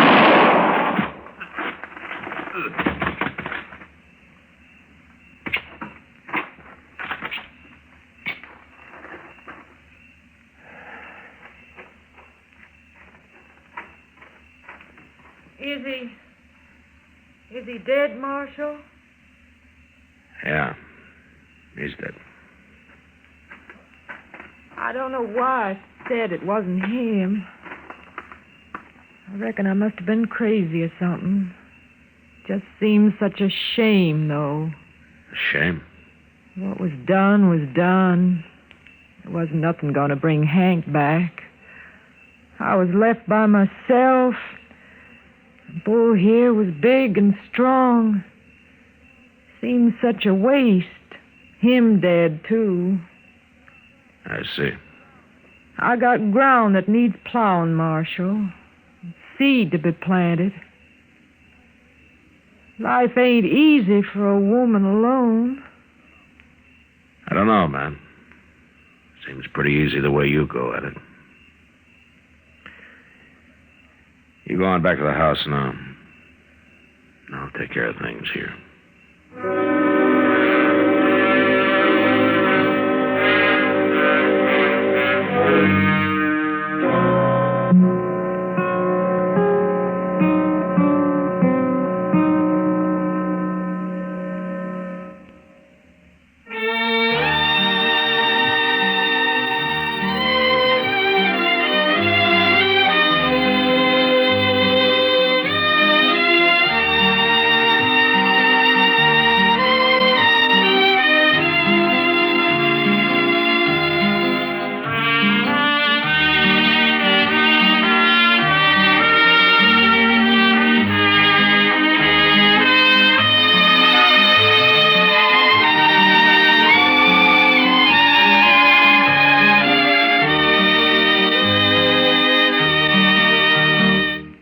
Gunsmoke. Produced and directed by Norman McDonald. Stars William Conrad as Matt Dillon, U.S. Marshal. Featured in the cast were Parley Bear as Chester, Howard McNear as Doc, and Georgia Ellis as Kitty. George Walsh speaking. Join us again next week for another specially transcribed story on Gunsmoke. This is the United States Armed Forces Radio and Television Service.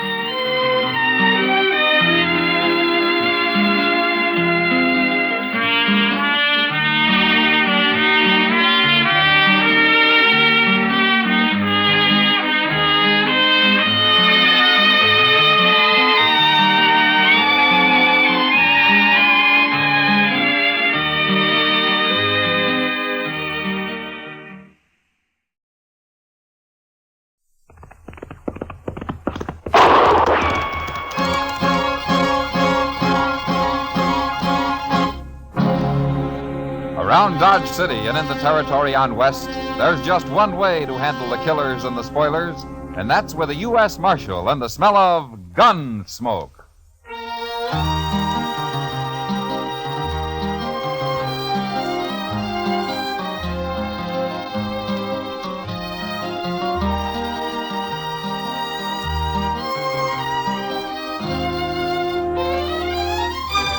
Gunsmoke, starring William Conrad.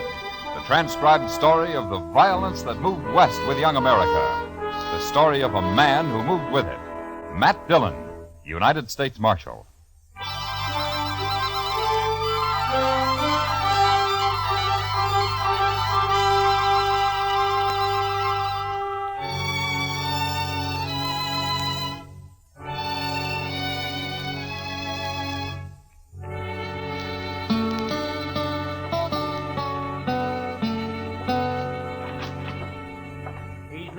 Mr. Dillon.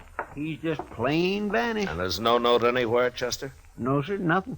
I looked again, all over. Well, it's 2 days now. That isn't like Doc. I still think he's just gone off on an emergency out in the country somewhere. Well, maybe, but he's always left word before. Well, what'll we do, Mr. Dillon? I don't know. Might start asking people, Chester. Try the saloons and the store and maybe the depot, huh? All right, sir. I'll go right now. Well, I do declare. What? Riding right up Front Street as big as life. What? Why, that old devil.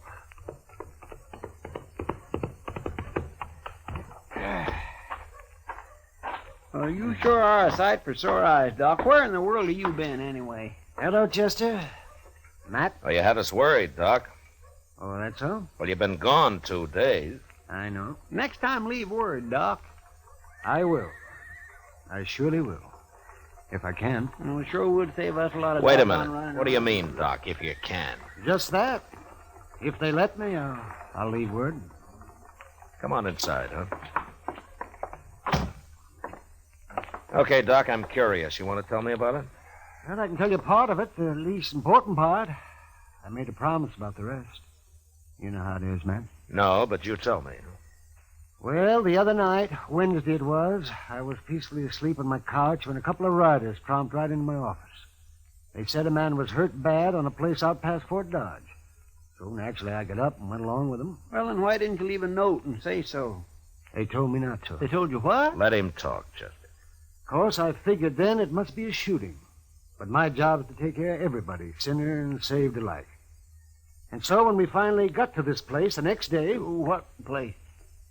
That's part of what I promised not to tell, Chester. Oh, my. But like I was saying, there was a young man there who'd got himself shot in the back. The bullet lodged right in his spine. I dug it out and did all I could for him. And then I just sat there for quite a spell. And then I put my things away and I walked out into the other room. Well, Doc, how is it? I did what I could. What do you mean? He's dead. The shock of extracting that bullet was too much for him. It's a bad place, the spine. You killed him, huh, Doc? No. No, I didn't kill him. He's dead, ain't he? That boy wouldn't have lived more than a couple of days anyway with that bullet where it was. Whoever put it there murdered him. Want me to shut him up? Not yet. Doc, tell me something. You know that boy in there? I do. Mm-hmm. The three of us here, you know any of us? Him? I've seen him around somewheres. Dodge, I guess. Well, that settles it. He ain't walking out of here. Shut up. You know his name, Doc? No, I don't. Might come to me, though. Let me think. You don't understand, Doc. He wants to kill you already, and now you're trying to remember his name. That's just going to make it worse. You can't kill a doctor for following his oath. No? I shot that boy when he tried to get away and shoot you just as easy. Don't be a fool. I'm a doctor. And since there's nothing more I can do here, I got to be available to other patients. Don't you know I'm the only doctor within 100 miles of Dodge? Right now, it's one too many. Now, wait a minute. I'm kind of thinking the doc's right. You know, he ain't like an ordinary man. A doctor's, well, it's almost like he ain't quite human somehow. He's human enough to tell what he knows to that hard-head marshal they got in Dodge. The way I figured, it's us or the doc. I'm not interested in what you figure, mister. Right this minute, there may be some woman having a baby and needing me real bad. There may be several folks needing help. He's right. We can't kill him. Well, I can't. You do what I say and nothing else, you hear? And, Doc, listen to me. If I let you go, will you promise not to tell her about anybody you recognized here? And if I don't? And, doctor or no doctor, I'll kill you myself. Yes, I suppose you would. All right, I'm here as a doctor, and nothing else. I promise. Word of honor, Doc. My word of honor. Okay, get out.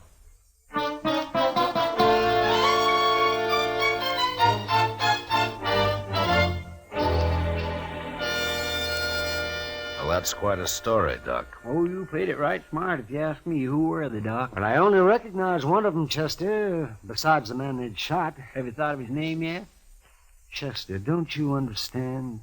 I gave my word I wouldn't tell. Oh, but that was just so you could get away. Yes, but still I gave my word. It doesn't matter how or why. But, Doc, they're just a bunch of killers. I know. Leave him alone, Chester. But I don't... Yes, sir? Matt? Yeah. Wouldn't you do the same if you were in my boots? That'd be a hard choice, Doc, but... Yeah, I suppose I would. I think any man would. Leastwise, any man of honor. I guess I wasn't really thinking about it that way. Well, I'm going to get myself some sleep. Matt? That was a good boy they murdered. I hope they hang for it. That blossoming... How are we ever going to find him, Mr. John? I don't know, Chester. We don't even know who they killed. And just think, Doc could lead us straight to him right now. It isn't making the Doc happy, Chester. No, sir, it sure isn't.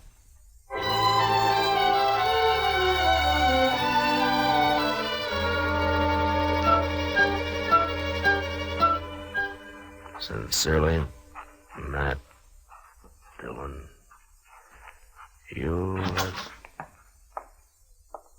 Marshal? Jake Worth. Why, you haven't come to Dodge in 6 months that I know of. I'm here now, Marshal. Oh? Trouble, Jake? I'd call it that. Well? You know that cottonwood? Big one down at Brandy Bend? Yeah. There's a hole down by the roots at the north side of it, Marshal. I put a sack in that hole this morning. It's got $20,000 in it. 20,000? Well, that's a lot of money, Jake, even for you. It isn't if Hank gets back all right. Hank? Well, that's your youngest boy, isn't it? 18 last month.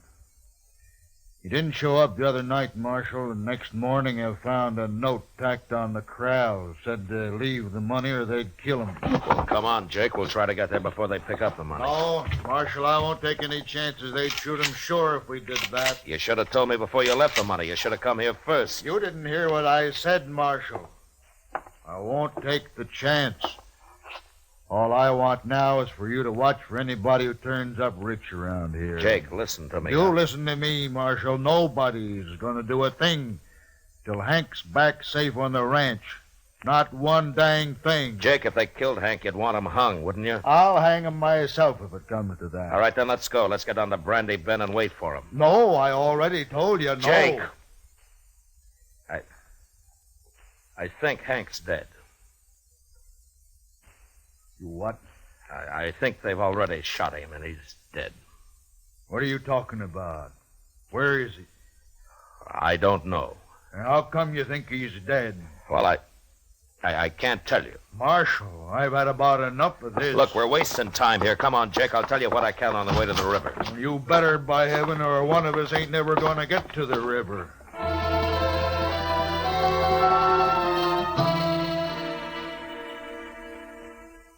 Jake Worth was known as a hard, hot-tempered man, but he was straight as they come.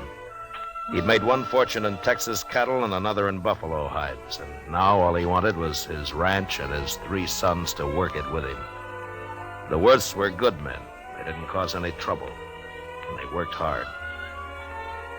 It wasn't easy to tell Jake, but without mentioning Doc, I said what I could. And when we reached the Arkansas, we hid our horses in a clump of bushes and worked our way on foot up to the big cottonwood. And then we saw it. That's him. That's Hank.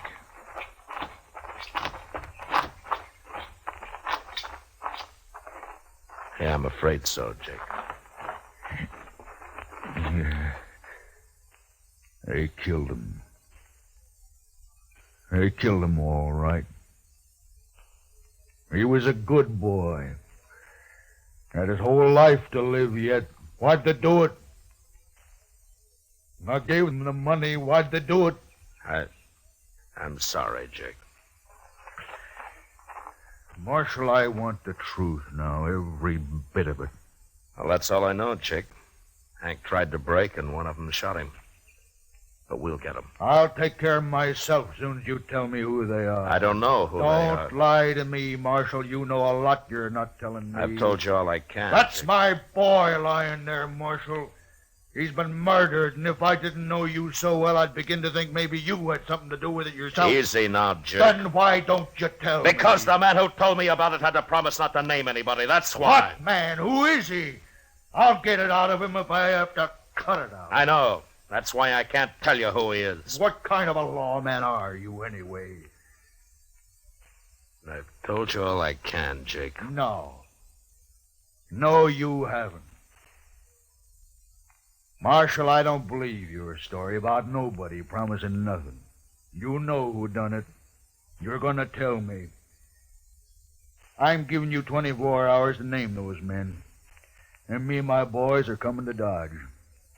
There'll be blood spilt, Marshal. Jake, I give you my word, I don't know who did it. I don't believe you. I'll help you take your boy home now. Go on back to Dodge. I'll manage here. You're making a bad mistake, Jake. 24 hours, Marshal. I'll be there. We'll find you, wherever you'll be. Jake, So long, Jake.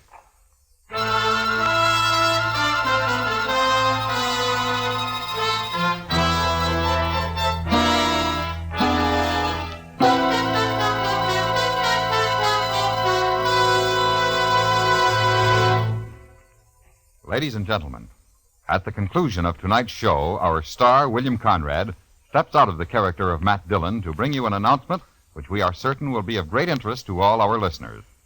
So be sure to listen at the close of tonight's program for a special message from William Conrad. And now the second act of Gunsmoke.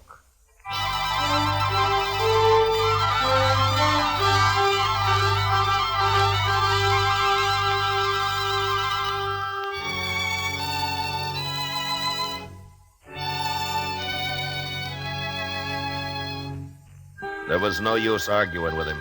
The man's grief had destroyed his reason. And the worst of it was, I knew his sons would do whatever Jake told them to do. Unless I could stop it somehow, I'd have to shoot it out with 3 good and perfectly innocent men. And for no reason at all. I thought about it all the way back to Dodge. And by the time I got there, I had an idea. I went up to Doc's and I talked it over with him. All right, Matt. I'll do whatever I can. Well, it might not work, Doc. And you'll be exposing yourself to a lot of danger. Have you thought about that? I have. And I've also been thinking about the men who killed Hank Worth. Well, we could wait till they start spending their money, or till one of them gets drunk and maybe talks too much somewhere. Yes, we could, but Meantime, you and the Worths will have a gunfight. Oh, and that'd be a terrible thing to let happen. All right, then, Doc, let's go. I want to get to the ranch before dark.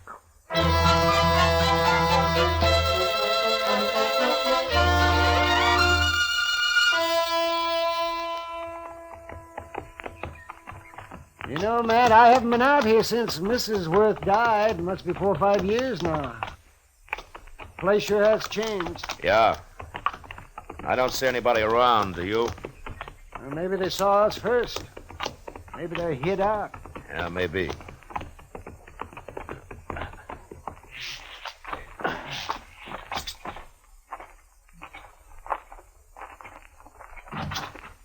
That's far enough, Marshal. Watch him, boys. If he makes a move, shoot. Yes, Chief. Jake, I came here to stop a shooting, not to start one. You can stop it, Marshal. Just tell me who killed my son. If I knew, I'd be on his trail, Jake. What's Doc doing here, anyway? Tell him, Doc. I took the bullet out of Hank just before he died. What? That's right, Jake. Now come down here where we can talk like friends, and I'll explain it. Stay where you are, boys.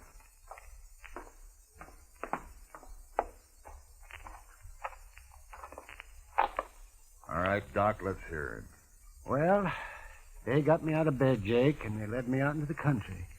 Hank had been shot in the back, and I extracted the bullet. But it was no use. He'd have died anyway. There were 3 men there, and I recognized one of them. Who was he?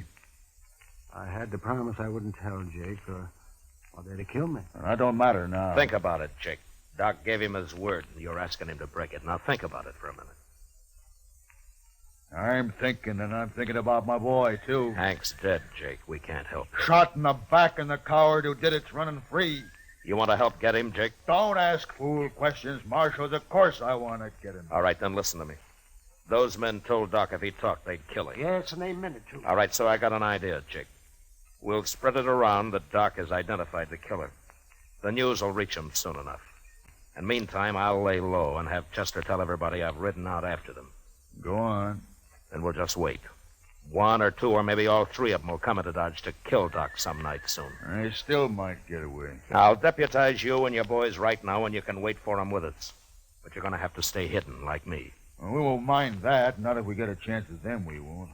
Good. Funny thing, though. What?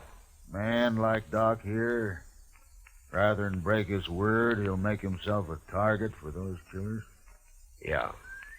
Look, Jake, Doc and I are going to go back to Dodge now. I'll see that the story gets started, and in a day or 2, you and your boys can ride in, but separately, though. Otherwise, it might cause talk. I understand. And come straight to Doc's. We'll get there.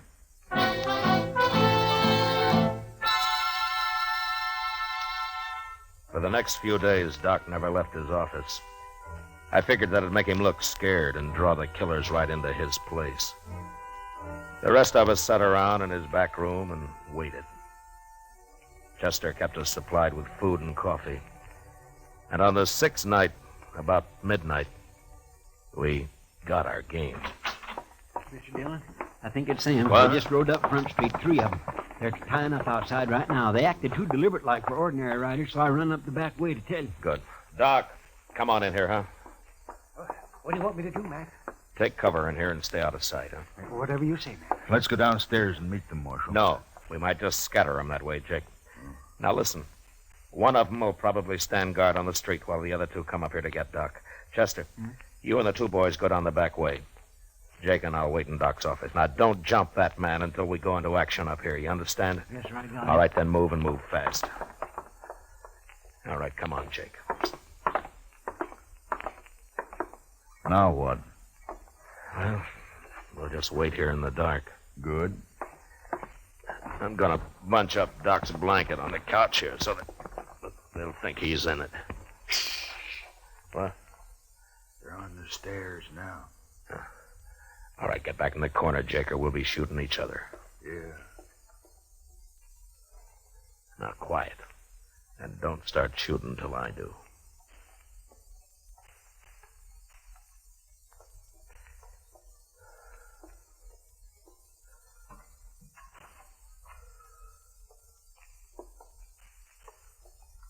Doc, wait wake up, you lying dog. Let's just shoot him and get out of here.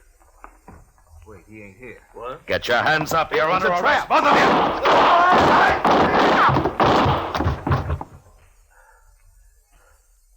you. You all right, Jake? Yeah, I got one of them. I'm all right. Doc? Doc, come on out. They're dead. Light the lamp, will you, Doc? All right. You okay, Mr. Dillon? Yeah, come on in, Chester. Oh, we got him. He tried to get away when he heard the shooting up here, but he run smack into one of the Worth boys. He's dead. Bring the lamp over here, Doc. No, I don't know either one of these men. Now, Doc, you can tell us now, is one of these the man you recognized? This one here. I remembered later I treated him for a broken nose some time back. I never did know his name. He came up the trail with a herd, I think. Yeah. Doc, will you take care of things? Sure, man. Well, Jake? Marshal, me and the boys will be getting back to the ranch now. Sure. Marshal, What, Jake?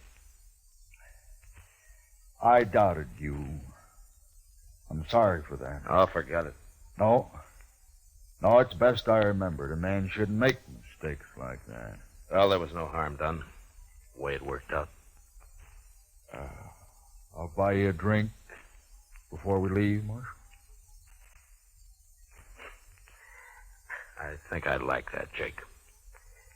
Come on, let's go.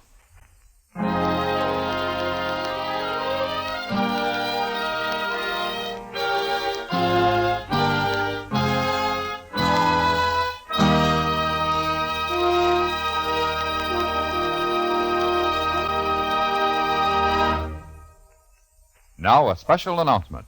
Here is our star, William Conrad. Thank you, George.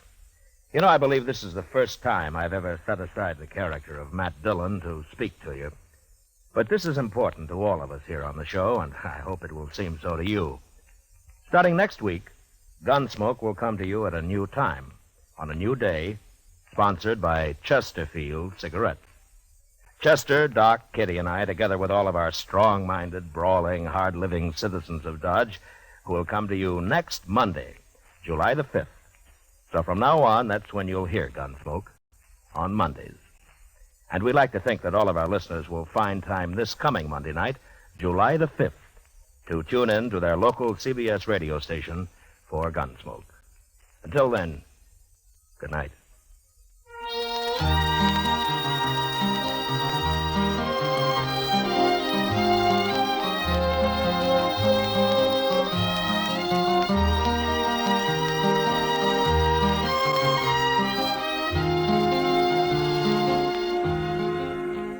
Gunsmoke, transcribed under the direction of Norman McDonald, stars William Conrad as Matt Dillon, U.S. Marshal.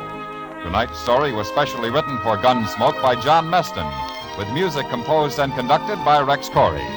Featured in the cast were John Daner, Lawrence Dobkin, and Harry Bartell. Parley Bear is Chester, and Howard McNear is Doc. Join us again Monday, July 5th, as Matt Dillon, U.S. Marshal, fights to bring law and order out of the wild violence of the West in Gunsmoke. George Walsh speaking. For the top tunes of rural America, hear Saturday Night Country Style every week on the CBS Radio Network.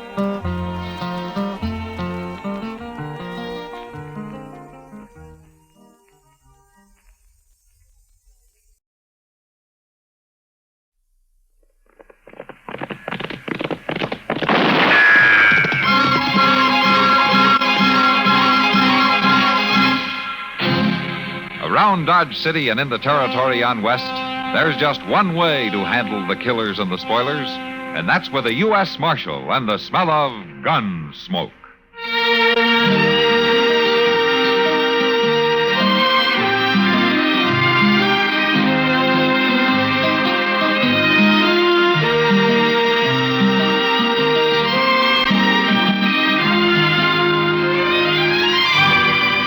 Gunsmoke, starring William Conrad.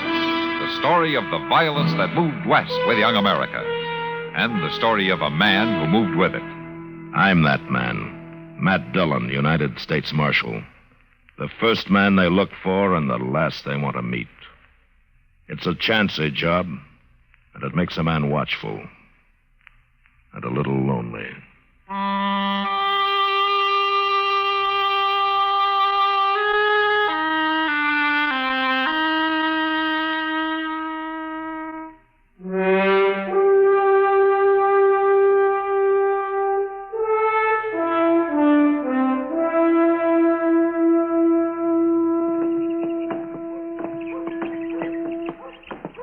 You don't have to walk me all the way, Doc. Oh, why, it's a pleasure, Kitty.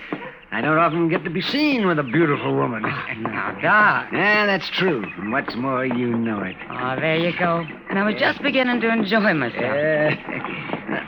There's Matt. Just came out of his office. Let's go say hello to him. He's sitting down. We better hurry before he falls asleep. Wish I had a job like his. Say, where's Chester these days, anyway? Well, he's still visiting a friend out at Fort Dodge. Some old Army pal from the war. Is he ever coming back? Of course, he'll be back as soon as he gets tired of the cooking out there. Matt, you've got company. Hello, Matt. Well, hello, Kitty. Doc, why don't you sit down? Thank you. Just for a minute. I gotta get to work pretty soon. You been shopping? Yeah, but I didn't buy anything. What about all those clothes and stuff you told me you ordered? Well, that's different. It is? Well, sure. No. Don't explain it to me now. It's too hot today. Who's this? Huh? Who's this? I don't know. He's a stranger to me. Well, he's from Texas, that's for sure. Look at that rig.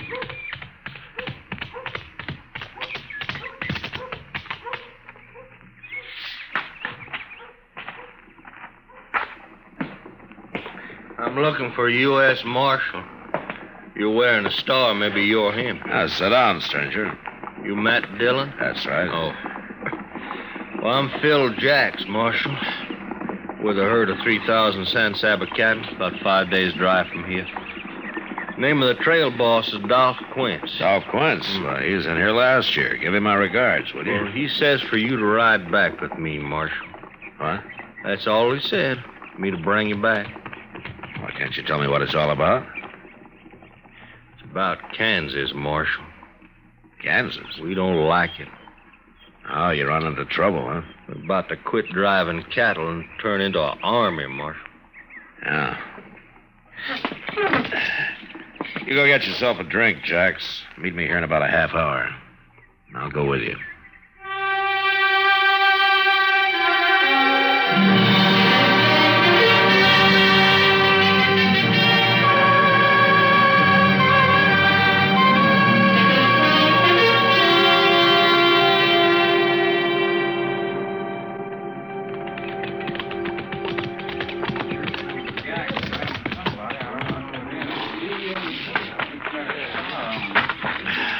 You just drop your saddle anywhere, Marshal. I'll turn your horse in with a remuda. All right. Thanks, Jacks. I will. And Dolph Quince will be over there by the fire somewhere. Okay. I'll find him.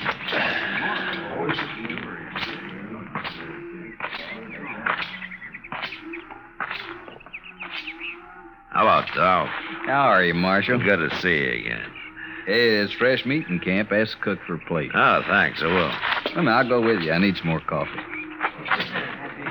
You like buffalo veal? Huh? One of the boys wrote and shot a calf this morning. Sure, I like it fine. Guess it was buffalo that scared our horses last night. Whole remuda broke loose. Hey, cook, give this man a plate of meat. Yeah, sure thing, Dolph.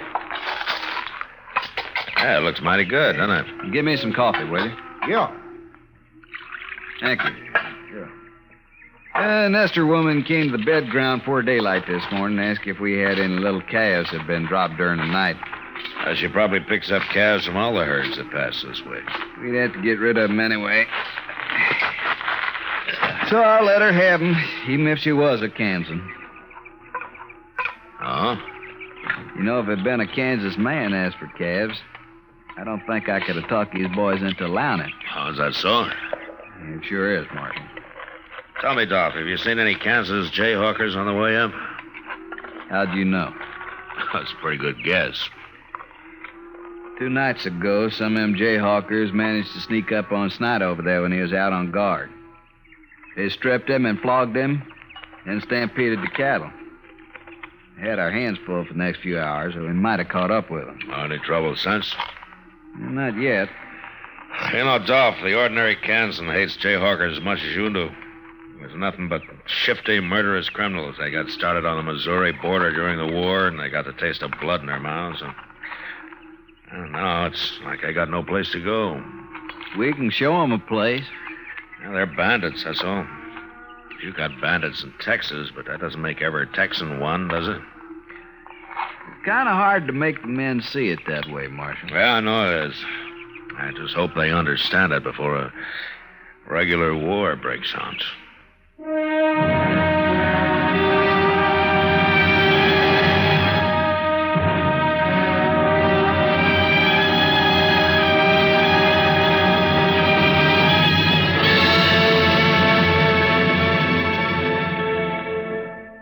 Another visit with Joe and Daphne Forsythe. Overhead, the moon is beaming. Hold it, Daphne, hold it. Oh, hi, Joe. Guess what, honey? I'm trying out for the operetta. As what? A singer. You could have fooled me. I was just practicing one of the songs. Well, I don't think you quite fit the role. Why not? Well, if this version of the Student Prince is like the version I know, that particular number is sung by a tenor. Oh, Not that you don't come close, but I think you better stick to being a housewife. but I want to be a singer. Daphne, honey, a singer you'll never be. I could take lessons. Yeah, but lessons cost money. Money better invested for us in savings bonds. You and your old savings bond. I can't help it, honey. I just can't get over the way those savings bonds pay off. $4 for every 3. That's what I call an investment. What good do they do me now? A lot. The money we put in those bonds every payday helps keep America strong and protects you and me. No bonds, maybe no operetta. Ever think of that? I still want to be a singer. Well, when those bonds start bringing in the green, if you still want to sing, they'll pay for the lessons and more. Good. Gee, if those bonds mature as fast as you say, I better start practicing now just so that I'll be ready. Overhead, the moon is beaming. Daphne, did anyone ever tell you you have a bad voice? Everyone.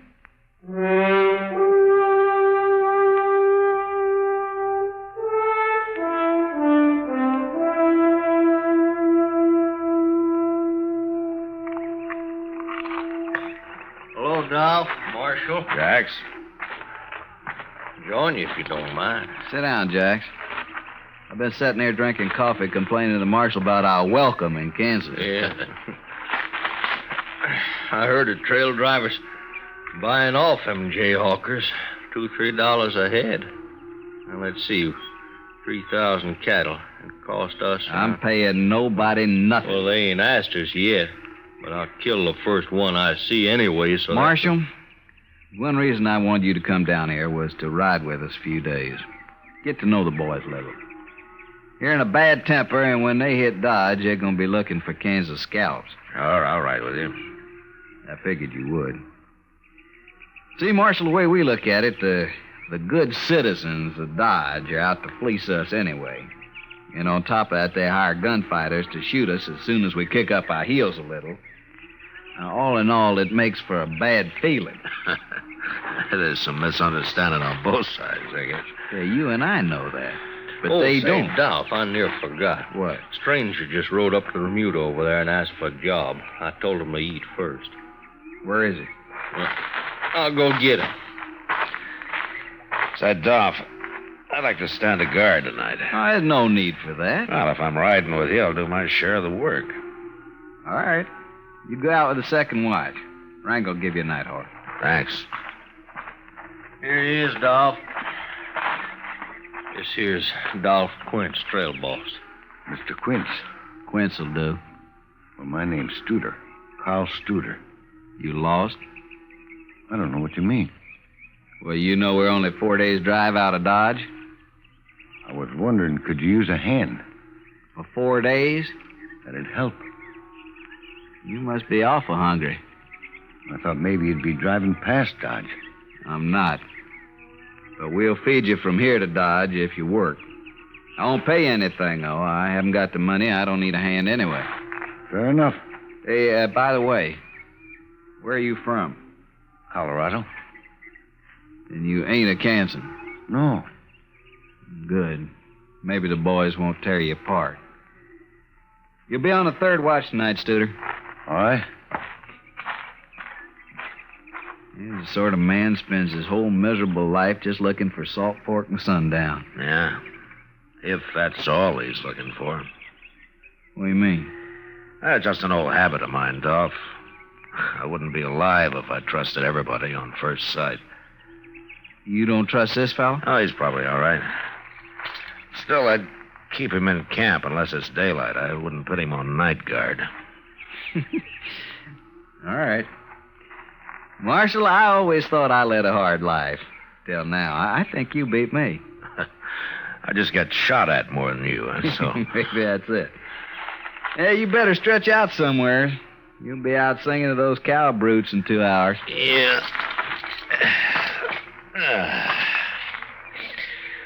Well, I'll see you later, Dolph. Breakfast at 4. You find it don't take long to stay all night at this ranch.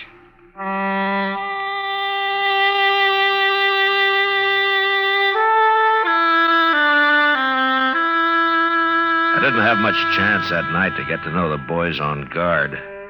2 of us rode around the herd in opposite directions, singing or humming a little to let the cattle know where we were. And after 2 hours, we were relieved by the third watch.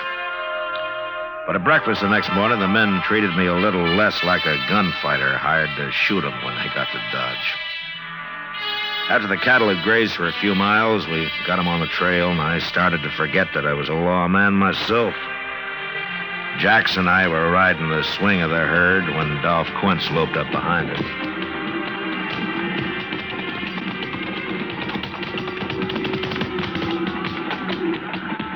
Hey, how's it feel to be a trailhand, Marshal? There's nothing to it if I could sleep all winter like you do.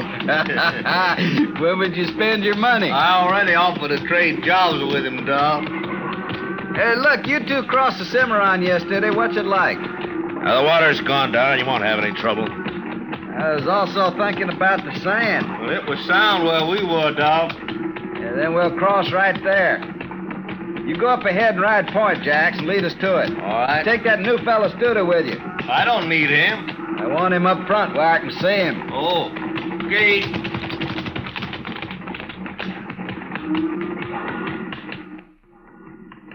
First crossing I tried last year had a quicksand bottom and bog of saddle blanket. Oh? Lose many cattle? 30 head. Couldn't even dig their tails out.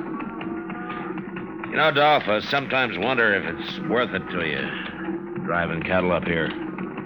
Well, Texas is bankrupt, Marshal. War broke us. All we got is these wild longhorn cattle. Yeah, I know. Well, maybe there'll be an easier way someday. We'd starve waiting for the railroad. I suppose so. Anyway, this San Saba herd of yours is the first to reach Dodge this year. The price is pretty high. You ought to profit, about $20 a head. I hope so. Money in your pocket, Dodge could offer high-class entertainment. Almost anything you'd want. Well, the boys will be there. Hey, that's up ahead. Come on.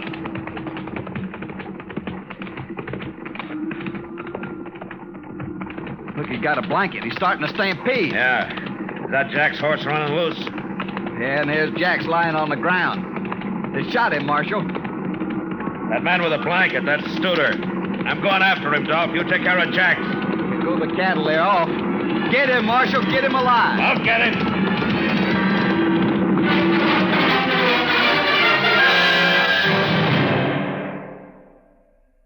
Helen.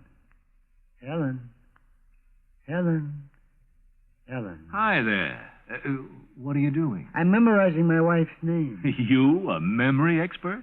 What happened? I called her Joanne. Oh. Yeah, I was nearly a hospital case. Which brings us to the subject of Medicare. I knew you'd work it in somehow. Well, why not? Sooner or later, Medicare comes into the lives of every serviceman and his dependents. Well, you sure got it into mine a lot. Excuse me, I got to get back to my memory work. Hazel. Hazel.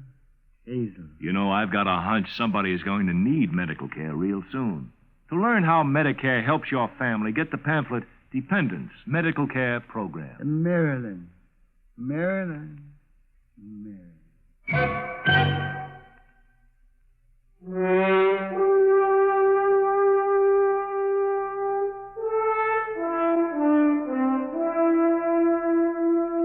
As I followed Studer, a few shots whipped past my head, but they didn't come from him. They came from behind a small rise he was headed for. Whoever was shooting was still too far away from me for me to worry about. I wanted to take care of Studer first, and slowly the distance between us closed. I pulled my rifle out of the boot and I snapped one off at him. He threw up his hands and pitched forward out of the saddle.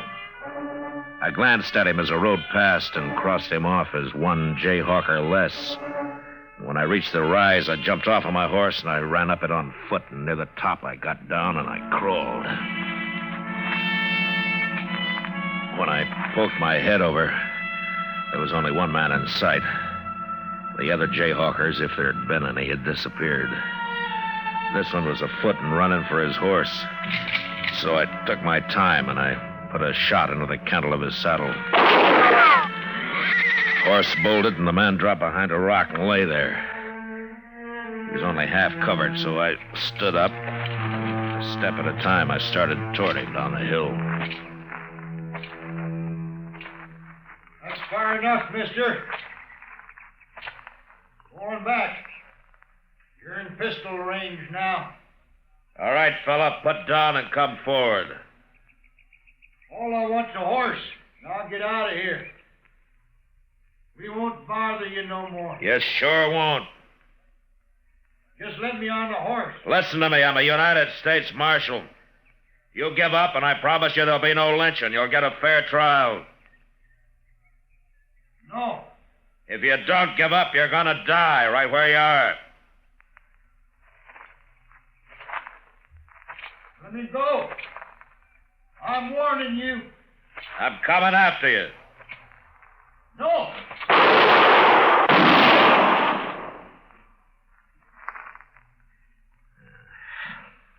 You just had to try it, didn't you?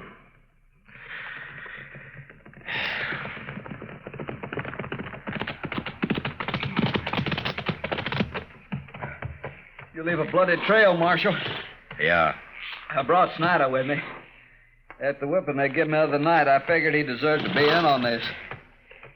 Guess I'm too late. Looks like the marshal's done taking care of everybody. Be glad you don't have to kill a man, son. I don't think I'd mind, Marshal. Yeah, I know. Tell me, Dolph, how's Jax? There. Oh. Dude has shot him in the back of the head. He was a good man. Boys have got the lead cattle turned. They let them mill around for now and then graze them out. Good. Snyder, I left my horse over the rise there. Would you get him for me? Yeah, sure.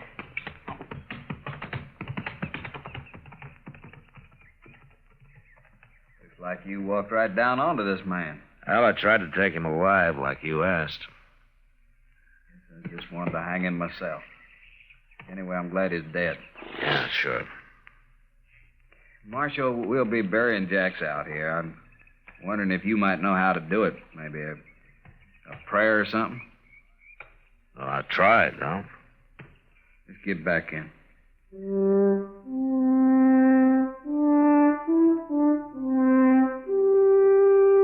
Well, we We got back to where Jacks had fallen. The cook had driven the chuck wagon up and was busy fixing coffee for the men, even though it was far from noon.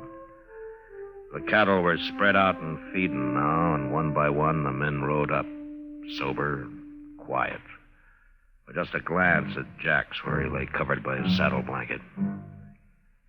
A grave was soon dug, and with the end gate of the chuck wagon for a headstone, Phil Jacks was placed in the ground and covered with prairie earth. Their hats in their hands, the Texas men had watched the service in silence. When it was done, they turned and walked away.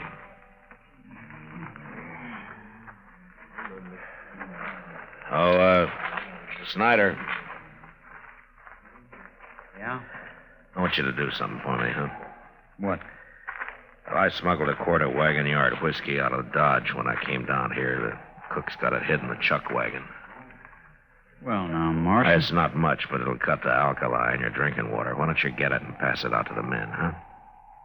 Mighty decent of you, Marshal. All as wants a drink of the Marshal's whiskey, get on over to the chuck wagon.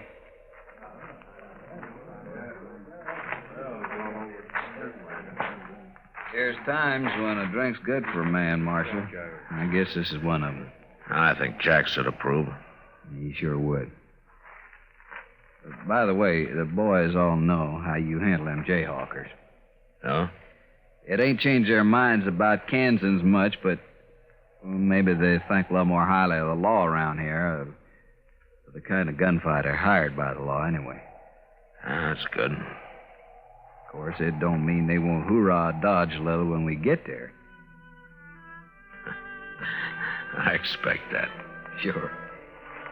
Come on, we got a drink coming out of that bottle, too.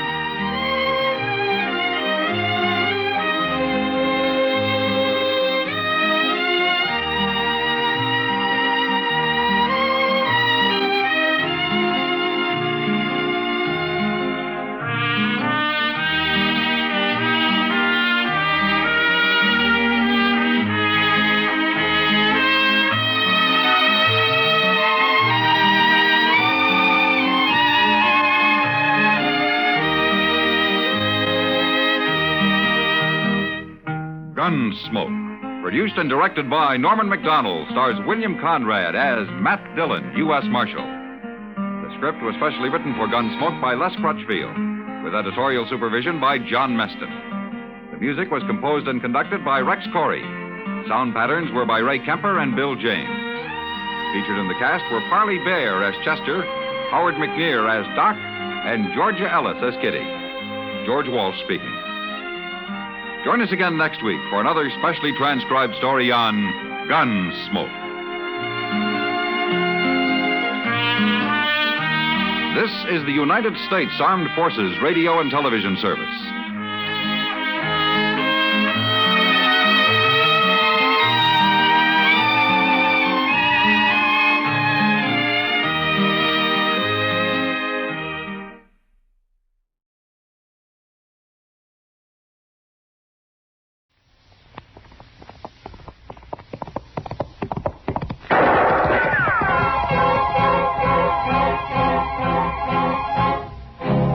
Around Dodge City and in the territory on West, there's just one way to handle the killers and the spoilers, and that's with a U.S. Marshal and the smell of Gunsmoke.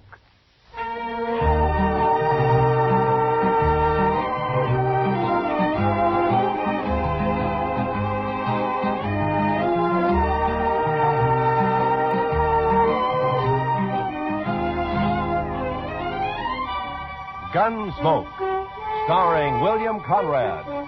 The story of the violence that moved west with young America. The story of a man who moved with it.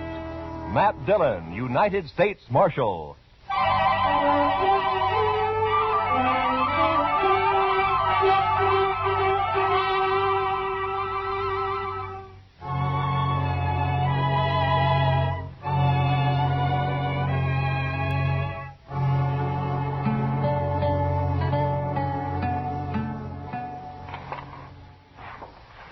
You going out soon, Mr. Dillon? It's a little early yet, Chester. Things seem quiet enough. Well, why do you ask?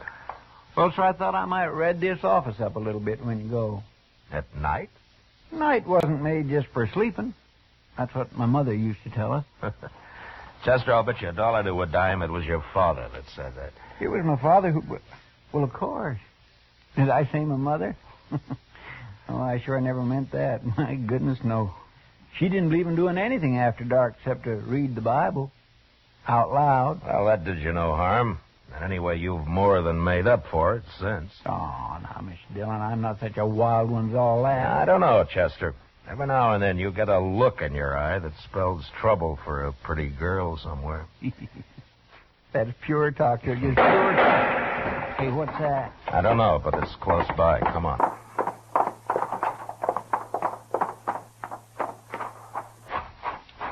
There. Look, right in the street. Yeah, I see him. There's no one else around. Take a look down the alley, Chester. Yes, sir. Oh, it's Shaw. Shaw? Shaw, you bad hurt. Shot me right in the back, Marshal. Must have been in the alley there. Any idea who it was? No, sir. None at all. I'm bleeding some, Marshal. Yeah, I know. Well, we better get you right up to Doc's. He can work on you better there. All right, a couple of you men, pick him up and follow me, huh? All right, yeah. Take it easy, Charlie. All right, you go now, please.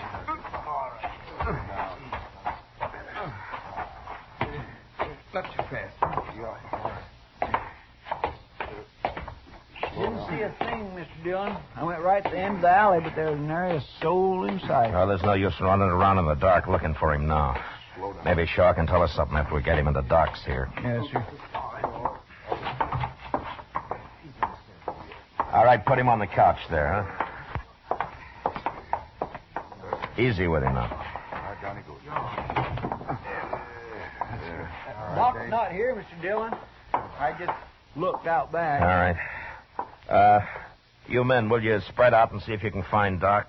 Try the Alfraganza first. Yeah, sure.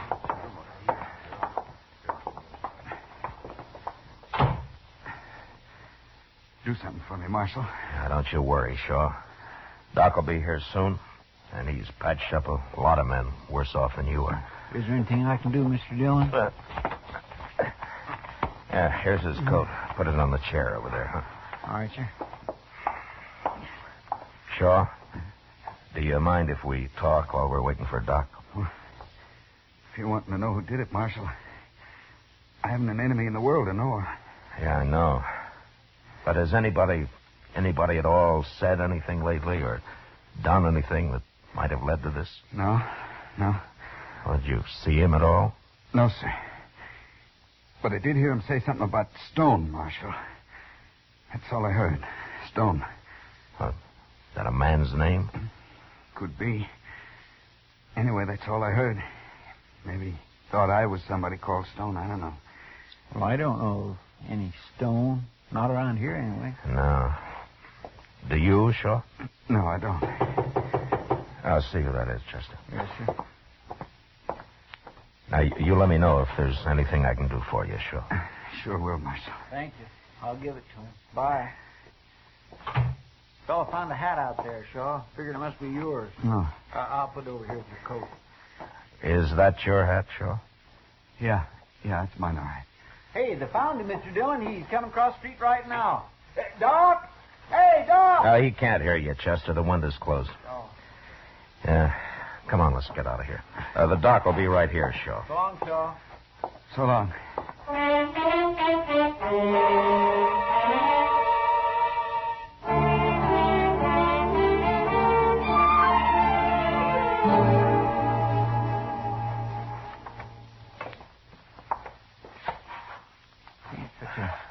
Nice, peaceable fellow.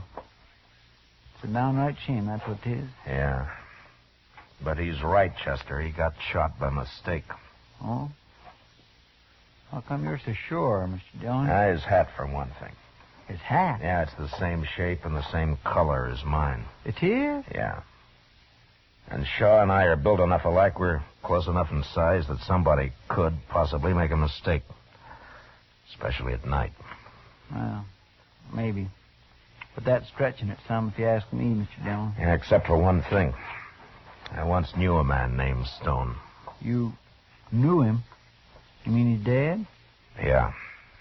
Well, if he's dead, then it couldn't have been him. Stone had a friend by the name of Danch, Chester. Might have been Danch. But why? Well, they were both cow thieves down in Matagorda County, it was. One day, Danch found his friend Stone hung from a live oak tree.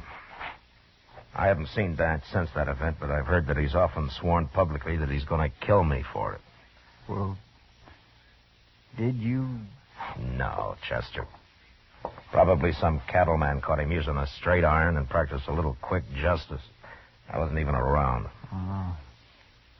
I don't hang people, Chester. Oh, no, of course not. Anyway, if that was Danch, he's probably still in Dodge. He'd have heard he shot the wrong man soon enough. You gonna go look for him, Mr. Dillon? Well, it's better than letting him look for me, Chester. Especially seeing the way he goes about it. Well, what's he look like? In case I see him first. Yeah, he's tall, thin. He's got one mark you can't miss. You're standing on his left side, anyway. What's that? He had a fight somewhere, and he got his ear chewed off. Well, unless he's growed another one, that ought to make him easy enough to spot. I might wander down and see if he's been around the Dodge house any, Mr. Dillon. All right, Chester. I'm going to make a round to the saloons. I'll be at the Texas Trail last. Yes, sir.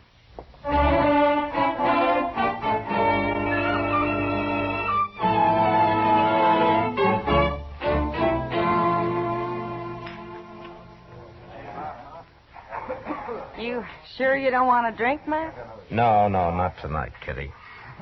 You must be expecting trouble. Yeah, maybe. Kitty, tell me something. Have you heard the name Danch around here lately? Dance? Yeah. No, I haven't. What's he look like, Matt? Well, he's a tall man. He's missing an ear. Oh, yeah. I saw a fellow like that a couple of nights ago. He was in here real late. Was that so? Yeah. You haven't seen him since? No, but I could ask the other girls. Hi, Mr. Dillon. Hello, Miss Kitty. Hello, Chester. Mr. Dillon, you know that cheap rooming house out the edge of town, the one they call the Prairie Dog Hole? Yeah, what about it, Chester? Well, sir, I went to every other place, and then I tried it just on a chance. Sure enough, he was there.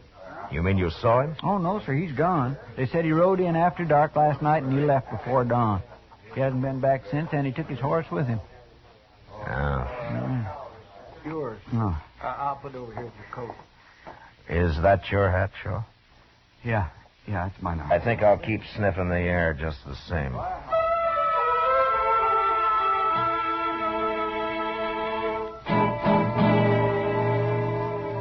The next afternoon, about sundown, Shaw suddenly died. He hadn't been badly hurt, but as Doc said, you never know how a man's heart will react. Anyway, Shaw, the man without an enemy in the world, was dead. Murdered. And in place of me. That night, I was walking down Front Street thinking about it and wondering why it is that the innocent so often get hurt. And all at once, I had a feeling that I was being followed. I walked on until I reached an alley and then turned into it casually. Once out of sight, I ran halfway down it and ducked behind a rain barrel. Waited. A few seconds later, I knew I'd been right.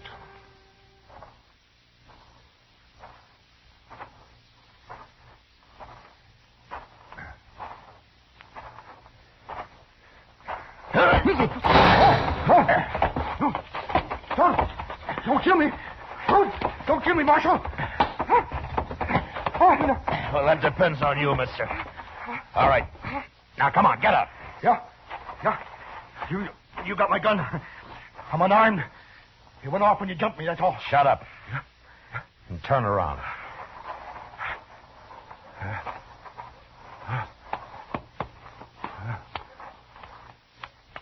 All right.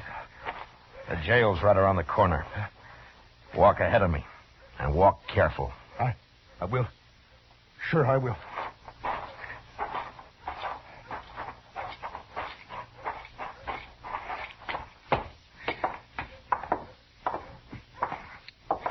right, that's it. Now open the door and go right on in. Sure, Marshal. Well, who is this, Mr. Dillon? I don't know. Who are you, mister? My name's Lee. Lee what? Bill Lee. All right, Lee. Now, why did you follow me down that alley with a gun in your hand? Oh, I wasn't following you, Marshal. No? Well, what were you doing? Well, I was just...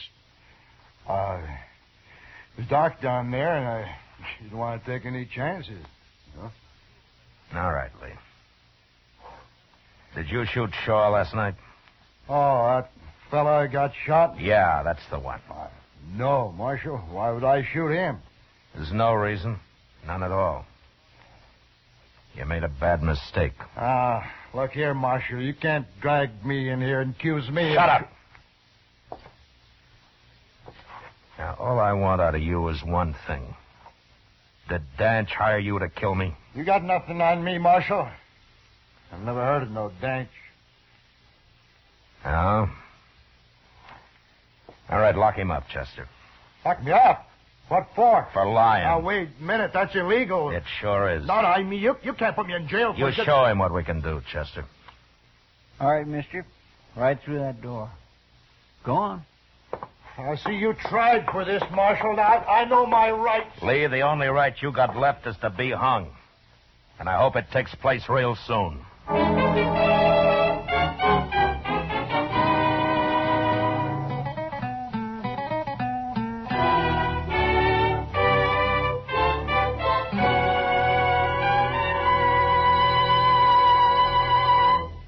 We will return to the second act of Gunsmoke in just a moment. But first, a reminder to all vacation-bound Americans. Blood donations fall off in the summertime. Blood is vital to the saving of American lives. Give a pint of blood. Ask anyone who has. It's simple, painless. Make an appointment with your local Red Cross chapter. Give a pint of blood and save a life before you go on your summer vacation. Now, the second act of Gunsmoke.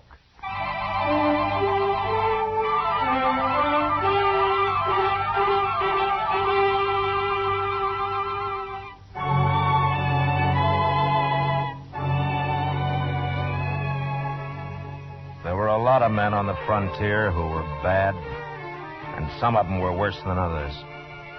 But I always felt the rottenest kind was a man like Lee, whose guns could be bought. Every morning, Chester brought him out of his cell, and I questioned him. But he admitted nothing, day after day. Now, we kept him in jail anyway, and I hoped Danch would hear of it and come into town to do the job himself. But it isn't a good feeling to walk down the street and know that any minute you might get shot in the back. And finally, I got tired of it. I wanted to know where Danch was. Go ahead, Lee. Here he is, Mr. Dillon. You're wasting your time, Marshal. For the last time, Lee. You going to tell me where Danch is? I've told you 100 times. I don't know Danch. Where'd he make his deal with you? I don't know nothing about no deal. I'm an innocent man, Marshal, and as soon as I get out of here, I'm going to write the government about you. Well, when you do, tell him how you messed up killing me. I'll tell him nothing. I mean, I'll fix you, Marshal. Yeah, sure. Tell me something, Lee. How does it feel to kill a man for money? Don't look at me, Marshal. Nobody's paid me nothing. Yeah, but what about you? You get paid for shooting people. You get paid regular for it. Lee, I'm going to hit you right on the head and drag you back to your cell. Sure. I'm not armed. And I won't be armed Now, either. wait a minute, Chester. Wait a minute. Just let him be. But that kind of talk just makes me boil. Yeah, I know.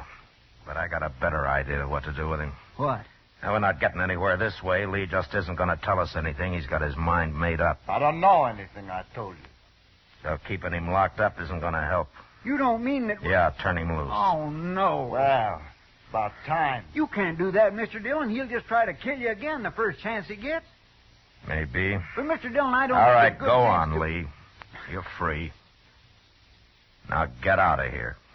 You really mean it, Marshal? You heard me. There's your gun. Take it. Don't pick it up by the butt.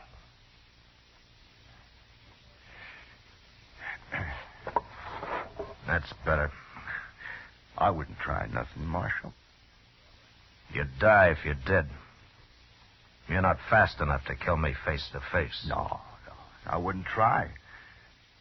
Well, bye, Marshal, Chester. I'm leaving. I'm taking the next Santa Fe to Abilene.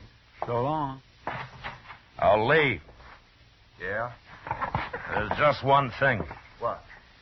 You said I get paid for shooting people. Oh, now, Marshal, I didn't mean nothing. No, in a way, you're right. Sometimes I have to when there's no other way out. I understand. But I won't get paid for shooting you. What? No. I figure killing you will be part pleasure and part self-defense. What are you talking about, Marshal? Just that. Why would you want to shoot me? I don't like men of your kind. But, Marshal, you can't. I can't let you get any farther than that boardwalk. I'd be a fool if I did. Now, go on, Lee. Go on out the door. And I'm coming right after you. No. I'd feel a lot safer with you dead. Go on now. I'm staying right here. All right, then I'll kill you right here. You're armed. No. I'll give you my gun. Don't touch it. Don't kill me, Marshal. Don't kill me. I'll tell you anything you want. It's too late. Oh, no, Marshal. You'll probably lie anyway. No, I won't. Listen to me. Dance is down the Santa Fe Trail about 75 miles across Cimarron, a place called Wagon Bed Springs. He is, huh? Yeah, he's waiting there for me. He's waiting to pay me when When you kill me. Is that right? I'm not going to kill you, Marshal. No. Take his gun, Chester, before he changes his mind. He's a pretty brave man. Sure. Take it here. There. I told you. Now, let me go now, huh?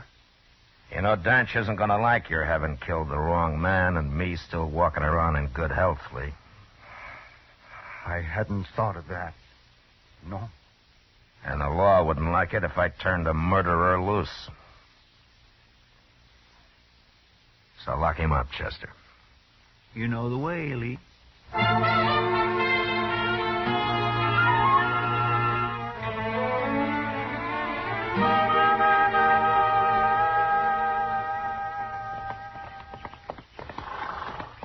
Mr. Dillon, you know what that cussed Lee told me just before we left? He said Dance had told him to yell lap for stone when he shot you. Well, I figured that. You know, I think he really believed you'd have killed him if he'd walked out of that office. Cowards are easy to bluff, Chester. Now, when we get to Wagon Bed Springs, I want you to stay out of the way when I find Danch. Yes, sir, I will. Unless he has friends there. Yeah. I suppose he really believes you hung that fella Stone, don't he? Yeah, it seems that way. All right, let's pull up here, Chester. It's just over the hill there. We'll go on in as soon as it's dark.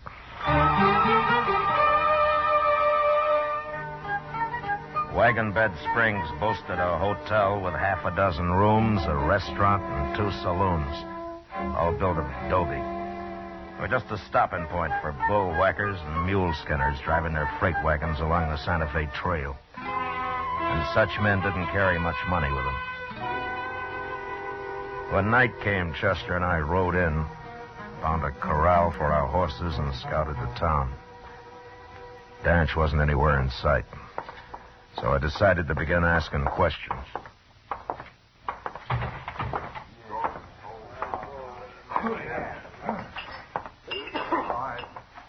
Beer or whiskey, man? Beer. Same for me.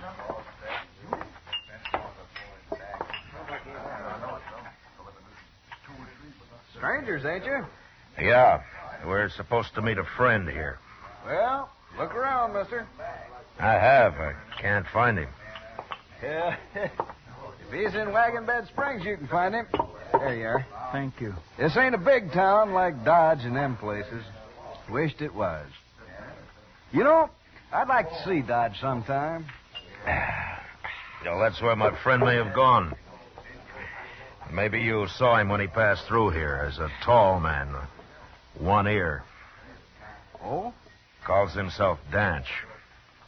Oh, sure. I know him. Yeah, he was here quite a while. But he left. Just yesterday. He's gone to Texas, mister, not Dodge. Oh, is that so? He tell you that? That's what he said when he left. All right. Thanks. Sure. Staying here long? Not long. Here's for the beer. We'll be back as soon as we eat. Good.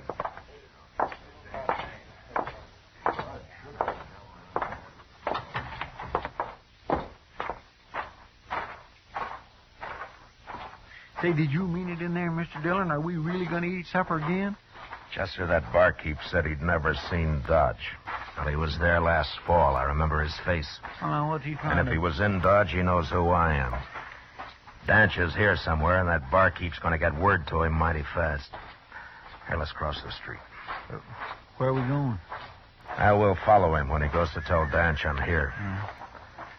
He'll leave as soon as he thinks we're in the restaurant. All right, he won't see us here. Can I go with you, Mr. Dillon? If you stay out of the way. I will, sir. I'd figured it right.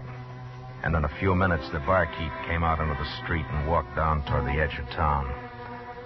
We followed some distance behind until he reached a small adobe hut. And there he knocked and then disappeared inside.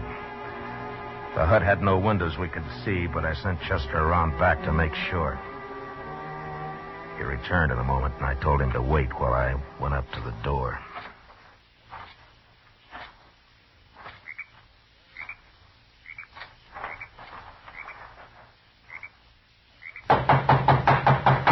Who's that? You're trapped, Danch. Come out with your hands up. All of you here, you fool. I didn't see him. He said he went to supper. I ought to kill you. I got nothing to do with this. I'm getting out of here. Go ahead, get out. Marshal! Marshal, I'm coming out. I ain't even armed, so don't shoot. Okay. Come on. Go on. You got to open it more than that, Danch. I can't get out. All right, keep your hands up. Chester, I'll take him. keep an eye on him. Come on, you. I won't do anything. He paid me to warn him, that's all. Danch, you're in a bad spot. You can rot in there. I don't suppose you'd give me a fighting chance any more than you gave Stone one, Dillon. I was in Galveston when Stone got hung, Danch. That's a lie. It doesn't matter. How come you hired Lee to shoot me? You lost your nerve? How many cattlemen in Dodge, that's why. Yeah, I forgot your reputation with cows. And I don't care how you die anyway. Yeah, you talk big for a man who's practically buried. I'm coming out, Dillon. And I'm coming with a gun.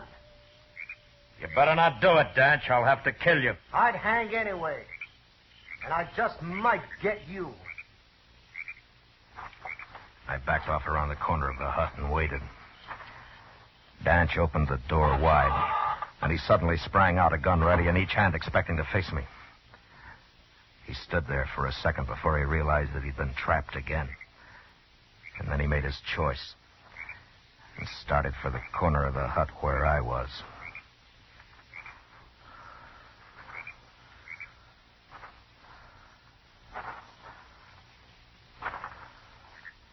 All right, drop him, Danch.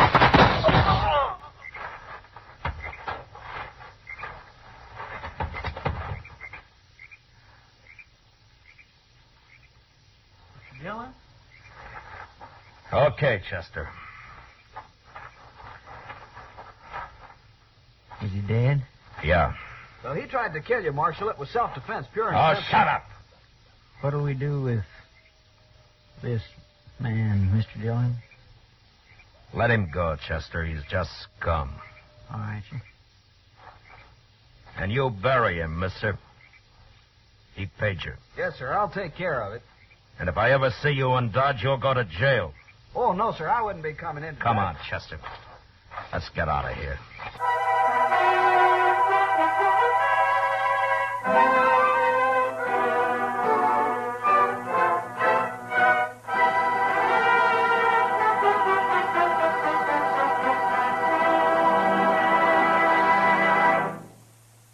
Gunsmoke, under the direction of Norman MacDonald, stars William Conrad as Matt Dillon, U.S. Marshal.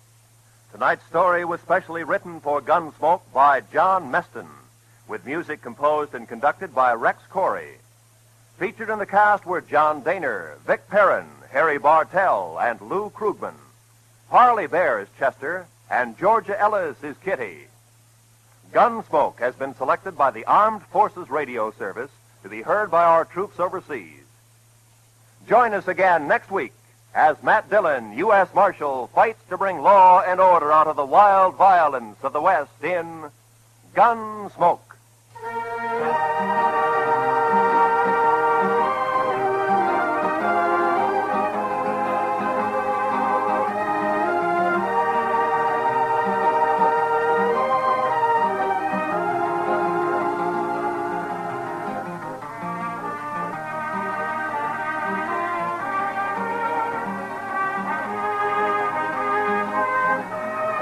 This is the season for people to have letters added to their names as universities award degrees to scholars.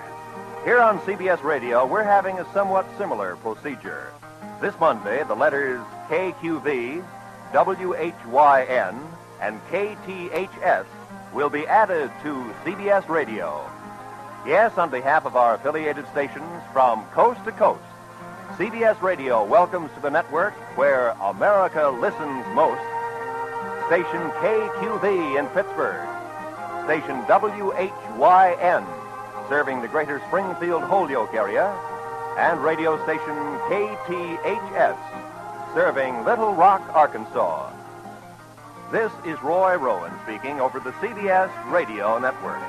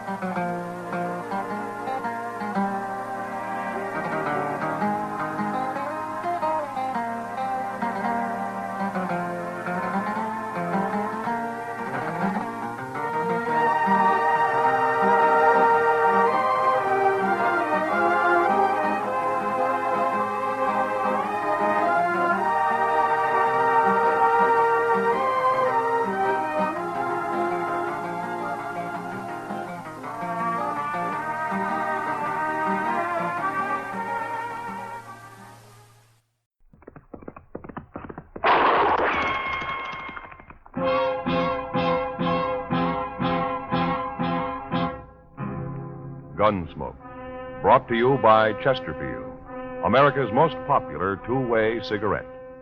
What a pair. Chesterfield king size at the new low price. Chesterfield regular.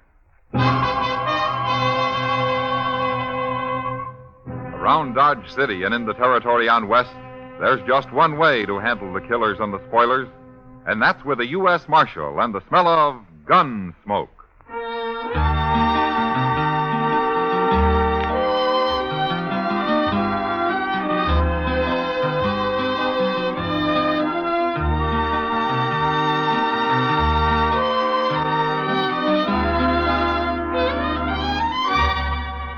Gunsmoke, starring William Conrad, the transcribed story of the violence that moved west with young America, and the story of a man who moved with it. I'm that man, Matt Dillon, United States Marshal. The first man they look for and the last they want to meet. It's a chancy job, and it makes a man watchful. And a little lonely.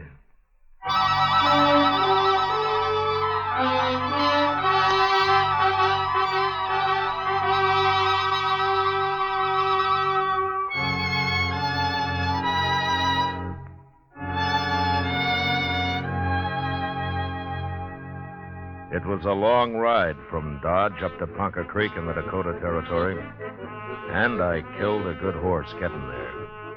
But I caught Lee Trumbo. He was asleep in a clump of willow, and I took him without a fight. We rode his horse double into Sioux Falls, but we came the rest of the way back to Dodge in style, by stagecoach. At least I thought we were traveling in style. Lee didn't seem to care much for it. In fact, he wouldn't even talk until the stage pulled into Dodge and drove up Front Street toward the plaza. You're making a bad mistake, Marshal. Is that so? I didn't kill anybody. There are 2 witnesses say you did, Lee. They're lying. Then why did you run? My brother Dolph, he said you was after me. That's why I run. You'll get a trial. You can talk about it then. I ain't gonna stand trial, Marshal. Dolph will get me out of jail before that. Is that so? I never figured Dolph is a man to do much of anything. You've been against us Trumbos ever since we come to Dodge, ain't you, Marshal? Yeah, I have. Neither one of you is any good. See what I mean? There's your brother Dolph now, waiting to welcome you back. Well, how'd he know I was coming? I wired Chester from Sioux Falls a week ago. That bandy-legged deputy of yours? Here's the mail. Chester's not my deputy. Well, he sure acts like it. Yeah, he does, doesn't he? No. Here we are.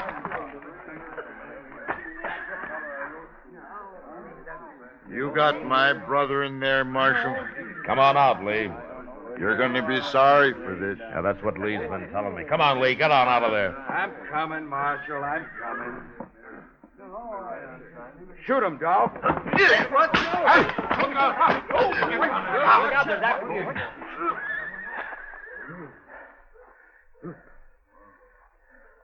Don't look at me, Marshal. I didn't even draw. No. No, you didn't, did you, Dolph? You didn't have to kick him like that. You hurt him. He'll get his wind back. I got him covered, Mr. Dillon. Hello, Chester. Don't you try nothing like that again, Lee. It's all right, Chester. The fight's out of him. You want me to take Dolph's gun? Now, that's funny. I keep forgetting. You do wear a gun, don't you, Dolph? There's nothing wrong with wearing a gun, Marshal. There is the way you wear one. What do you mean? Well, you might run into somebody who doesn't know you're afraid to use it, and he might shoot you before he found that out.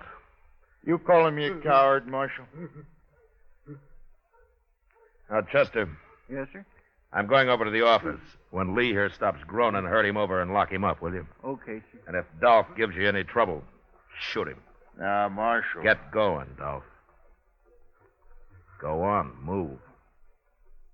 You'll be sorry for this. I'll make you sorry for it. Oh, say, there's a fellow waiting for you over at the office, Mr. Dillon. He's a stranger to me, but he wanted to see you.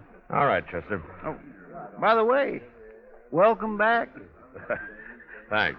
It's been most a month you've been gone. We sure did miss you here. Now, there were times when I missed being here, Chester. Don't let Lee get away from you now, huh? I'd hate to make that ride all over again. No, sir, I won't. Oh, I sure won't. Oh, stop breathing like that, Lee, and get on your feet. You ain't hurt. Come on. Get up here. Let me alone. Whoa. Hello, Matt. Hack Brine, how are you? Good to see you, Matt. You're surprised to see me alive, huh, Matt? Why, Hack, it's been at least 10 years, hasn't it? Man ain't born that could kill me. Leastways, I ain't run into him yet. Well, maybe you're just lucky. Luckier than you, anyways. A lot luckier sometimes, the way I recall it. Now, you're thinking about Santa Fe. Huh? Yeah. You wasn't very lucky that day, Matt. Hey, remember how it was? You backed into a corner with nothing but a beer bottle in your hand, and 3 of John Chisholm's drunk cowboys about to empty their guns into you. Yeah. And you walked in and killed every one of them. Yeah. It was real surprised, wasn't it, Matt? John Chisholm's been after you ever since, hasn't he, Hack? Oh, them was just the first of Chisholm's men I've killed, Matt. Been riding with Billy the Kid till about half a year ago. Oh? Why'd you quit? Never could make out if Billy was working for or against Chisholm. Besides, it didn't pay enough. Oh, but you're the one, Matt. When I got to Dodge last night, heard you was U.S. Marshal here, I just didn't believe it. Well, being a marshal isn't that hard a job. Oh, you can handle it all right, I know that. What I mean is it's kind of sudden. Find a man you used to know being a U.S. Marshal. Well, I got to earn my keep somehow. Oh, sure. Well, what are you doing in Dodge, anyway? I don't know, Matt. I don't know yet. I've been over to Wagon Bed Springs, stretching my legs, sleeping in a bed, doing a little gambling and the like. Yeah. Some fella here sent for me. I ain't seen him yet, but if it's a job he's got, I sure need the money. Well, good luck with it, Hack. We'll get together later and have a drink. Well, Straight ahead, Lee. Right through that door there. The fellas is out What's back. this? Just a prisoner. What'd he do? I didn't do nothing. Shut up and keep walking, Lee. What you locking him up for, man? Murder? That's bad. That's real bad. Murder's always bad. I don't mean that. I mean locking a man up. I couldn't stand that, Matt. I never been in jail. I never ain't gonna be. Well, then you better stay sober around here, Hack. And you're taking it back about that drink. Oh, no. You'll be safe as long as you're with me. Oh. I don't know, Matt. I've been around you when it wasn't so safe. I'll see you later. Yeah, sure, Hack. Oh. Hey, well, come on in, mister. I'm leaving. So long, Matt. So long, Hack. Marshal Dillon? Hello, Ole. How are you? Marshal, I got something I got to tell you. It's my duty, the way I see it. Oh, what's the trouble? Hello, Ole. What you doing here? Well, I come to tell the marshal something, Chester, but I sure don't like informing on people. You understand me, Marshal? Well, what's it about, Ole? Dolph Trumbo, that's what. You got his brother Lee in jail here. We sure have. I just locked him up myself. Well, Dolph's coming to get him out. He's over at the Alfraganza right now talking it up. Talking what up? Well, there's some men at the bar there, Marshal. And Dolph's buying them drinks and telling them his brother's plumb innocent, and they got to raid the jail here and get him out. You mean he's forming a mob? That's what he's doing, and I don't like it. There's going to be trouble, sure. Ole, thanks very much for telling me this, but don't worry about the trouble. I'll put a stop to that right now. Come on, Chester. Yes, sir.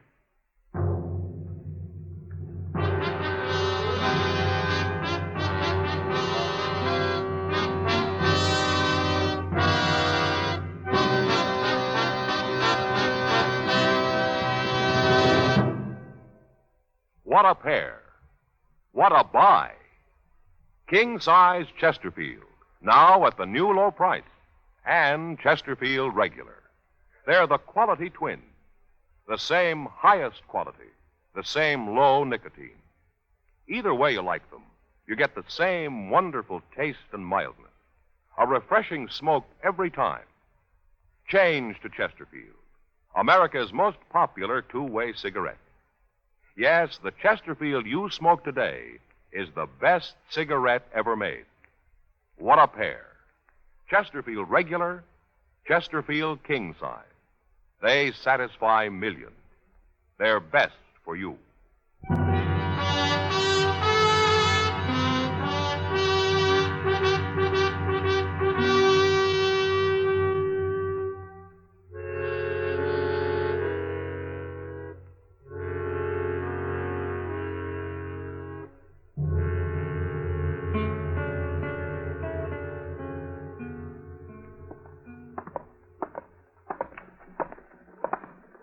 Wouldn't you know Dolph Trumbo do something stupid like this, Mr. Dillon? Trying to form a mob to take his brother out of the jailhouse. Well, it works sometimes, Chester. Not in Dodge, it don't. Oh, not so far, anyway. Here's the Alfraganza. Now, don't get in the way. Huh? No, sir.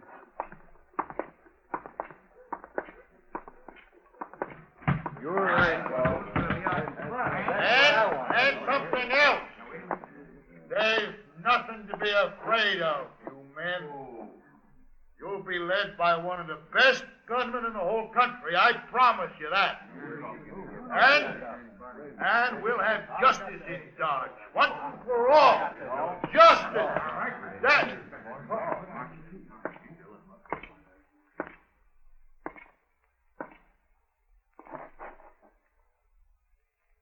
What do you want, Marshal?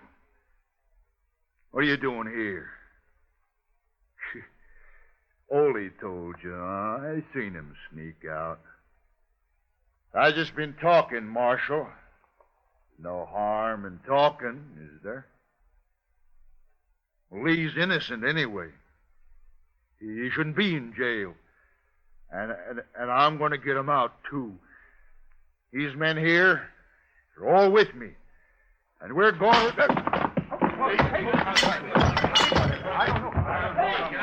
Quiet.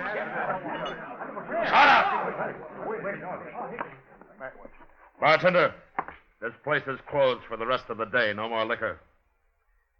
And you men get out of here and don't let me find any of you together again. Not for a long time. Now get moving.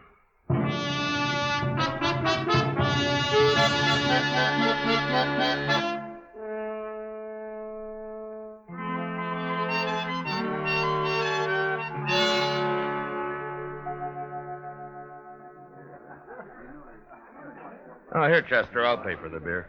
You leaving, Mr. Dillon? Oh, Kitty just came downstairs. I haven't seen her yet. I think I'll go over and say hello. Yes, sir. Like for me to go across the street and see if they're keeping the Alfraganza closed? No, it's all right. I told them they could open up again tonight. Oh, well, thanks for the beer, Mr. Dillon. Sure, Chester, sure. Welcome to Dodge, stranger. How are you, Kitty? Fine. I'd be even better if you'd brought 2 beers over instead of 1. Oh. But you can sit down anyway. Well, you can take this one, Kitty. It's kind of warm. I don't want it. Matt, do you suppose the day will ever come when having good manners will be a requirement for the marshal's office? Well, if it ever does, Kitty, I don't guess they'll need marshals anymore. Yeah, maybe you're right at that. Well, how have you been, huh? Everything okay? Well, I was making out pretty good, Matt, till I broke my toe. Broke your toe? Yep. How'd you do that? In the line of duty, right here in this saloon. I got tromped on dancing with a Texas cowboy who should have been spending his trail money on red silk handkerchiefs and soda water instead of me. He couldn't have been over 16. Darn fool kid. There's not much you can do for a broken toe, is there? No. At least it doesn't hurt when I'm sitting down. I hear you broke up Dolph Trumbo's party at the Alfraganza this afternoon. Oh? Huh? You hear just about everything, don't you, Kitty? Men. They talk more than women. This place is full of men, day and night. You think if I closed my eyes and prayed real hard, they'd all go away? Well, if they did, what would you do for a living? That'll keep me awake. Say, there's your friend Dolph now. Just came in. Huh? There's a stranger with him, Matt. Well, I'll be. What's the matter? Who is he? He's a gunman, Kitty. That's so? Yeah. I guess he's about the handiest man with a gun that ever hit Dodge. So Dolph's gone and hired him a gunman. Who is he, anyway? What's his name? He's a friend of mine, Kitty. A friend of yours? Yeah, a good friend. He saved my life once. But now I guess he's going to try to get it back. His name's Prine. Hack Prine.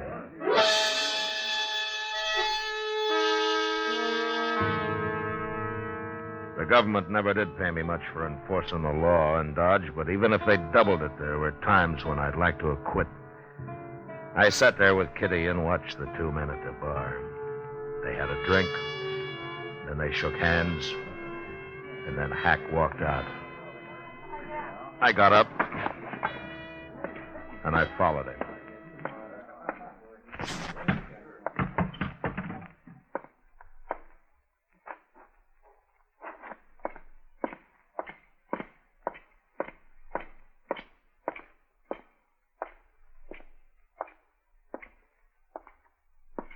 Following me, Matt? Yeah, Hack. What for? Where you staying? Dodge House. Huh? Got a room. I'd like to talk to you. Street'll do. Okay. Dolph was trying to form a mob this afternoon, Hack. He wanted to raid his brother out of jail. I heard about it. When I went to break it up, I heard him saying they'd be led by one of the best gunmen in the country. Now, that wouldn't be Dolph himself. No. He's afraid of guns. He meant you. Didn't he, Hack? I hadn't talked to him yet. He was just guessing I'd come in. And you have? Not with no mob. I told him that. I don't work with mobs. You should have known better than to say that. How do you work, Hack? Alone, by myself. I'm a pretty good gunman, Matt. Yeah, I know. It saved my life once, sure, being a good gunman. Yeah. Matt, turn his brother loose. I get paid if you do. Look, Hack, Lee Trumbo murdered a man. He's going to stand trial for it. I don't get paid if he stands trial. But you get paid for shooting me? That's what Dolph said. That was his deal. Well? Oh, they tell me you're better with a gun you used to be, Matt. Hack, I don't want to fight you. Afraid, Matt? How'd you get to be marshal, anyways? It's a job. I took it. Well, I've been offered a job, too, and I took it. Yeah, but you had better jobs, Hack. Well, it's been bothering me some, Matt. I took an awful chance saving your life once. Now I got to take another to kill you. That don't make much sense, does it? Look, Hack, why don't you forget it, huh? Go on back to Wagon Bed Springs. I'll lend you some money to see you through. No, it ain't that easy, Matt. I back out on this, the word will get around. Nobody'll hire me for nothing no more.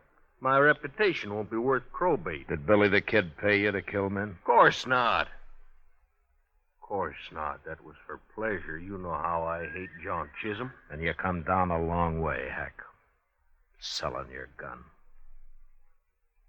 I killed a man for pay over to La Junta. Didn't bother me none. Who was he? I don't know. Some gambler. Pretty good gunman, though. Tell me something, Hack. Did Dolph say how his brother murdered that man here? Dolph claims he didn't do it at all. Well, there were 2 witnesses who saw him do it. The man was a buffalo skinner, unarmed. He didn't even have a knife on him. But he refused to buy Lee Trumbo a drink, so Lee shot him. Unarmed? That's right. Shot an unarmed man? You think it over, Hack. I'll see you tomorrow.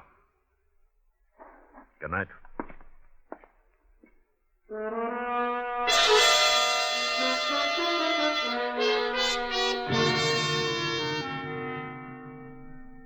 A man like Hack Prine had his own peculiar sense of honor. The idea of shooting me seemed to bother him less than the fact that Lee Trumbo had killed an unarmed man.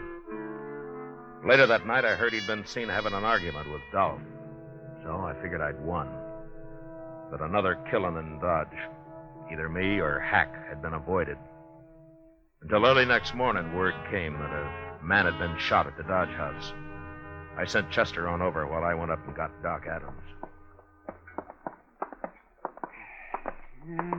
How do you know the man isn't already dead, Matt? I don't know, Doc. Well, it doesn't matter. I'll probably make more money off of him dead than alive. Oh? Well, I get paid for autopsies, don't I? Sure. Yeah, but just try to collect for the ones I keep alive. Just you try it. And I'm glad I don't have to, Doc, but I still notice you buy a new buggy every spring. Oh, yes, and wear it out before. Racing across the prairie, delivering babies, setting bones, digging out bullets, delivering babies. Well, exercise keeps a man young, Doc. Yeah, it's a good thing I don't depend on sympathy to keep me young. Here we are. Mr. Dillon? Mr. Dillon, oh, hello, Doc. Where is he, Chester? In that room right there, number 12. And you know who it is? It's Ole. Ole? Yes, sir. And Hack Prine shot him. What? It's Hack's room, Mr. Dillon. He did it all right. Well, let's take a look. Where's Hack now, Chester? I don't know, sir. Nobody's seen him for the past hour. I kept everybody out of the room, Mr. Dillon. All right, now stand aside here, boys. Let the marshal and Doc through. Come on now, fella, let them through. Let me through. Let me through here.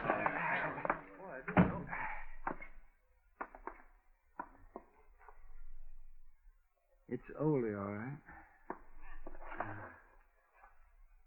He's dead, Matt. Real dead.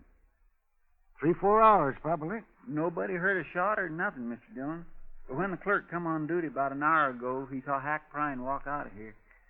Why anybody would want to kill poor little Ole, I do not understand. I'll bet I know, Mr. Dillon. What, Chester? You didn't talk Hack out of trying to kill you after all. He went back to Dolph last night and told him he'd take the job. Then he figured the only way to get you into a fight was to shoot somebody so you'd have to come after him. Yeah, maybe. Now, come on, let's start looking for him.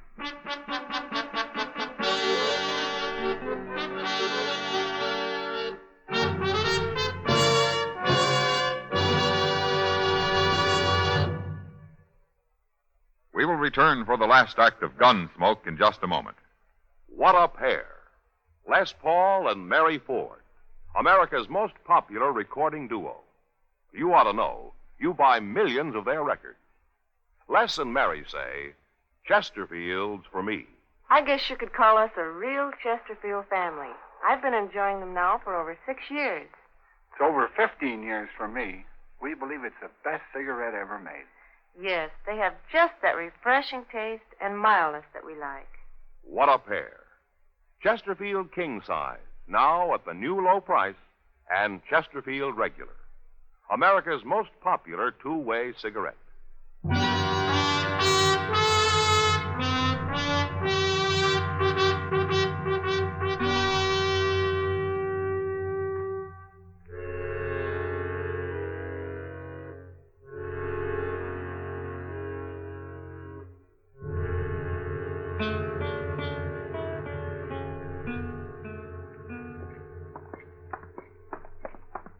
I guess the Oliver Gans is the only place we haven't looked in, Mr. Dillon.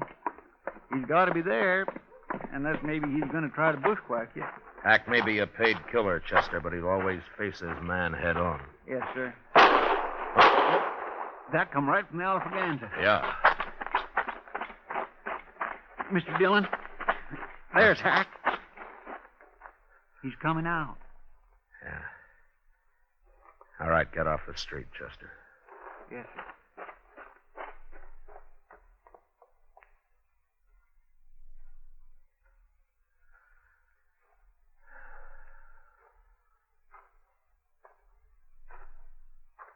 Morning, Matt.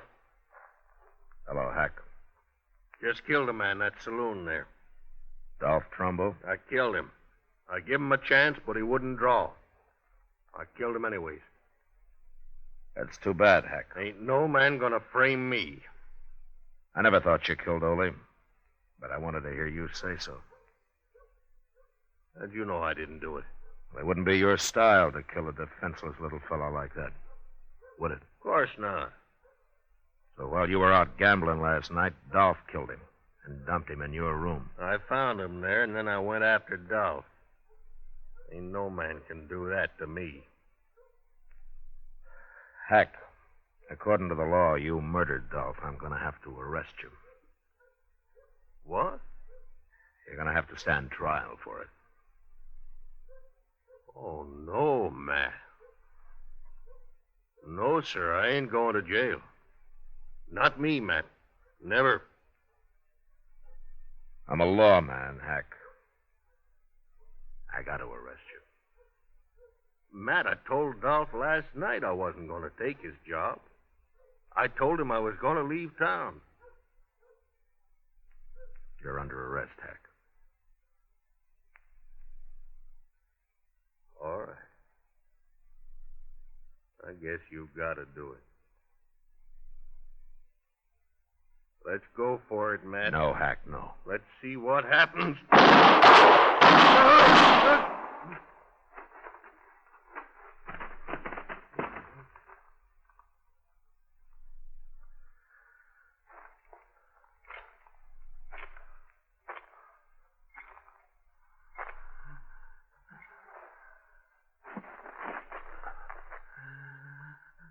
Hack. Hack. Oh, you're sure good, Matt. You're awful good. Yeah. Better this way, Matt. Than getting paid to fight you. Sure. Sure it is. There weren't no reason to fight you. Not that way. I can't see you no more, Matt. It's like being underwater. I can't see nothing.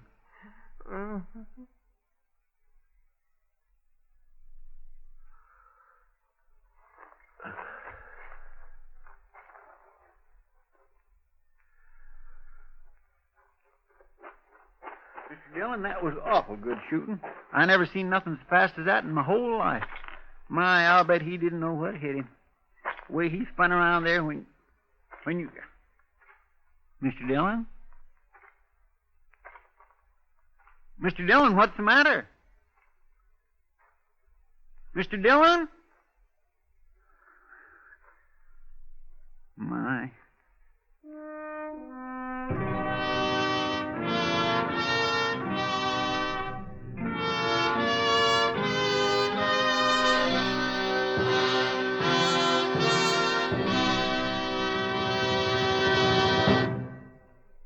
Here is our star, William Conrad. Right now, I'd like to step out of my character as Marshal Matt Dillon to join George Fenneman as a Chesterfield salesman. You know, about the greatest compliment I've ever heard about any product is what smokers say about Chesterfield. They satisfy. So whether you smoke a regular or king-size cigarette, Chesterfield is best. We hope you'll try them, and soon.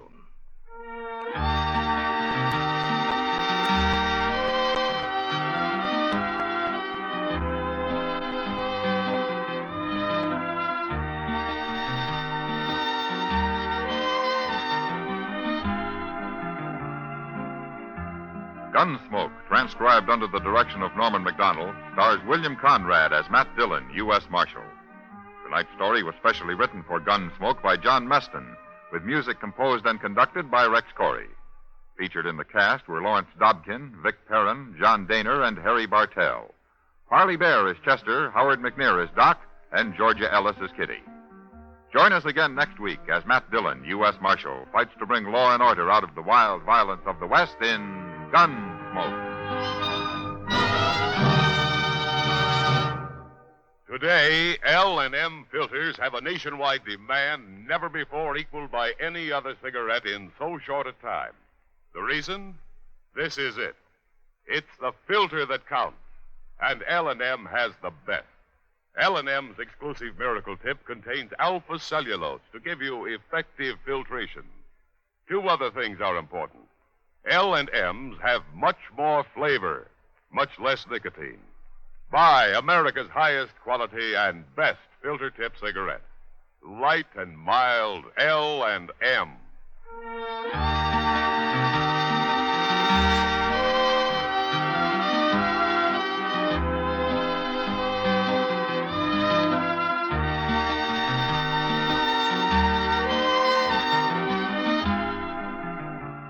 Be sure to listen to Dragnet, the story of your police force in action, tomorrow night, Tuesday, on another network. Next week at this same time, Chesterfield will bring you another story of the Old West on Gunsmoke. This is the CBS Radio Network.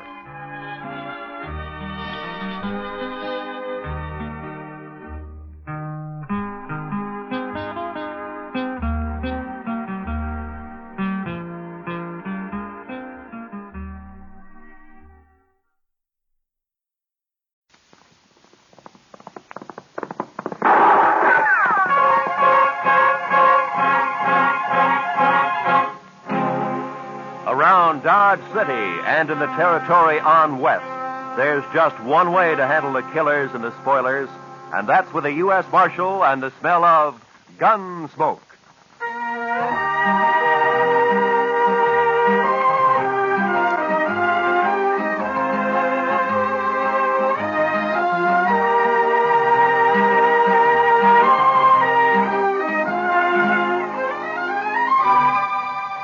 Gunsmoke, starring William Conrad. The story of the violence that moved west with young America. The story of a man who moved with it. Matt Dillon, United States Marshal.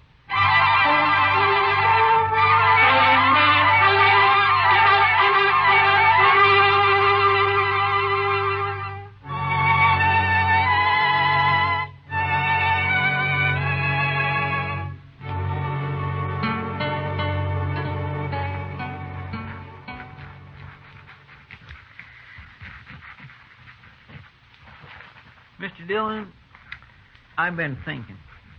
Yeah? We ought to renovate this place. What? Renovate it?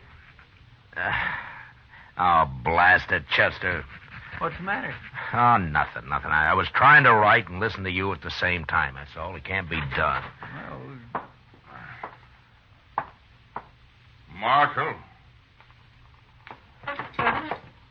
Yeah, what's the matter, Lee? I'm drunk.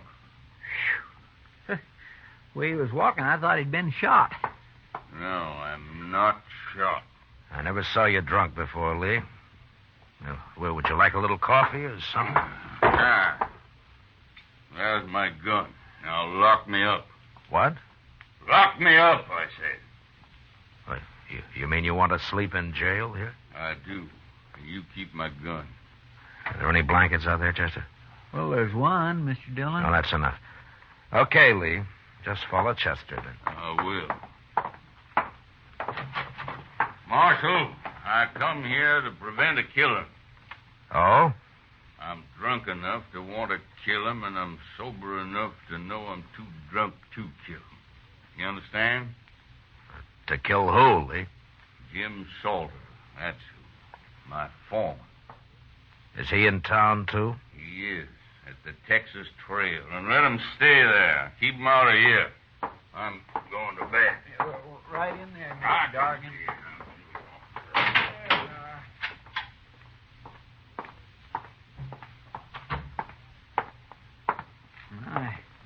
I never saw Mr. Dargan like that before, Mr. Dillon. No. I wonder what he was fighting with Salter about. Maybe Salter started it. Maybe he's drunk, too. Well, if he is, knowing him, he'll be after someone else to fight with now. I think I'll go take a look, Chester. All right, sir. Oh, Chester, if Lee wakes up, just give him another drink, huh? Yes, sir.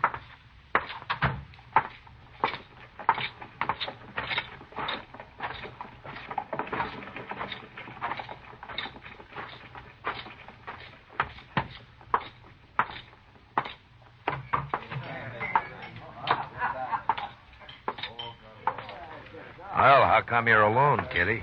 Being alone isn't so bad, Matt, sometimes. Oh? Buy you a drink? No, thanks.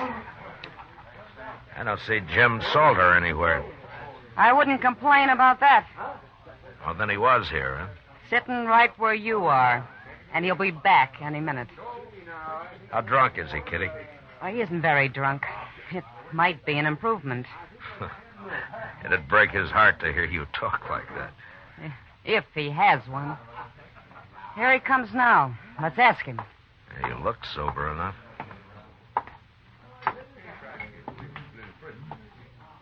You move in fast, Marshal.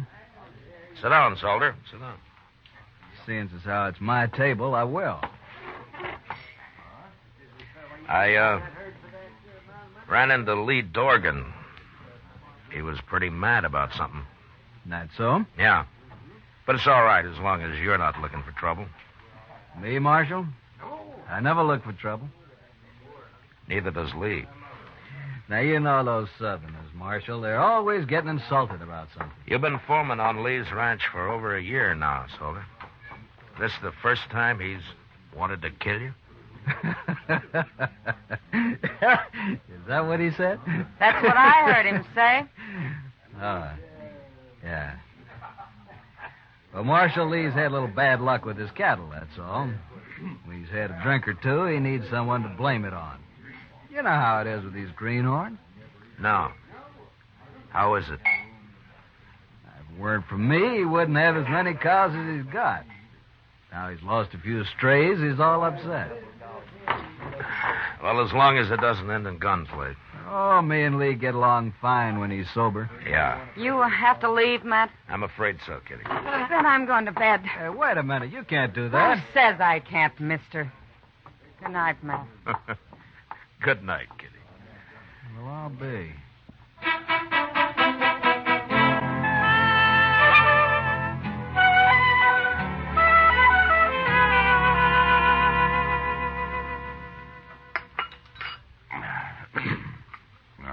Mighty nice of you, Chester, to bring me all that coffee. Oh, don't mention it, Mr. Dargan.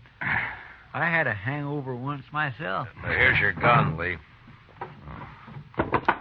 Thank you, Marshal. You, still feel like killing Jim Salter? I'll kill any man that cheats me. That's how I was brought up, and that's how I am. So? I guess it's just instinct that tells me I'm being robbed by him, Marshal. I got no proof at all. None whatsoever. What is it, Lee? Don't your cattle tally up right? Look, I came out here from Alabama 18 months ago. I bought a ranch. I'm trying to raise beef. I've learned a little, but I can see it takes years to be a cattleman. Meantime, I'm green and I'm an easy mark, but I'm not so dumb I can't count. Marshal, I branded over 300 calves last spring and fall, and more than half of them are missing right now. Stolen? I don't know, Marshal. I've asked every rancher and every buyer around here to be on the lookout for my brand that hasn't turned up once. Well, why do you think Salter has anything to do with it? Instinct, I told you. I just don't trust him. Nothing more, but it's enough. Well, then why don't you fire him? Pride, I suppose. I want to beat him at his own game, whatever it is. Well, good luck at it, Lee. Well, I need more than luck, Marshal. I need a little help. I just don't know enough about this business. You're asking me to help you? I am. But how? Come out to the ranch. Take a look around. Maybe you see something I can't see. Well, I don't know. We're branding again tomorrow, Marshal. Come out then. You got to help me. I'll be ruined if this goes on anymore. All right, Lee, I'll come. But, will you promise me one thing?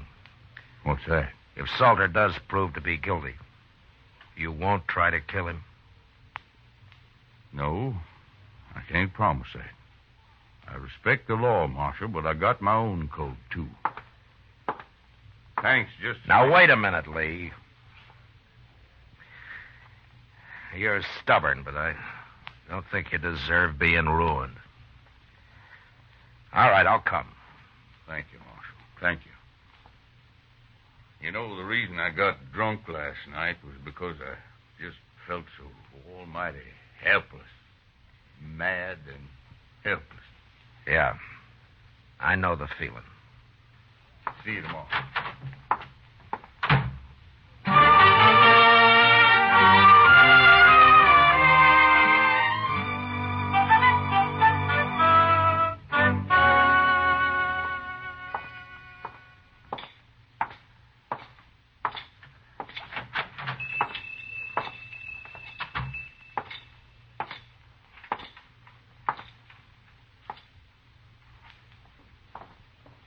Good morning, Marshal Dillon. Good morning, Mr. Peters. And what can I do for you this morning? Well, I'm interested in some brands that you got registered here.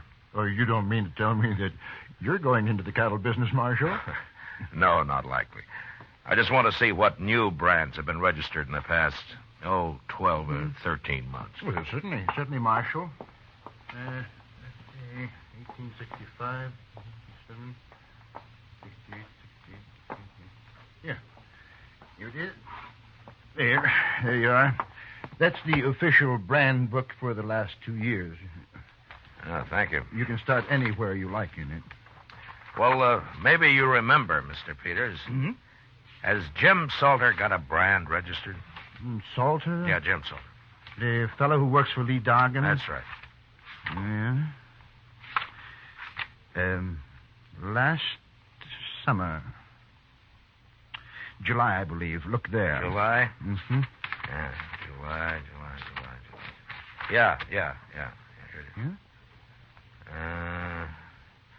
Salter, James Salter, July 14th. Bar S. That's it. Bar S, yes, indeed. How's he doing? Fine, Mr. Peters, fine. Thanks for the help. Oh, anytime, Marshal, anytime at all. That's what I'm paid for. Goodbye. Goodbye, Marshal.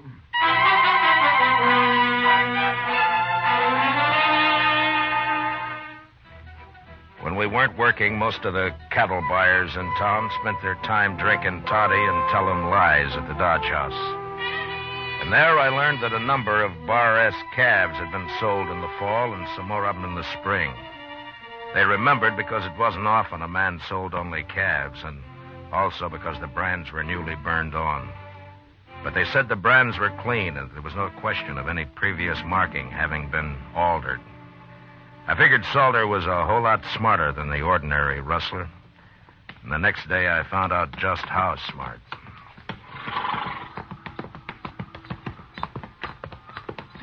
They sure got their branding fire set far enough apart, Mr. Dillon. Yeah, they have.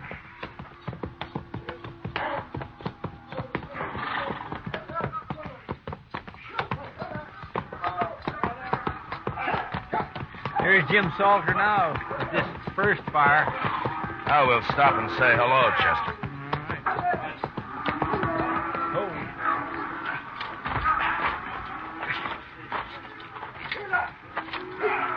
All right, let him go, boys.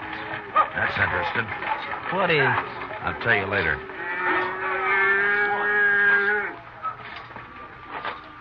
You don't have to stop work just because we're here, Salter. That's all right, Marshal. Yeah, but you didn't brand that one. You just have to cut him out and rope him again. Iron's cold anyway. Oh, you got another iron there in the fire. We'll get him branded, Marshal. What are you doing out there anyway? Oh, we needed a change of scenery, so we thought we'd pay Lee a visit. Where is he? Working the fire down yonder. You sure do keep your fires separated. Anything else you fellas object to? Well, no, I wasn't objecting. I was just making an entirely impersonal observation, that's all. Well, go do your observing on Lee. You came to see him. Salter, I'd starve plumb to death before I'd ever work around you. You sure would, Chester. On, Jim. Wasting time. See you later, Marshal. Yeah. Okay, Adams, bring another one out. Okay. Yeah.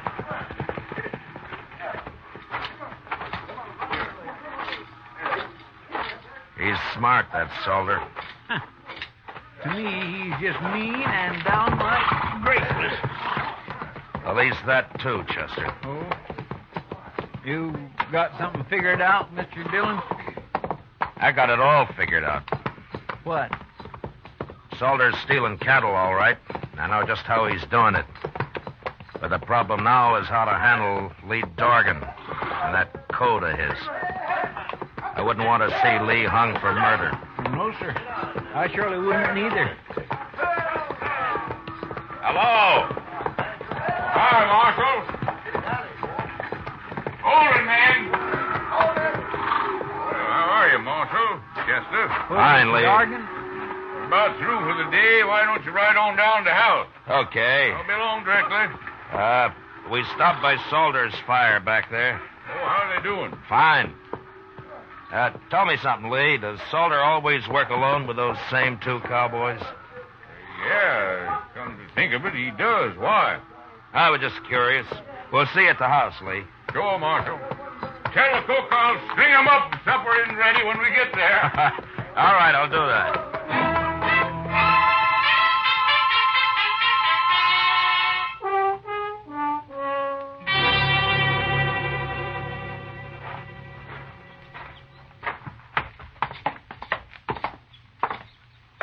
Well, not a bad house Mr. Dorgan's got here, Mr. Dillon. That's fine. Let's sit on the porch here, Chester. They'll be along soon. Yes, sir.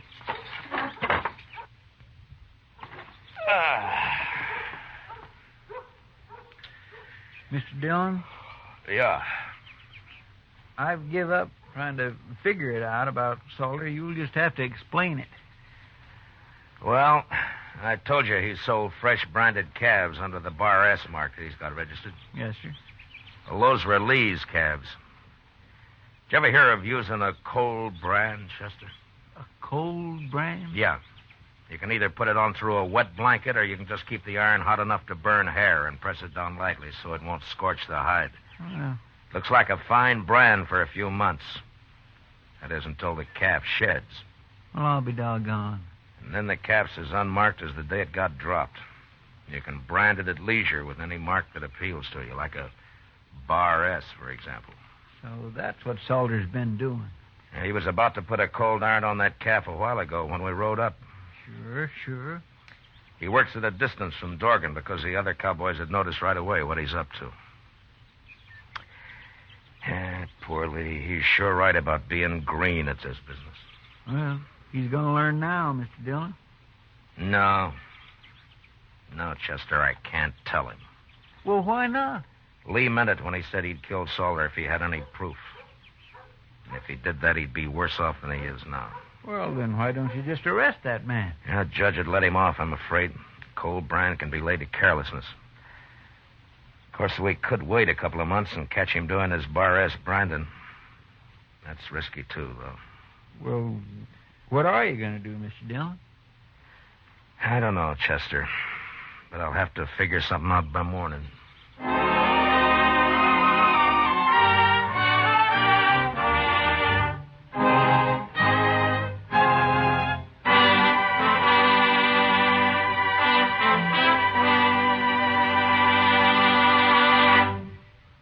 We will return to the second act of Gunsmoke in just a moment. But first, there's a lifeline that stretches from here to Korea. A lifeline that you help sustain for our fighting men when you give blood to the Red Cross Blood Donor Program.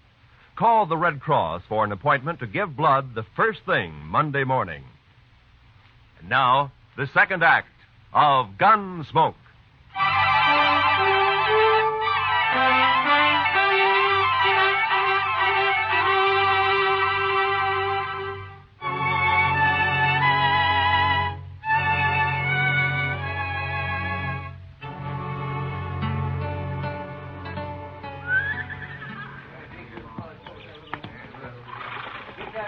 I don't understand it, Marshal. It just doesn't make any sense to me, but I asked for help, so all right, I'll do as you say.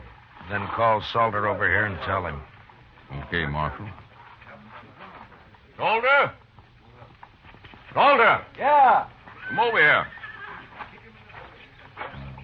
What do you want, Lee? We're already late this morning. I'm going to make a change in our branding setup, Salter. What? I've decided it'll be faster. From now on, we all work from one fire instead of two. What for? You and Adams and Smith will work alongside the rest of us, that's all. Whose idea is this, anyway? Those are my orders. Oh? You still talk like a Confederate colonel, don't you? That'll do, Salter. Sure. This is for you, Marshal. I never did like you anyway.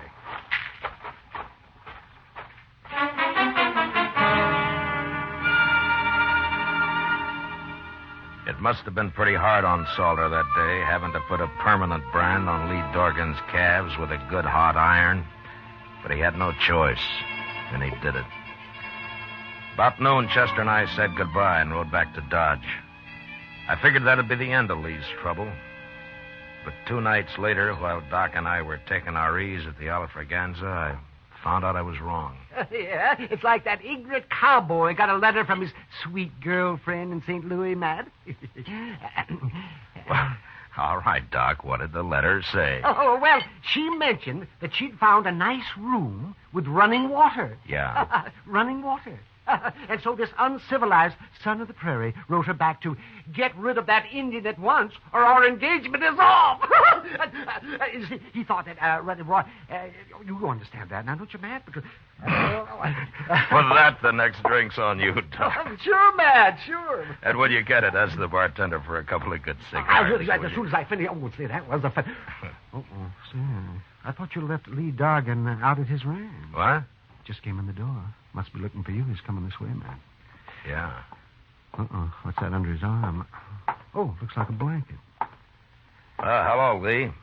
Sit down. Marshal, Doc. Oh, how are you, Lee? What are you doing in town? You all through, Brandon?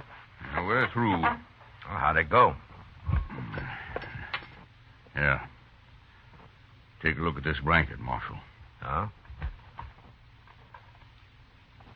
It's all marked up, isn't it? It sure is. And it's burned with my brand all over. Where'd you find this, Lee? One of my men was riding by the place where Salter and his had his branding fire, Marshal. His horse kicked it up. They'd half buried it there. He showed it to you, is that it? That's it. And he explained all about cold branding to me at the same time. I see. Where's Salter now, Lee? And he got wind I was on to him and left, Marshal. I think he's in Dodge with those two who worked with him, Adams and Smith. And, you're looking for him? And I'm looking for him. But I'm telling you so's you can look, too. That blanket's enough evidence even for the law, I figure. Along with the witnesses that'd convict him. But, I'll find him, Lee. Better hurry, Marshal. I might find him first. Lee, you'll stand trial if you kill him. I'm not worried about that. So long, Marshal.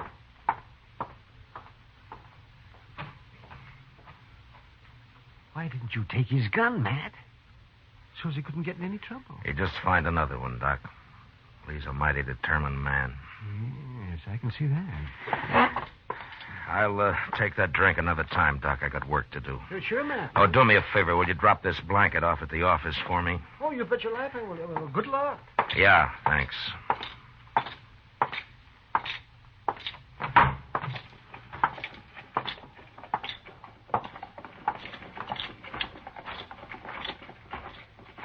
Mr. Dillon? Mr. Dillon? Yeah, what is it, Chester? There's something wrong, sir. I just saw Salter and two men walk up behind Lee Dargan over there and grab his gun. What? Well, where are they? They were headed toward Kelly's stable. I thought I'd better find you first. Come on. What are they doing in Dodge, anyway? Lee's on to him, Chester. He knows the whole story now. And they know he knows it. Well, then somebody's going to get killed, sure. It looks that way. All right. Stay behind me, Chester. That's the only door to the stable. They'll have to come out there, sir. Yeah, I know. But we're going in after them. Easy now. The entrance to Kelly's stable was open, but there was no light showing. Chester and I stepped quickly around the frame of the door, and we stopped just inside, waiting for our eyes to get used to the darkness. We could hear voices in the back where the men were saddling up. And then, suddenly, we both saw it at the same time. The first stall, Mr. Dillon. Look. Yeah. It's Mr. Dargan. They hung him. Yeah, they just did it. He can't be dead yet. Here, take my knife and cut him down. You can climb up on the feed box. I'll cover you from here now. Hurry. Yes, sir, I'll hurry.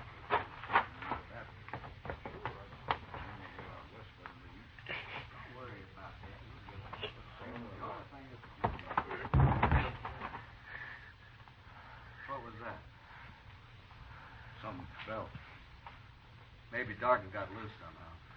Get up front there and take a look, both of you. I'll finish saddling up. Okay, Salter. Come on, Smith. Stay in here, Chester. Don't move. Mr. Dargan's breathing. When they come up, we'll jump them. I'll take Adams. Now, quiet now.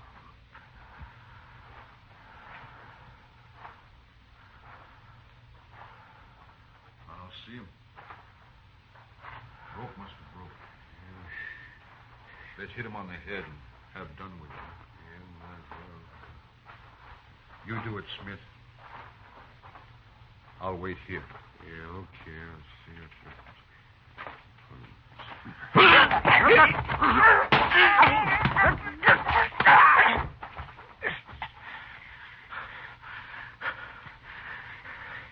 you. You all right, Chester?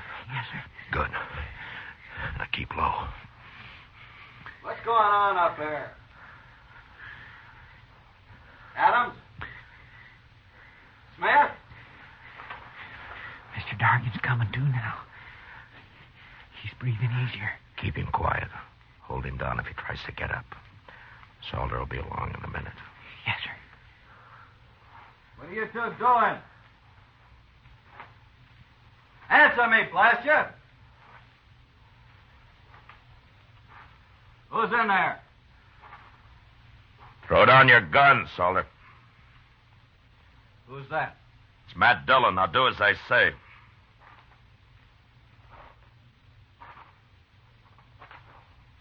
Sure, Marshal. Here it is.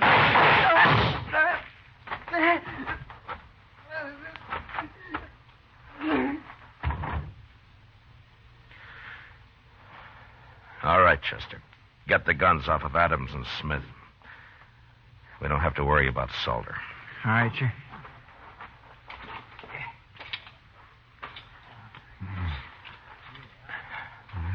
Lee? Lee, how are you? Oh, it's good to breathe again, Marshal. I was about gone. Well, you're all right. We got him. And Salter's dead. You won't have any trouble now. No. But it's not easy the way you people educate a man out here.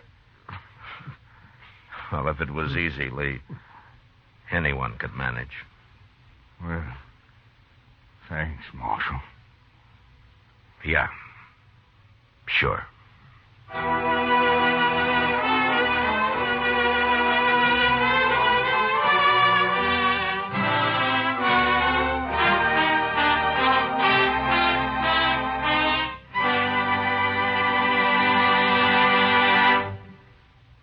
Gunsmoke, under the direction of Norman MacDonald, stars William Conrad as Matt Dillon, U.S. Marshal.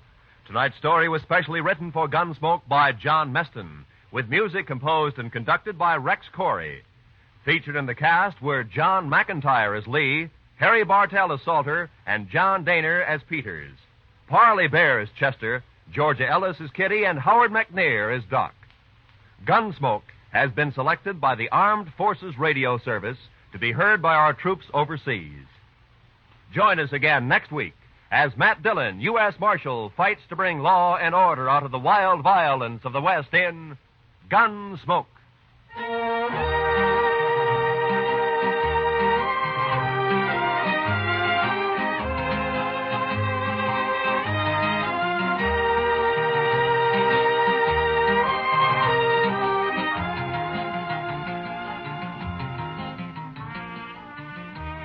A flirtation that leads to a killing interests Mr. and Mrs. North this coming Tuesday night on CBS Radio. Don't miss Kiss of Death when Pam and Jerry North go into action against a murderer.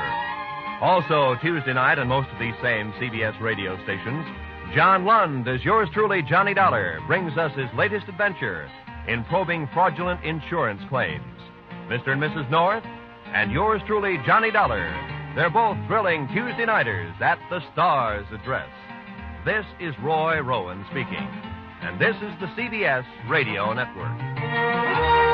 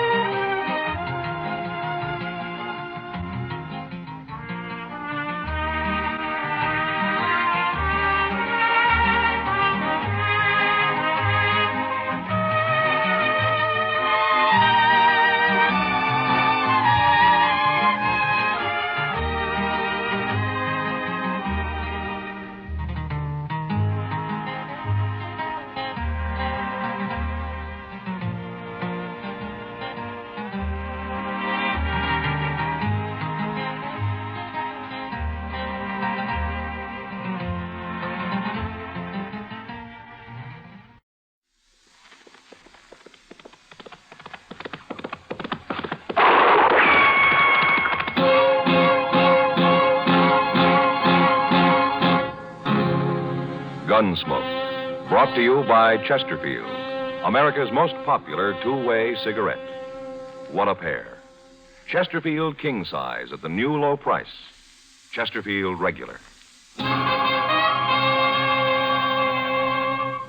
Around Dodge City and in the territory on West, there's just one way to handle the killers and the spoilers, and that's with a U.S. Marshal and the smell of Gunsmoke.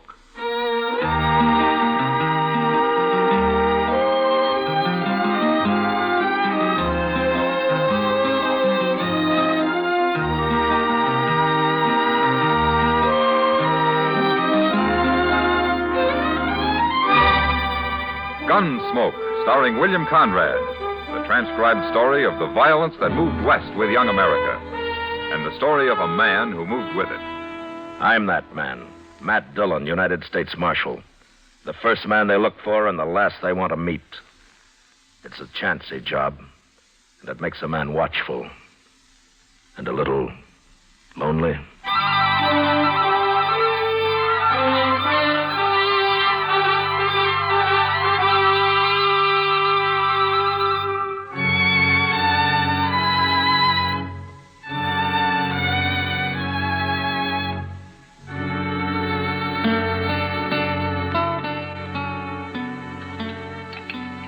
You know, I'd sure like to meet whoever's running the kitchen in this place. Oh, why, Kitty? A cook that can make antelope stew taste like prairie dog ought to be something to see. Well, at least it's hot. No, it isn't. Well, mine is. You forgetting you dumped half that bowl of chili peppers in yours? Well, I've eaten here before, Kitty. Oh, hello, Marshal. Hello, John. You know what I'd do if I owned this place, Matt? Tear it down? No. Look, it's got tables and chairs and knives and forks and spoons. And out back, they got a kitchen all set up with a stove and everything. So? Well, it's all here. I'd open a restaurant. You're spoiled, Kitty. Dodge isn't St. Louis, you know. St. Louis? I was there 6 months, 4 years ago. Hello, Matt. Kitty. How are you, Doc? Oh, I'm fine. Well, sit down, Doc. Sit down. Oh, thank you. Oh, well, what are you eating? Stew? That's what they call it, Doc. Ah. Well, I'll try a little anyway. Then I'm going to bed. At noon? I was up all night, Kitty, out at the Brandt place. Mrs. Brandt have her baby? Uh-huh, a boy. That's 5 I've delivered out there. You know, it seems to me it's about time they gave you one. Doc. Oh, no, gave me one. I've got enough trouble all by myself. But seriously, I'll tell you something, Matt. It's got so I'm afraid to be driving onto the prairie at all. More Indians, Doc? I ran into Sam Butler outside. He just drove in with his whole family and all his belongings loaded onto his wagon. Says he's quitting. Well, why? The Pawnees wiped out another family up near his place on the Smoky Hill River a couple of days ago. That's the second raid in the last 2 weeks. No wonder he's scared. Matt, he's telling everyone who will listen that it's a shameful thing for the law to be hiding out in Dodge while whole families are being slaughtered in the country. He is, huh? Yes. I thought you'd like to know. You sit with Kitty, Doc. I'm going to have a talk with Sam Butler. Sure. I'll see you later.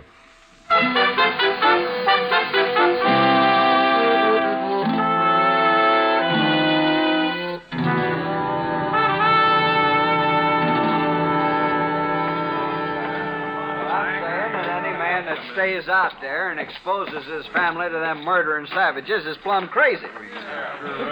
You can't fight a Pawnee war party all by yourself. And we sure ain't getting no help from the law around here. We can die and rot for all the law cares.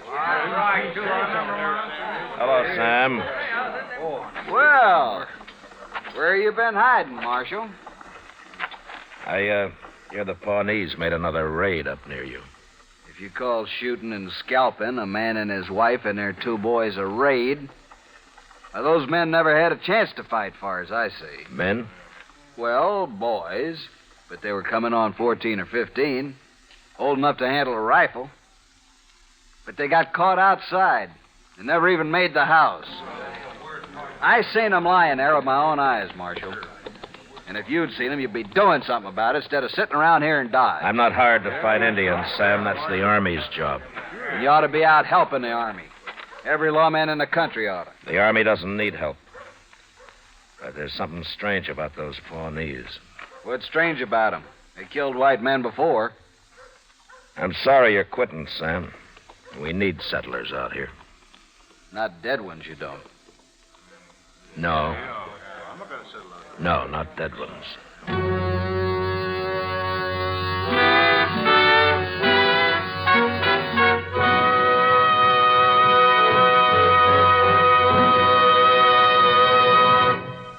What a pair. What a buy. They're talking about king-size Chesterfield at the new low price. And Chesterfield Regular. They're the quality twins. Either way you like them, you get the same highest quality, the same low nicotine, the same wonderful taste and mildness, a refreshing smoke every time.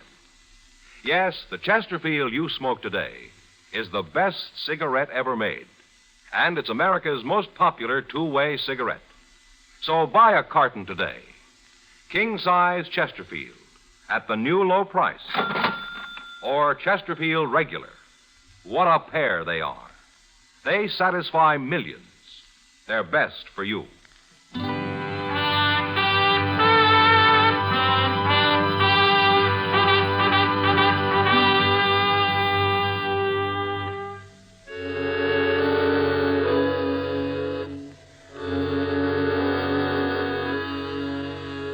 Chester and I left Dodge that afternoon, and toward evening the next day, we ran across a troop of cavalry camped on the Smoky Hill River. It was commanded by an officer who was new to this part of the country, a Captain Starr. He was anxious to make a success of his first expedition, but so far he hadn't even seen an Indian. I decided to stay with him for a while, and I'm glad I did. The next afternoon, while we were on the march, his scouts reported another settler's cabin burned. The family killed. At my request, Captain Starr filed his troop out in patrols while he and Chester and I rode forward to the scene of the slaughter.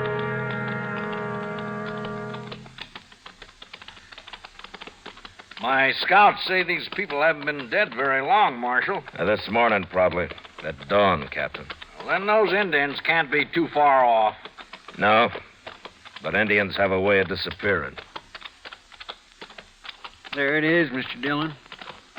Burned right into the ground. It's just like that last cabin. Their bodies scattered around out front. Well, let's get up there. Come on.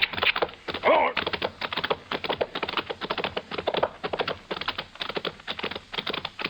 Ho, ho, ho.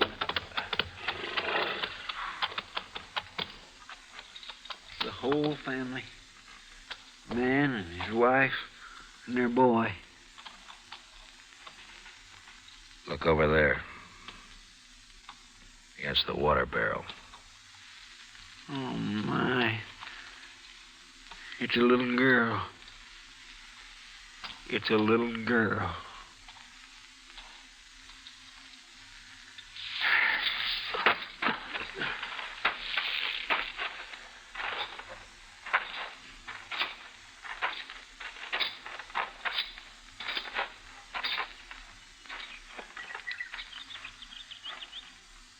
They scalped them, every one of them.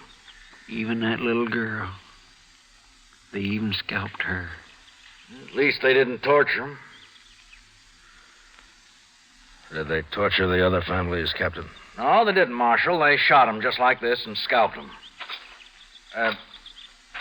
Where are you going, Marshal? What is it?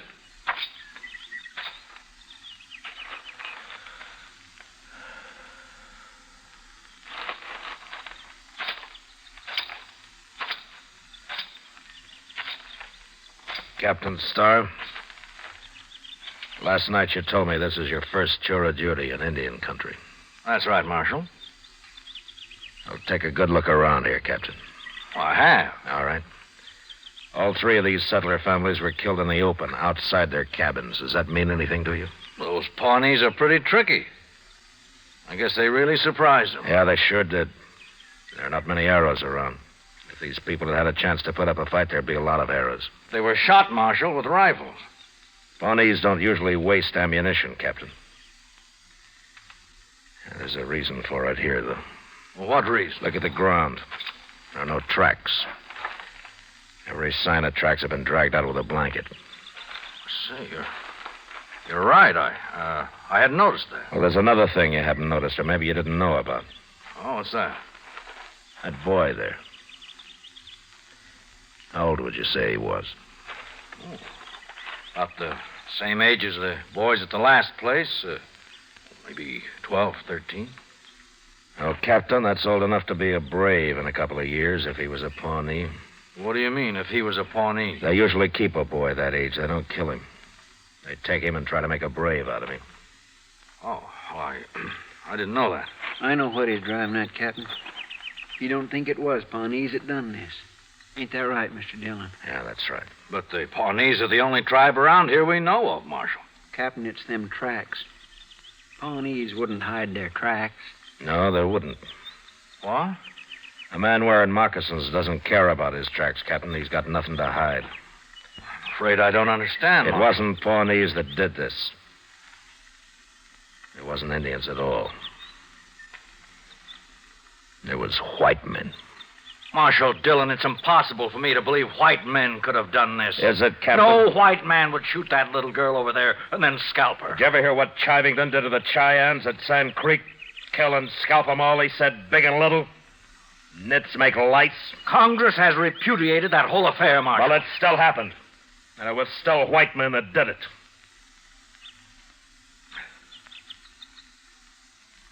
Oh. I suppose you're right. Yeah, I'm right. But why did they do it? Horses. You see that corral out there? This man must have had 6 or 7 head of horses. Yes, the other settlers did, too. They stole the horses and probably whatever they could find in the cabins, and right now they're sitting around camp somewhere drinking coffee and laughing at all of us Indian hunters. Well, I'll find them. Now, it's a big country, Captain. I got a troop of cavalry out there, Marshal, over 100 men. All right, suppose you do find some riders with a bunch of horses. How are you going to know they're the men you're after? Well, these horses are branded, aren't they? With what brands?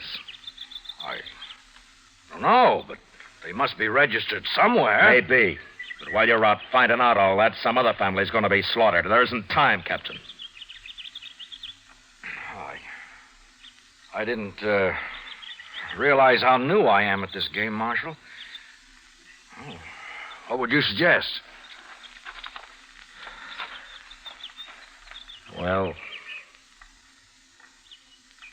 there used to be a corral about 5 miles upriver from here. If it's still standing, we'll bait it with a couple of dozen head of good cavalry horses. And then they'll come to us. Good idea. And I'll have my troop deployed and ready to move in. No, it wouldn't work. You can't hide 100 men, Captain. You'll have to keep your cavalry clear away from there. But how? Chester and I'll be there. We'll wait for him.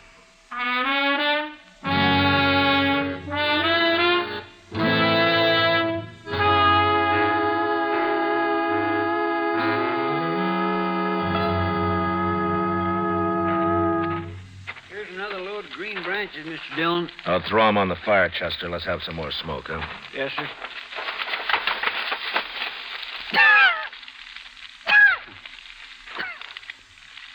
Well, stand back, Chester. Yes, sir. Well, they ought to see that if they're anywhere this side of the Rocky Mountains. They're sure to be scouting around, Mr. Dillon. They ain't stolen enough horses yet to leave the country. Besides, they're feeling mighty safe. They'll come. Mr. Dillon? Yeah. I've been thinking. Now, what's bothering you? Well, sir, there's only 2 of us. And I'm wondering how many there are of them. You want to go back and find the cavalry? I feel a whole lot safer. They'll go on, then. You didn't answer my question, Mr. Dillon. How many do you think we're waiting for? There's no way of telling, Chester. Well, if there's a whole passel of them, how in the world are we going to take them? I don't care how we take them. You're pretty mad, ain't you? Well, I can't get that little girl out of my mind. Yes, sir, I know. Now, look up. Here comes somebody. He's all alone. Just some cowboy, probably. Maybe. Yeah, sure it is. He's seen the smoke from our fire, and now he's wondering what that old corral's doing full of horses. And he might be scouting it for the others. Those men don't take many chances. Well, how are we going to find out? Well, maybe we won't till it's too late. Heat up some coffee for him, will you, Chester? Yes, sir. I think I'll have a cup of it, too, huh? All right, sir.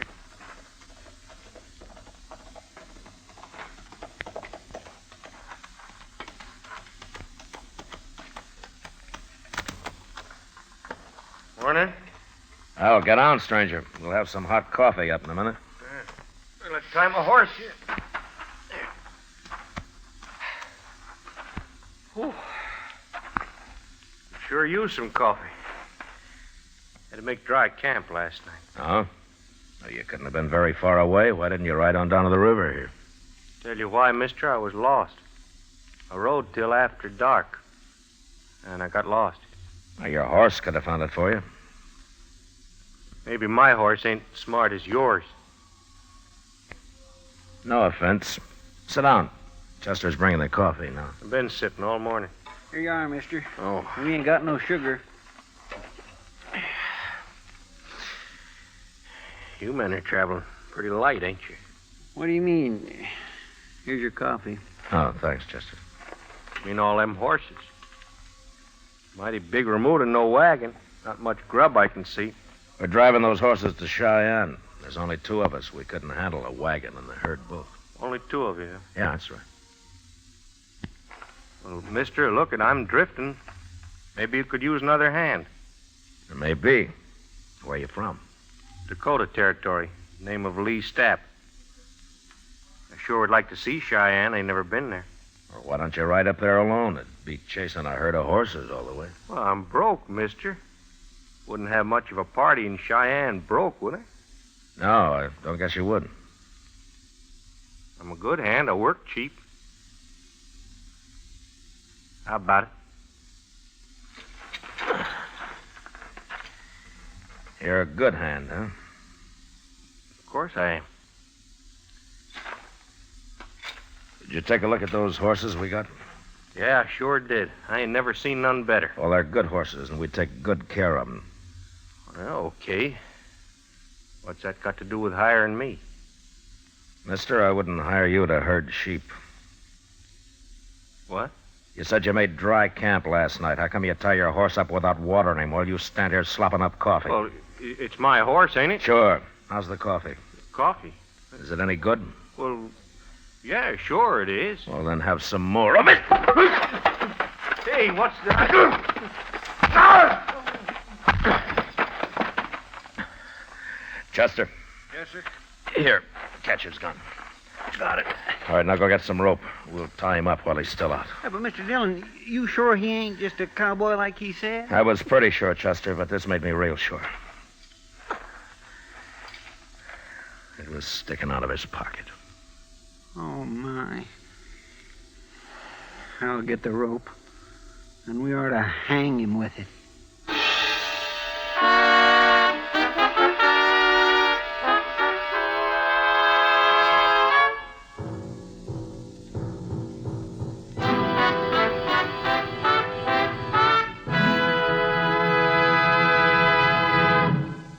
We will return for the last act of Gunsmoke in just a moment. In regular or king size, you can get 'em either way. The best smoke ever made's the Chesterfield you buy today. Smokers coast to coast are changing, it's a cinch to do. Here's all you have to say to get the one that's best for you. Chesterfield's for me, Chesterfield's for me. You just say it's Chesterfield's for me. Friends, for your vacation, take along plenty of Chesterfield. Buy 'em by the carton. Chesterfield king size at the new low price. Chesterfield regular. What a pair. They're the quality twins. The same highest quality. The same low nicotine. Either way you like them, they're best for you. Smoke Chesterfield. It's America's most popular two-way cigarette.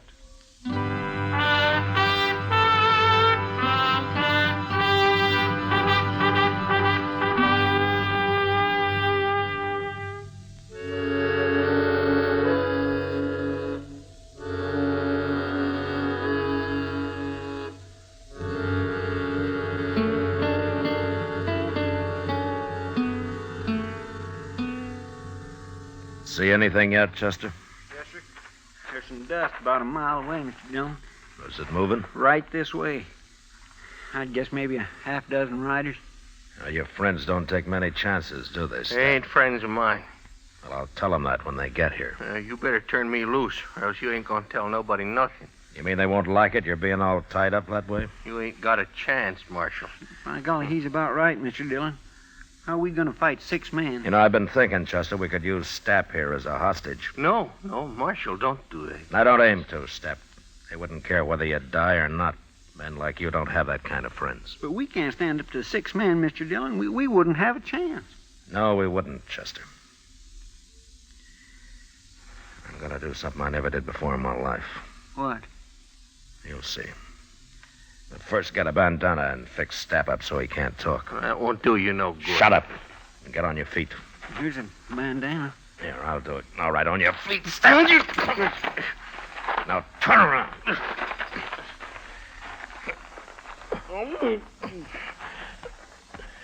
Get our rifles, Chester. Yes, sir. There. That'll keep you quiet, Stapp. All right, now walk.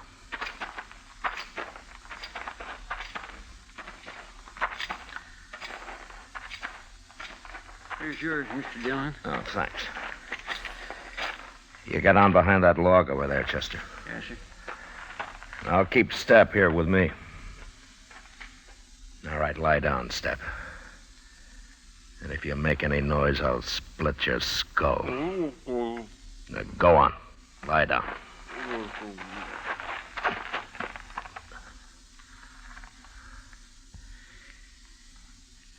You okay, Chester? Yes, sir, fine. Keep the sun off your rifle. They're getting pretty close. Now, quiet. Mr. Dillon? What? What are we going to do now? Fight it out from here? Chester, I'd hate for either of us to get killed by men like them. When I start shooting, you start. Take whoever's on your side first and then work in. Yes, sir. Surprise them, huh? So they'll never know it. Shut up now. Here they come.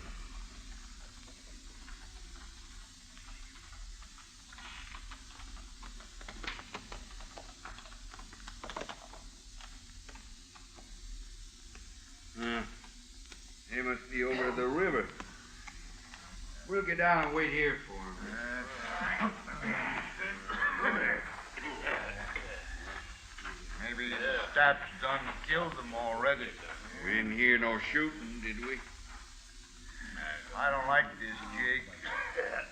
Stapp should have been back a long time ago. Stapp knows what he's doing. Them sure fine horses, eh? Now, Chester!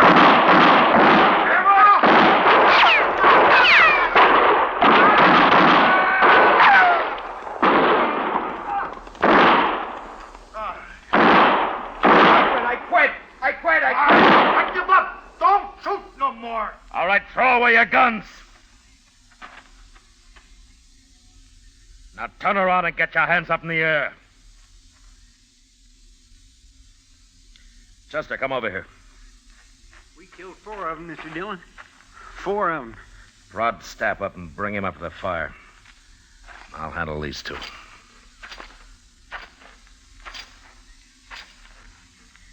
Well, you 2 stopped just in time. You can turn around now. Who are you? What'd you ambush us for? Well, you went and killed 4 men. I'm a U.S. Marshal, mister. You're lying. Am I?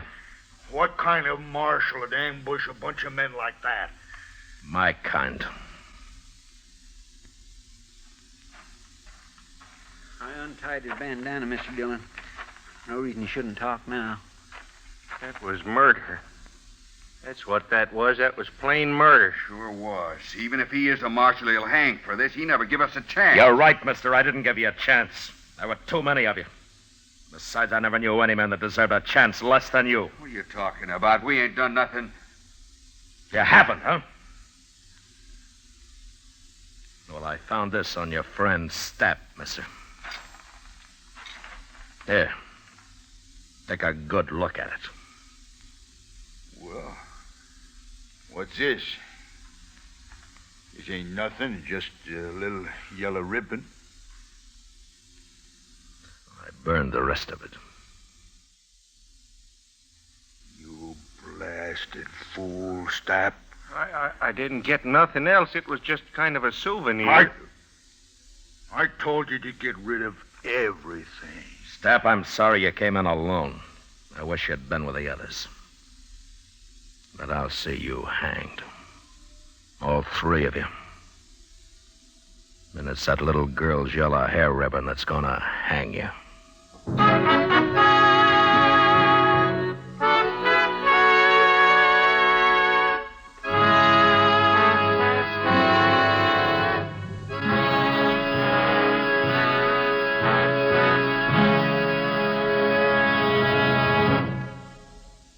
L&M goes king size.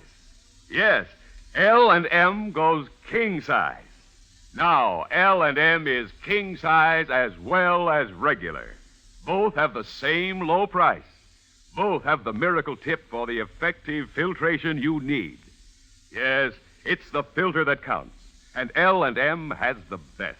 You get much more flavor, much less nicotine, a light and mild smoke. Yes, this is it. L&M filters, just what the doctor ordered. Buy a carton, king size or regular, both at the same low price. L&M filters, America's highest quality and best filter tip cigarette.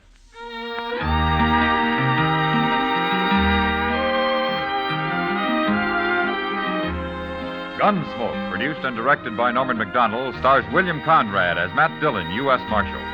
Tonight's story was specially written for Gunsmoke by John Meston, with music composed and conducted by Rex Corey.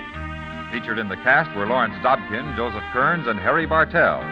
Harley Bear is Chester, Howard McNear is Doc, and Georgia Ellis is Kitty. Join us again next week as Matt Dillon, U.S. Marshal, fights to bring law and order out of the wild violence of the West in Gunsmoke.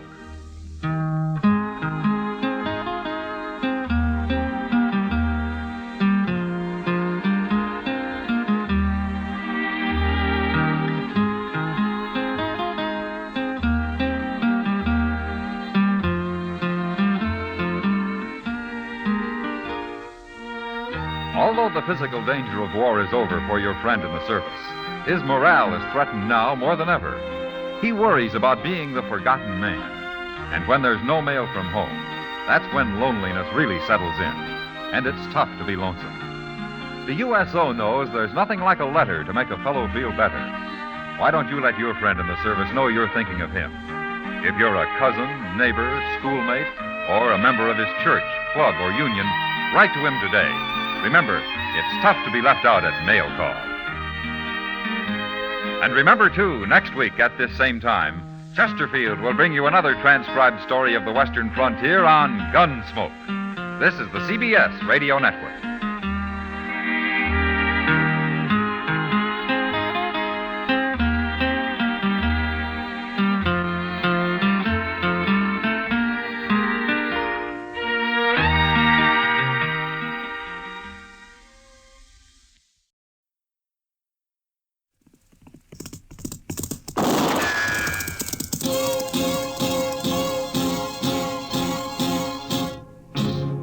Gunsmoke, brought to you by Chesterfield, America's most popular two-way cigarette. What a pair. Chesterfield king size at the new low price. Chesterfield regular. Around Dodge City and in the territory on West, there's just one way to handle the killers and the spoilers, and that's with a U.S. Marshal and the smell of Gunsmoke.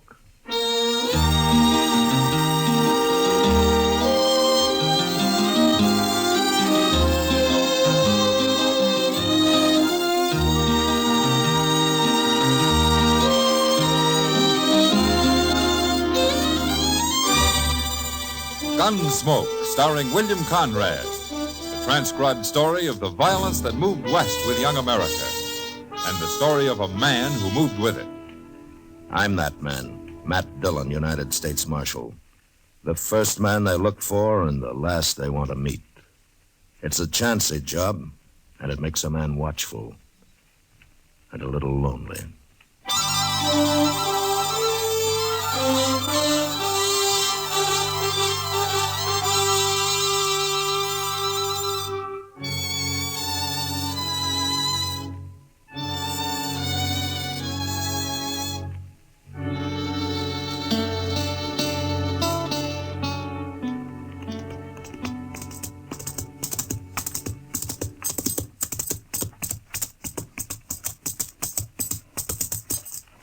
Dillon? Mr. Dillon, Hello, Chester. I sure am glad you're back. I've only been gone a couple of hours. Well, that's all it takes, a couple of hours. Only Becker's been shot. Huh? Oni Becker? You know him, that little sodbuster lives out near Clear Spring. Oh, yeah. He's up at Doc's. You want to see him? Yeah. Well, tell me about it, Chester. Well, sir, all I know is he was gambling this morning over at the Texas Trail. He left there a little after noon, and then some fellas found him laying in an alley with a bullet in him. Well, can he talk? No, sir. He's been unconscious the whole time. But Doc's working on him in here. Oh, hello, Matt. How is he, Doc? He's dead, Matt. About 10 minutes ago. Oh. Oni Becker. Now, who'd have shot a harmless little man like that? Harmless is right. He didn't even have a pocket knife on him. And besides, he was shot in the back. Maybe it was an accident of some kind. Accident? Chester, I once tried to save a man who'd pulled a scythe across the back of his neck by accident. Yes, and I remember a boy who fell between the slats of a fence and got hung. But I never heard of a man shooting himself in the back by accident. Well, I meant maybe somebody else done it. Of course somebody else did it. I know that. I meant by mistake. Oh, Chester. Chester, are you sure you've been keeping your hat on when you're walking around in the sun? Oh, you're just mad because Oni Becker died on you, There was Doc. nothing I could do to save him. He bled to death. Inside. Oh, you did what you could, Doc. Yes, well, I think I did. Did, Ani say anything? Anything at all? No, Matt, he never even opened his eyes. Well, he was shot in the back, so it wasn't anybody he was fighting with. Well, I don't know, Mr. Dillon. Oni was fighting, or at least having an argument over a card this morning with that gambler, what's his name, Al Clovis, over at the Texas Trail. He was. Well, why didn't you just say so before, Chester? Well, I never heard of this Al Clovis. Oh, he's only been here about a week, Doc. Chester, you wait here. I'm going over the Texas Trail.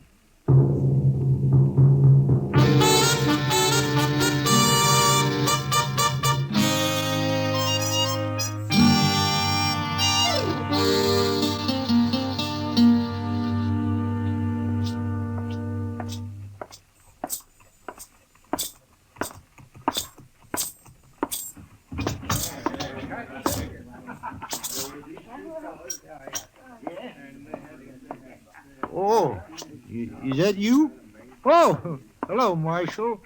Hello, John.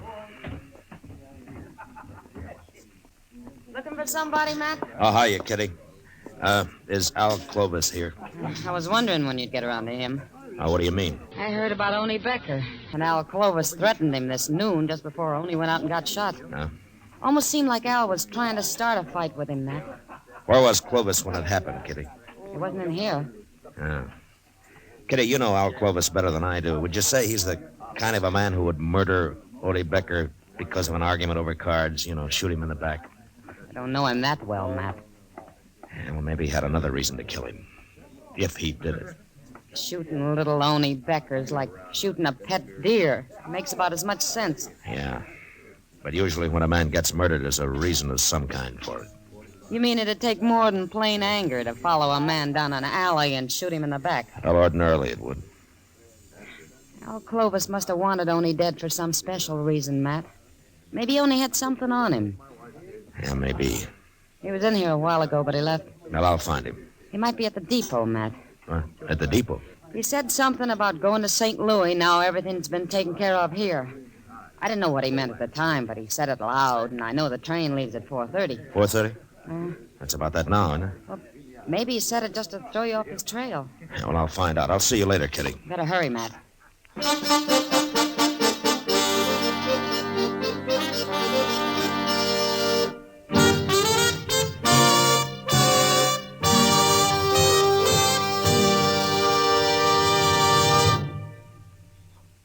This is George Fenneman. In choosing your cigarette, be sure to remember this.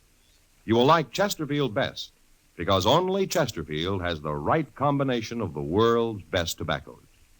Tobaccos that are highest in quality, low in nicotine, best for you. You and I smoke for relaxation, for comfort, for satisfaction. And in the whole wide world, no cigarette satisfies like a Chesterfield. Get a carton of Chesterfield today. Chesterfield Regular, Chesterfield King Size. Both at the same price in most places. In regular or king size, you can get 'em either way. The best smoke ever made's the Chesterfield you buy today. Smokers coast to coast are changing, it's a cinch to do. Here's all you have to say to get the one that's best for you. Chesterfield's for me, Chesterfield's for me. You just say it's Chesterfield's for me.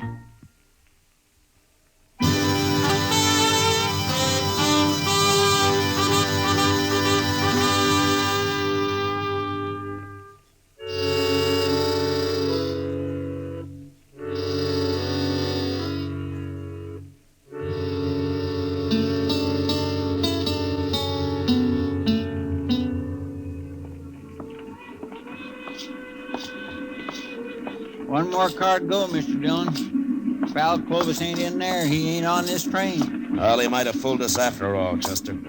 Yes, sir. He could be riding west while we're heading east. We'll never find him if he is. Well, let's take a look into this car before we walk in, huh? Yes, sir. Well, I sure don't see him. Not in there, I don't. Yeah. Yeah, unless that's him down there, lying back with his hat pulled over his face. It could be. Well, it better be. Now, come on. Okay, sir.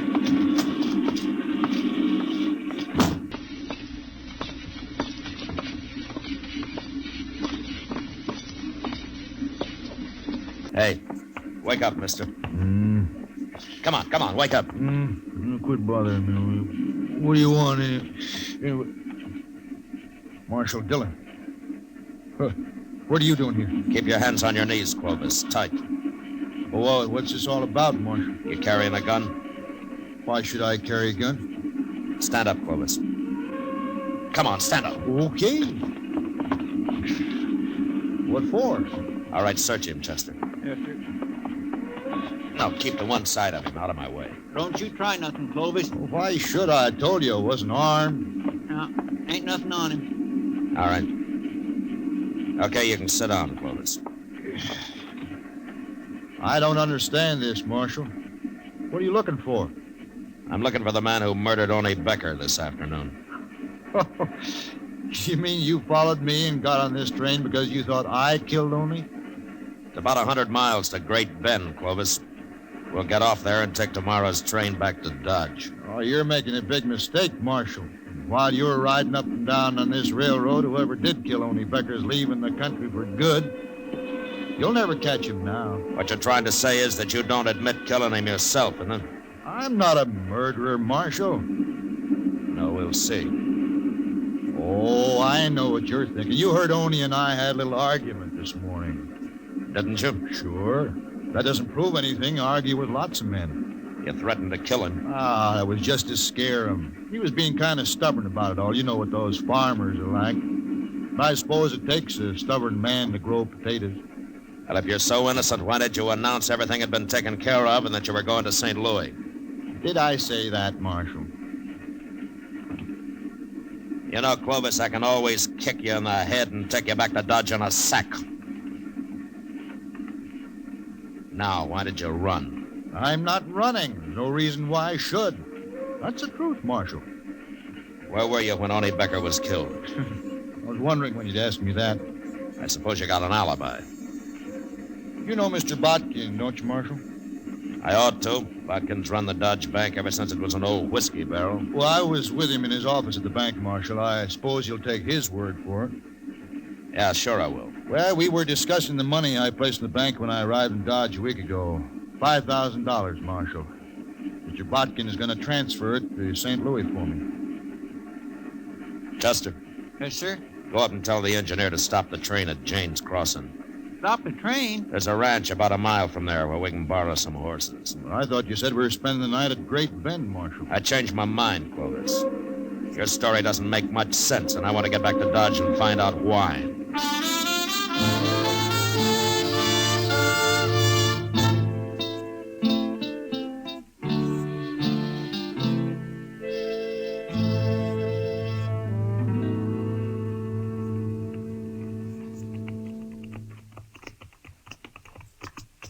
It must be about midnight. Sure is, and I'm tired. Haven't been on a horse in years. Oh, well, why didn't you say so, Clovis? We'd have borrowed a wagon for you. Never mind, Chester. You take him on down to the jail and lock him up, huh?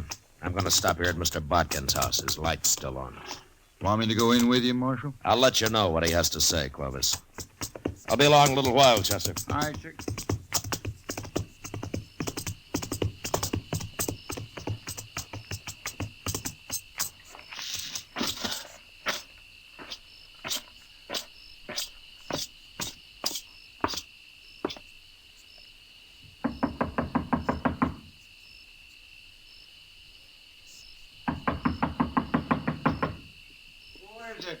Matt Dillon, Mr. Botkin. Oh. Well, Marshal, come in. Come in. I wouldn't have bothered you this late, Mr. Botkin, but I saw your light was on, and I figured you were still up. Up? Of course I'm up. How could I sleep tonight? Why? What's wrong? Where have you been, Marshal? The whole town of Dodge has been looking for you. Fine time for you to be up riding off somewhere, I must say. Well, tell me what happened. What happened? Don't you know even yet? What are you doing here at my house? Well, if you'll calm down, I'll tell you. You'll tell me? I'd better tell you, Marshal. While you're out gallivanting around on the prairie somewheres, my bank was held up. What? About 5 o'clock, just as we were closing. 3 men that got away with over $25,000. Every cent of cash I had in that vault, Marshal. Well, didn't anybody try to follow him? No, they tied me and them cashiers up so tight they were miles out of town before we could get loose. There's a few men saw him leave, but they were afraid to do anything about it. And, of course, the United States Marshal, he wasn't even in town. Did you get a look at him? No, they were masked. Nobody I found can even identify their horses. They're just gone, Marshal, with $25,000. Look, Mr. Botkin, I came here to ask you a question. It might have something to do with your bank being robbed. Oh? Well, what is it? Was Al Clovis with you in your office about noon today? Clovis? Yes, he was for a couple of hours. Why? He had some money on deposit? Yeah, that $5,000 cash. Of course, that's gone, too. That's part of the money they took. I'm afraid Clovis is broke now, along with me and a lot of other people. Well, maybe he isn't as broke as you think. Oh, he's broke. Unless you can get that money back, Marshal. Look, I got an idea. I might find it for you, Mr. Botkin. And it won't take very long, either.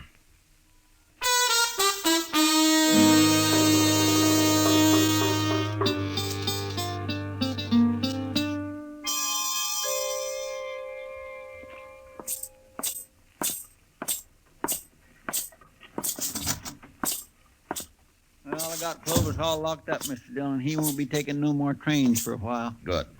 What'd you find out from Mr. Botkin? And I'll tell you and Clovis at the same time, Chester. Well, he's right in the first cell.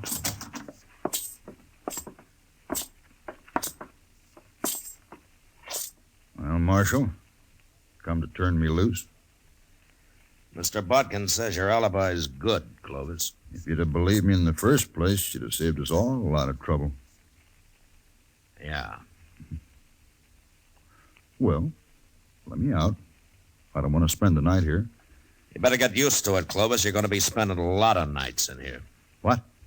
At least a month or two of them. No. They can't keep me here, Marshal. It's illegal. Is it? Of course it is. Well, maybe you know more about the law than I do, Clovis, but I run this jail, and you're going to stay here a long time. Now, what's more, I'm going to tell the whole town where you are. Come on, Chester. Marshal, I demand to be released at once. Now come back here. It'll cost you your job if you keep me here. Shut the door, Chester. Marshal, you can't do this. Marshal! You really gonna keep him locked up, Mr. Dillon? I am. Well, he ain't done nothing. I mean, if Mr. Botkin said he was with him... Well, Clovis didn't kill only Becker, if that's what you mean. Well, then why don't you turn him loose? Chester, the bank was robbed of $25,000 today. It was? Yeah, just after we got on the train. Looks to me like Oney Becker was murdered just to get me to follow Al Clovis out of town. Well... We'll find out in a few minutes. I don't think Clovis can stand the idea of sitting in jail while his partners ride off with all that money. You mean he was supposed to get out of here and meet them as soon as his alibi was made good, huh? That's the only way it makes sense to me. Marshal? Marshal Dillon? Well, it didn't take as long as I thought. Come on.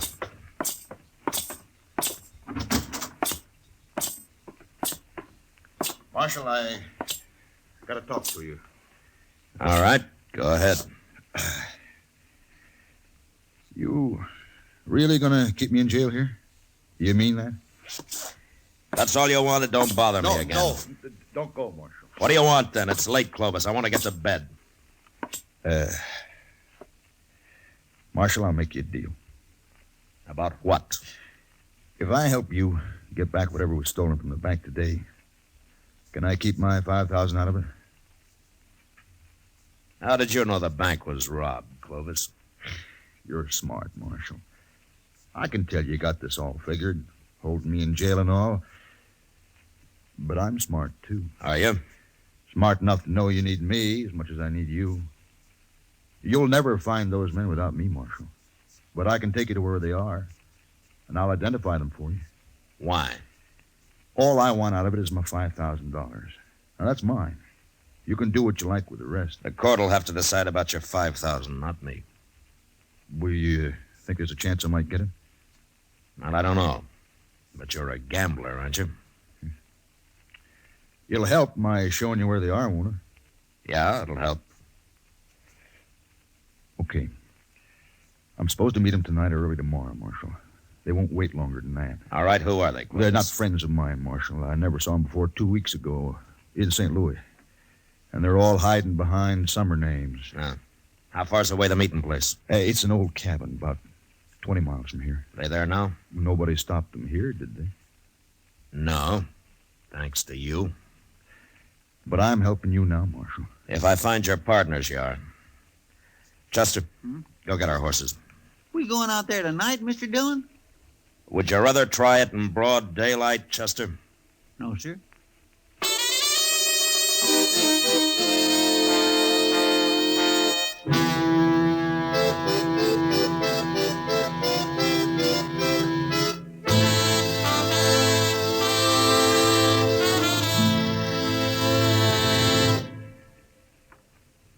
One-way cigarettes, one size, that is, are almost obsolete because they just don't give smokers what they want.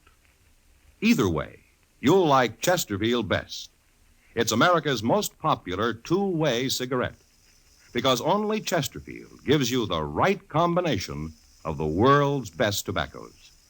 Tobaccos that are highest in quality, low in nicotine, best for you. You and I smoke for relaxation, for comfort, for satisfaction. And in the whole wide world, no cigarette satisfies like a Chesterfield. You smoke with the greatest possible pleasure when your cigarette is Chesterfield. Yes, these 6 words, highest in quality, low in nicotine, mean Chesterfield is best for you. Get a carton of Chesterfield. Chesterfield Regular, Chesterfield King Size. Both at the same price in most places.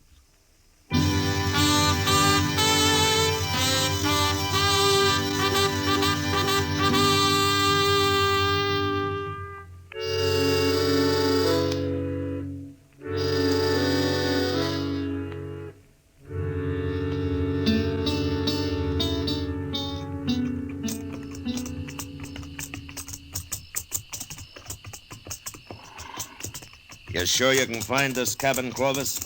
I made the ride out here one night just to be sure. I swear I can't hardly see nothing. I wish that moon wasn't all scudded up with clouds. Chester, you still don't understand that if you can see them, they can see you. That's right. I know. You're right, Mr. Dillon. It sure looks like rain, though. We're almost there. Good. Marshal. Yeah. How are you going to take them? 3 men. What's the matter, Clovis? You getting scared? You know what they'll do to me if you don't take them, Marshal. Like I said, you're a gambler, aren't you? Look, why don't you give me a gun? I'll help you. We'll manage. You can trust me, Marshal. I'm on your side now. Clovis, I wouldn't trust a man like you if you were in church, praying. Wait. Somewhere over there. Ooh. Yeah. There it is. That little clump of elder. The cabin's in there. You see the light? Yeah. Are you sure that's it? Of course I am. Okay, let's get out. Chester, I'm going to go up on foot and have a look. You stay here with Clovis. Okay, sir.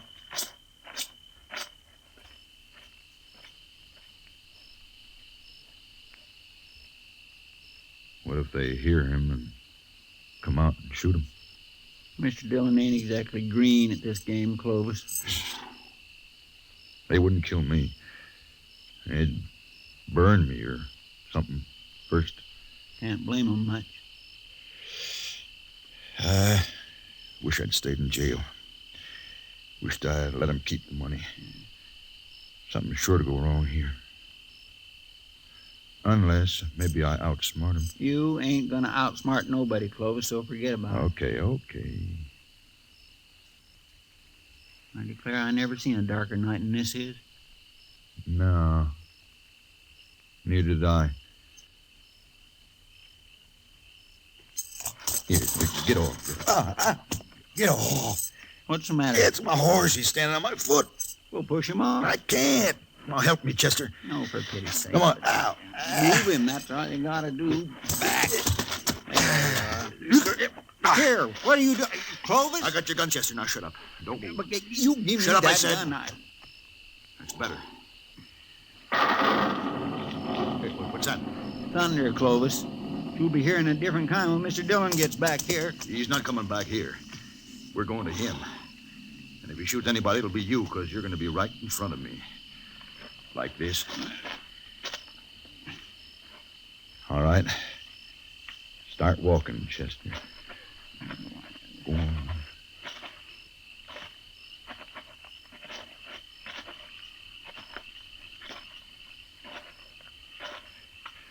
That's far enough. Stop here. We'll pick up the marshal now and go on to the cabin. I'll call him and tell him how you're fixed. Go on and call him. Mr. Dillon? Mr. Dillon? He ain't nowhere around Yes, here. he is. Tell him. Go on. Clovis got my gun, Mr. Dillon. Tell him if he doesn't walk over here with his hands up, I'll shoot you.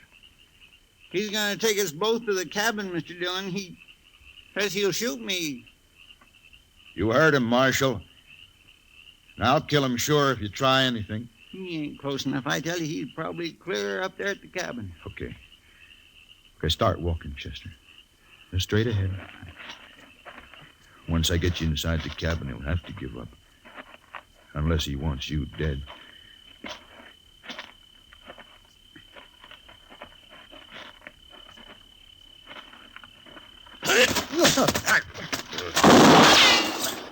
You hurt, Chester? No, sir. His gun just went off when you hit him. All right, get the gun quick. Come on. I got it, Mr. Dillon. All right, let's get up to that cabin. They know we're out here now. Oh, they're getting away, Mr. Dillon.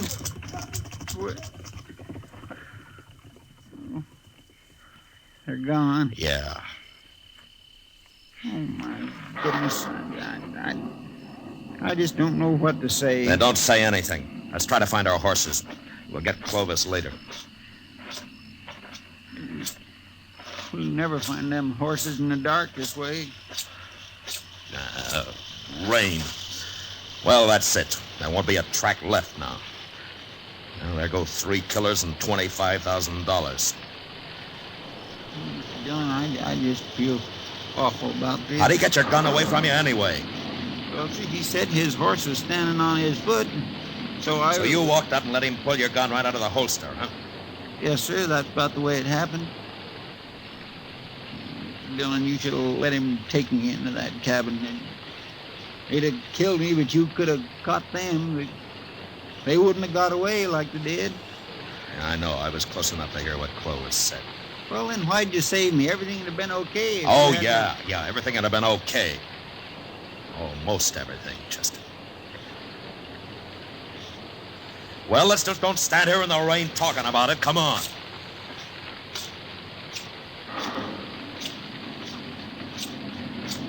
My, what a terrible mess. Ah, it was my choice, Chester. Not yours. Yes, sir. Thank you, Mr. Dillon.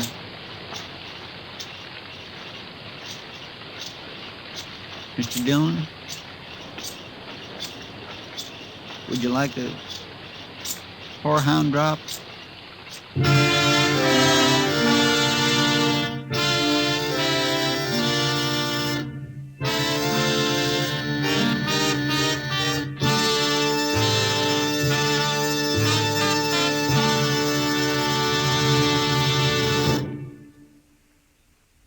L&M filters are sweeping the country, and the reason's simple. No filter compares with L&M's exclusive miracle tip for quality or for effectiveness. And notice how easy it draws. You get much more flavor, much less nicotine.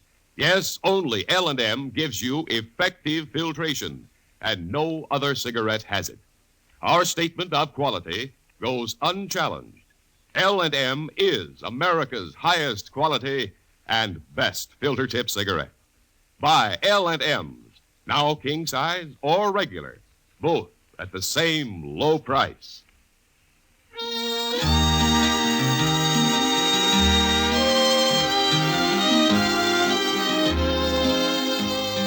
Gunsmoke, produced and directed by Norman Macdonald, stars William Conrad as Matt Dillon, U.S. Marshal. Tonight's story was specially written for Gunsmoke by John Meston, with music composed and conducted by Rex Corey. Featured in the cast were John Daner and Lawrence Dobkin. Parley Bear is Chester, Howard McNear is Doc, and Georgia Ellis is Kitty. Join us again next week as Matt Dillon, U.S. Marshal, fights to bring law and order out of the wild violence of the West in Gunsmoke.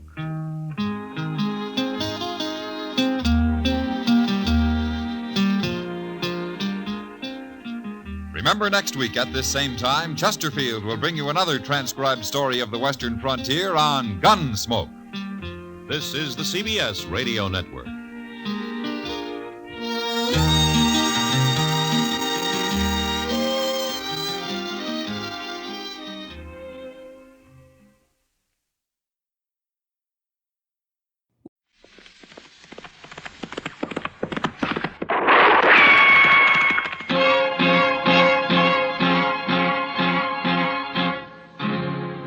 Gunsmoke, brought to you by Chesterfield, America's most popular two-way cigarette. What a pair. Chesterfield king size at the new low price.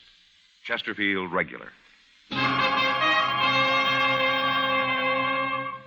Around Dodge City and in the territory on West, there's just one way to handle the killers and the spoilers, and that's with a U.S. Marshal and the smell of Gunsmoke.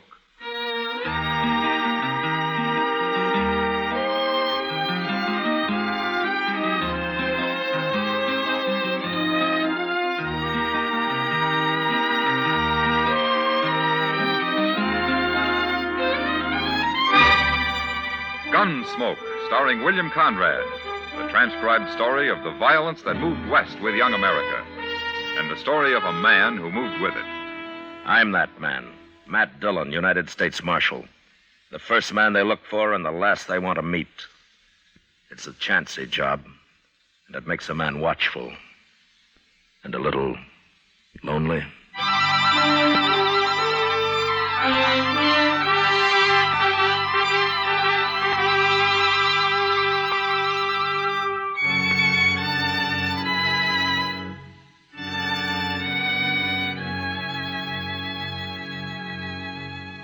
It was a hard 2-day ride back from Fort Wallace, or I'd gone on government business.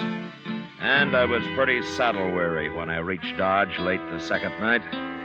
So I went straight to bed without seeing anybody. I'd been gone a couple of weeks, but I'd wired Chester a few days before when to expect me back. And he wasn't surprised when I walked into the office next morning.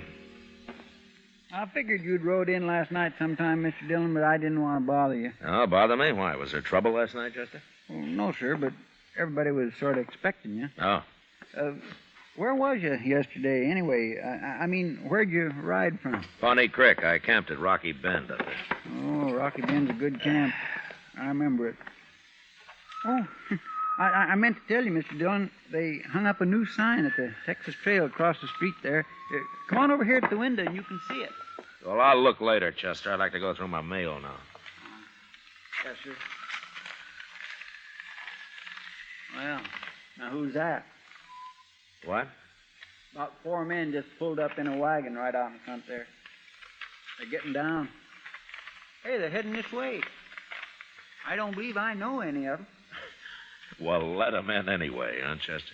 Oh, yes, sir. Come in, gentlemen, come in. Where's Marshal Dillon? He's just sitting right there at his desk, mister. Marshal, I'm Red Samples. Hello? These other men here work for me, except him. Huggins, come up here. This is Jim Huggins, Marshal. Huggins? Hello, Marshal. There's another man laying in the back of the wagon out there, Marshal. He's been shot. Did you say shot? That's what I said. Oh, then I better run upstairs and get Doc Adams. I'll be back, Mr. Dillon. Doc Adams ain't going to do him any good. No? That man's dead, Marshal. He's been dead since yesterday morning. Who is he? Lou Price. Lou Price? That's right. Same man you ran out of town about a month ago. You were pretty mad at him, the way I heard it. Yeah, I was. He tried to put a knife into me. Nobody saw him try. How do you know that? He told me. Lou Price was a sort of partner of mine, Marshal. Oh? Buying up cattle, Marshal, all over Kansas. Buying lots of them. Gonna have me a big ranch when I'm through, up on Pawnee Creek. Well, that's fine. You were camped on Pawnee Creek night before last, weren't you, Marshal? Yeah, I was. At Rocky Bend. That's right. Hear that, men? The only reason I asked Marshal was that Jim Huggins happened to see you there. Oh, is that so? I don't remember seeing him. Doesn't matter. As long as he saw you. Tell him, Huggins. It was him, all right. That's where Lou Price was shot, Marshal, at Rocky Bend. Poor Lou, he never had a chance. He wasn't even armed. Happened yesterday morning. I seen the whole thing. Huggins, tell us who killed Lou. He did. What? You did, Marshal. You're the man I saw. You shot him.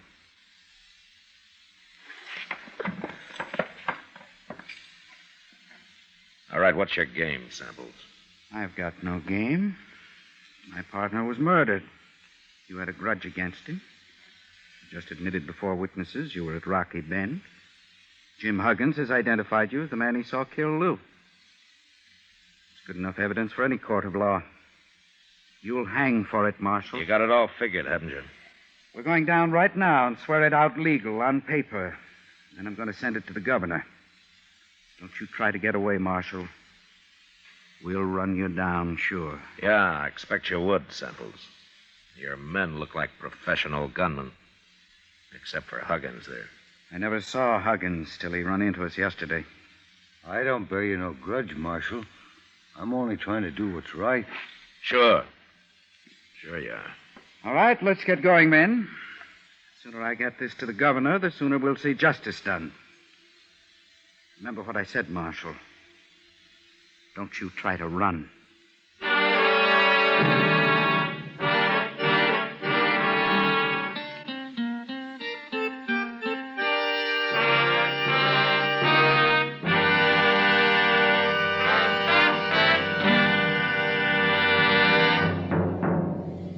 What a pair. What a buy. They're talking about king-size Chesterfield at the new low price. And Chesterfield Regular. They're the quality twins. Either way you like them, you get the same highest quality, the same low nicotine, the same wonderful taste and mildness, a refreshing smoke every time. Yes, the Chesterfield you smoke today is the best cigarette ever made. And it's America's most popular two-way cigarette. So buy a carton today. King-size Chesterfield at the new low price. Or Chesterfield Regular. What a pair they are. They satisfy millions. They're best for you.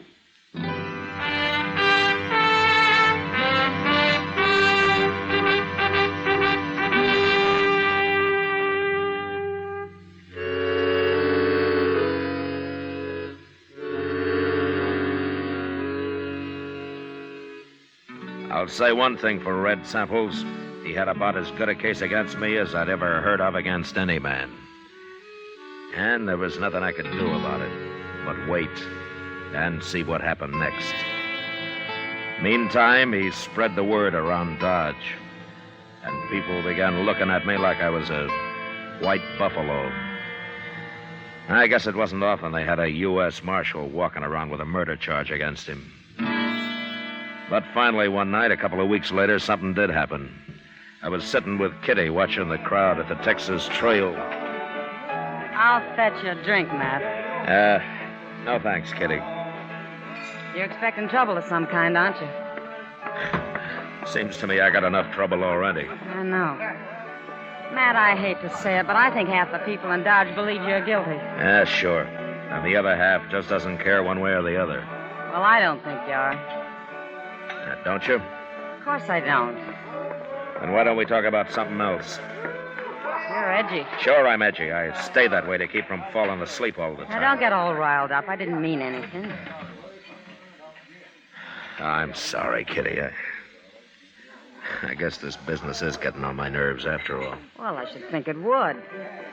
Why don't you go and get good and drunk? Forget the whole thing that way. Kitty, if I ever got drunk, I could name you 10 men right here in Dodge who'd cut cards for the honor of shooting me down. Mr. Dillon? Oh, hello, Miss Kitty. Evening, Chester. Sit down. Thank you. I've been down to the telegraph office, Mr. Dillon. Oh, any news? Yes, sir, but you won't like it. Here it is, sir. A telegraph from Washington, D.C. How do you know I won't like it?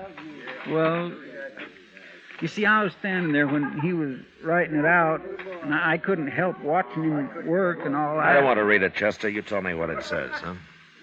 Well, it's from the War Department, and it says they heard from the governor, and, well, you'd better read it, Mr. Dillon. No, you're doing fine. Go ahead. Well, you're suspended. What? You're suspended from U.S. Marshal, Mr. Dillon. And to make it legal and formal like, they're sending somebody to arrest you and take you up to Hayes City for trial. I don't believe it. Neither do I, Miss Kitty, but that's what it says. It's the only way they see how to clear this up proper. Evening, Dillon. Miss Kitty. Oh, I see Chester beat me back with the news. What? How'd you know about this, Samples? I'm just as interested in this business as you are, Chester, so I sort of talked the clerk into giving me a copy of that telegram after you'd left. Well, you got no doubt on It's right to go okay, snooping Chester. around. It doesn't matter. Dillon, Dodge is going to breathe a lot easier now that you're suspended. You won't be around as marshal. I'm still around, Samples. But you're not marshal anymore. You won't be around for long, anyway. Tell me something, Samples. Sure. With me out of office, are you going to be breathing easier, too? I'll tell you, Dillon. There are two reasons I'll be glad to see you hang. One is for murdering my partner. And the other? Well, I always heard you were too strict here, and I like to do a little gambling now and then. Oh? In fact, I'm thinking of running a few tables myself. I see. It's more fun without some hard-nosed lawman looking over your shoulder all the time. You understand? Yeah, I understand. Well, I'll see you at the trial. I hope I'm around when they come to arrest you, Dillon. You probably will be. So long. What's he talking about, Mr. Dillon? You're being too strict. Why, there's plenty of gambling going on in Dodge right now. Not his kind of gambling, Chester. What do you mean? Well, he told me he's buying up cattle and getting himself a big ranch. But he's probably going to finance it from his gambling. And that takes a lot of money. Sure, steady money. Oh. And I've always run crooked gamblers out of Dodge. Matt, what are you going to do? I don't know, Kitty. I'd sure like to have a talk with that witness of theirs, Jim Huggins. Well, why don't you? Well, I can't find him. I got him hid out someplace. Matt, is there something I can do? No, nothing, Kitty. Thanks anyway.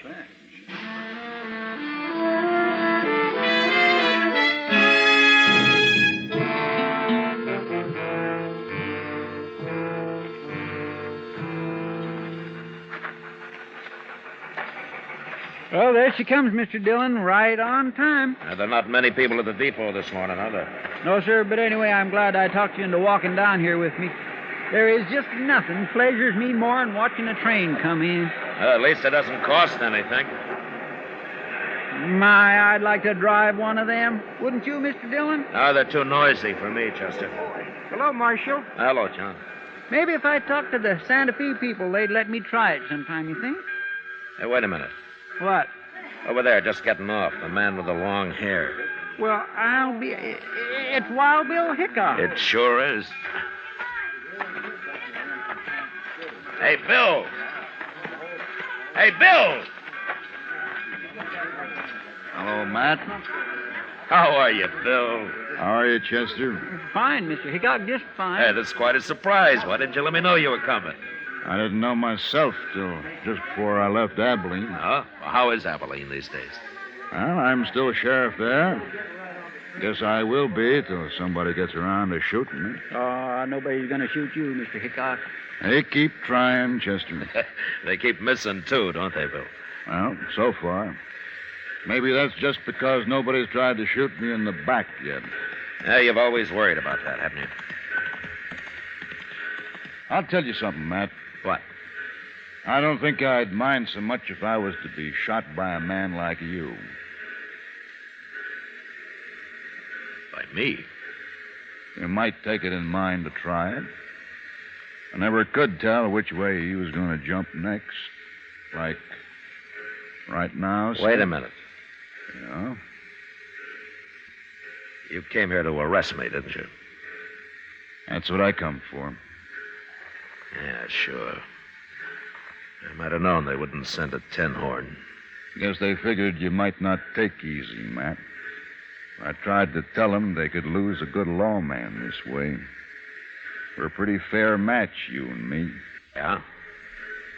Yeah, we are. Well? It's your play, Bill. No, I guess that can wait a while. Okay. I'm still on salary, man. So? Let's go have ourselves a drink. Good. You too, Chester? Thank you. I'd be right proud to, Mr. Hickok. I figure if I get a couple of drinks in you, Matt, I might worm your side of this business out of you. Why, Bill? Don't you believe their side? Well, I've seen you pretty mean and ornery, but even if I was to watch you judged and hung for it, I still wouldn't believe Matt Dillon killed an unarmed man. Thanks, Bill. Yeah, that girl headed this way. Ain't that Kitty? Yes, sir, it sure is. Matt, I've been looking everywhere for you. Well, it's Bill Hickok. Hello, Kitty. How are you? Oh, I'm fine. What are you doing in Dodge?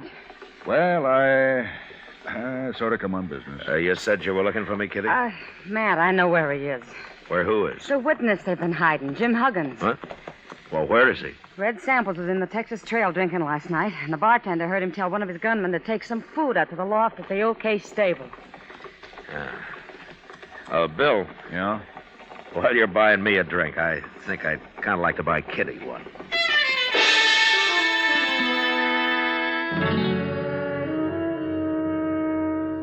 Later on, back at my office, I explained the situation to Bill Hickok, and we talked it over.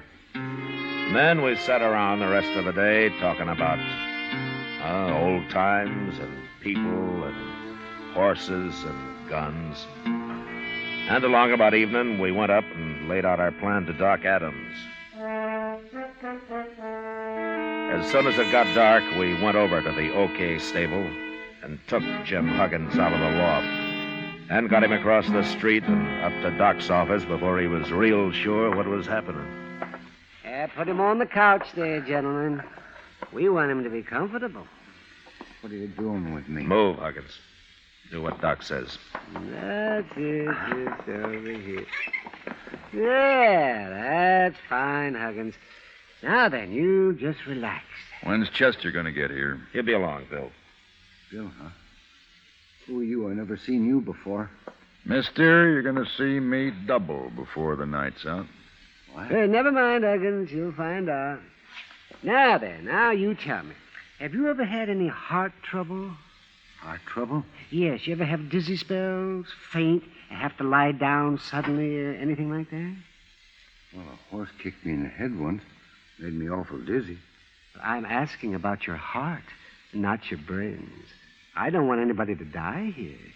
The business is bad enough as it is. What are you going to do with me? What's this all about? Oh, over here, Chester. I got it. I got plenty. That's good. Just put them on the table here, Chester. Let's...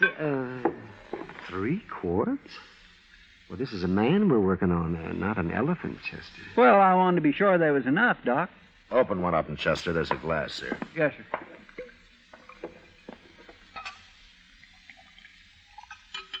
Here you are, Mr. Dillon. Yeah. What is that? What are you doing? It's nothing but good whiskey, Huggins. And for once in your life, you're going to drink all of it you want. Maybe a little more. Here. Oh, no, I don't want to drink all that whiskey, Marshal. I couldn't hold all that. Oh, you can drink it slow, Huggins. But you're going to drink it. Now, go on. Go on. Get started.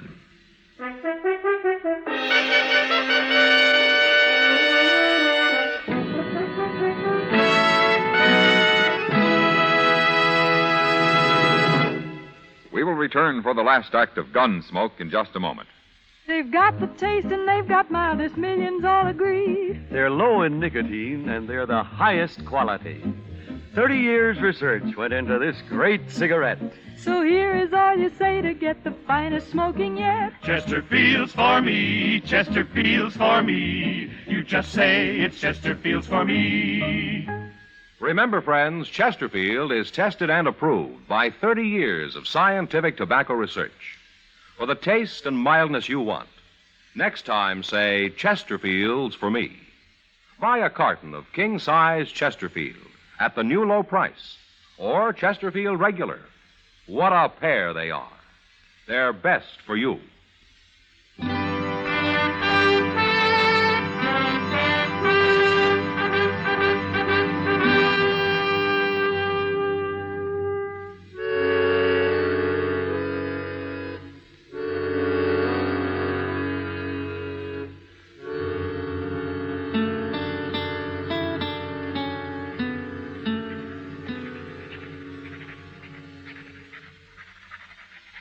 You sure you got it all, Bill?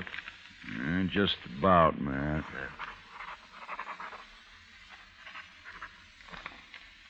There she is. Want to read it over? No, you heard everything I did. Well, gentlemen, your friend Huggins has got one of the biggest hangovers coming up any man will have to endure. Is he still out, Doc? Yes, it won't hurt him any, though. I sent Chester out for some coffee. I could use a little coffee myself, Doc. There'll be enough.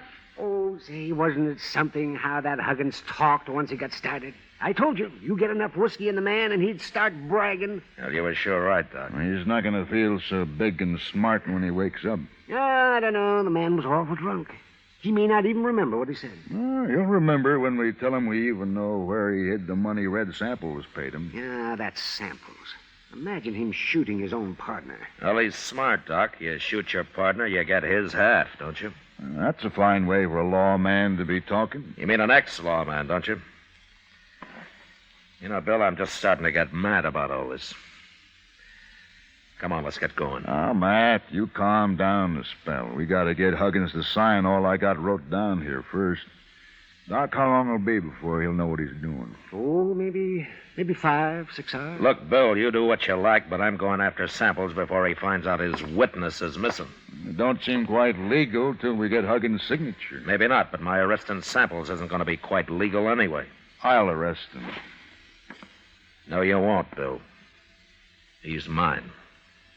All right, Matt. But I'm coming along. Okay. But just stay out of it. Matt, once you get your tail up and your stinger out, you're the hardest man to stop I ever saw.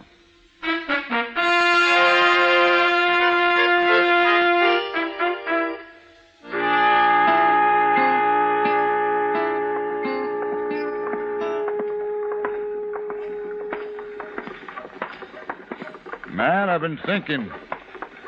Supposing we hadn't got Huggins to talk, what had you done then? You mean would I have fought you when you tried to arrest me?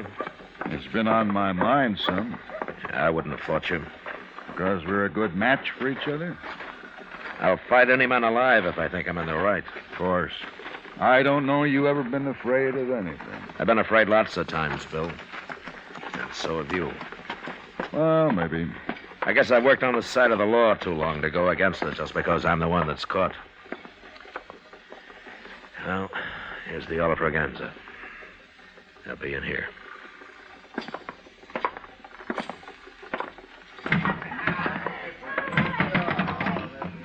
Which one's Samples, Matt? The end of the bar, the one in the middle. The other two are his gunmen. Come on.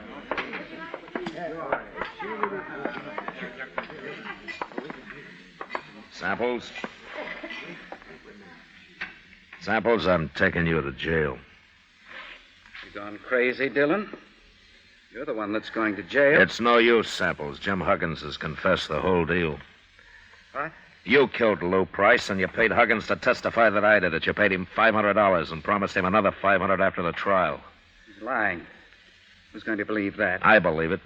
And don't look at your hired help. They're not going to get you out of this. You can't throw anybody in jail, Dillon. You ain't a marshal anymore. No, that's not stopping me. It ain't legal. Wait a minute, gentlemen. It's true Matt Dillon ain't a marshal right now, but I'm making this arrest, and I'm deputizing him to help me. Who are you? Sheriff, up at Abilene. Samples, I want them 2 hound dogs of yours to move a little to one side where I can keep an eye on them easier. Forgetting it's 3 against 2. That's fair enough odds for us. Start shooting. No, Bill. There's no need for killing. I want these men alive. You ain't taking me alive, Dillon. You, nor Hickok, nor anybody else. I ain't gonna hang. Drop your gun belt, Samples. Why? We just might be lucky enough to kill you. Take Dillon first, men, and then go for Hickok. Wait, Samples. Now!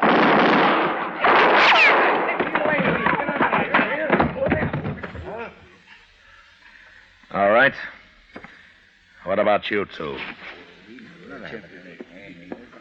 They never moved a finger, Matt. They're too scared. All right, you gunmen. Pick up Samples and carry him out of here. Ain't you going to take their guns first, Matt? You don't hobble a horse with a busted leg, Bill. Let them keep their guns.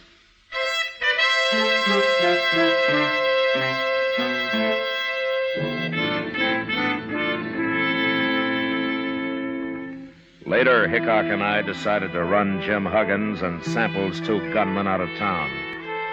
And the way they took off, we figured they'd reach California before they stopped to breathe.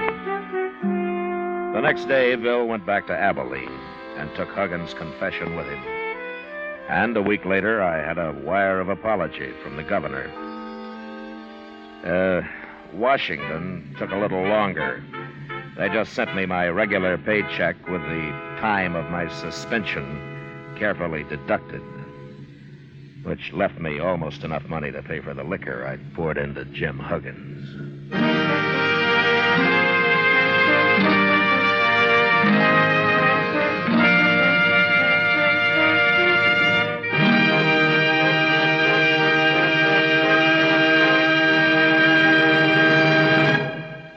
Here is our star, William Conrad.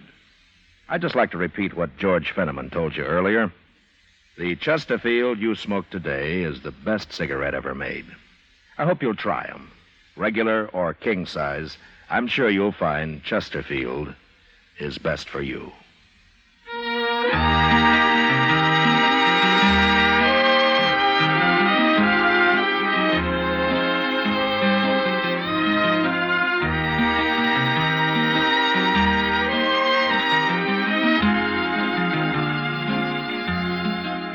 Gunsmoke, produced and directed by Norman Macdonald, stars William Conrad as Matt Dillon, U.S. Marshal. Tonight's story was specially written for Gunsmoke by John Meston, with music composed and conducted by Rex Corey.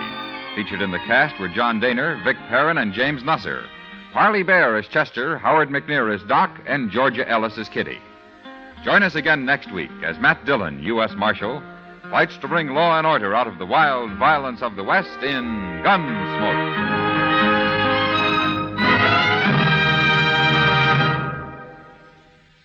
Filter tip smokers, this is it.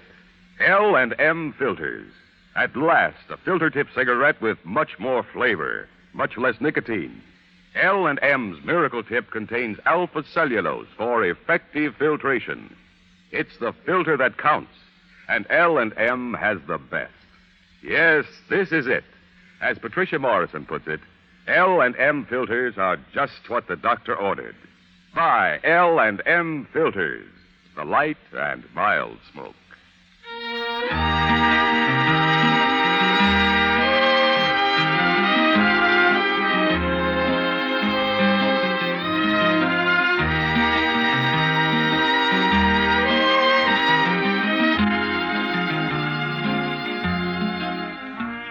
Without your letters, your friend in the service feels out of touch, lonely, and it's tough to be lonesome. The USO knows a letter always makes a fellow feel better. Mail from you brings the warmth of home and friends to him wherever he is. So, write today. Remember, it's tough to be left out at mail call. Next week at the same time, Chesterfield will bring you another transcribed story of the Western frontier on Gunsmoke. This is the CBS Radio Network.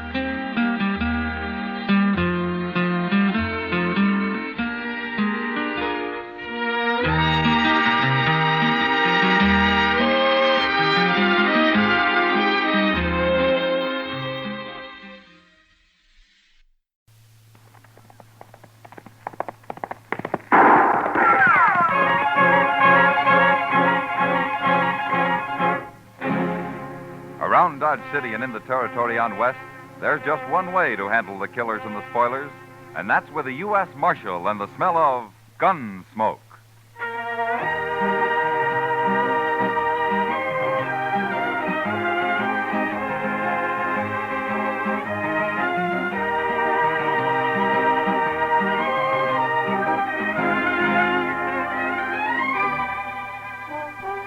Gunsmoke, starring William Conrad. The story of the violence that moved west with young America. The story of a man who moved with it. Matt Dillon, United States Marshal.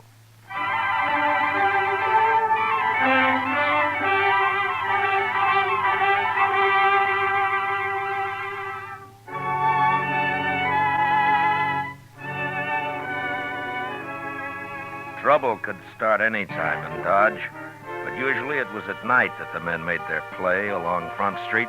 And so ordinarily, I was up a good part of the night and did my sleeping in the morning. It was a rare thing for me to be out in the early day, and for some reason it worried Chester. I just don't understand why you couldn't sleep, Mr. Dillon. Unless you had the colic or something. I feel fine, Chester. Just got a few things to take care of at the bank, that's all. Yes, I know, but the bank's open all day. You know what they always say, Chester. It's the early bird that catches the worm. Yeah. My ma used to tell us that one about being healthy, wealthy, and wise. She used to root us out of bed every morning at daylight on account of it. It's a good saying. Yeah. I don't know whatever become of my brothers, but I'm sure not living in a very big house. Well, maybe you ought to come in here more often. I got no business with the bank, Mr. Dillon. Well, morning, Mr. Fogg. Morning, Chester. Morning, Mr. Dillon. Morning, Fogg. I'll be over there in a minute as soon as I straighten this stuff out.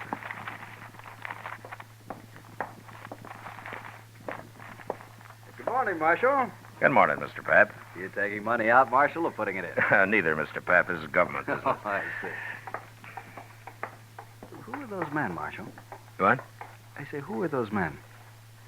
I never saw him before. That one in the middle holding the envelope, he seems pretty excited about something. Certainly, sir. What can I do for you? I want a loan of money immediately. Well, we'll do what we can, sir. First of all, how much do you want? $20,000. 20. Mr. Pap. Yes? Excuse me, Marshal. Gentlemen, this is our president. You'll have to talk with him. I heard you say $20,000, gentlemen. That's a lot of money. What do you have for collateral? My collateral, sir, is right here in this envelope. You may look at it, but don't reveal it to these other gentlemen. These playing Don't cards. name them. I'm afraid I don't understand. Well, I've been in a poker game at the Texas Trail all night long. Right now, there's about $40,000 in that pot. There are some good hands out. I've put every cent I have into it already. Now, they've given me just 20 minutes to come up with more money. Well, I certainly wish you luck, sir, but I never heard You've of seen my hand in that envelope. You can lend me the money on that. But surely, sir, you don't expect the bank to enter a gambling game. Now, these gentlemen are also in the game. They came along to see that those cards aren't changed. The other men are watching the table at the Texas Trail. It's all fair and square, I assure you. Well, gentlemen, I'll gladly pay you 10% interest, sir. You've only got 5 minutes left, Hook. Come along, gentlemen. We'll step in the back office. Well, now that's about the craziest thing I ever did here. He must have a pretty good hand, Chester. I know, sir, but you don't think Mr. Pap's going to let him have $20,000 on it? It certainly looks that way. Yeah, there we are. I'll take care of this and we'll get out of here. This is government stuff, Fogg. You know what to do with it. Certainly, Mr. Dillon. Now, let me see.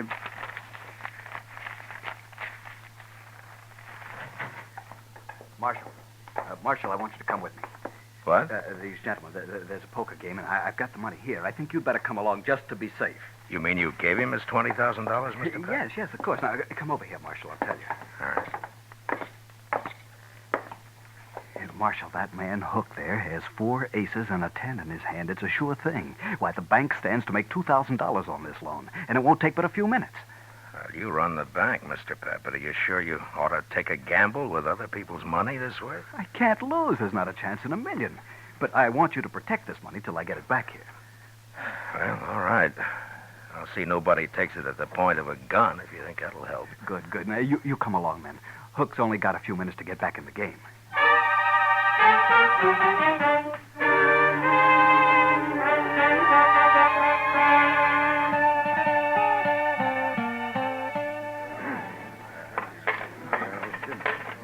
All right, there's my money, Mr. Shaneways. I'm calling you, sir. You must have a pretty good hand, Hook. All the trouble you've been to. You will see it. What have you got? 5 little hearts, all blue. I win, sir. 4 aces. But look at my hearts. They read 2, 3, 4, 5, and 6. Straight flush. Your aces lose, Hook. Aces. Aces, how could he have a straight flush? Got it dealt right out of the deck, Hook. Right out of the deck. Nice pot. Had enough? But he won. Mr. Pap, sir, I don't know what to say. $20,000. Just like that, $20,000. It's not even my money. Now, Mr. Pap, don't you worry, sir. I only borrowed that money. You'll have it back. You have my word as a Confederate gentleman on that. Hook, please. Hook, I've got to have it back. It's not my money. I have to put it back in the bank. I'll be ruined if people find out You about only this. loaned the money, sir. I lost it. Now, I'll send for it today, sir. I'll wire my agents. They'll have it on the next Santa Fe that leaves St. Louis. No, Hook. No, I don't think that'll happen. My word as a gentleman, sir. But you must be patient. I shouldn't have done it. I had no right to do it.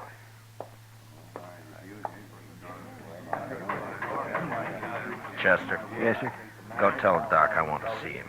Yes, Mr. Dillon. All right. Everybody. Now listen to me. All of you. Now, I don't want a word said about this to anyone. The bank's important to Dodge, and this could ruin it. Do you understand? We have no reason to fret. All right, then see to it. Or there'll be trouble for all of you. Well, certainly, Marshal. No reason to fret. We all understand.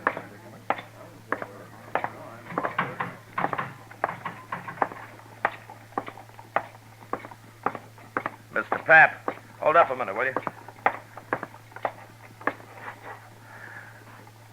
Mr. Pap? Marshal, I should have listened to you. I'm ruined now. Now, look, Mr. Pap. Maybe Hook's got money, I don't know, but if not, we'll figure something out. People will give you time. No. No, they won't. As soon as they hear about this, there won't be any bank. They won't trust it anymore. But they have to. It's the only bank there is. What'll Joanne think? My kids. I can't face it, Marshal. I just can't face it. Now, look, you just go back to the bank and tell the cashier to keep his mouth shut about this. You just got to give it time. Sure, Marshal. I'll go. I'll go.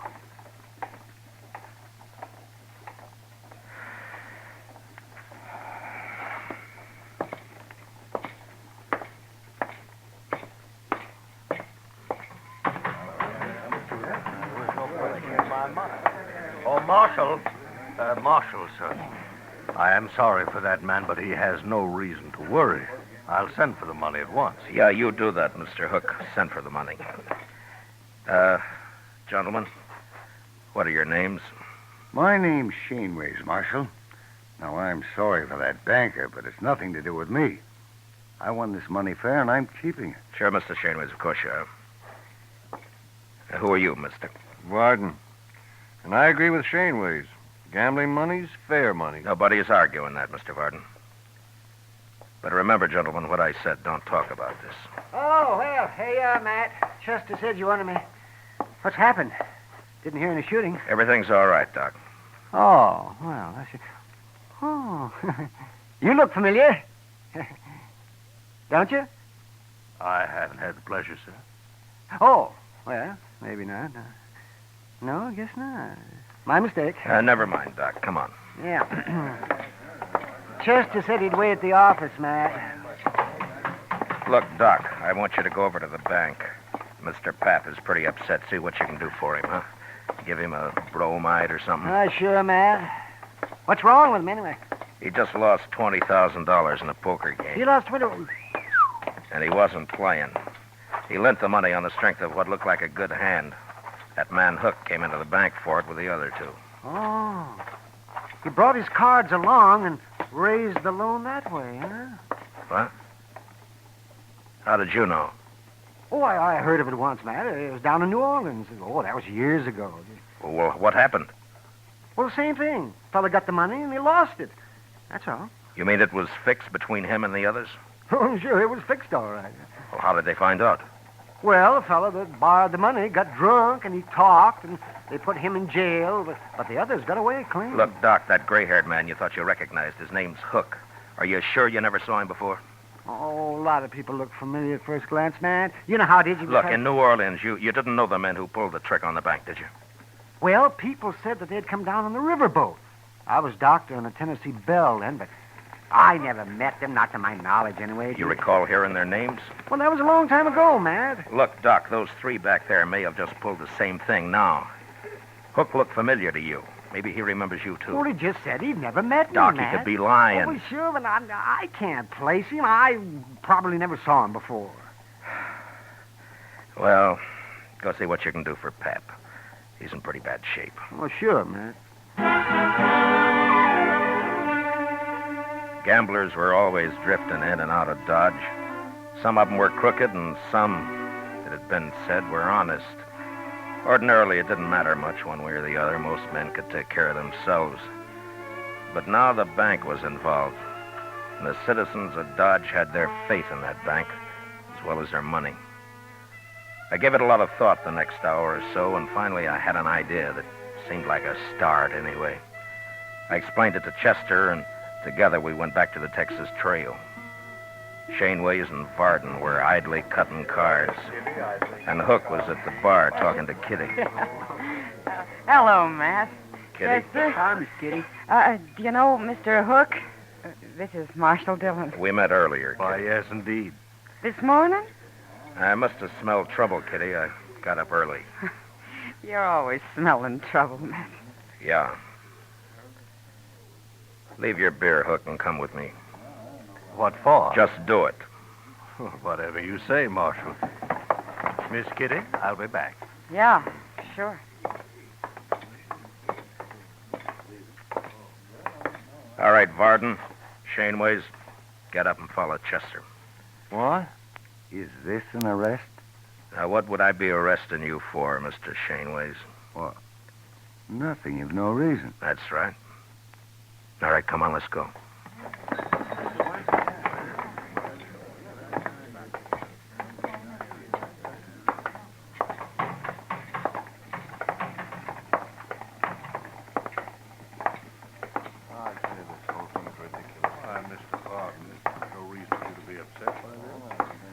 Just follow her along, please.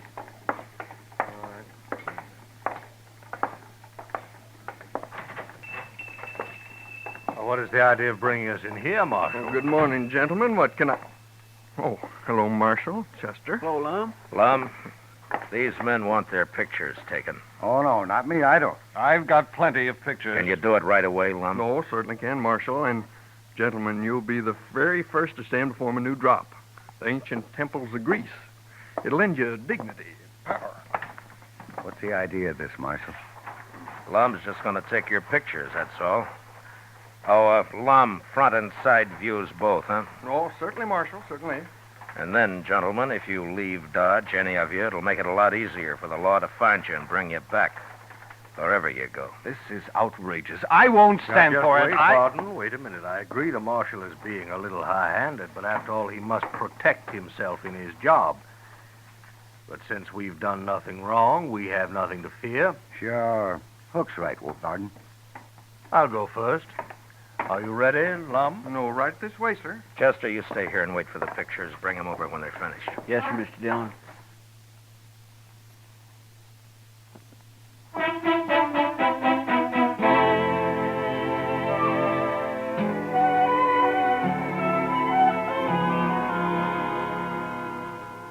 Well, I'm a pretty good photographer, Mr. Dillon. Yeah, these aren't bad. Lock them up in the safe, will you, Chester? All right. You think this will keep them in Dodge, sir? No, not if they really get scared. They're guilty, all right, aren't they, Mr. Dillon? And I can't prove a thing, Chester, one way or the other. Matt. Oh, Matt. Bad news. What, Doc? Well, this is Pap. Sent for me a little while ago. I just come from there. Oh? Matt, he killed himself. Suicide. Pap? About an hour ago. Why, that poor man. How's Mrs. Pap taking it? Not a tear so far, but I suppose she'll break down later. Neighbor woman's there with her. Yeah. Does she know why he did it, Doc? Well, it seems he told her all about it, and then he went out and he shot himself. And there's no stopping it now. The story will be all over town in no time. Well, what are you going to do now, Matt? I don't know, Doc. I just don't know.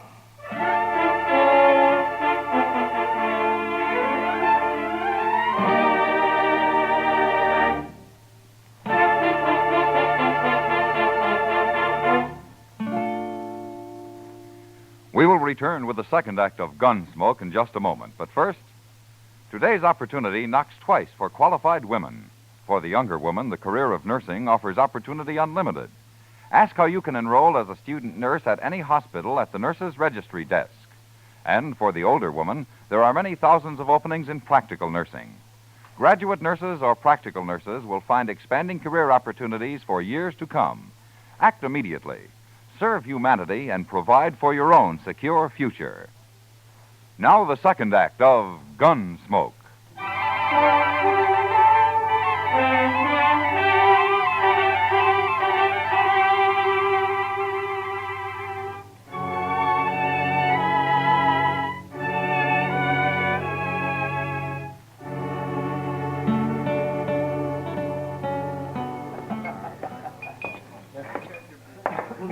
I'll buy you a drink, Kitty.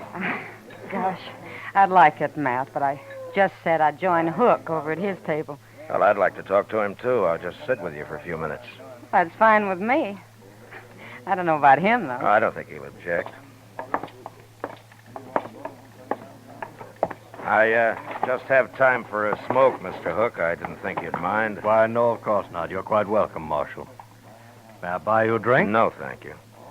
Marshal, I want you to know I sent for that money today, just as I promised. Oh? You're a little late. Late? Mr. Papp shot himself. You did? You mean Mr. Papp, the banker? Yeah. But why, Matt? He would always seem so quiet-like. Maybe Mr. Hook will explain it, Kitty. Well, now, Marshal, you can't hold me responsible in any way at all. I didn't say I could, Hook. But you seem kind of nervous about it. Well, naturally, I'm upset.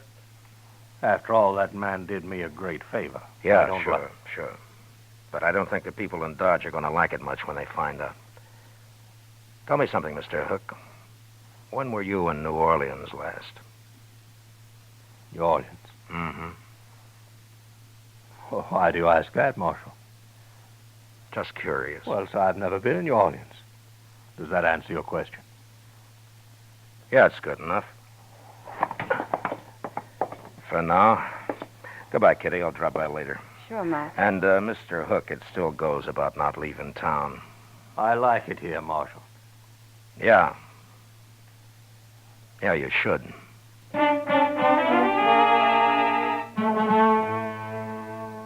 Maybe I should have arrested Hook and his friends without any evidence and just seized the $20,000 and put it back where it belonged.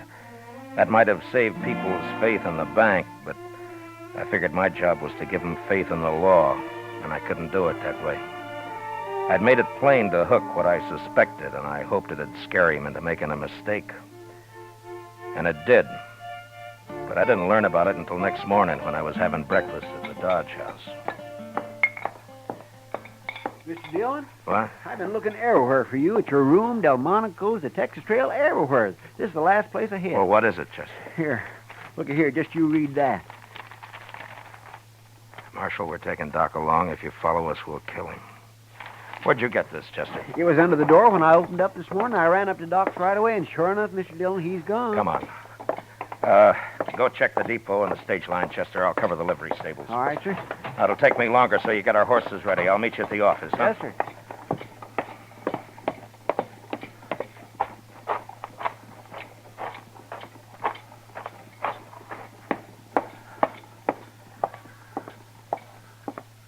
Well, it's the Marshal. You're out early today. Not early enough, Andy. Yeah? What can I do for you? I want to know if you rented out any horses last night. Well, sure, a few. Why? Did you rent 4 to anybody, 4 in a bunch? Why, yes, I sure did. Be back today, so they said. Who said? Well, strangers to me. Paid me in advance, though. The greenhorn. What time was this, Andy? Oh, it was late. Yeah, it was way after midnight it was. Something wrong? Yeah. Tell me, Andy, what'd they look like? Well, one was an old fellow, gray hair. Didn't give me his name, though. I don't think I got much of a look at the other one. You have any idea which trail they took out of town? I know I don't. One of them said something about St. Louis. But that's not much help, is it? It might be. Oh, thanks, Andy. Oh, one thing, Marshal. Yeah. If you're riding after them, those horses they got are just crowbaits. I didn't figure they could handle anything better. There was nothing to do but take a chance and ride east. Luck was with us, though, and within an hour we cut their trail. 4 horses leave a pretty fair track, and we followed it, riding hard. By dusk, we could tell by their sign that we'd nearly caught up with them. And soon after dark, we spotted their fire. These were gentlemen, maybe, but they were mighty poor hands on the prairie. We left our horses and went ahead on foot. We gonna shoot it out with him, Mr. Dillon? Yeah, we can't chance it, Chester. They'd kill Doc. Now, hold up a minute. That's their horses just ahead. They sure staked him a good piece from camp. Yeah. Lie down, Chester. What'll we do, Mr. Dillon? We just wait. Those men are mighty green at this game. I think we can steal their horses without any trouble at all. Just leave 'em afoot, huh? Yeah. Now, look, Chester, when we get those horses, I want you to pick up ours and take the whole bunch out of sight. I'm going to crawl into that tall grass just to the left of the fire there and hide until morning. Mr. Dillon, why can't I go with you? Every time we get in trouble, you always send me off alone somewheres. You always do everything alone. Do as I tell you, Chester. Yes, sir. You just wait till you hear gunfire, and then ride in fast and bring all the horses. All right. Good luck.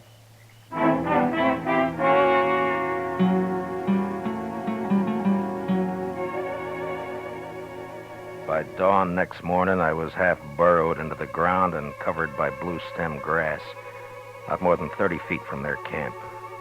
I could hear their talk all right, but I couldn't see them unless they were on their feet. Shaneways had already gone out after the horses. Pretty soon he was back. With their ropes, that's what every last one of them. What'll we do now? You and Shaneways go after them. I'll stay here and guard Doc. Now, hurry up. We've got to get moving. Come on, Wagner. We'll never find them. I ain't coming. I don't know why you're going. You can have this country, Doc. I don't know why you ever left that soft berth you had on the Tennessee Belle. Well, I didn't have to leave it. That's more than you can say about New Orleans. More talk like that, you'll get your throat slashed like a fat shoat, Doctor. Oh, spoken like a true gentleman, Hook. Or whatever your name is. Now, if you hadn't talked so much in the first place, you wouldn't be where you are now. Oh, you're a fool, Hook. I might have seen you somewhere, but I sure couldn't connect you with that New Orleans business. Anyway, you're giving yourself away now. Just how? Don't you know there wasn't a thing the law could do until you ran? Oh, you'll be caught now for sure, yeah. Oh, I doubt it. Why don't you untie my hands? I can't eat this way. You'll manage. I let Hook and Doc wrangle on till I figured the other two men had walked about a half a mile from camp. Then I waited till Hook had his back to me, and I stood up slowly and moved quietly forward. Doc saw me and almost spoiled the game, but he caught himself in time and then started another argument with Hook. I was about 15 feet away when Doc suddenly kicked the coffee pot off the fire and all over Hook's legs. And then I moved. Oh! No, you... Hit him again, Matt. He can stand it. No, that's enough. All right, get up, Hook. Oh, Marshal, easy now. Don't shoot. Get Doc untied and be quick about it. Yes, get me untied and be quick about it. There. Yes. Oh, that feels better. Oh, Hook, if I weren't a professional man, I'd punch you right in the eye. Never mind, Doc. Here, put his gun in your belt. All right, I'm just mad enough. I'd like to have an excuse to use this. Matt, what are you doing? You'll see. Matt! Why, you'll have them back here in no time. I got a surprise for Hook, but he's not going to like it much. Huh? Oh, Where they got the money, Doc? He in that saddlebag, right over there, the yellow. All right, get it, will you, quick? Hurry up. Them two didn't get very far away. All right, Doc, if you got the money, get up on the horse. You too, Hook. Come on, quick now. Come on. Yonder they come. You see him, Mr. Dillon? Yeah, I see him. They're shooting at us. Well, I'll fix that. All right, hold it, Chester. They can't hit us from there. Come on, let's ride.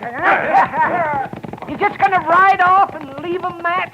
Oh, we got you, Doc, and we got Hook, and we got the money. Oh, but they'll die out here, Marshal. There's none of us know how to live out in this prairie. Well, maybe they'll learn. It's a good way. You're murdering those men. Oh, they'll be all right for a few days, Hook. You'll all meet in prison. All right, ease up. Oh, We've left them. Well, what do you plan to do about this? They're full of fight right now, that's all. I don't want to have to kill them to take them.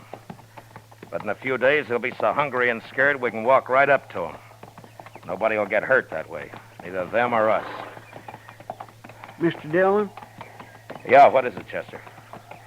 Mr. Dillon, later, in a couple of days, let me come back and bring 'em in. What? Just me this time, alone. Well, now, Chester, Please, Mr. Dillon. Okay, Chester. You can do it. Alone. Thank you, sir. All right, Hook. Ride a little faster there. We ain't got all day.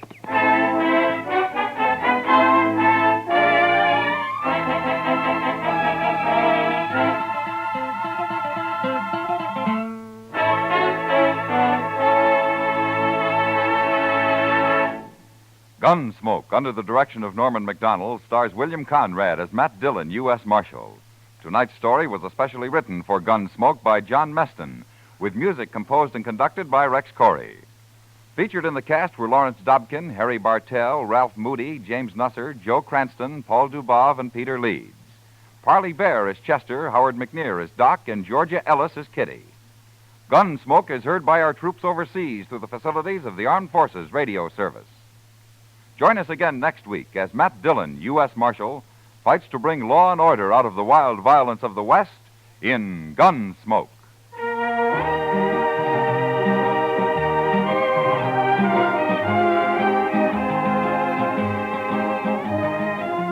This Monday night on the Lux Radio Theater, June Allison recreates her original screen role and appears as the Girl in White. Don't miss the Lux Radio Theater this Monday night on most of these same CBS radio stations. George Walsh speaking.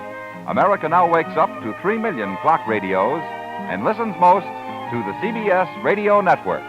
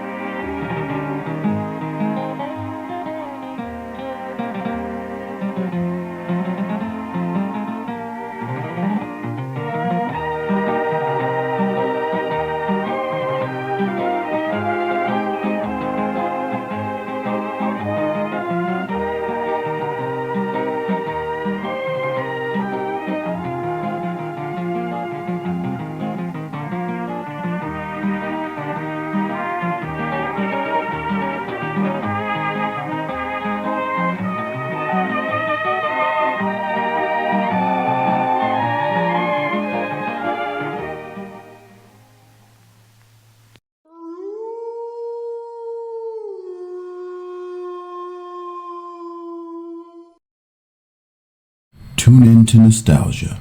Tune in to now. Golden Radio Hour.